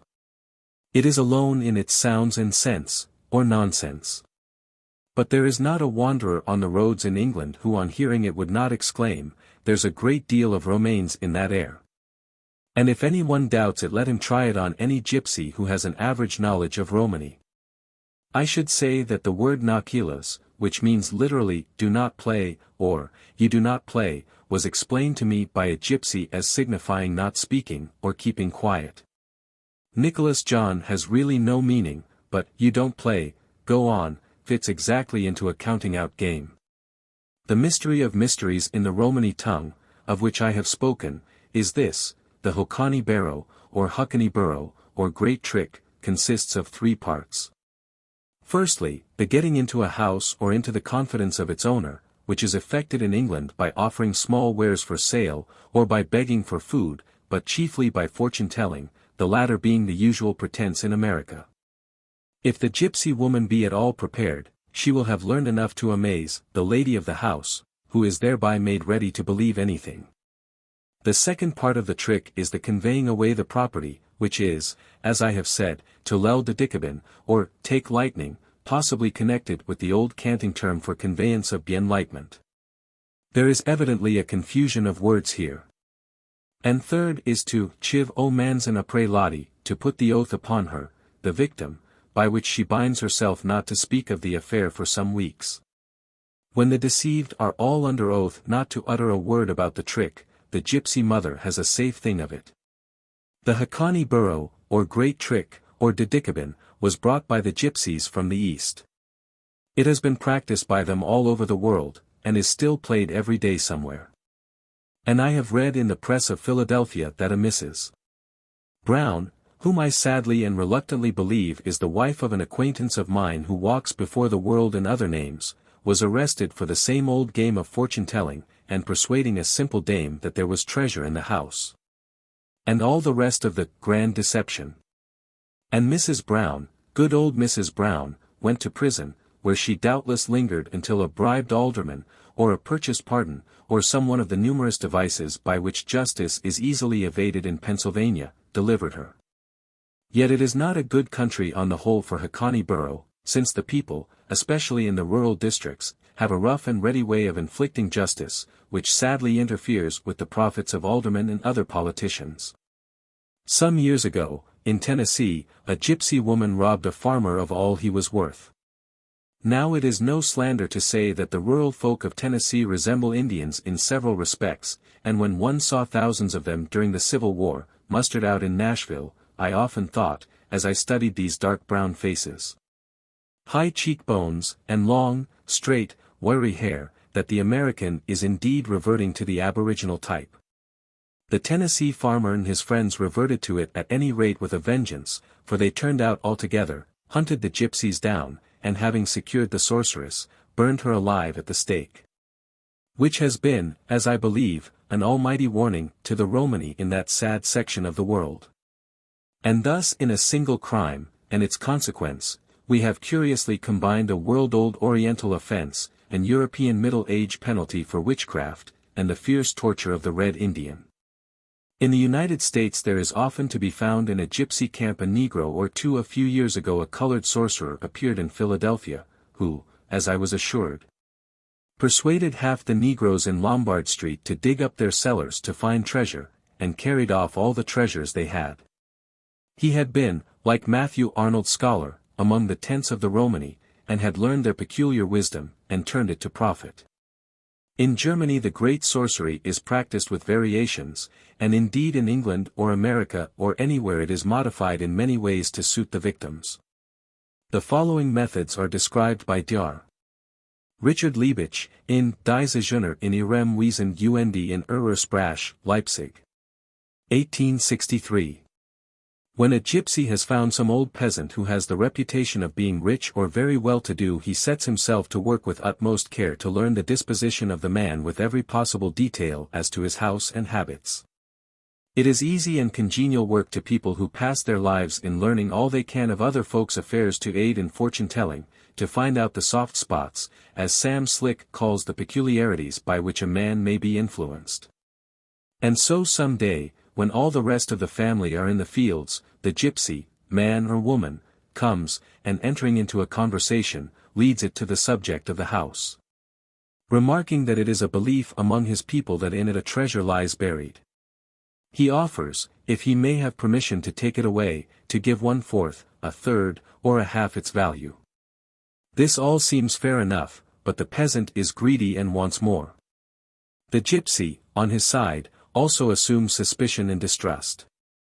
He proves that he is a conjurer by performing some strange tricks. Thus he takes an egg from under a hen, breaks it, and apparently brings out a small human skull or some strange object. And finally persuades the peasant to collect all his coin and other valuables in notes, gold, or silver, into a bundle, cautioning him to hold them fast. He must go to bed and put the packet under his pillow, while he, the conjurer, finds the treasure. This done, probably in a darkened room, he takes a bundle of similar appearance which he has quickly prepared, and under pretense of facilitating the operation and putting the man into a proper position, takes the original package and substitutes another. Then the victim is cautioned that it is of the utmost importance for him to lie perfectly still, nor move his hand nor blink his ee, if ever he hoped the gowd to see. For I boot on ilka limb. The fairies had their een on him. The gypsy is over the hills and far, far away ere the shades of evening fall, and the family returning from their fields find the father in bed refusing to speak a word. For he has been urgently impressed with the assertion that the longer he holds his tongue and keeps the affair a secret the more money he will make. And the extreme superstition of the German peasant is such that when obliged to tell the truth he often believes that all his loss is due to a premature forced revelation of what he has done, for the gypsy in many cases has the cheek to caution the victim that if he speaks too soon the contents of the package will be turned to sand or rags, accordingly as he has prepared it. Another and more impudent manner of playing this pretended sorcery, is to persuade the peasant that he must have a thick cloth tied around his head. And if any one addresses him to reply only by what in German is called brummen, uttering a kind of growl. This he does, when the entire party proceed to carry off everything portable. Chairs and tables, knives and forks. Tankards and bottles and cups and corks. Beds and dishes and boots and kegs. Bacon and puddings and milk and eggs. The carpet lying on the floor. And the hams hung up for the winter store. Every pillow and sheet in bed. The dough in the trough and the bacon bread. Every bit of provant or pelf. All that they left was the house itself. One may imagine what the scene is like when the rest return and find the house plundered, the paterfamilias sitting in the ruins with his head tied up, answering all frantic queries with brum, brum, brum. It may recall the well-known poem, I think it is by Peter Pinder Walcott, of the man who was persuaded by a bet to make the motion of a pendulum, saying, here she goes, there she goes. While the instigator cleared out the house and then cleared out himself. I have little doubt that this poem was drawn from a Romany original. Or yet, again, the gypsy having obtained the plunder and substituted the dummy packet, persuades the true believer to bury it in the barn, garden, field, or a forest, performs magic ceremonies and repeats incantations over it. And cautions him to dig it up again, perhaps 6 months later on a certain day, it may be his saint's or birthday, and to keep silence till then. The gypsy makes it an absolute condition, nay, he insists very earnestly on it, that the treasure shall not be dug up unless he himself is on the spot to share the spoil. But as he may possibly be prevented from coming, he tells the peasant how to proceed. He leaves with him several pieces of paper inscribed with cabalistic characters which are to be burnt when the money is removed. And teaches him what he is to repeat while doing it. With sequence as before. It might be urged by the gypsy that the taking a man's money from him under the conditions that he shall get it all back with immense interest 6 months after, does not differ materially from persuading him to give his property to Brahmins. Or even priests, with the understanding that he is to be amply rewarded for it in a future state. In both cases the temptation to take the money down is indeed great, as befell a certain very excellently honest but extremely cautious Scotch clergyman, to whom there once came a very wicked and wealthy old reprobate who asked him, if I gie 1,000 punds till the kirk d'ye think it wad save my soul? I'm now prepared to precisely answer that question, said the shrewd dominie, but I would vara urgently advise ye to try it. O thou who persuadest man that for money down great good shall result to him from any kind of spiritual incantation, twist and turn it as ye will, mutato nomini, de te fabula narrator. With but a single change of name. The story fits thee quite the same. And few and far between are the Romanes, or even the Romans, who would not vara earnestly advise ye to try it. Since I wrote that last line I have met, in the Journal of American Folklore, with a very interesting article on the counting out rhymes of children, in which the writer, H. Carrington Bolton avows his belief that these doggerel verses or rhymes are the survivals of sortileges or divination by lot, and that it was practiced among the ancient heathen nations as well as the Israelites. The use of the lot at first received divine sanction, as in the story of Achan related by Joshua. But after this was withheld, the practice fell into the hands of sorcerers, which very name signifies lot-taker. The doggerels themselves I regard as a survival of the spoken charms used by sorcerers in ancient times in conjunction with their mystic incantations. There are numerous examples of these charms, such as Huat hanat huat ista pista sista domiabo dam nostra. Cato, 235 BC. An. Iriori, ririori esir ruder fear. An. Meu, true, more, for. Tu, za, zor. Fi, lu, cri. Gu, ze, on. Alexander of Tralles. Tyler in his Primitive Culture holds that things which occupy an important place in the life history of grown men in a savage state become the playthings of children in a period of civilization. Thus the sling and the bow and arrow, which formed the weapons of mankind in an early stage of its existence, and ate still the reliance of savage tribes, have become toys in the hands of all civilized children at the present day. Many games current in Europe and America are known to be sportive imitations of customs which formerly had a significant and serious aspect. Adopting this theory, I hold that counting out is a survival of the practice of the sorcerer, using this word in its restricted and etymological meaning. And that the spoken and written charms originally used to enforce priestly power have become adjuncts to these puerile games, and the basis of the counting out doggerels under consideration. The idea that European and American children engaged in counting out for games are repeating in innocent ignorance the practices and language of a sorcerer of a dark age is perhaps startling, but can be shown to have a high degree of probability. The leader in counting out performs an incantation, but the children grouped round him are free from that awe and superstitious reverence which characterized the procedure in its earlier state. Many circumstances make this view plausible, and clothe the doggerels with a new and fascinating interest. Mr. Bolton remarks, however, that, in only one instance have I been able to directly connect a child's counting out rhyme with a magic spell. According to Leland, the rhyme beginning with one cry, tueri, ikari, an, is a gypsy magic spell in the Romani language. It occurred to me long, long ago, or before ever the name folklore existed, that children's rhymes were a survival of incantations, and that those which are the same backward and forward were specially adapted to produce marvelous effects in lots. But there was one form of counting out which was common as it was terrible.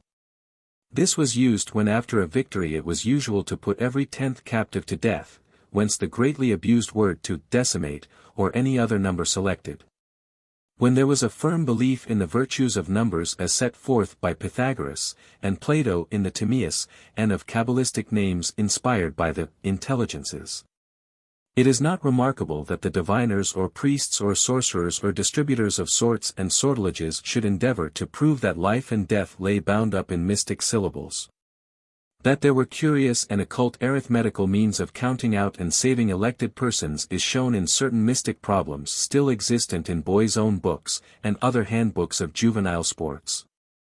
It was the one on whom the fatal word of life or death fell who was saved or condemned, so that it was no wonder that the word was believed to be a subtle, mysterious existence, an essence or principle, yea, a spirit or all in one, diversi aspeti in un, confusi misti. He who knew the name of names which, as the Chaldean oracles of old declared, rushes into the infinite worlds, knew all things and had all power. Even in lesser words there lingered the fragrance of God and some re-echo of the Bath coal, the daughter of the voice who was herself the last echo of the divine utterance. So it went down through the ages coming, like Caesar's clay, to base uses, till we now find the sacred divination by words a child's play, only that and nothing more. Truly Mr. Bolton spoke well when he said that such reflection clothes these doggerels with a new and fascinating interest. Now and then some little thing awakens us to the days of old, the rosy, early morning of mankind, when the stars of magic were still twinkling in the sky, and the dreamer, hardly awake, still thought himself communing with God.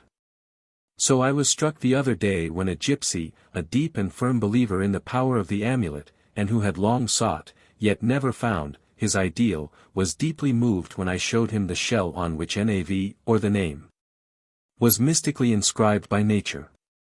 Through the occult and broken traditions of his tribe there had come to him also, perhaps from Indian or Chaldean sources, some knowledge of the ancient faith in its power. I think that I can add to the instance of a child's counting out game based on a magic spell, yet another. Everybody knows the song of John Brown who had 10 little, 9 little, 8 little, 7 little, 6 little Indian boys, 5 little, 4 little, 3 little, 2 little, 1 little Indian boy, 21. And of the fate which overtook them all, one by one, inevitable as the decrees of Nemesis. This song is in action a game. I have heard it in Romany from a gypsy, and have received from a gypsy scholar another version of it, though I am sure that both were versions from the English. But in Romany, as in all languages, there have existed what may be called additional and subtractive magic songs, based on some primeval Pythagorean principle of the virtues of numbers, and, as regards form, quite like that of the 10 little Indians.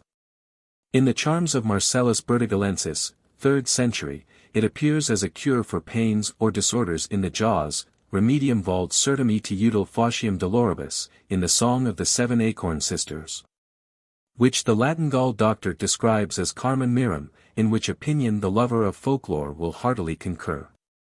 Carmen Mirum ad glandulas. Glandulas main carminibus, si dies minu iter, si nox ad vesperum, e digito medicinali ac polis continens eas dices. Novum glanduli sorors. Octo glanduli sorors. Septem glanduli sorors. Sex glanduli sorors. Quinque glanduli sorors. Quatuor glanduli sorors. Tres glanduli sorors. Dui glanduli sorors. Una glandula soror. Novum fiant glanduli. Octo fiant glanduli. Septem fiant glanduli. Sex fiant glanduli. Quinque fiant glanduli. Quatuor fiant glanduli. Tres fiant glanduli. Dui fiant glanduli. Una fit glandula. Nulla fit glandula. I.e. 9 little acorn sisters, or girls. 8 little acorn sisters, and this is simply the same count, forwards and backwards. It rises before us as we read, a chorus of rosy little Auluses and Marcellus, Clodias, and Manliuses, screaming in chorus. 10 little, 9 little, 8 little, 7 little. 6 little acorn girls. Until it was reduced to una glandula et nulla fit, then there was none. They too had heard their elders repeat it as they see arm against the jaw ache, and can any man in his senses doubt that they applied it in turn to the divine witchcraft of fun and the sublime sorcery of sport, which are just as magical and wonderful in their way as anything in all theurgia or occultism, especially when the latter is used only to excite marvels and the amazement which is only a synonym for amusement. But it is not credible that such a palpable, leaving out, song as that of the 10 little acorn girls should not having been utilized by such intelligent children as grew up into being the conquerors of the world, knowing Latin at that. There is yet another old Roman, wonderful song to the acorns, apparently for the same disorder, given by the same author. Albula glandula. Nec dolias nec nocias. Nec paniculas facius. Sed liquescas tanquam solus, mica, in aqua. Hoc ternovis dicen spurs ad turam eg glandulas ipsas polis eg digito medicinali produces, dum carmen dices, sedanti solis ortum post casum facies id, prout dies euti nox minu iter. There appears in these formulas to be either a confusion or affinity as regards glandulas, the tonsils, and the same word signifying small acorns. As is very often the case, the similarity of name caused an opinion that there must be sympathetic curative qualities. Perhaps acorns were also used in this ceremony. In a comment on this Grimm remarks, Die Glangela word Angerdet, Die Glangeli gelten für Schwestern, wie wenn das Althochdeutsch Dros Glangela, Graph 5, 263, Personification Auchendicti. Altnordisch ist Dros, Femina. There is another child's rhyme which is self-evidently drawn from an exorcism, that is to say an incantation. All my readers know the nursery song. Snail, snail, come out of your hole. Or else I'll beat you as black as a coal. Snail, snail, put out your head. Or else I'll beat you till you are dead. It is very remarkable that in folklore the mole and the snail are identified, and, as D. E. Gubernatus states, both are the same with the grey mouse, or, as he might more accurately have declared with the mouse in general. A critic objects to this simply because it occurs in the work of Die Gubernatus, among his fanciful theories, but it need not follow that every citation or opinion in his book is false. Friedrich, who certainly is not a fanciful theorist, asserted nearly 30 years ago that the mouse, owing to its living underground and in dark places as well as to its gnawing and destroying everything, is a chthonisch's Thier. One of the animals of darkness and evil. Also, the mole, because it is of subterranean life, has received a chthonic, demoniac, misanthropic reputation. In support of these statements he cites a great array of authorities. The connection between the mole and mouse is evident enough, that between both and the snail is also clear, firstly, from the fact that the snail of popular superstition is demoniacal or evil. And secondly, from the rhyme which I now quote, which is applied to both moles and snails. According to D.U. Kange, it was usual in the Middle Ages for children to go about carrying poles, on the ends of which was straw, which they lighted, and going round the gardens and under the trees shouted. Topes et mulets. Sortes de vas clas. Sinon je vous brûlerai la bathe et les os. But in Germany there are 2 and in Italy 5 versions of the same song addressed to snails. It is evidently a Roman Catholic formula, based on some early heathen incantation. Thus in Tuscany they sing. Chioccola marinella. Tira fuori lo Tuesday kernel. Ese tu non lo tirai. Calci pugni tu busherai. Both the snail and mole and mouse were, as I have said, chthonic, that is diabolical or of darkness. The horns of the former were supposed to connect it with the devil. In Tuscany it is believed that in the month of April the snail makes love with serpents. There is another nursery counting out rhyme whose antiquity and connection with sorcery is very evident. It is as follows. 1, 2, 3, 4, 5. I caught a hare all alive. 6, 7, 8, 9, 10. I let her go again. The following from the medical spells and charms of Marcellus Bertigalensis manifestly explains it. Leperi vivo alum abstrahis, Pilas aegis de subventer tolls at gypsum vivum dimits. De illis pilis, vel lana phylum validum facies et ex eo talum leperis conligabis corpus K laborantis precinx, miro remedio sabinis. Efficacious tamen erit remedium, ita ut incredible sit, si casu os ipsum, ids talum leperis in stercor lupi veneris, quat ita custodier debs, ne aut turam tanget aut a mulier contangator. Sed nec phylum illa de lana leperis debet mulier ola contigir. Hoc autem remedium cum uni profurit ad alias translatum cum volueris, e quotiens volueris proderit. Phylum quoque, quat ex lana vel pilis, quos de ventra leperis tuleris, solus purus et nitidus facies, quat si ita ventri laborantis subligaveris plurumum proderit, ut sublata lana leperem vivum dimitis, e dicas ei dum dimitis eum. Fugue, fugue. Lepuscule, et tecum outer coli dolorem. That is to say, you must first catch your hare, then pluck from it the fur needed ad dolorem coli, then let it go again, bidding it carry the disorder with it. In which the hare appears as a scapegoat. It may be observed that all this ceremony of catching the hare, letting it go and bidding it run and carry away the disorder, is still in familiar use in Tuscany. It has been observed to me that any nursery rhyme may be used as a charm. To this we may reply that any conceivable human utterance may be taken for the same purpose, but this is an unfair special pleading not connected with the main issue. Mr. Carrington Bolton admits that he has only found one instance of coincidence between nursery rhymes and spells, and I have compared hundreds of both with not much more result than what I have here given. But those who are practically familiar with such formulas recognize this affinity. On asking the Florentine fortune-teller if she knew any children's counting out rhymes which deemed to her to be the same with incantations, she at once replied, "In witchcraft you sometimes call on people one by name to bewitch them. And the little girls have a song which seems to be like it." Then she sang to a very pretty tune. Echo l'ambasciator. Call tra los six la lira. Echo l'ambasciatrice. Call tra la liare la. Cosa valit call tua la li la. Call tra lo li va la. Voglio Giuseppina. Call tra lo li va. Voglio la Caesarina. Call tra lo li are. Voglio la Armida, and Voglio la Gesualda. Voglio la Barbera.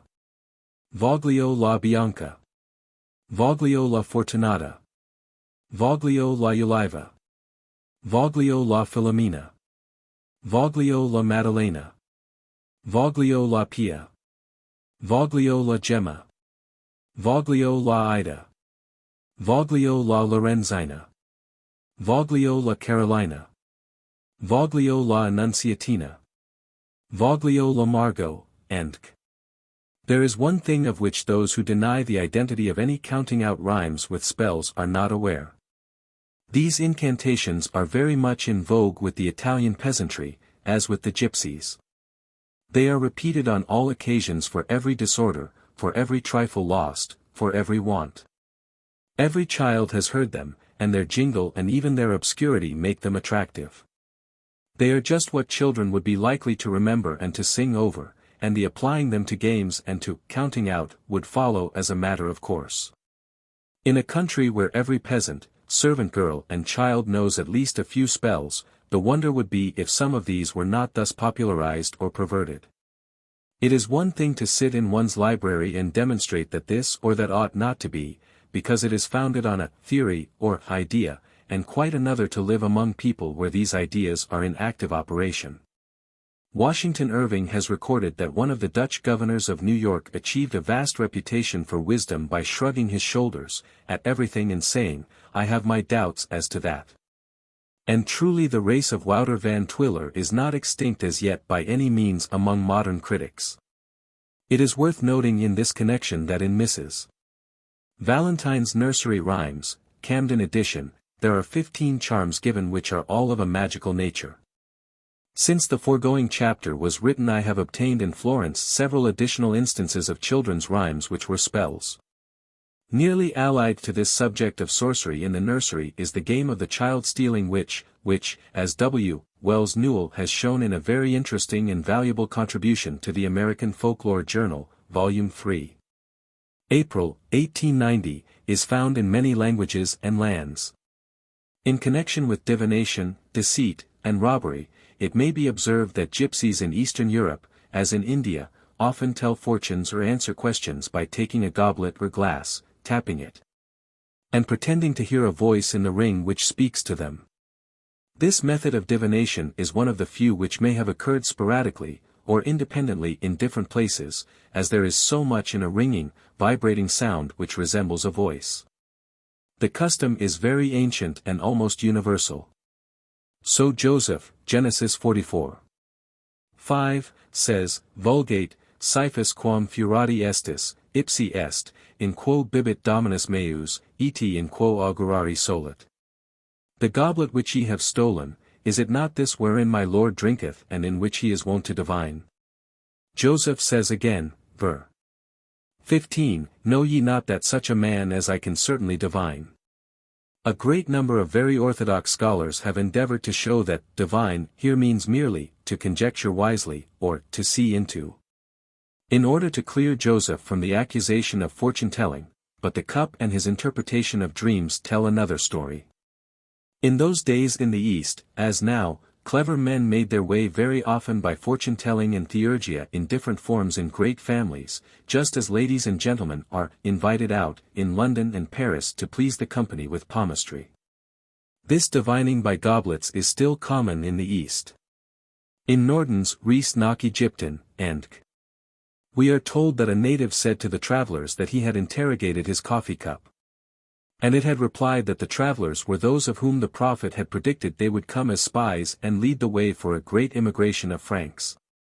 In an Arabic commentary of the 12th century the replies which the goblet gave to Joseph when it tapped on it are given in full. As coffee drinking is very ancient, it is probable that divination by means of the grounds grew out of foretelling with the cup. Horst, Demonology, Volume 2.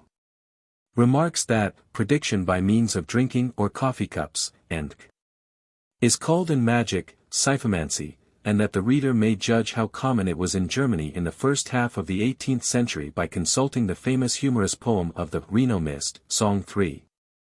Ver. 47. Certain goblets of thin glass will give out quite a loud ring if only blown upon, and by blowing or breathing in a peculiar way the sound may be greatly increased or modified, so as to sound like the human voice.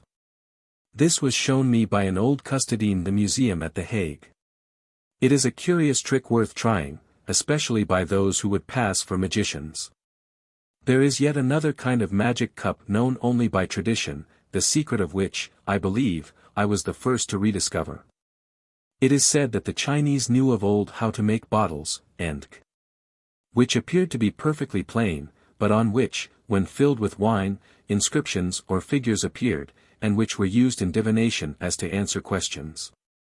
In the winter of 1886–87, Sir Henry Austen Layard went with me through his glass factory at Venice. 22 As we were standing by the furnace watching the workmen, it flashed upon me quite in a second how the mysterious old goblets of the Chinese could be made. This would be by blowing a bottle, and of thin white glass and putting on the interior in all parts except the pattern, a coating of glass half an inch in thickness. The outside should then be lightly ground, to conceal the heavy portion. If red wine or any dark fluid should then be poured into the bottle, the pattern would appear of the same color. Sir Austen Layard at once sent for his very intelligent foreman, Signor Castellani, who said that he had indeed read of such goblets, but that he regarded it as a fable. But when I explained to him what had occurred to me, he said that it was perfectly possible, but that the great expense of making such objects would probably make the manufacture practically impossible. Apropos of which I may mention that those who would investigate the curiosities of glass, especially the art of making it malleable, may find a great deal in A. Nevi, de Arte Vitraria, Amsterdam, and its German translation of 1678, which contains a chapter, Wie die Malleabilität dem Glas beigebracht worden kann. It is probable that the celebrated cup of Gemskid, in Persian story, which showed on its surface all that passed in the world, owed its origin to these Chinese bottles. Chapter 15. Gypsy Amulets. Knew many an amulet and charm, which would do neither good nor harm. In Rosicrucian lore as learned, as he that vir adeptus earned. Hudibras. With pleasant plausibility Heine has traced the origin of one kind of fairy lore to the associations and feelings which we form for familiar objects. A coin, a penknife, a pebble, which has long been carried in the pocket or worn by any one, seems to become imbued with his or her personality. If it could speak, we should expect to hear from it an echo of the familiar voice of the wearer. As happened, indeed, in Thuringia in the year 1562, when a fair maid, Adelheid von Helbach, was carried into captivity by certain ill-mannered persons. Now her friends, pursuing, knew not whither to go, when they heard her voice, albeit very small and feeble, calling to them. And, seeking, they found in the bush by the road a silver image of the Virgin, which she had worn, and this image told them which road to take. Following the direction, they recovered her. The robber who bore her away being broken on the wheel, and the image hung up for the glory of the Virgin, who had spoken by it, in the church of Our Lady of Calbrun.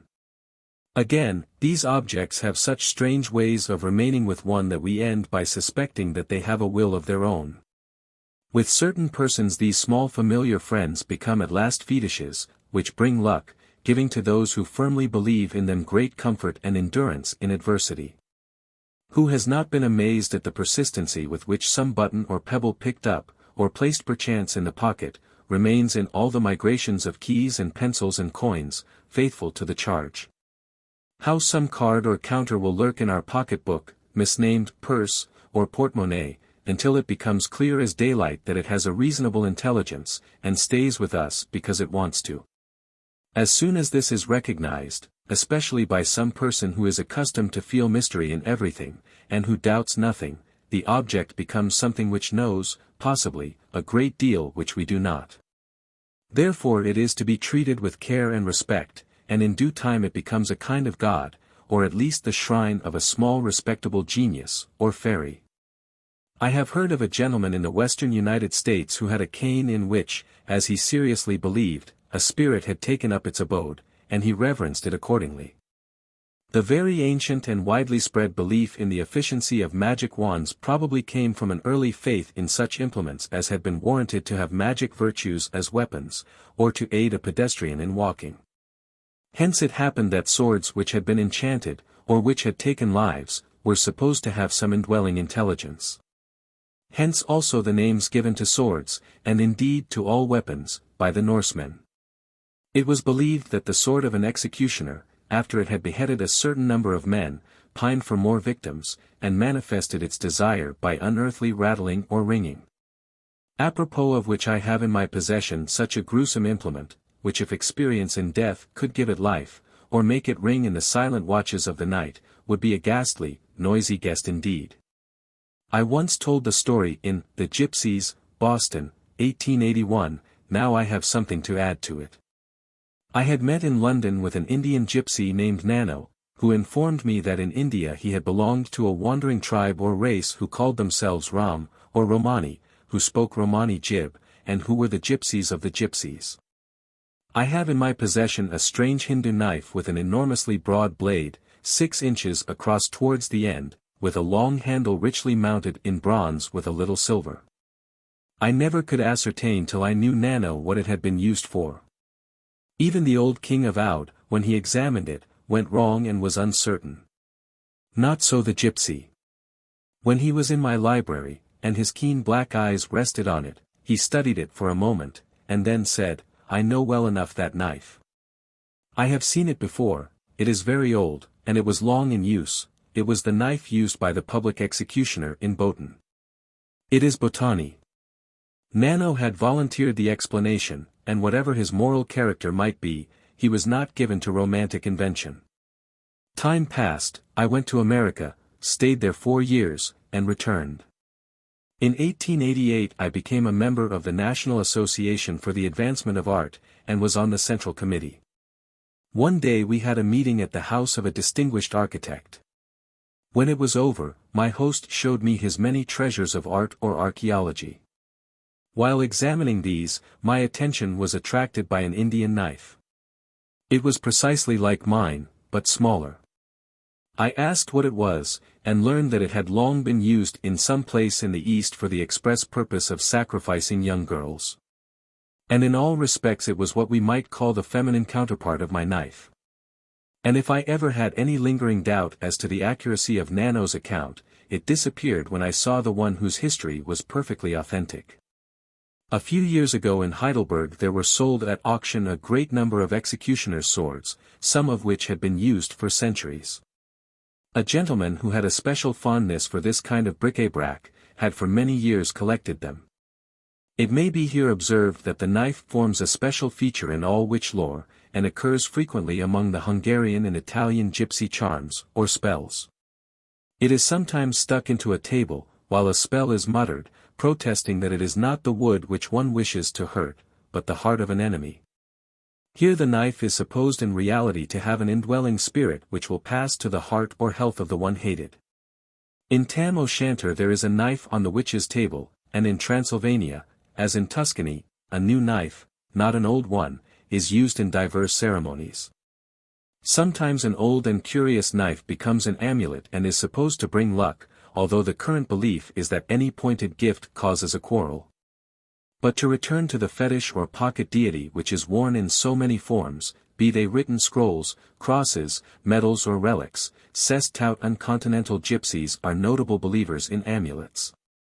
Being in a camp of very wild Tsigany in Hungary a few years ago, I asked them what they wore for backed, or luck, whereupon they all produced small seashells, which I was assured were potent against ordinary misfortunes.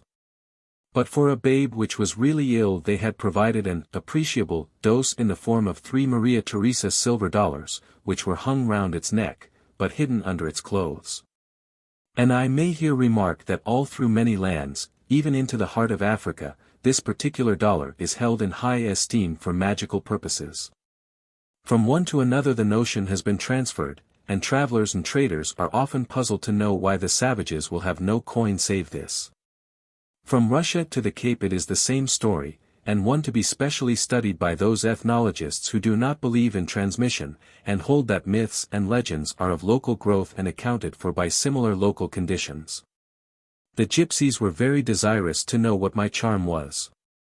Fortunately I had in my pocket a very fine fossil shark's tooth which I had purchased in Whitby, and this was greatly admired by the learned of the tribe. Mindful of good example, I obtained for myself specimens of the mystic shells, foreseeing that they would answer as passes and signs among the fraternity in Germany and elsewhere. Which, indeed, came to pass a few days ago in the town of Hamburg, when looking from my window in the Schwedenpfad I saw 2 very honest-looking gypsies go by. Walking forth, I joined them, and led them into a garden, where over beer and cigars we discussed the affairs of Egypt. These Roumanies were from the Tyrol, and had the frank bold manner of the mountain men blended with the natural politeness of the better class of gypsy. I had taken with me in my pocket, foreseeing its use, a small bag or purse, containing an assortment of objects such as would have puzzled anybody except a Red Indian, a Negro, or any believer in Medallion or Voodoo, or my new acquaintance. And after a conversation on Dirkban, in Anglo-Gypsy, Dukkerin, or fortune-telling, I asked the men what they wore. They wished to see my amulets first.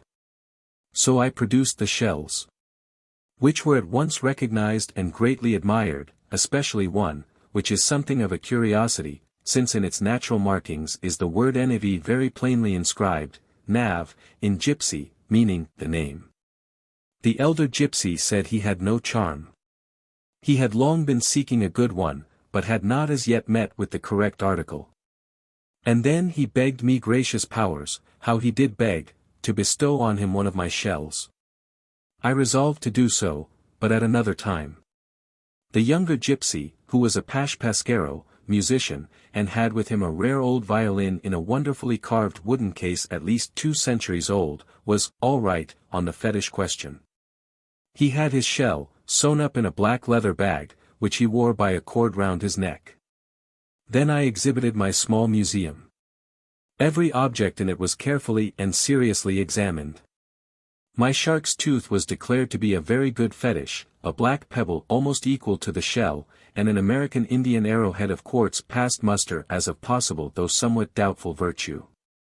But an English sixpence with a hole in it was rejected as a very petty and contemptible object. I offered it in vain as a present to my friends, they would not accept it. Neither did they want money, my dross might perish with me. It was the shell, the precious beautiful little shell on which the Romany in search of a fetish had set his heart. The shell which would bring him luck, and cause him to be envied, and ensure him admiration in the tents of the wanderers from Paris to Constantinople.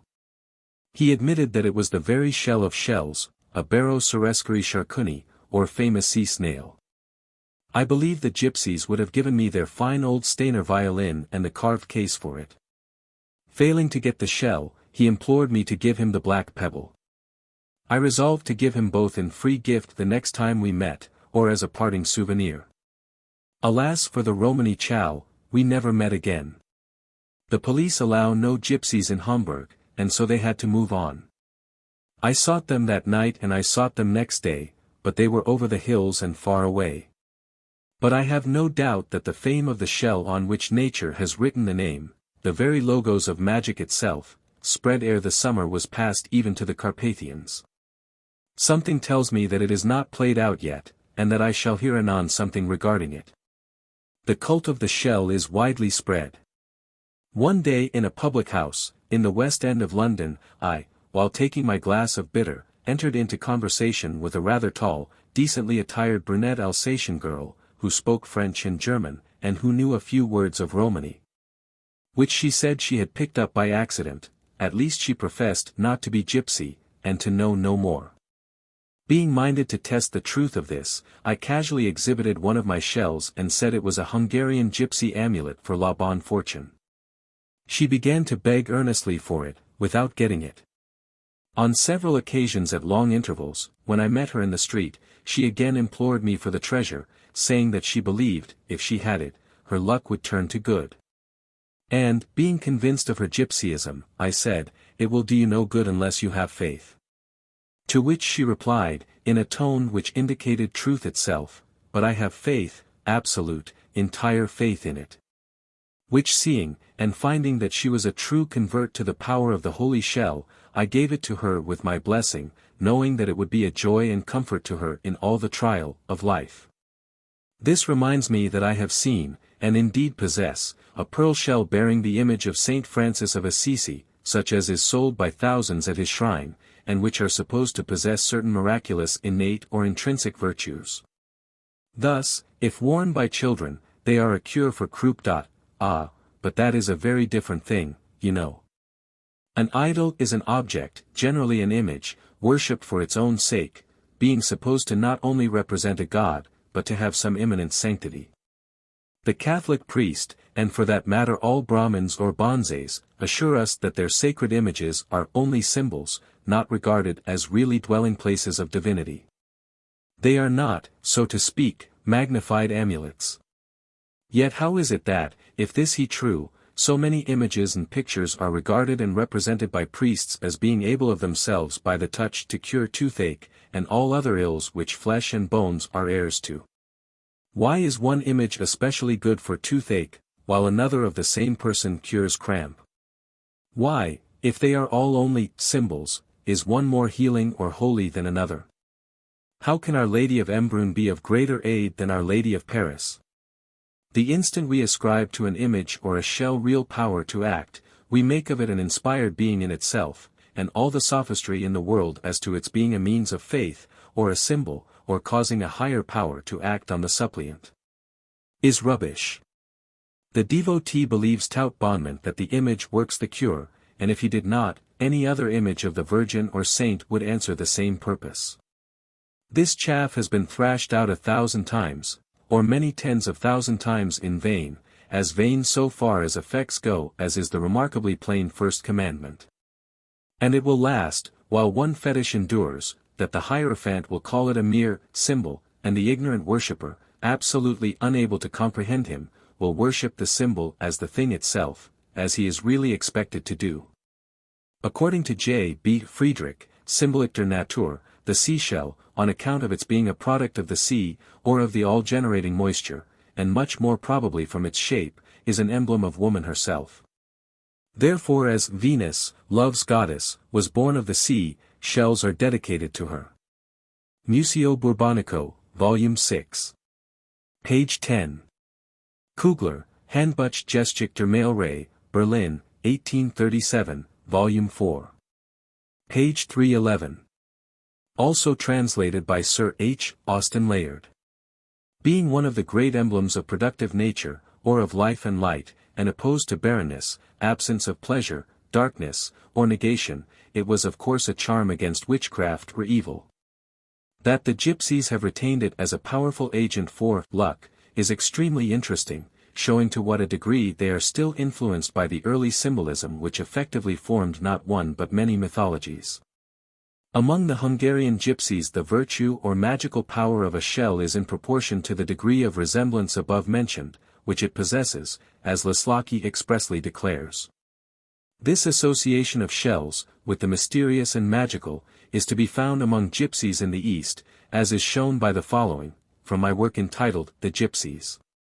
It describes something which I saw many times in Cairo. Beyond the door which, when opened, gave this sight, was a dark, ancient archway, 20 yards long, which opened on the glaring, dusty street, where camels with their drivers and screaming sais or carriage runners and donkey boys and crying vendors kept up the wonted oriental din. But in the archway, in its duskiest corner, there sat in silence and immovable, a living picture, a dark, handsome woman, of 30 years, who was unveiled. She had before her on the gateway floor, a square of cloth and a few shells. Sometimes an Egyptian of the lower class stopped, and there would be a grave consultation. She was a fortune-teller, and from the positions which the shells assumed when thrown she predicted what would come to pass. And then there would be a solemn conference and a thoughtful stroking of the beard, if the applicant was a man, and then the usual payment to the oracle, and a departure. And it was all world-old primeval Egyptian, as it was Chaldean, for the woman was a Ragaran, or gypsy, and as she sat so sat the diviners of ancient days by the wayside, casting shells for auspices, even as arrows were cast of old. To be cursed by Israel. It is not remarkable that among the myriad mantillas of olden days there should have been one by shells. The sound of the sea when heard in a nautilus or conch is marvelously, like that of ocean surges murmuring far. Shake me and it awakens, then apply its polished lips to your attentive ear. And it remembers its august abodes. And murmurs as the ocean murmurs there. All of this is very strange to children and not less so to all unsophisticated folk, and I can remember how in boyhood I was told and listened with perfect faith to the distant roaring. And marveled at the mystery of the ocean song being thus forever kept alive inland. The next step to this is to hear in the sea murmuring something like voices, and this is as curious as it is true, that if the mind be earnestly given to it, and the process be continued for a long time during several days, many persons, and probably all in time, will come to distinguish or hear human utterances and eventually words. There is no special faith required here, the mind even of the most skeptical or unimaginative will often turn back on itself, and by dint of mere perseverance produce such effects. An old pitcher or jug of a peculiar shape is also declared to be admirably adapted for this purpose, and I have one of Elizabeth's time which was trawled up from the sea near Lowestoft which would fulfill every requisition. In 1886 I was by moonlight in a camp of gypsies in the old Roman amphitheatre near Budapest. It was a very picturesque sight, what with the blazing fire, the strangely dressed men, the wild shrieking, singing, and dancing women. And when, as I have before mentioned, they showed me the shells which they carried for amulets, they exhibited one much larger conch-like form, the tip of which had been removed and to which there was attached a flexible tube. This was used in a very remarkable trick. The shell, or one like it, is put into the hands of the person consulting the oracle, who is directed to listen to the voice of the Navashi, or spirit of the air. Then he is blindfolded, the tube applied, and through it the gypsy speaks in a trained soft voice. Thus, in Concomantia, the oracles still live and devotees still hear the fairies talk. Now, be it observed that hearing is the most deceptive of the senses, as the reader may have seen exemplified by a lecturer, when the audience were persuaded that he was fiddling on one cane with another, or blowing a flute tune on one, when the music was made by a confederate behind a screen. I myself, a few days since, when in a Copern Thal, verily believed I heard the murmur and music of children's voices, when lo! It proved to be the babbling brook.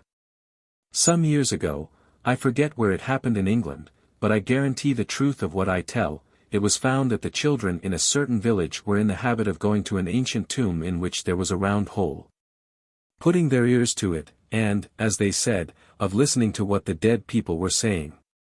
It is facile enough to understand that among them there would be some whose unconscious creative faculty would lead them to literally hearing words or songs. There is another ancient and beautiful mystical association with shells. The conch when pierced formed a trumpet, whose notes seemed to be allied to the murmuring of the wind and waves heard in the shell when applied to the ear. The sea god Triton blew upon a shell, meaning thereby the roaring of the waves. And in analogous wise a shell is represented on the Tower of the Winds in Athens, to represent Boreas, the northeast wind, and the roaring of the storm, Milan, Gallery Mythologique. The resemblance of wind to the human voice has probably occurred to every human being, and has furnished similes for every poet. That these voices should be those of spirits is a natural following. So the last Hebrew oracle, the Bath Kol, or daughter of the voice, survives in shells and lives in gypsy lore. And so we find in rags and patches on the garments of Egyptian fellahim the edges of Pharaoh's garment, which in olden time it was an honor for kings to kiss. Deception of this kind by means of voices, apparently supernatural, is of great antiquity. The high priest Savin the Asmunian, of Egypt, is said to have used acoustic tubes for this purpose, and it is very evident that the long corridors or passages in the stone temples must have suggested it as well as whispering galleries.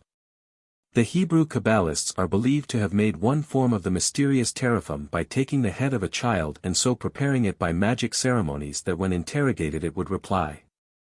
These ceremonies consisted in fact of skillfully adjusting a phonetic tube to the head. It is very probable that the widely spread report of this oracle gave rise to the belief that the Jews slaughtered and sacrificed children.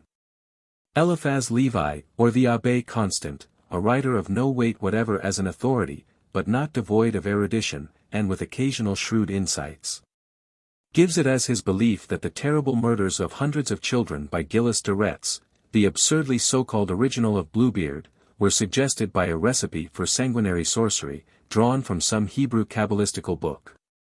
Nicephorus, lib 7c. 33, and Cedrinus, as cited by Grotius in his Magica, 1597, tell us that when Constantine was ill a number of children were collected to be slain that the emperor might bathe in their blood, in quos se imperator ablurit, certa recuperaret. And that because he was moved by the tears of their mothers to spare their lives, was restored to health by the saints. It seems to have escaped the attention of writers that at the very time during the Middle Ages when the Jews were being most bitterly persecuted for offering children at the Passover, it was really a common thing among Christians to sacrifice children, maids, or grown-up people, by burying them alive under the foundations of castles, and to ensure their stability, a ghastly sacrifice, which in after times took the form of walling up a cock and finally an egg. But from an impartial and common-sense standpoint, there could be no difference between the sacrifice of a child by a Kabbalist and the torturing and burning witches and heretics by ecclesiastics, unless, indeed, that the latter was the wickeder of the two, since the babes were simply promptly killed, while the inquisitors put their victims to death with every refinement of mental and physical torture. Both Kabbalist and priest were simply engaged in different forms of one and the same fetish work which had been handed down from the days of witchcraft. Nor did Calvin, when he burnt Servetus, differ in anything from a voodoo sacrificing a goat without horns. Punishing a heretic to please or placate the deity differs in nothing from killing any victim to get luck. Other sentiments may be mingled with this conjuring, but the true foundation of black witchcraft, and all witchcraft is black which calls for blood, suffering, starvation, and the sacrifice of natural instincts, is the mortar of the fear of punishment, and the stones of the hope of reward, the bulk of the latter being immeasurably greater than that of the former, which is a mere bindimiddle, or means of connection. It is remarkable that nowhere, not even in England, do the gypsies regard the witch as utterly horrible, diabolical, and damnable. She is with them simply a woman who has gained supernatural power, which she uses for good or misuses for evil according to her disposition. The witch of the Church, Catholic or Protestant, when closely examined is a very childish conception. She sets forth personal annoyance without any regard whatever as to whether it is really good in disguise or a natural result of our own follies. Thus witches caused thunderstorms, which, because they were terrifying and more or less destructive, were seriously treated by the Church as unmitigated evils, therefore as phenomena directly due to the devil and his servants. Theology the omniscient did not know that storms cleared the air. Witches were responsible for all pestilences, and very often for all disorders of any kind, as it was very convenient for the ignorant leech to attribute to sorcery or moral delinquency or to God a disease which he could not cure. For, theology, the science of sciences, had not as yet ascertained that plagues and black deaths, and most of the ills of man are the results of neglect of cleanliness, temperance, and other sanitary laws.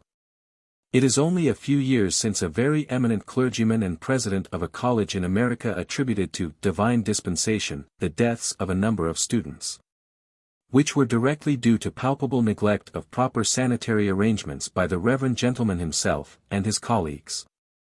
But, admitting that divine dispensation, according to the medieval theory, the president, as the agent, must have been a wizard, or conjurer, a delusion which the most superficial examination of his works would at once dissipate. But to return, there can be no denial whatever that according to what is admitted to be absolutely true today by everybody, be he orthodox or liberal, witches, had they existed, must have been agents of God, busied in preventing plagues instead of causing them, by raising storms which cleared the air. Even the Algonquin Indians knew more than the Church in this respect, for they have a strange old legend to the effect that when the god of storms, Wachowsen, the giant eagle, was hindered by a magician from his accustomed work, the sea and air grew stagnant, and people died. 23 The witch was simply another form of the Hebrew Azrael, God's angel of death. Which may all lead to the question, if a belief in witches as utterly evil servants of the devil could be held as an immutable dogma of the Church and a matter of eternal truth for eternal belief to prove which there is no end of ingenious argument and an appalling array of ecclesiastical authority cited in the black letter, Liber de Sortilegiis, of Paulus Grelandus. Now lying before me, Lyons, 1547, as well as in the works of Sprenger, Bodinus, Del Rio, and the witch bull of Pope Innocent, and if this belief be now exploded even among the priests, what proof have we that any of the dogmas which went with it are absolutely and forever true? This is the question of dogmatic versus development or evolution, and witchcraft is its greatest solvent. For when people believe, or make believe, in a thing so very much as to torture like devils and put to death hundreds of thousands of fellow beings, mostly helpless and poor old women, not to mention many children, it becomes a matter of very serious import to all humanity to determine once for all whether the system or code according to which this was done was absolutely right forever, or not. For if it was true, these executions and the old theory of witchcraft were all quite right, as the Roman Church still declares, since the Pope has sanctioned of late years several very entertaining works in which modern spiritualists, banjo-twangers, table-turners, and are declared to be really wizards, who perform their stupendous and appalling miracles directly by the aid of devils. And, by the way, somebody might make an interesting work not only on the works in the Index Librorum Prohibitorum, which it entails 76 distinct kinds of damnation to read, but also on those which the Pope sanctions, I believe, blesses.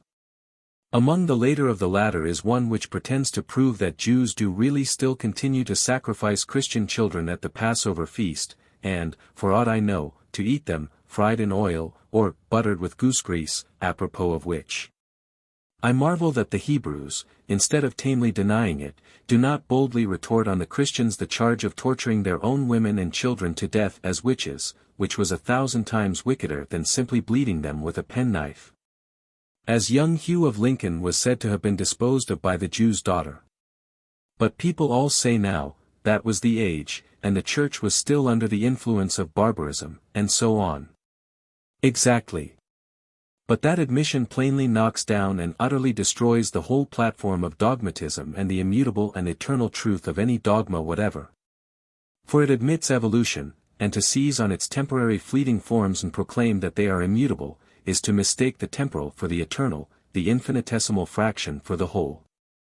This is not worshipping God, the illimitable, unknown tremendous source of life, but his minor temporary forms, essences, or angels, as the Kabbalists termed the successive off-castings of his manifestations. In being's flood, in action's storm, I work and weave, above, beneath. Work and weave in endless motion. Birth and death, an infinite ocean. A seizing and giving. The fire of the living. 'Tis thus at the roaring loom of time I ply, and weave for God the garment thou sayest him buy. Now there are infinite numbers of these garments, but none of them are God, though the Church declared that what they had of them were truly divine. So Oriental princes sent their old clothes to distant provinces to be worshipped, as Gessler sent his hat. It is an old, old story, and one which will be long repeated in many lands. I have, not far back, mentioned a work on witchcraft by Paulus Grelandus. Its full title is Tractatus de Hereticis e Sortilegiis, Omniferium Coitio Earunc Penis. Item de questionibus et tortura ac de relaxation carceratorum, that is, in brief, a work on heretics, witches breakers of the seventh commandment of all kinds, examination by torture, and imprisonment. It was a leading vade mecum, or standard guide, in its time for lawyers and the clergy, especially the latter, and reads as if it had come from the library of hell, and been written by a devil, though composed, according to the preface, to promote the dignity and glory of the Christian Church. I can well believe that a sensitive humane person could be really maddened by a perusal and full comprehension of all the diabolical horrors which this book reveals, and the glimpses which it gives of what must have been endured literally by millions of heretics and witches, and all men or women merely accused by anybody of any kind of immorality, especially of heresy. I say suspected or accused, for either was sufficient to subject a victim to horrible agonies until he or she confessed. What is most revolting is the calm, icy cold-blooded manner in which the most awful, infernal cruelties are carefully discussed, as, for instance, if one has already had any limbs amputated for punishment, whether further tortures may then be inflicted. It is absolutely a relief to find that among the 6 kinds of persons legally exempted from the rack, there are only 6, and these do not include invalids, are pregnant women. But such touches of common humanity are rare indeed in it. I do not exaggerate in the least when I say that the whole spirit of this work, which faithfully reflects the whole spirit of the justice of the Middle Ages, inclines in a ferocious, wolfish manner to extend and multiply punishment of the most horrible kinds to every small offense against the Church, to manufacture and increase crime as if it were capital for business, and enlarge the sphere of torture so as to create power and all. Nous avons changed tout cela, say the descendants of those fiends in human form. But if it was wrong, then why did you do it if you were infallible inspired judges? And if you now believe that to be atrocious which was once holy, and a vast portion of your whole system, how can you say that the Church does not follow the laws of evolution and progress, and if so, where will it stop? It is a curious reflection that if the Pope and Cardinals of 1890 had lived 400 years ago, they would, with the exception, perhaps, of the Spaniards, have all been burned alive for heresy. Which is literally true. Within a minute's walk from where I sit, and indeed visible from my window in this town of Homburg vor der Hohe, are 2 round towers of other days, grim and picturesque relics of the early Middle Ages. One is called the Hexenturm or Witches' Tower. In it gypsies, witches, and heretics were confined. It was the hotel specially reserved for them when they visited Homburg, and in its cells, which are of the smallest between walls of the thickest, I or you, reader, might be confined today. But for one Martin Luther and certain laws of evolution or progress of which Paulus Grelandus did not dream. As I was sketching the tower, an old woman told me that there were many strange tales about it. That I can well believe, but I dare say they are all summed up in the following ballad from the German of Heine. The Witch. Folk said when my granny Eliza bewitched, she must die for her horrid transgression.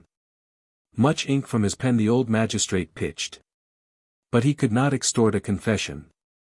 And when in the kettle my granny was thrown, she yelled death and murder while dying. And when the black smoke all around us was blown, as a raven she rose and went flying. Little black grandmother, feathered so well. Oh, come to the tower where I'm sitting. Bring cakes and bring cheese to me here in the cell. Through the iron-barred window flitting. Little black grandmother, feathered and wise. Just give my aunt a warning, lest she should come flying and pick out my eyes, when I merrily swing in the morning.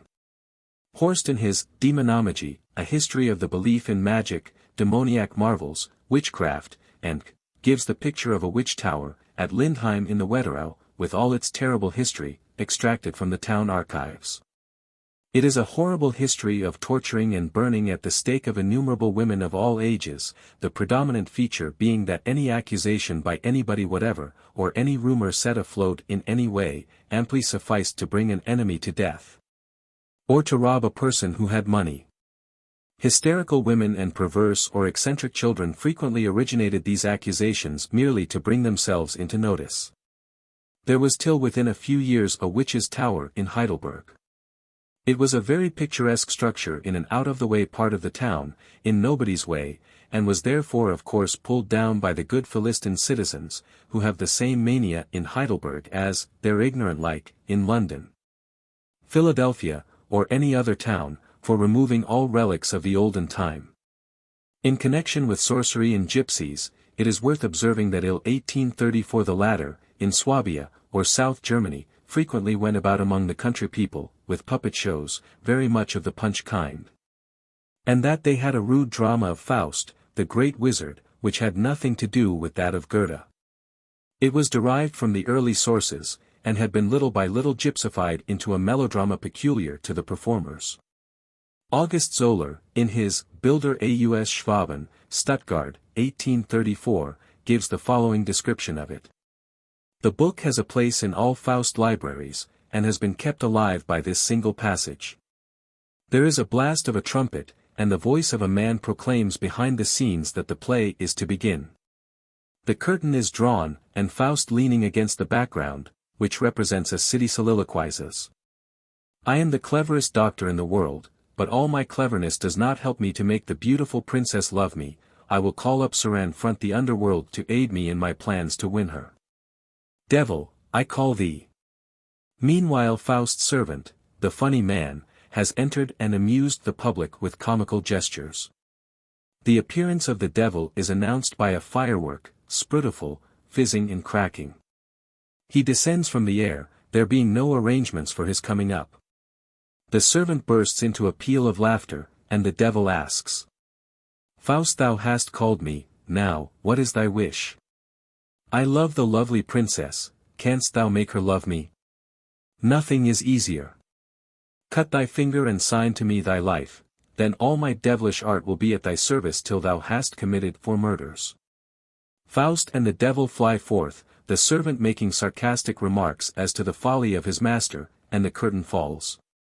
In the second act the fair princess enters. She is 3 times as large as Faust, but bewails his absence in a plaintive voice and departs. Faust enters and calls for a furio who shall carry him to Mantua.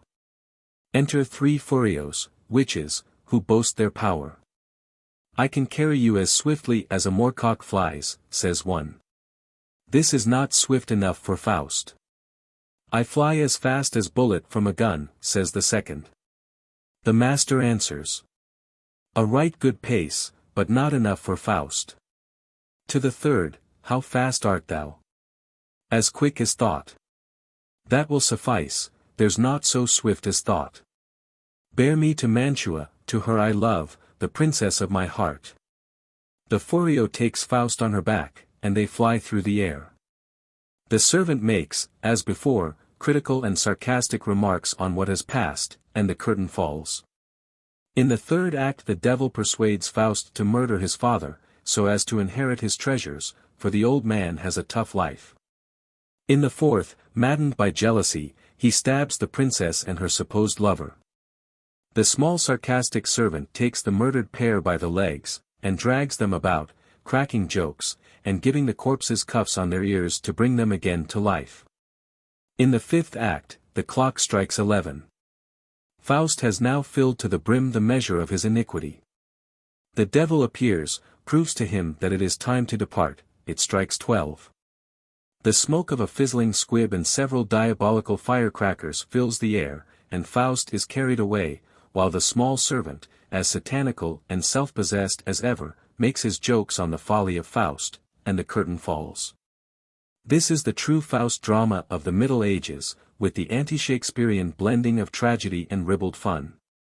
But this same mixture is found to perfection in the early Indian drama, for instance, in Sakuntala, and it would be indeed a very curious thing should it be discovered that the Gypsies, who were in all ages small actors and showmen of small plays, had brought from the East some rude drama of a sorcerer, who is in the end cheated by his fiend. Such is, in a measure, the plot of the Baital Pachisi or Vikram and the Vampire, which is borrowed from or founded on old traditions, and the Gypsies, from their familiarity with magic, and as practical actors, would, in all probability, have a Faust play of some kind, according to the laws of cause and effect. In any case the suggestion may be of value to some investigator. Gypsies in England, that is those, of the old sort, regard a shoestring as a kind of amulet or protection. Many think it is unlucky to have one's photograph taken, but no harm can come of it if the one who receives the picture gives the subject a shoestring or a pair of laces. Dr. F.S. Krauss in his curious work, Srika, or Fortune and Fate in the Popular Belief of the South Slavonians, Vienna, 1886, draws a line of distinction between the fetish and amulet. The fetish, he declares, has virtue from being the dwelling of a protecting spirit. The amulet, however, is only a symbol of a higher power, that is of a power whose attention is drawn by or through it to the believer or wearer.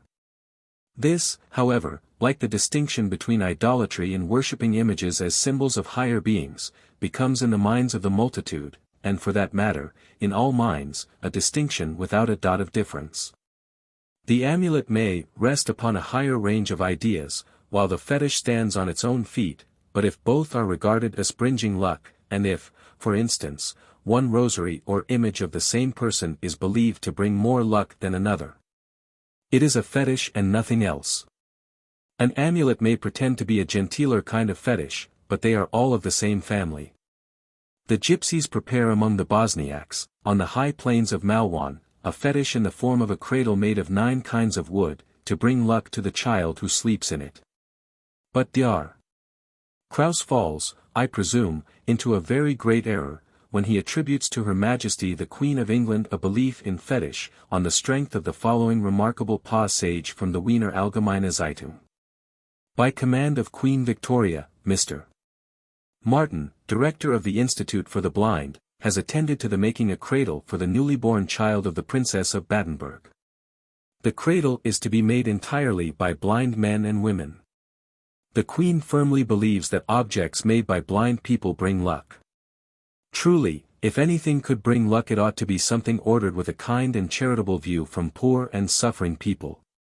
But it is rather hard to promptly conclude that Her Majesty believes in fetish because she benevolently ordered a cradle from the blind, and that she had no higher motive than to get something which would bring luck to her grandchild. It may be observed in connection with this superstition that among the Hungarian gypsies several spells depend on using different kinds of wood, and that 4 are said to have been taken for the true cross. Gypsies, in common with the rest of the petitioners of all the world, believe in the virtue of a child's call. Dr. Krauss found in Kobas on the Save an amulet which contained such a call with garlic and 4-leaved clover. This must have been a very strong charm indeed, particularly if the garlic was fresh. Another very great magic protector in every country among gypsies as well as Gentiles, is the thunderbolt, known in Germany as the Donneraxt, Donnerstein, Donnerkiel, Alpskos, Strahlstein, and Teufelsfinger. It was called by the Greeks Astropalakia, by the Latins Gemma Serranii, by the Spaniards Piedras de Rayo, by the dwellers in the French High Alps Peres del Tron, Pierres de Tonnerre, by the Burmans Mogio, the child of lightning. By the Chinese Arefu Seki, the battle-axe of Tengu, the guardian of heaven, by the Hindu Swayambhu, or the self-originated. Dr. Krauss, from whom I have taken these remarks, adds that in America and Australia it is also regarded as a charm protective and luck-bringing. But here there is a confusion of objects. The thunderbolt described by Dr. Krauss is, I believe, a petrified shell, a kind of muckrow or belemnite. The thunderbolt of the Red Indians really resembles it, but is entirely different in its nature. The latter results from lightning entering the sand fusing it. It sometimes makes in this way a very long tube or rod, with a point.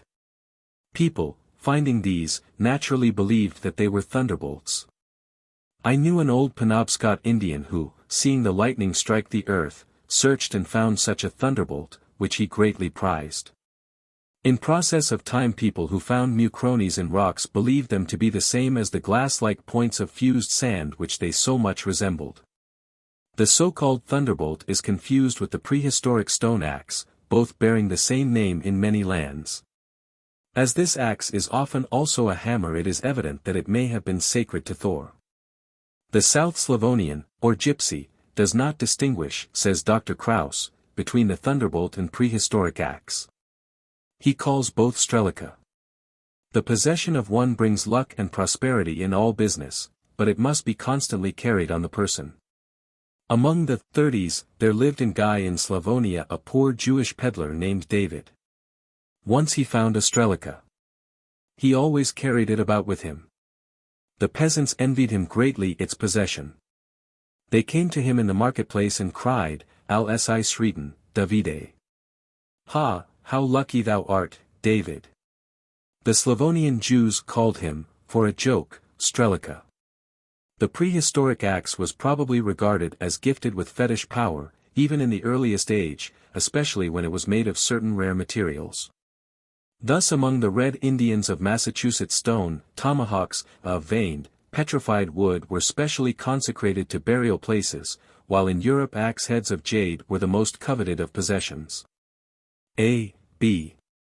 Meyer has written a large work, Jade und Nefert Objekt aus dem Ethnographischen Museum zu Dresden, America und Europe, Leipzig, 1882. It has always been supposed that the objects of true jade came only from Tartary, and I believe that I was the first person to discover that it existed in quantities in Western Europe. The history of this finding is not without interest. It has been usual, it is said for 1,000 years, for pilgrims to Iona to bring away with them as souvenirs a few green pebbles of a peculiar kind, and to this day, as every tourist will remember. The children who come to the steamboat offer handsful of them for sale. When I was there many years ago, in Iona, I also went away with perhaps 20 of them. One evening, after returning to London, there were at my home 3 Chinese gentlemen attached to the legation. The conversation turned on Buddhist pilgrimages and Fusang, and the question, founded on passages in the Chinese annals, as to whether certain monks had really passed from the Celestial Kingdom to Mexico in the 5th century and returned. This reminded me of Iona, and I produced my green pebbles, and told what I knew about them. My visitors regarded the stones with great interest and held an animated conversation over them in Chinese, which I did not understand. Observing this, I made them presents of the pebbles, and was thanked with an earnestness which seemed to me to be out of all proportion to the value of the gifts. Thinking this over the next day, I wrote to the clergyman at Iona asking him to be so kind as to send me some of the pebbles, and offering to pay for them. He did so, sending me by mail a box of the stones. 2 or 3 were very pretty, one especially. It is of a dark green color and slightly transparent. 2 years after, when in Philadelphia, meeting with an old friend, Dr. Joseph Leidy, well known as a man of science, and, inter alia, as a mineralogist. I showed him my pebble and asked him what it was. He replied, "It is jade." To my query whether it might not be nephrite, he answered no, that it was true jade of fine quality. Jade is in China a talismanic stone, many occult virtues and luck-bringing qualities being ascribed to it. It is very curious, and possibly something more than a mere chance coincidence, that the green pebbles of Iona were also carried as charms. It would be remarkable if even in prehistoric times, or in the Stone Age, Iona and Tartary had been connected by superstition and tradition. Among the Gypsies as well as Christians in Servia, nuts, especially those which are heart-shaped, i.e. double, are carried as fetishes or amulets. In very early times a nut, as containing like a seed the principle of germination and self-reproduction, was typical of life. Being enclosed in a shell, it seemed to be in a casket or box which was of itself a mystical symbol. Hence nuts are often found in ancient graves. There are many stories accordingly in all countries in which a nut or egg is represented as being connected with the life of some particular being or person. The ogre in several tales can live until a certain egg is broken. In the Graubünden or Grisons there is the following legend. Once there lived near Federizo a rich peasant. To him came a poor beggar, who asked for alms in vain. Then the man replied, If thou wilt give me nothing, yet will I give thee something. Thou shalt keep thy treasure and also thy daughter after thee, yea, and for years after she is dead her spirit shall know no rest for taking care of it. But I give thee this nut. Plant it by yonder great stone, thou stony-hearted fool. From the nut will grow a tree, and from the tree twigs from which a cradle will be made in which a child will be rocked who will redeem thy daughter from her penance. And after the girl died, a spirit of a pale woman with dark hair was seen flying nightly near Phaedrus, and that for many years, for it takes a long time for an acorn to grow up into an oak. But as she is no longer seen, it is believed that the cradle has been made and the child born who became the deliverer. A. B. Elisif, in his very interesting article based on Countevines, Materials for the Study of the Gypsies, gives the representation of 4 gypsy amulets, also a Kabbalistic token that brings good luck to its wearer. The amulets, writes M. Elisif, are made of wrought iron and belong to M. Countevine. The Kabbalistic sign is designed, copied, by ourselves, thanks to the amiability of a Gypsy sorcerer, of the province of Novgorod. The amulet A was found by M. Countevine among the gypsies who roam with their camps in the Ural neighborhood. Some Bessarabian gypsies supplied B. C was obtained from a gypsy sorcerer of the Persian frontier, and D formed a part of some ornaments placed with their dead by gypsies of southern Russia. The Kabbalistic sign, vide illustration at head of chapter, represents roughly a serpent, the symbol of Oromori, the evil principle in gypsy mythology. The figure of an arch surrounded with stars is, according to M. Countevine, held by the gypsies as symbolizing the earth. The meaning of the triangle A is not known. The moon and stars which surround the earth and which are, so to speak, enclosed in the serpent's coils, symbolize the world lying in evil. This sign is engraved by gypsies upon the plates of the harness of the horses, of garments, and as designed ornaments. It may be here remarked that the symbolism of M. Countevine, while it may be quite accurate, must be taken with great reserve. If the arch he simply a horseshoe, all these ornaments, except the serpent, may be commonly found on the trappings of London dray horses. Amulet A, which also represents the sun, the moon, the stars, earth, and a serpent, can equally serve as a symbol of the universe. According to M. Countevine, Anoni, the Ammon of the Egyptians, and Oromori, are symbolized upon this amulet. Amulet B represents a man surrounded by a halo, aided by the moon and the stars, and armed with a sword and arrows. Beneath is represented the horse, the serpent symbolizes Oromori. As a whole, this amulet represents the conflict between the good and evil principle, Jandra, Indra, against Oromori. Amulet C represents a gleaming star and the serpent, and is called Barami, Brahma, symbolizing, according to M. Countevine, the gypsy proto-divinity. Or Amulet D, which represents a flaming pyre and some hieroglyphics, may also symbolize the prayer addressed to the divinity of the fire. If these explanations were given by gypsy sorcerers, the amulets are indeed very curious. But, abstractly, the serpent, arrows, stars, the moon, an archer, a fox, and a plant, occur, all the world over. On coins or in popular art, with or without symbolism, and I confess that I should have expected something very different as illustrating such a remarkable mythology as that given by M. Countevine. However, the art of a nation, as, for instance, that of the Algonquin Indians, may be very far indeed behind its myths and mental conceptions.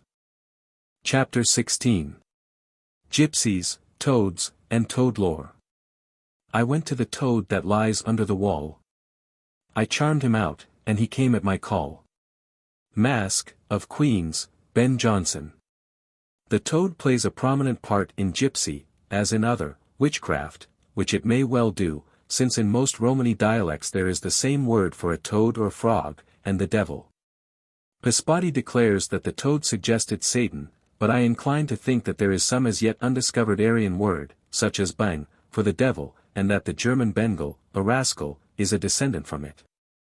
However, gypsies and toads are near allied and that not wide from one another, and sometimes their children have them for pets, which recalls the statements made in the celebrated witch trials in Sweden, where it was said by those who professed to have been at the Blockula, or Sabbat, that the little witch children were set to play at being shepherds, their flocks being of toads.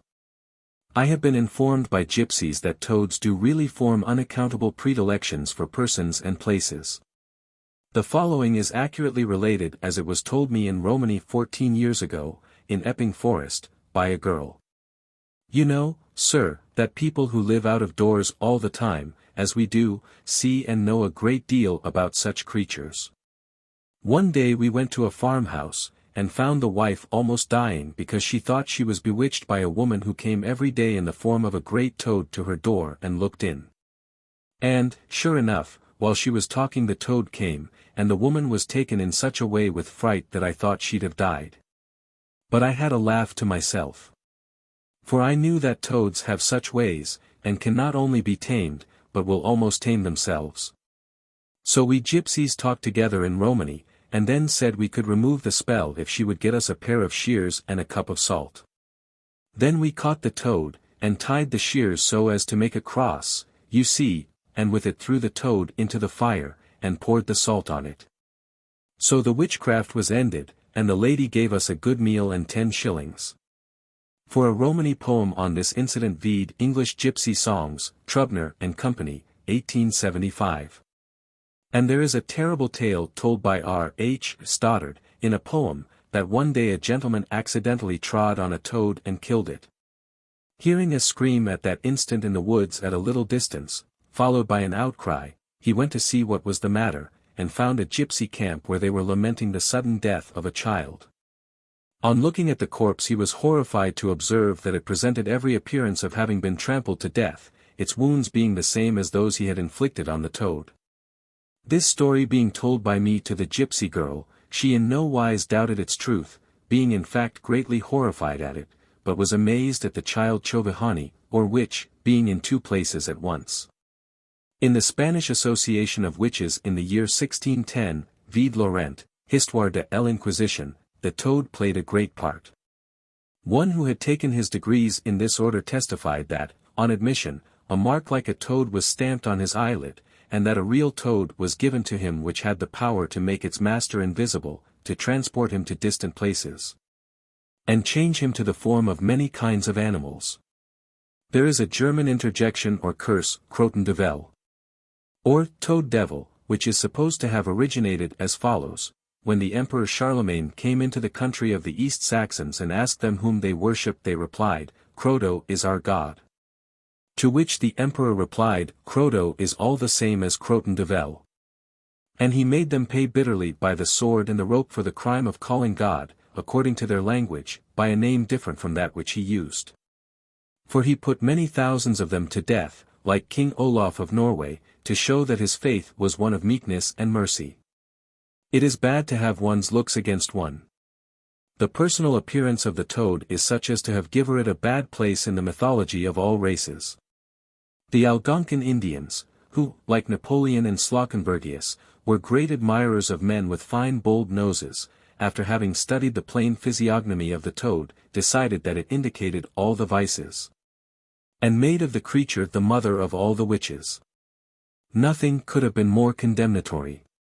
Since in their religion, as in that of the Acadians, Lapps, and Eskimo, a dark and horrible sorcery, in which witches conciliated evil spirits, was believed to have preceded their own nobler shamanism, by which these enemies of mankind were forced or conquered by magic. Once the great toad had, as she thought, succeeded in organizing a conspiracy by which Glooskap, the shamanic god of nature, was to be destroyed. Then he passed his hand over her face and that of her fellow conspirator the porcupine. And from that time forth their noses were flat, to the great scorn of all honest well-beaked Indians. The old Persians made the toad the symbol and pet of Ahriman, the foe of light, and declared that his charfester, or attendant demons, took that form when they persecuted Ormuzd. Among the Tyrolese it is a type of envy. Whence the proverb, envious as a toad. In the Middle Ages, among artists and in many church legends, it appears as greed or avarice. There is even to this day, in some mysterious place on the right bank of the Rhine between Laufenburg and Binsgau, a pile of coals on which sits a toad. That is to say, coals they seem to the world.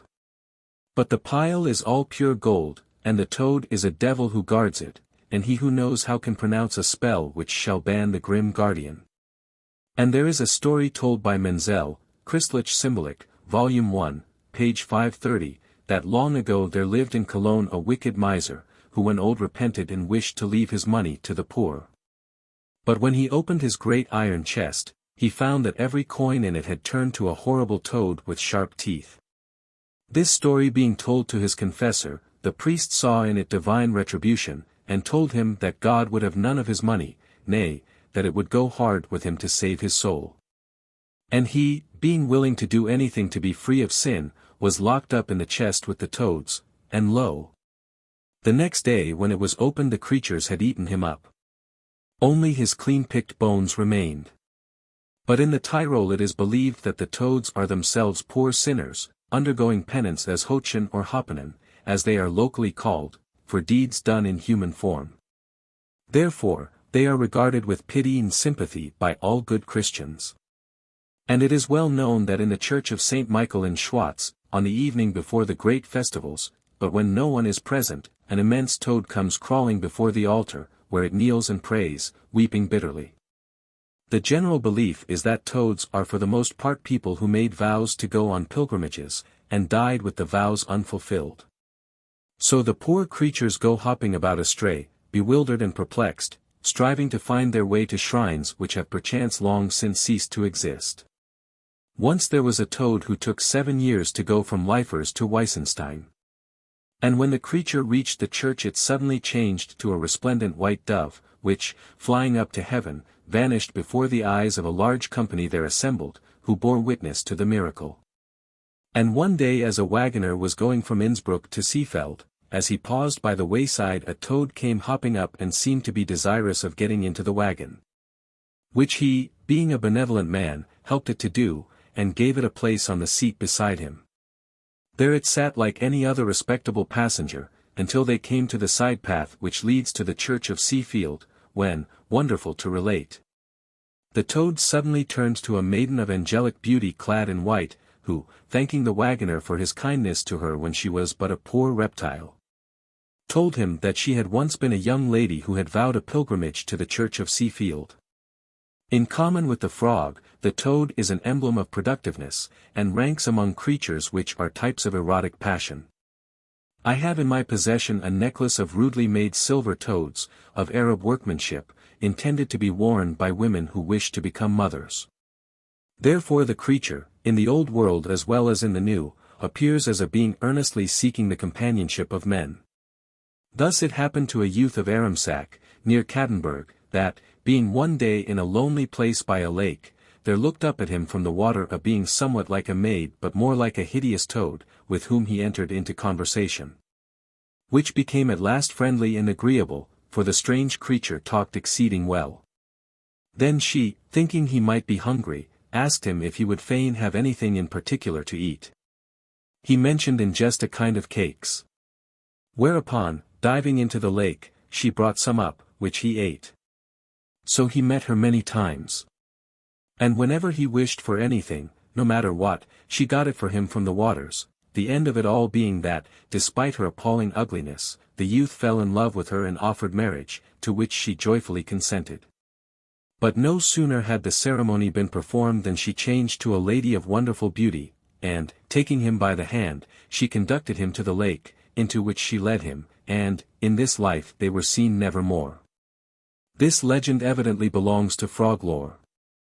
According to one version, the toad after marriage goes to a lake, washes away her ugliness, and returns as a beauty with the bridegroom to his castle, where they live in perfect happiness. I have also a very old silver ring, in which there is set a toad rudely yet artistically carved in hematite, or bloodstone. These were famous amulets until within 200 or 300 years. If you are a gypsy and have a tame toad it is a great assistance in telling fortunes, and brings luck, that commodity which, as Khaled observed, the gypsies are always selling to everybody while they protest they themselves have none. As I tested with the last old gypsy woman whom I met, what balked the divus? What luck today? Keker ria, none, sir, was the reply. As usual, I never have any luck. So like a mirror they reflect all things save themselves, and show you what they know not. I've seen you where you never were. And where you never will be. And yet within that very place. You can be seen by me. For to tell what they do not know is the art of the Romany.